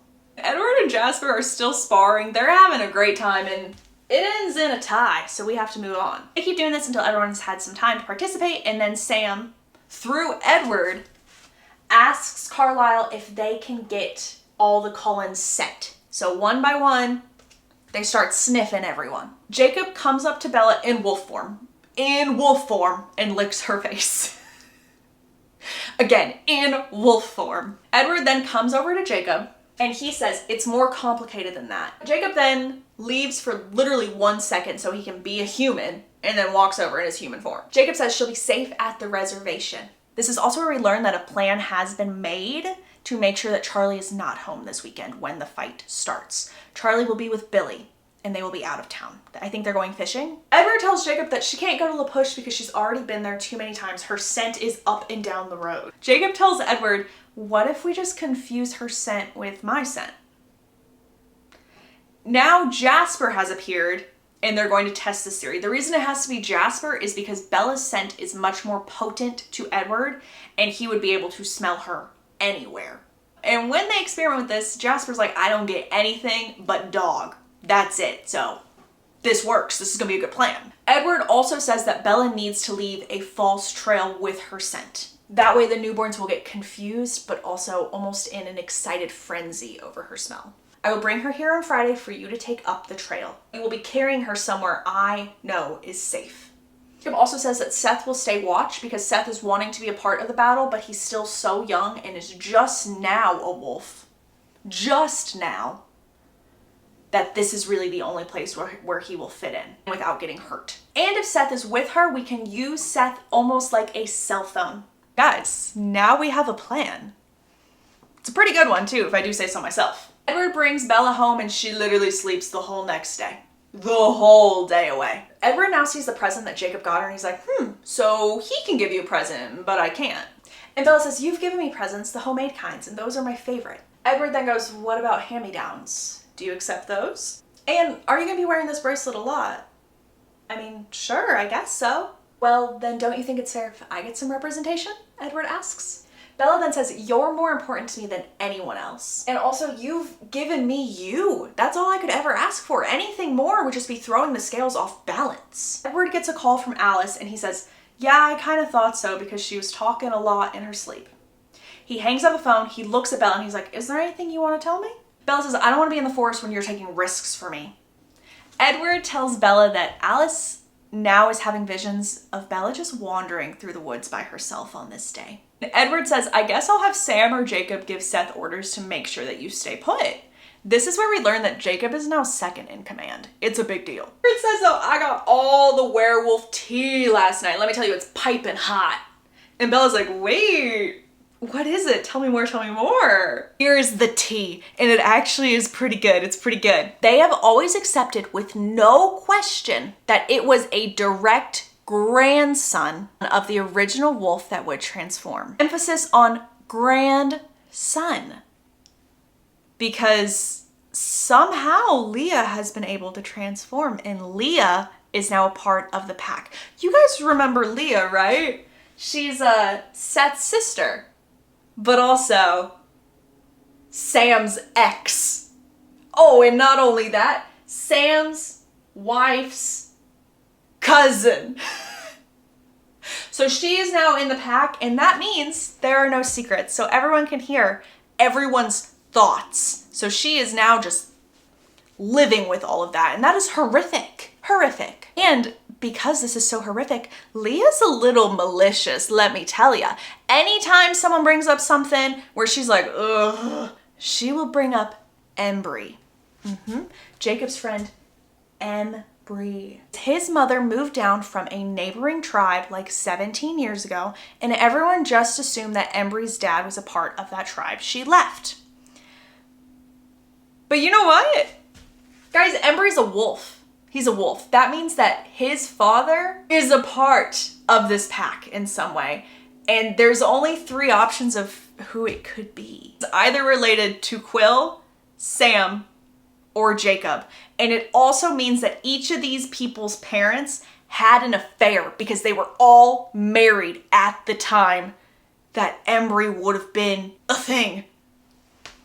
That's crazy. That's crazy talk. And they all think it's Sam. But Jacob's also not positive, and Jacob doesn't want to ask his dad. Bella is listening, and she's like, whoa, that really is like a crazy soap opera moment. But also, can we get back to our conversation at hand? You said it was easy for someone to sit out. Did you mean that? Edward nods and is like, yes. And Bella replies with, so you can sit out? Edward says, you want me to let my family fight without my help? Bella nods and says, yes, or let me be there and we can help together. Bella can't read his expression, but he takes out his cell phone, he calls Alice and says, hey, can you come over and sit with Bella for a second? I need to talk to Jasper about something. Looks at Bella and says, I need to discuss sitting out.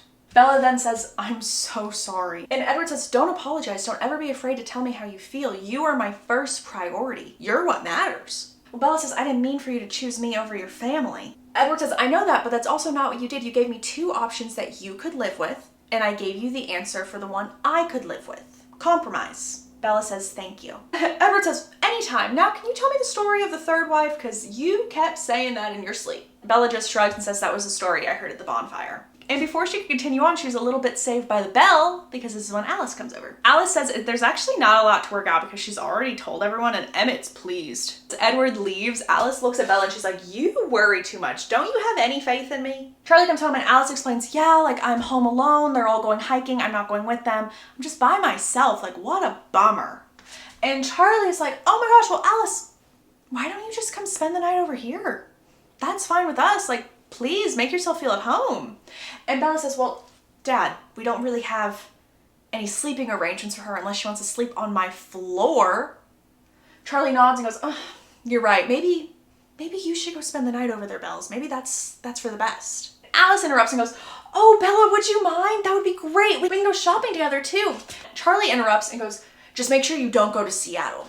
Alice says, oh, no. That's perfectly fine. I was going to go to Olympia instead. And Charlie's on board this plan and he's like, yeah, go have a very, very nice time with Alice. And this is making an excuse for where Bella will be on Saturday when everything is going to be happening and going on. Edward shows back up, he hangs out with them for a while, and when he leaves for the night, Alice goes with him. He also tells Bella that the meeting with the werewolves is in 1 hour.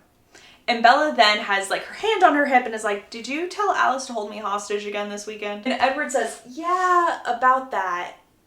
I'm the one that's not going this weekend. Alice is going with all of them so they can hunt one last time. So it'll just be me and you at the house. At this meeting, only 3 wolves show up, and of course, it's the bestie squad. We got Jacob, we got Quill, and we got Embry. A lot happens here except Bella just kind of hangs out with Wolfie Jacob and has a nice time with him because this is the form she really likes him in because he's kind. And this is when she gets that effortless friendship feeling again with him. It is now the night where Bella is spending the night at the Cullen house with just Edward, and he carries her inside. He also says welcome home as he's carrying her inside, and that he has a little hand-me-down present for her. She goes with him upstairs so he can get the present, and it is a silver heart-shaped crystal. He tells her that it was actually his mother's. After Bella accepts his present, she goes, can we discuss something while we're being so open-minded with one another? I'm kind of impressed with how we were able to compromise, so I think I'd like to try it again. But this time on the topic of marriage and a negotiation. Edward says, I've already made the largest compromise by saying that I will take your soul. And Bella says, no, I'm just wanting to clarify a few things. Okay, sure, yeah. I want matrimony. And while we're thinking about it, since you'll be my wife and what's mine is yours and yours is mine, you will then have enough money for tuition and you can go to Dartmouth for a few semesters. And Bella's like, deal breaker. Nope, that's not what I want. Edward's like, what about like 1 or 2 years? Just a little bit for you to get that human experience. And Bella's like, nope, move on. I don't like those terms. Keep on going. Her face is then turning bright red, kind of like my sweater right here. And she says, I'm a little worried about after. There's something I want to do before I'm not human. Edward says, tell me, and you can have it. And she responds with, you.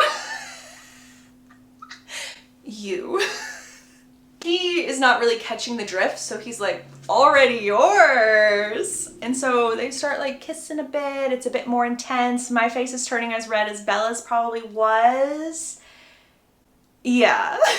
And he starts to kind of catch on, and so he pushes back and he's like, be reasonable, Bella, please be reasonable. And she's feeling kind of insecure right now and rejected. Edward's like, I have to say no because it's dangerous, not because I don't want you. Of course I do, you oversensitive, beautiful girl, of course I do. Bella says, getting married is a lot and I'm not giving in unless I get something.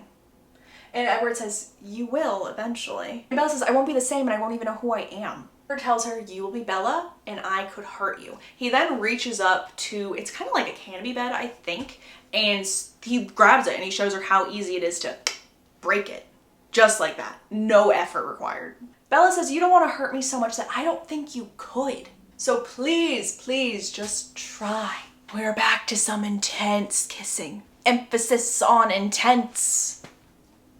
It's like we're going camping. He then says one of my favorite lines to ever exist. He says, Bella, stop trying to take off your clothes. And her answer is, oh, I'm so sorry. Do you want to be the one to do that? He says, no, not tonight. I'm not saying no in general, but not now. I want to do this the right way. If I give in tonight, there's no guarantee that you won't go run off to Carlisle and have him change you. And Bella says, I think that's a bad idea. And I thought I was holding my own tonight, but somehow I walked in here and now I'm engaged, he interrupts.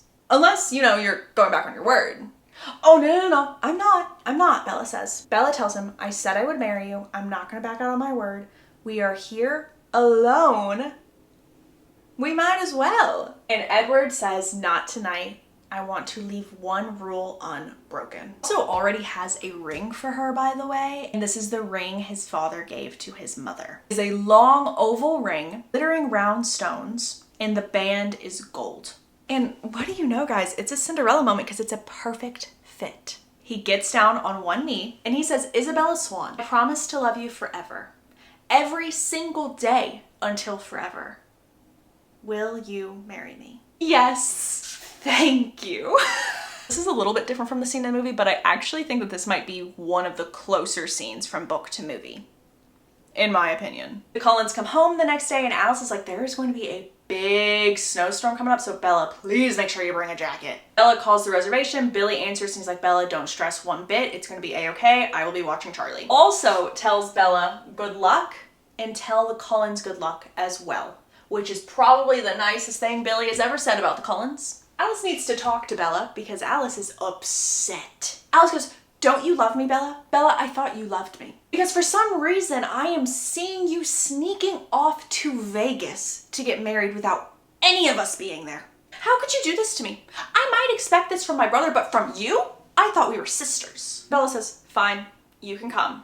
Okay, perfect, but like, how much do you love me? Like, how much do you love me? Because please, please, please, in the words of Sabrina Carpenter, let me plan your wedding. No, no, no, no, no, no. And she's getting very overwhelmed and Edward's there and he just whispers in her ear, Vegas, it's okay. Vegas. Allison ignores him and is like, well, are you gonna show me the ring? And she reaches for it and there's no ring on her finger. And Alice is like, I thought I saw it in my vision. Am I wrong? Edward intervenes and saves Bella's behind and is like, she's just not really a fan of the flashy jewelry right now. It's a-okay. We have a big day ahead of us. Edward then takes Bella to the farthest side of the clearing and she's just walking around, touching everything, kind of going through her hair, pulling out random strands, dropping it everywhere. And then she falls on the ground to the point where she is now bleeding. And Edward is like, are you okay? Like, here, let me clean this up. And she's like, wait, wait, wait. We can use this. And so now she's like actually putting that everywhere, like all over the place. In the movie, I think she purposefully does this. I don't think she falls for an open wound. I think she like pricks her finger or something like that. But here she is a klutz. She's a clumsy, clumsy girl. And while this is going on, Edward says, you don't have to listen to Alice, by the way. If you want to go to Vegas, let's go to Vegas. If you want me to have Emmett go get a license, he can be the one to officiate it. Whatever you want, I don't care. I just want to marry you. Another thing I want to know is that Edward is not bothered by the fact that Bella is actively bleeding right now. He tells her that he lived 24 hours thinking that she was no longer alive and that was the worst thing he's ever had to endure. Changed his whole perspective on things like that. And so now it just no longer affects him. They keep moving and then they eventually meet up with Jacob. Edward tells Jacob exactly where he needs to go and Edward's like, I'm going to take the long way. I will meet up with you in a few hours. Jacob and Bella are making small talk. Jacob brought a jacket because it's supposed to be cold, like snow on the mountain. Cold. In fact, Jacob tells her that this weather is making him so antsy because there are no animals in sight. He then asks like, what's up with the double bling? Why are you wearing 2 bracelets? And Bella's like, oh, like it was a grad gift. And Jacob responds with, great, a huge rock. Love, love. And this is when Bella realizes that like she's actually wearing a diamond. It's a huge diamond, like 5 carats. I don't know how she didn't realize that earlier, but she did now. Then Jacob does the stereotypical angsty teen boy line of, is he a better kisser than me? Bella responds, well, I don't know, Edward is the only person I've ever kissed. Or at least the only one that I consider that I've ever kissed. And Jacob's like, well, I apologized for that, my goodness. And Bella says, yeah, you apologized, but that doesn't mean that I forgot what happened. And Jacob says, well, it's irresponsible that you've only ever kissed one person in your life. You don't even know what else is out there. And you know what, Bella, if you were to ask me to kiss you, I would. You would not have any reason to get upset with you. Bella says, well, don't hold your breath. Actually, you know what, yeah, hold your breath, please. Please do. And this is the moment where Bella tells Jacob that Edward is not going to fight and he's going to be staying with her. I can't believe he let you talk him out of going. I wouldn't miss this for anything. But Bella, that doesn't mean that he loves you more than I do. Remember that. Bella says, but you wouldn't stay, so just be careful. And then Jacob says, well, why does it matter if anything happens to me? Why do you care? And Bella says, because you're my best friend and I'm sorry I don't love you the way you want me to, but I do care about you. I don't want anything to happen to you. The storm is a brewing and Bella's like, you better hurry up so that you can also go home. And Jacob goes, oh, I'm not going home. And Bella looks at him and she goes, well, you're not camping with us, no. And Jacob goes, well, no, I'm not camping directly with you, but I will be staying until Seth gets there. Bella then kind of sees this as her opportunity to bring up the Wolfie drama and is like, why didn't you tell me that you're second in command? We learn the reason that Sam is the alpha is because he is the oldest. And that makes sense, but technically, it's according to lineage, not age. And Bella goes, wait, but wasn't your great-great-grandfather the chief? And Jacob's like, yep. And Bella continues on saying, then shouldn't you be alpha according to lineage? And Jake says, that's Sam's job. Yes, he was supposed to be alpha. And yes, it was offered to him. And he said no. Make a mental note of this. Please and thank you. This is going to come up in Breaking Dawn. We now officially made it to the location where they will be camping. Guys, it's nighttime, it's cold, her teeth are chattering, and she can't sleep. And Edward is sitting as far away from her as he possibly can because if he gets any closer, she will just get colder.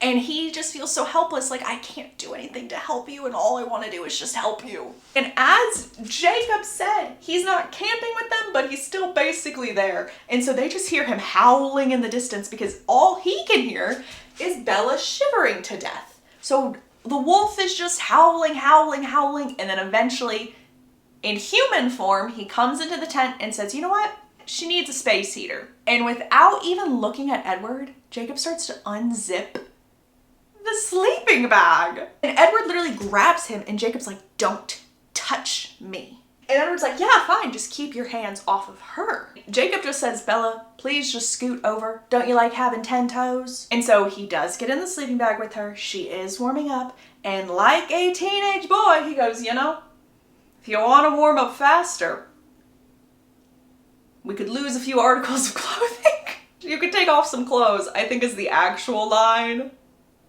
And I know it's in the movie, and it's so cringy yet funny. And Jacob is still looking at Bella and goes, don't worry about Edward. He's just jealous. And Edward says, of course I am. I can't do that. And Jacob is still pushing buttons and goes, Bella, your lips are blue. Do you want me to warm those up for you too? And Bella is just like, behave, please behave. And when she's a little warmer, she asks him a question that I literally never would have thought of. She asks him, hey, when you're in wolf form, how come you're like fluffier than everyone else? Like, why do you have so much more fur?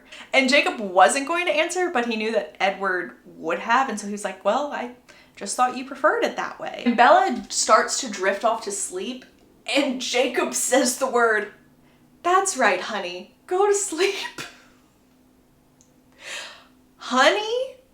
Hello? We also hear Edward say, can you please try to control your thoughts? At least attempt to control them.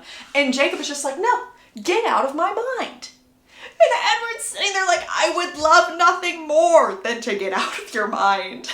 And it's silence. And then Edward went, yeah, I'm jealous of that too. Jacob tells him, she could change her mind, you know. To which Edward replies to, go to bed, you're getting on my nerves. They don't go to bed. Instead, Jacob says, this jealousy must be eating you alive. There's no way you can be that sure of yourself. Edward says, it's bad enough that I can barely control my voice when she's not with me, and it's even worse when she's with you and I can't see her. Jacob says, does it make it hard to concentrate when she's not with you? And Edward is being very truthful and honest, and he admits yes and no, but that's because I am able to have multiple things going on at once. That's how vampire minds work. But that does mean I'm always able to think where her mind's at, what she's doing, what's going on. And I do think she thinks of you, Jacob. I think she thinks of you more than I would like her to. I know that she's worried that you're unhappy. Jacob says, she's in love with me too, you know, even if she doesn't know it. Edward admits, I can't tell if you're right. Keeps pushing, saying, does that bother you? Again, yes and no. I just want her happy. And as odd as that sounds, I'm happy you're here. I have waited 100 years of my life for her. I wouldn't try to unalive you, that's for sure, if she picked you. Even if she changed her mind, I couldn't hurt her that way. Jacob then asks, how did you cope when you lost her? Edward says it was almost unbearable. I just thought if I could leave, one day she would forget about me. I was fighting it and I knew I was coming back eventually. Whether that was to be with her forever or to find her with someone else. I like to think that if I saw her happy, I would be able to leave again with a clear conscience and peace of mind. But if she wasn't happy, I would have stayed. And Jacob, that's why I'm staying here tonight, because sometimes she's reminded of me leaving. And it freaks her out anytime I leave a room. She won't ever bring up feeling this way, but I know what I did to her, and I know how much it hurt her. And I will spend the rest of my existence trying to make it up to her. He also tells Jacob that from the moment he fell in love with her, he only had 4 options. 1, hopefully Bella would just not feel as strongly as Edward, and he would just be able to move on with his life. 2, he would just stay with her throughout her human life, and when she passed, he would shortly pass after. 3, this is the one he chose.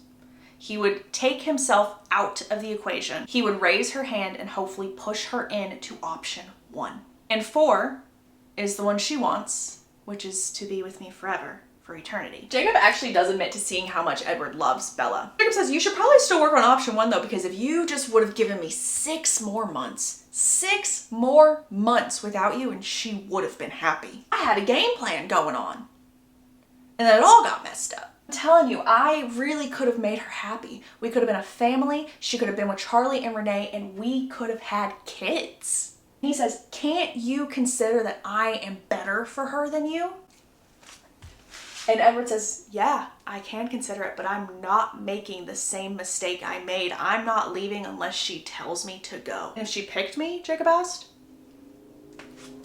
then I would let her go. But just think about the fact that you might unintentionally let her go one day. You might, like Sam, Emily, and Leah. You could imprint on someone else, and I would be there in the wings, waiting. And before they end this conversation, Edward asks about the 3rd wife story. Edward's like, of course, I wish you would have told any other story. And Jacob's like, why? And Edward's like, really? You don't think that Bella would see herself as that character? And Jacob's just like, oh, you're right, I see your point. And Edward's like, okay, you need to get rest, sleep well. And then a few seconds pass and he goes, I didn't mean that so literally. Please just go to bed. Stop it with those thoughts. And Jacob says, sorry, but you could give us a little privacy. And Edward says, do you want me to help you sleep? Because I can help you sleep. It is now the next morning and Bella is literally sweating.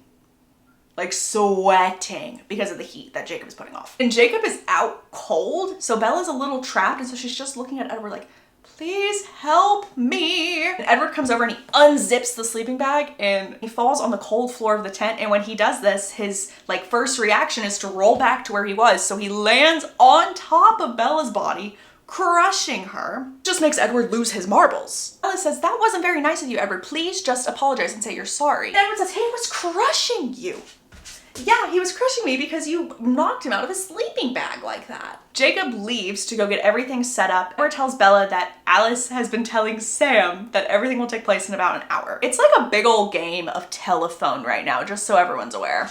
Bella did try to get Jacob to stay because she doesn't want him to leave either, but Jacob's not missing this fight for anything. Bella's like, okay, so we stay together no matter what. And Edward's like, do you want me to distract you? Bella says, okay, can you just tell me your 10 best nights? No, because all the nights have been the best ever since I've met you. We also learned that last night, yes, she said Edward's name in her sleep, but she also said Jacob's name in her sleep, and she said my Jacob. My Jacob. Bella tells Edward, well, that's how I distinguish the 2 Jacobs. The one that I like, and then the one who's really not that nice. Bella tells Edward that her favorite night with him was when they were coming back from Italy. Edward admits that his best night was 2 nights ago when she finally agreed to marry him. And Bella's like, that's your favorite night? That's the one you choose? He's like confused by her answer and she goes, I just don't understand the importance of it because I'm staying with you forever no matter what. We already knew this. All of a sudden he asks her if she is warm enough and we realize that Jacob was listening and he just heard Edward say that the best night of his life was Bella saying yes to marry him. So now Jacob knows that they're engaged.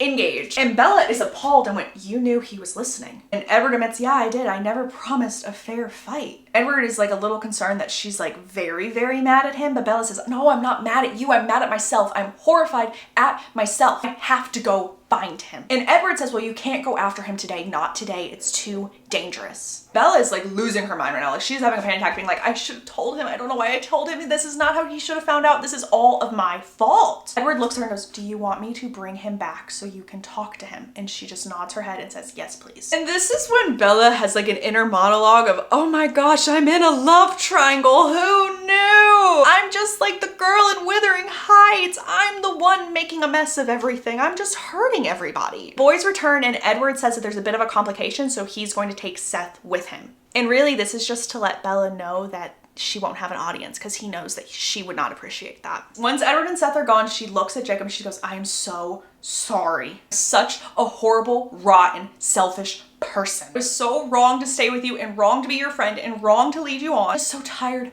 of hurting you. And Jacob says, you're not the only one capable of self-sacrifice. Guys, I know I've said this a lot in this video, but buckle up, strap in. This one's bumpy. Jacob says, I know how I will redeem myself. And this will make it convenient for everyone. You won't even have to choose. And Bella is pleading, being like, no, no, don't go. I won't let you. I'm begging. Don't do this. And Jacob says, what? So I can be your best man at your wedding? They exchange weird yelling I love yous. And Jacob's like, yeah, I know you love me. I know that you love me better than you know that you love me. You know what, Bella? If you could convince me that you really want me to come back, you could ask me and I would stay and I would not go self-sacrifice myself down there. There's some manipulation going on, some playing with emotions, but okay. Back to the story. So Bella says, fine, will you kiss me? Will you kiss me and will you come back? Like literally that's how I'm imagining her saying it, is like throwing her arms. And then they kiss. And she's starting it off just like it was last time where she's standing completely still. And he's like, you're overthinking it. You can do better than that. He literally says that, by the way. That's not me being dramatic. And so they keep going, they keep kissing, and all of a sudden she's getting into it. And this is the moment that Bella thinks to herself, oh my God, Jacob was right. He is more than just a friend and I am in love with him too.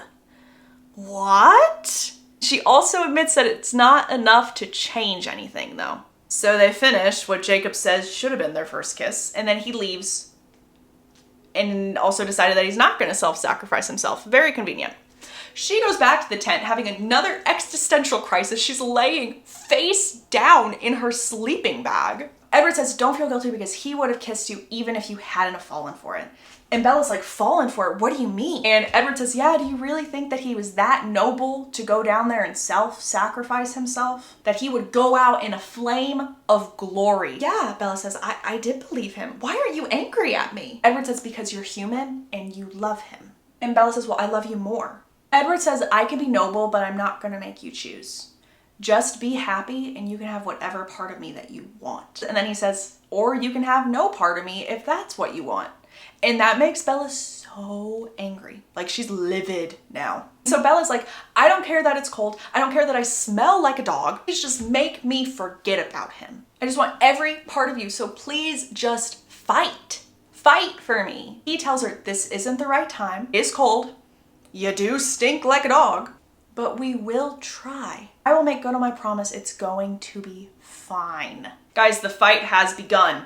The fight has started. So Emmett is having a great time. He's literally living his best life right now. And apparently all the newborns are talking about Bella and how she can't escape. And then all of a sudden, Edward realizes that Victoria is near and she's not alone. So this confirms Bella was correct and it's not the Volturi, it was Victoria. Two vampires come across the tent. It is Victoria and Riley. This is the first mention of him in this book. In the movie, you've already seen him a bunch, but this is the first time we're seeing him. Also, he is blonde in the book. Edward is talking to Riley and he goes, Riley, Victoria is lying to you. She does not love you. And she never has loved you. She loved someone named James. Victoria grimaces and stares directly at Bella. Edward continues on, he's still talking to Riley, being like, she wants you to not survive. She doesn't want to keep up this pretense anymore. You don't have to do this. You have a choice right now. Victoria is now speaking, going, Riley, he's lying. I told you, these Cullens, they play mind games. This is one of them.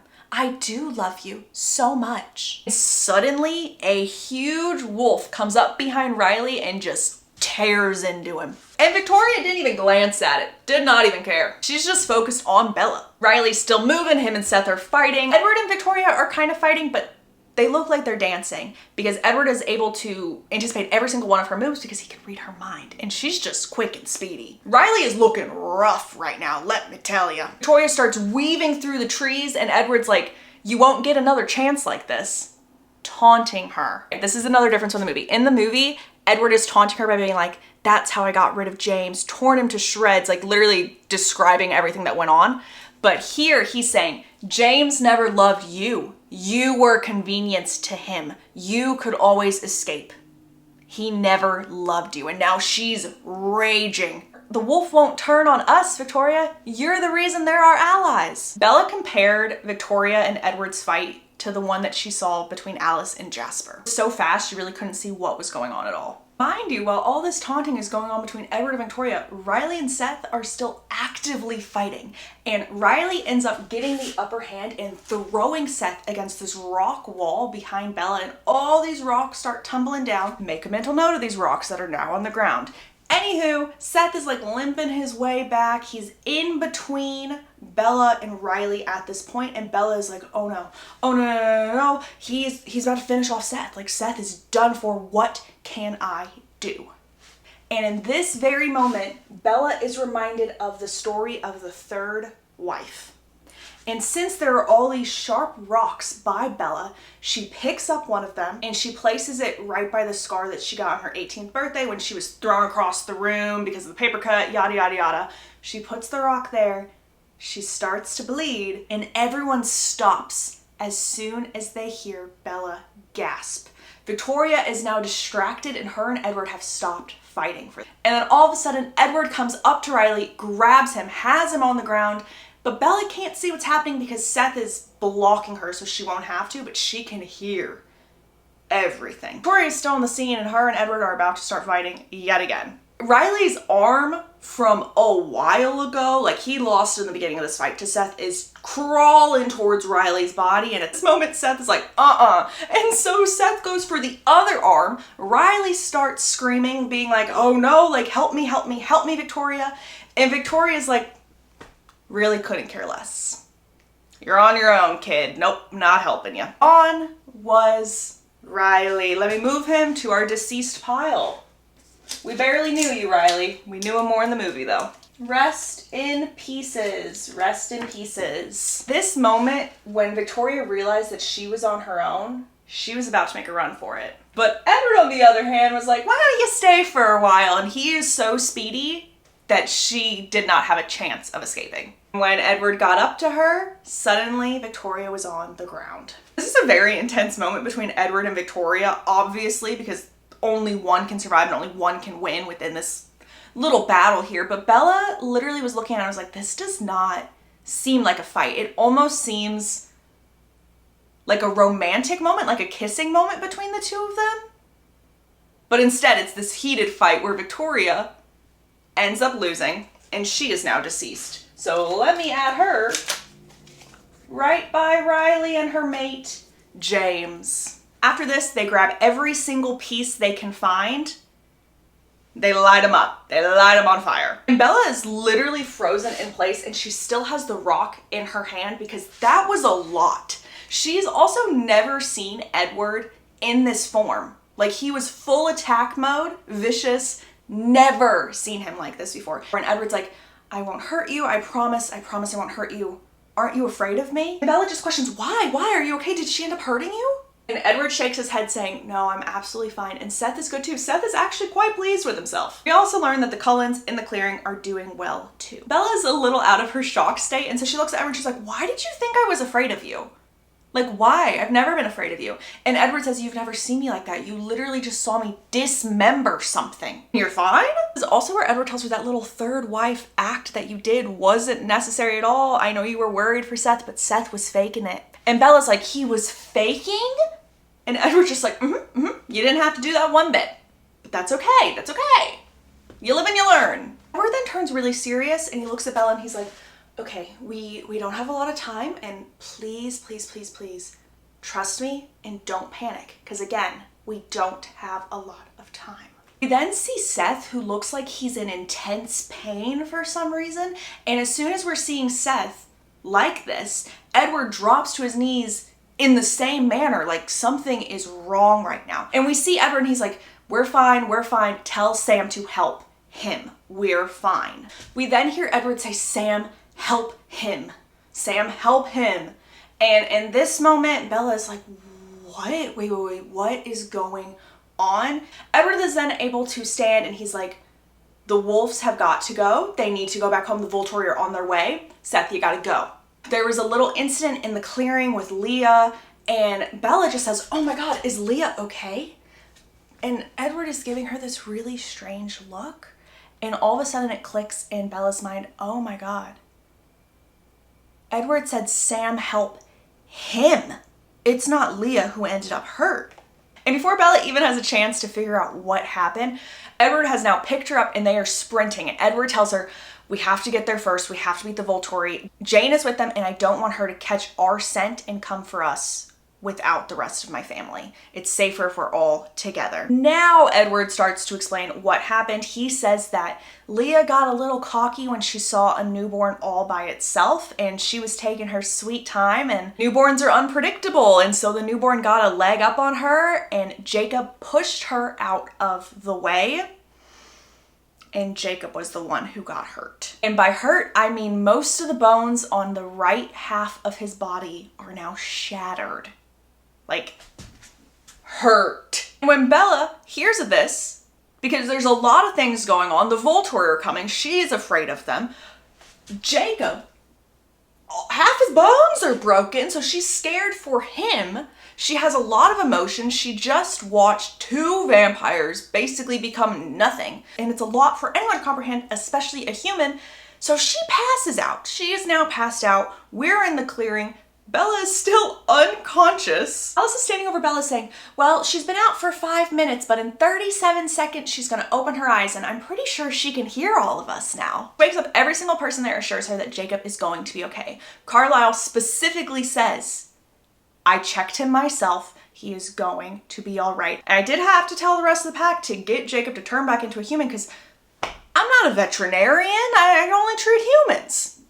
But he is going to be okay. Remember, werewolves heal very, very fast. We saw this earlier in the book. And Bella is looking around her and she sees this really young girl, probably about 15. Also notices that Jasper is there and he's rubbing his arm because he got bit. Being bit by a vampire when you're a vampire doesn't really do anything to you except the venom stings and it hurts. Back to the young girl, and the young girl is struggling. She's like, how can you stand this? How are you able to do this? She smells so good. How can you control yourselves? Like she's losing her marbles. And the girl is honed in on Bella too, and Bella's looking at Edward like, should we go? Should we move? And Edward says, if the Volturi weren't on their way, yes, but we can't move now. We can't. We have to stay. They all line up in a bit of a formation and they put Bella in the middle, basically in the heart of their family, which would be the safest space for her. Jane is, of course, with them. Creepy, creepy Jane. Oh, also, let me make a note here. If y'all have seen the movie, y'all are probably thinking to yourself, how is this the first time that we're seeing the Volturi in the book? Like, that's crazy. That's because in the movie, there is a scene where the Volturi are watching over the newborns in Seattle. Does not exist in the book. Not at all. Again, I've mentioned this a bajillion times. This movie is so different from the book. So different. And it makes sense to me because this book is over 600 pages. Like, there's no way they could have included all of this. But the fact that they added extra things just really cracks me up. It really does. But anyway, as I said, creepy, creepy Jane. She's there, of course. And Jane looks at this newborn and goes, huh, looks like you missed one. Edward just says, she surrendered. Carlisle gave her that option. And Jane looks at all of them and goes, there are no options for those who break the rules. Carlisle speaks up and goes, I saw no reason to destroy her. She did not know of the rules. She had never been taught. Jane goes, irrelevant. Also, Carlisle, Arrow sends his regards. Carlisle nods and goes, send him mine. Jane then asks how many were there. The Cullens respond with 18, brand new and unskilled. Then speaks up and goes, Victoria was the creator. Was the creator? Edward says, I dealt with her and another vampire. Jane looks at the girl and she asks the girl for her name, but Jane does not actually give her time to answer before she does her pain. And this poor girl is now withering on the ground in pain. Edward looks away from Jane and goes, her name is Bree. So that means this 15-year-old girl right here, her name is Bree. And y'all, we will get to know Bree so much in the next Twilight video. Don't you fret, don't you fret. I feel like her novella is very, very underrated, personally. Edward also says, you don't have to do that to her. She will tell you everything. And Jane goes, I know. And Bree is like spilling it all now. She's like, there are 19 or 20 of us. Riley never told us her name. He didn't want us to be able to think about her in any way, shape, or form. Riley just told us that we had to destroy the ones with yellow eyes. Bree also confirms that Riley gave all the newborns Bella's scent. So the reason Bree was losing her mind when she saw Bella isn't just because she was human. It's because she's been trained like a bloodhound for Bella. Bree is still talking and she says, Riley promised you would come back for us and he left us. He broke his promise and the Cullens told me they wouldn't hurt me if I stopped fighting. They said they would help. And Jane just looks at her and goes, oh, but that wasn't his gift to offer. Edward then steps in and goes, Victoria had a grudge against Bella. And this makes Jane laugh and goes, everyone has such strong feelings towards Bella. We see Jane staring very intensely at Bella. Edward, still not looking at Jane, looking towards the ground, is like, can you please not do that? Which means Jane is trying to use her powers on Bella, but is still failing. Jane then summons Felix. Here is Felix. Summons him over to Bree. And the Cullens are like, we will take responsibility for Bree. We will do it. Jane says, we don't make exceptions. And we don't give out second chances. You know, Caius will be so interested to see that Bella is still human. And Alice speaks up and goes, a date is set. Perhaps we'll come see you next time. Edward then whispers in Bella's ear and says, don't watch, look away. And then we hear Felix handling Bree. Some may say she had a short second life. Some may say that. There you go, Bree Tanner. Talk about you soon. And as soon as they handle Bree, the Volturi walk off into the mist. And they're gone. Different time, no longer in the clearing. Bella is with Alice and Bella's like, I want to go to La Push and I want to see Jacob right now. And Alice is like, well, honestly, he's probably unconscious right now because of the amount of morphine that they've given him. So really, there'd be nothing for you to do. Just sit and stare. And if you want to do something helpful, you need to go home to Charlie and confirm the alibi that we went shopping today. Here, take this. And Bella's like, what is this? Well, Alice is like, we said we went shopping, so I went shopping. Bella then pauses, looks at Alice and says, am I going to be just like Bree? Alice responds with, everyone is different, but maybe, to some extent. But don't worry, Bella, because it passes after a couple of years. But also, Bella, I've never seen someone choose this life. It could be different for you. Bella then asks a question that we're already aware of. We're already aware of this because I answered this in the first video because I knew we would all be confused. But she asks it anyway. She goes, how come certain powers don't work on me? And then how come some do? Like, why can you and Jasper use your powers on me? And that is because Alice and Jasper's powers do not use Bella's mind. Everyone else's does. Jasper's is affecting the body physically. And Alice sees visions of outcomes, not the reasonings behind them, so that makes Alice's powers outside of the mind. Bella also looks at her and goes, you can still see me as a vampire, right? Yes, I can. And I can sympathize with you too, because you have two very good things that are hard to choose between. Bella goes home, she talks to Charlie. Charlie is like, oh my goodness, Bella, Jacob got in a motorcycle accident and he's not looking too good. I saw him when he came in. It was not looking too good and he sounded horrible. Because remember, Charlie spent the day with Billy. Charlie also said that Billy was so distracted all day and it almost seemed like Billy knew this was going to happen to Jacob. Billy was very superstitious and kind of on edge thinking something bad was going to happen. And then earlier they were on a boat. They heard wolves howling and Billy immediately started going for the shoreline. But I guess Billy was in a rush not to miss the game. Bella, one good thing that came out today is Billy was actually grateful for Carlisle and was so nice. I think he's coming around to the Cullens. So Bella, Edward was there and Edward was so kind. It was almost like he was looking at his own brother when he was looking at Jacob. And he is a decent guy. I'll try to remember that, Bella. Charlie says one final thing before you go to La Push. I need you to promise me something. Will you please tell me before you do anything major in your life? You know, before you run off with him or something? I want to be in the loop. And she goes, of course I will. Bella then goes to La Push. Billy welcomes her and says that Jacob is now awake. Also, Jacob can't feel his injuries, so that is a plus. And Jacob looks at her and he goes, how are you? I've been worried. Was he mean to you? Bella's like, huh? Of course he wasn't mean to me. It was fine. He wasn't even mad. He just wants me to be happy. And Jacob's like, well, shoot, he didn't even give you an ultimatum or something? I was really counting on that reaction from him. Bella says he's not playing any games, Jacob. Jacob goes, yes, he is. He's just a better manipulator than I am. And Bella, when are you going to wake up and realize he's not perfect? Bella says, well, at least he didn't threaten to hurt himself to make me kiss him. And Jake says, well, I did do that. Yep, that I did do. But I knew you would forgive me, Bella. He also says, it's better that you know now. Now I don't have to wonder or question anything down the line. I don't have to be thinking of all of these what ifs. And by no, he means now that she knows that she is actually in love with him. Jacob continues on and says, I will be your friend. I won't ask for anything more. I will be your friend. And you know what? Maybe we can even be long distance friends. Jacob then brings up King Solomon, and from that, his segue is, I'm no longer going to cut you in half, Bella. Jacob says, you know what the worst part is? Knowing what would have been. Bella goes, might. What might have been. Oh, no, Bella. Would. I am exactly right for you.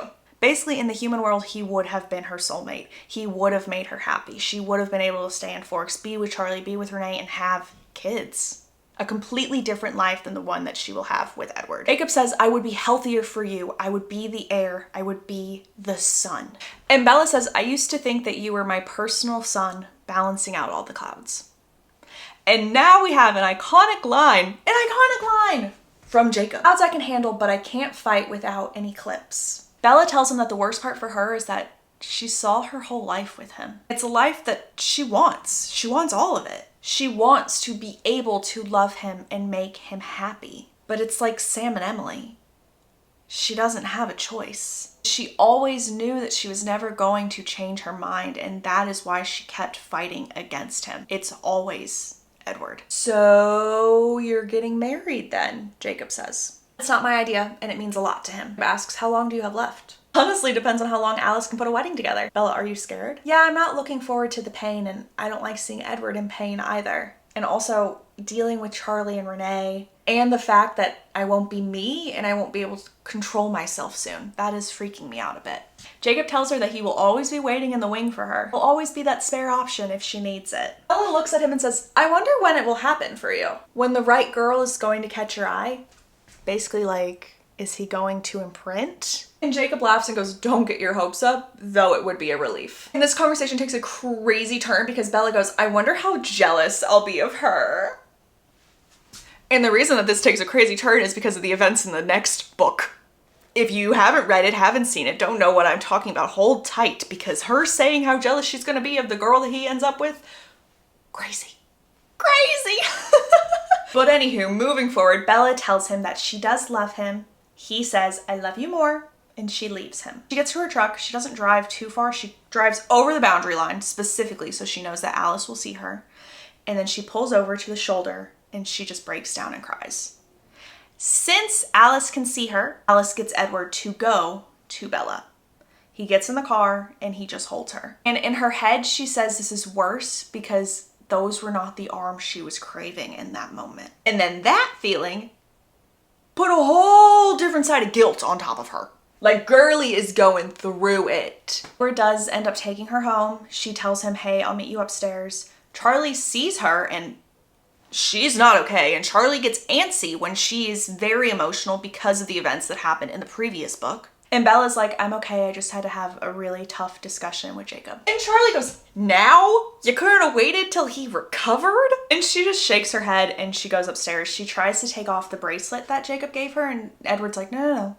Keep it on. It's a part of you. And as I said, Charlie is very anxious. And so every so often he does come and check on Bella because he doesn't want a repeat of what happened in New Moon. Here's the part of the story I told y'all to put a pin in probably an hour ago when we were talking about the magnets. Some of y'all were probably thinking, oh, the magnets obviously were Edward and Jacob, Team Edward, Team Jacob, they'll never get along, polar opposites. No.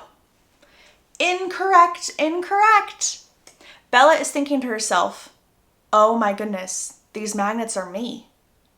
These magnets are Edward's Bella and Jacob's Bella. They can never coexist at the same time. I'm going to take a commentator note and talk about something right now because this is something in the book that kind of changes my opinion on the whole series, and it always has. Like, even when I was younger and I read this book, because the movies don't do this. Like, when you watch the movies, there really is a clear winner and it's always Edward, but poor Bella, and in the book it is always Edward too, obviously, but Bella really is struggling and going through the motions because while she was essentially grieving Edward in New Moon, Jacob was there for her the whole time. And that's a part of herself kind of changed and became something different than the part that she was with Edward. And I don't think the movies show that. I don't think the movies show that like Bella was actually in love with Jacob. Not like, love you like a brother, love you like a friend. Like, she actually was in love. At least that's how the book is presenting all of this. Whether that was due to manipulation or not, who's to say, who's to say. She did have strong feelings for him. Her having to process the fact of, I need to let you go for both of our sakes, hurts. And we don't see that in the films. And I think that that is a really important piece that they left out. Okay, I'm getting off my soapbox now. How do y'all feel about that? Let me know your thoughts on that down below. In the morning, Edward looks at Bella and very honestly says, are you sure you made the right decision? Because she is not okay, like at all. And Bella says, yes. Edward goes, if it hurts you this bad, how is this the right decision? Bella goes, I know who I can't live without. And I can't be self-sacrificing. Edward, I have to be with you. I have to. It's the only way for me to live. And again, she is feeling so guilty. Thinking I shouldn't have had Edward be here with me. I feel so bad for having him witness how I was feeling last night. Because that was a lot. She then asks Edward to hand her her book, and she opens up to a page and she reads, if all else perished and he remained, I should still continue to be. And if all else remained and he were annihilated, the universe would turn to a mighty stranger. Bella looks at him and goes, I know what that means, and I know what I can't live without. And with that, they are now going to see Alice. We have a little wedding update. Alice already has a dress. Yes, she had a dress custom made a while ago. Already banking on the fact that they were getting married.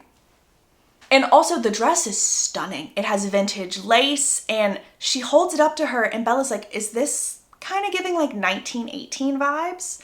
And Alice is like, yes, yes. And 1918, that has to do with Edward. It does, it does. I believe that's the year he was turned, actually. Bella then looks at Alice and is like, well, you showed me my dress. Are you gonna show me yours? I know that you already bought one. I mean, my maid of honor would not be slacking like this. As soon as Bella says this, Alice is like, oh my gosh, oh my gosh, oh my gosh. And she goes into full wedding planner mode. Full wedding planner mode, like, I gotta get Esme and Rosalie up here now. When Bella leaves the room, Edward says, let's go to the meadow. This is the first time in the book that we have gone to the meadow, whereas in the movie, I think you're in the meadow in like the second scene. We learn that Bella and Edward will be getting married August 13th. This gives her about a month before she turns 19 because she does not want to be another year older than Edward. Bella explains to Edward, the reason I'm giving Alice full reign, she can plan our wedding, is because it wouldn't be fair to Charlie to leave him out of this. And also it's making Alice happy, Esme happy, everyone is content. Edward's staring at her for a little bit and he goes, okay, deal's off. Deal's off, calling it off right now. And I will keep my side, but you are off the hook. We do not have to get married. Bella, you are trying to make everyone else happy. And frankly, I don't care about anyone else. You can do it today if you want. The sooner the better. Let's get this done. You're about to be a vampire. Oh, and don't worry. I haven't forgotten the other part of this little arrangement / deal that we made. Then he starts kissing her and it's a bit intense. Things start to progress and like Bella's like kind of losing her mind a little bit. And then she's like, no. We're not doing this right now. No. Pauses and he's like, why? What's changed? I love you. Let's do this now. Bella gets a little distracted again in the moment and then she's like, wait. Bella says, this is important to me and I'm going to do it right. And Edward questions whose definition of right? Mine. And it's gonna be responsible. I'm not gonna be denying Alice of her fun. I'm not gonna be denying Charlie the chance to walk me down the aisle. And I need to give Charlie and Renee the best I can give them before I'm gone.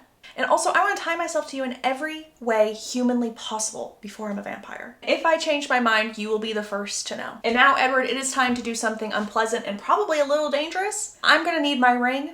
We need to tell Charlie. He slips the ring on her finger where it will be for the rest of eternity. And that is the end of Eclipse, but of course there's an epilogue. But the epilogue? POV change. We're in Jacob's POV. Leah is here. She's being very impatient because Jacob wants space. Leah's like, I'm not giving you space. You don't understand how hard this is for me. And Jacob looks at her and is like, you are the most selfish person I have ever met. Jacob, look at it from my perspective. I don't even like Bella Swan, and yet I'm having to see her through your eyes. I'm having to have every single one of your thoughts and your dreams, and I'm over it. She's going to marry that thing and you need to move on. But you know what? Maybe a funeral would be better closure for you than a wedding. Jacob snaps and goes, how do you think the rest of us feel having to see Sam through your eyes? It's bad enough Emily has to deal with your fixation. She doesn't need the rest of us panting too. Leah then spits in his direction. Jacob is so mad, so upset. He's also just worried for Bella in general because who knows what's going to end up happening to her. She's probably not gonna be the same person, but also she might not survive the transformation. He goes home and Billy says, hey, we got mail. And it is a wedding invitation with a letter. It's from Edward. It is from Edward. Edward says, I'm breaking the rules by sending this to you. She was afraid to hurt you more by inviting you to the wedding, but I know if things went a different way, I would want the option and I would want the choice. I will take care of her. Thank you for her. Thank you for everything. Edward. Jacob is now losing his mind. He runs out of the house, becomes a wolf. Quill and Embry are like, slow down, man. We're coming. Wait up for us. And Sam, because they're all talking through their minds, by the way. And Sam is like, no. Leave him. Let him be. He's okay. And Jacob just contemplates going as far as he possibly can. Because maybe if he ran far enough away from home, maybe he wouldn't have to hear it again. And that is the official end of Eclipse. Guys, I feel like we did so good. I feel like we did. We were in this together. This was a journey. It was a journey. And we did it. I really don't know how I feel about this one. I've always been kind of 50-50 on Eclipse because I really like Edward in Eclipse, but I just don't really vibe with Jacob in Eclipse. And the whole book is just the two of them. So it's 50-50 for me. Next video in the series that y'all will have will all be about Bree Tanner, and her story is so good and it's so underrated. Okay, thank y'all for watching. I really appreciate it. Y'all are the best community in the world, and I will see y'all so soon. Love y'all.